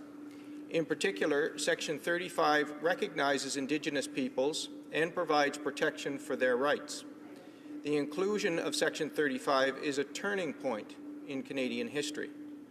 It is to this end that the Supreme Court of Canada has encouraged a purposive view of Section 35 and its promise of a balanced relationship between the Crown and Indigenous peoples. We can see this balanced approach presented in the Supreme Court of Canada's decision that was referred to by my colleague, the Chilcotin Nation versus British Columbia from June of 2014. The court held that the Chilcotin Nation has title to approximately 1,750 square kilometres of land in the interior of British Columbia. In the decision, the Indigenous perspective and legal traditions were given equal weight to common law property concepts. For example, what goes into proving title, how title content is defined by the Indigenous views, and how justification has to take into account Indigenous perspectives, as well as the interests of the general public. The Supreme Court of Canada did not address the issue of what happens when third-party property interests intersect with title. But an essential part of Section 35 is to find an appropriate balance to reconcile the sometimes competing rights, claims, and ambitions of Indigenous and non-Indigenous Canadians. Madam Speaker, reconciliation will be a multi-generational journey requiring hard work and compromise by both Indigenous nations and Canada's institutions. All Canadians will benefit from a balanced and respectful dialogue. And I'd like to thank the member from Kamloops, Thompson, Caribou for bringing this question forward, and indeed for bringing the question forward in a manner that allows for a more complete response and an opportunity to emphasize the balanced approach that will be necessary in this and in all land claim disputes involving Indigenous peoples. Thank you, Madam Speaker. For Kamloops, Thompson, Caribou. Thank you, Madam Speaker, and we do acknowledge much has to be done, and there's going to have to be hard work in settling these long-standing Indigenous land claims. I want to hear from this government that as they go about this process, that they will consider the farmers, the trappers, the ranchers who have been active on the land and who have lived side by side since the early days of Confederation. So, furthermore, this is going to have a very, very significant effect. And I really liked, as this question was put forward to the National Chief, Perry Bellegarde, and he used the quote and he said, "We must have peace in the valley." And I thought that was a very nice statement, peace in the valley. So as this government does the work, they have to have a recognition in terms of third-party owners. And I would urge them to adopt a policy of avoid, mitigate, compensate when those settlements intersect in a way that creates undue hazards. The Honourable Parliamentary Secretary to the Minister of Justice and Attorney General of Canada. Madam Speaker, our government is committed to renewing the relationship between Canada and Indigenous peoples on a nation-to-nation basis. This relationship will be based on respect, cooperation, and partnership. We support a vision of Canada that reflects a confident, inclusive, and just country that respects diversity with balance for individual and collective rights. This includes recognition of Indigenous peoples and their rights as contained in Section 35 of our Constitution. Balancing and recognizing all of our interests is a nation-building challenge. Reconciliation will be a multi-generational journey requiring hard work by all of us. Thank you, Madam Speaker. The Honourable Member for Saskatoon West. Thank you, Madam Speaker. Madam Speaker, on January 27th, I asked the Honourable Minister of Health about a central principle of the Canada Health Act, equal access for all Canadians to health care. In many places across this country, including my home province of Saskatchewan, wealthy Canadians are getting preferred access to health care services, most notably MRIs. Because the Canada Health Act outlaws user fees and the unequal access to health services is contrary to both the spirit and the letter of the law, I asked the Health Minister when she would act to enforce the Canada Health Act and crack down on private payments. Madam Speaker, the Minister's answer was that she had met with provincial and territorial health ministers and that she's determined to make sure that Canadians will always be able to access the appropriate care they require based on need and not ability to pay. Madam Speaker, while I was encouraged to hear of the Minister's strong commitment to the Canada Health Act, I regret that to date the Minister has yet to announce what she will do to uphold this commitment. I am gravely concerned that Saskatchewan is not only allowing, but actually encouraging the privatization of healthcare, namely private MRI services. Where is the universality of access if special access to MRIs is given to those who can afford to pay? The Saskatchewan Medical Association, which represents the province's doctors, is opposed to the two-tiered MRI system. The SMA has said that the policy has been implemented hastily and that there is no clear evidence that offering private scans will lead to shorter wait times for the public.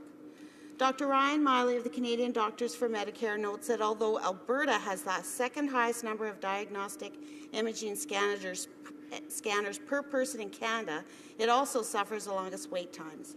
The real impact of private pay imaging clinics is to give those with money an advantage in obtaining necessary surgery. Private MRIs can cost anywhere from $700 to over $2,000 each. While this cost may be acceptable for some Canadians, it's virtually unaffordable for many, many more. Canada's healthcare system was designed as part of our social safety net to ensure everyone is able to access necessary exams. Canadians are proud of our universal healthcare system, but we must work to strengthen and expand it, not carve off pieces to be sold off to the highest bidder. One of the driving forces behind the creation of our healthcare system is the principle that healthcare should be available to Canadians based on need and not the ability to pay. A for-profit clinic is only beholden to its owners' or shareholders' bottom line and not the well-being of patients. There is an inherent conflict of interest in allowing for-profit operators into a publicly funded healthcare system that seeks to provide medical services for patients regardless of their income level.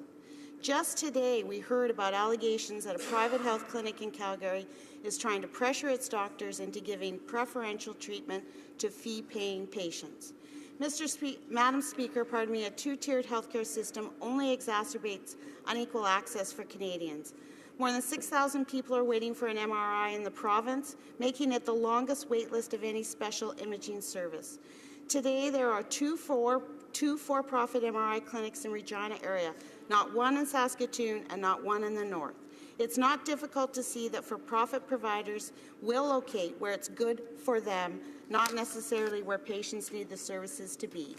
Indeed, the SMA has said that creating dual access to MRI scans does not reduce surgical wait times. It also suggests it could lead to queue jumping for surgery because those with a completed scan could see a specialist sooner. Madam Speaker, the Minister and this government have to protect public health care across the country by disallowing for-profit clinics and private service providers. When will the Minister act?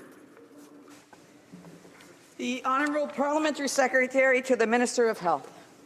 Madam Speaker, thank you for this opportunity to speak today. I'm pleased to take part in this important debate, and I wish to thank the member for raising this issue for our debate at this time.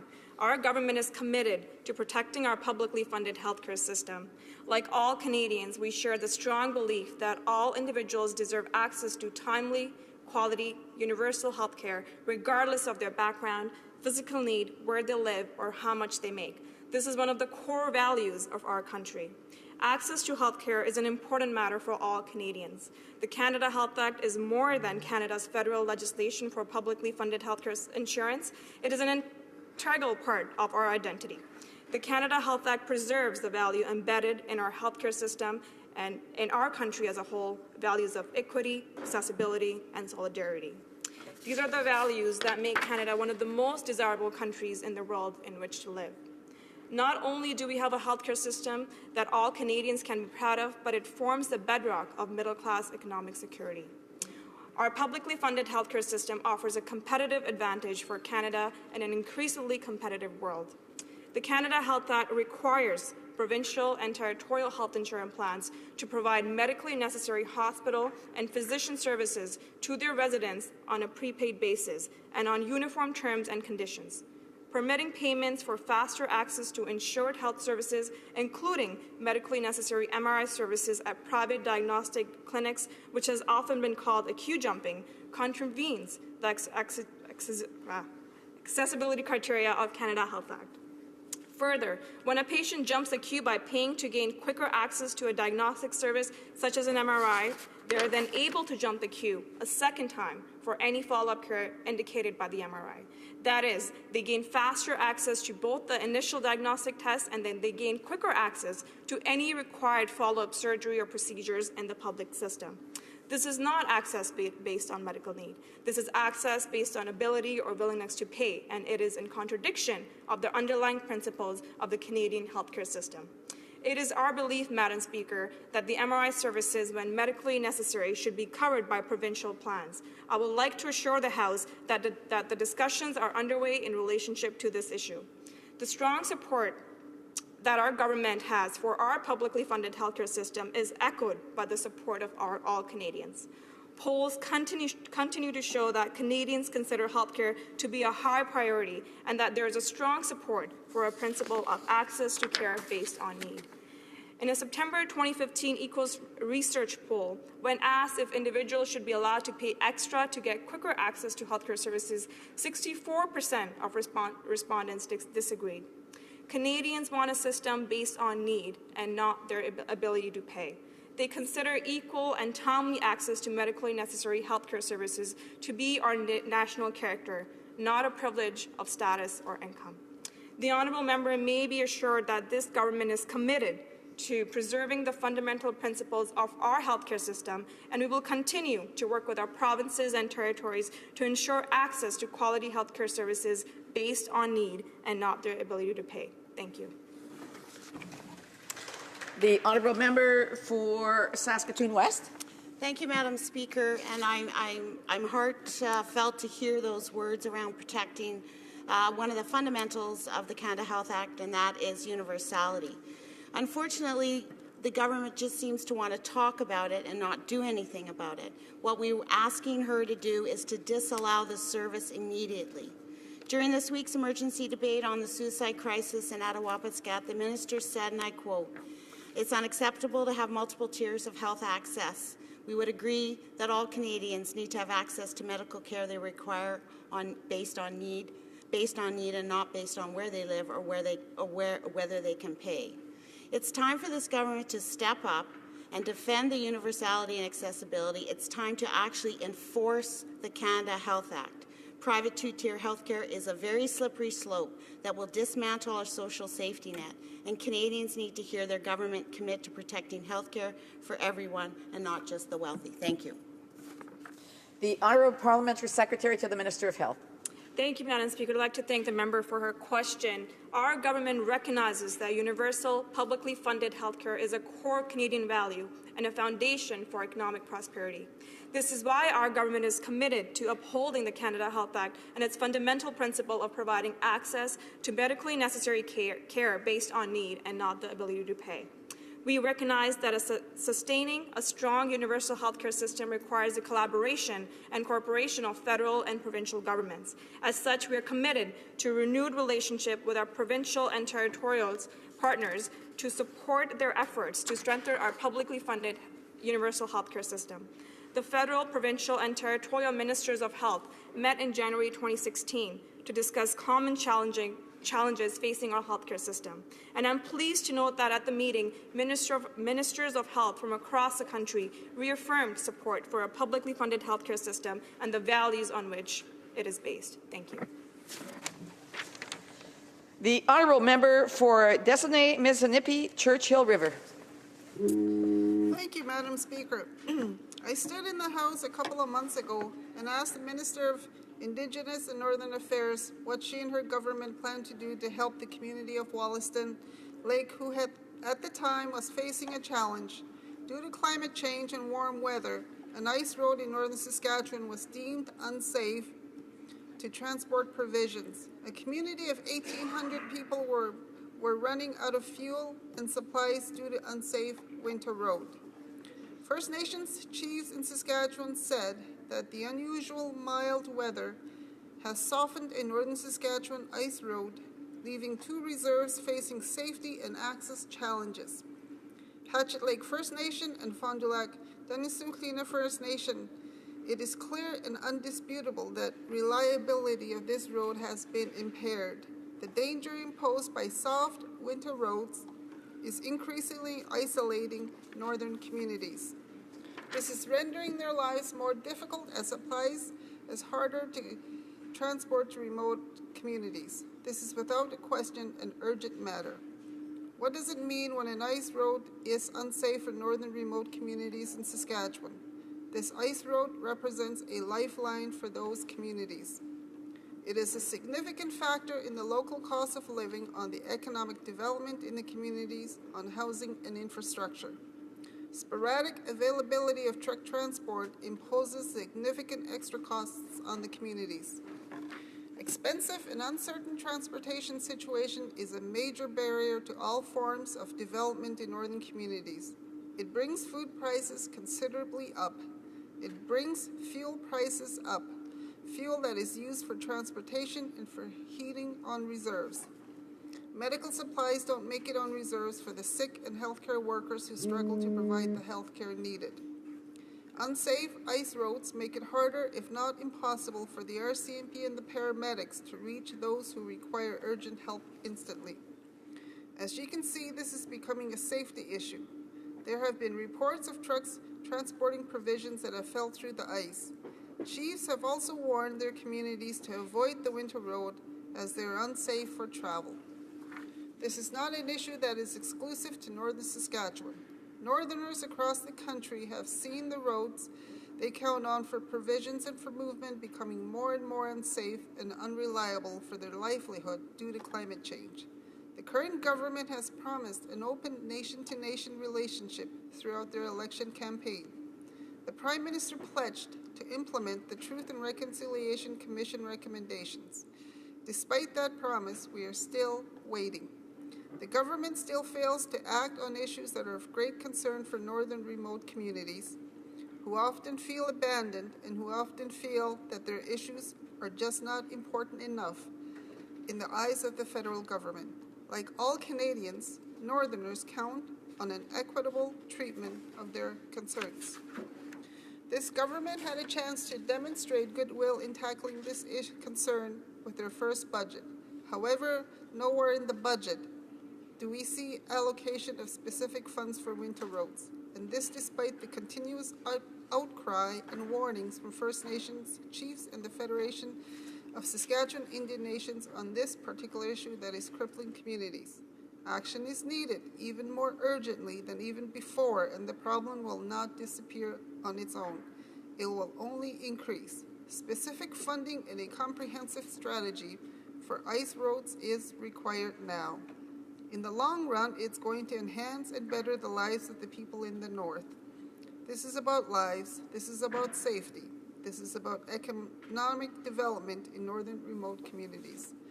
What steps has the Prime Minister taken to work with isolated First Nations to meet their needs for safer and reliable roads that will bring more prosperity to their communities? The Honourable Parliamentary Secretary to the Minister of Indigenous Affairs and Indigenous and Northern Affairs. Thank you, Madam Speaker, and I'm pleased to rise to respond to the question from my honourable colleague, the member for Desaneti, Mississippi, Churchill River. I want to thank the honourable member for bringing this important issue to Parliament, and I know it is a concern that is shared by her constituents. I live in the northern region of Canada, Mr. Speaker, and I know the significant challenges that we face in winter when it comes to transportation, whether it be by air, by ice roads, or, Mr. Speaker, by snowmobile, which is the other preferred route that we have to use. But, Mr. Speaker, I want to, first of all, point out to the member that in this budget there was $255 million for road construction, or not necessarily construction, but for roads and bridges that was allocated directly and specifically for First Nation communities. Mr. Speaker, no community in the north or anywhere in this country should have to face a shortage of essential supplies during the winter. However, we all know that it happens. I know in my own riding, as the member can appreciate, there are times in the year when we have to ship by vessel for a small window, and it's not always easy to do that because of ice conditions as well, just like the challenges that you face with reliable winter roads. The network is essential and vital to remote communities like the one the member represents. And we know how much they rely upon this road, these ice roads, for essential services like fuel and food and medical supplies. And we also know, Mr. Speaker, and we have acknowledged as a government that the reliability of those transportation modes are being tested, and in part it's due to climate change, a discussion that we all continue to have. And Environment Canada have told us that the average annual temperature in Canada has warmed by 1.6 degrees. So that is significant. It also means a shorter winter road season for many of our communities.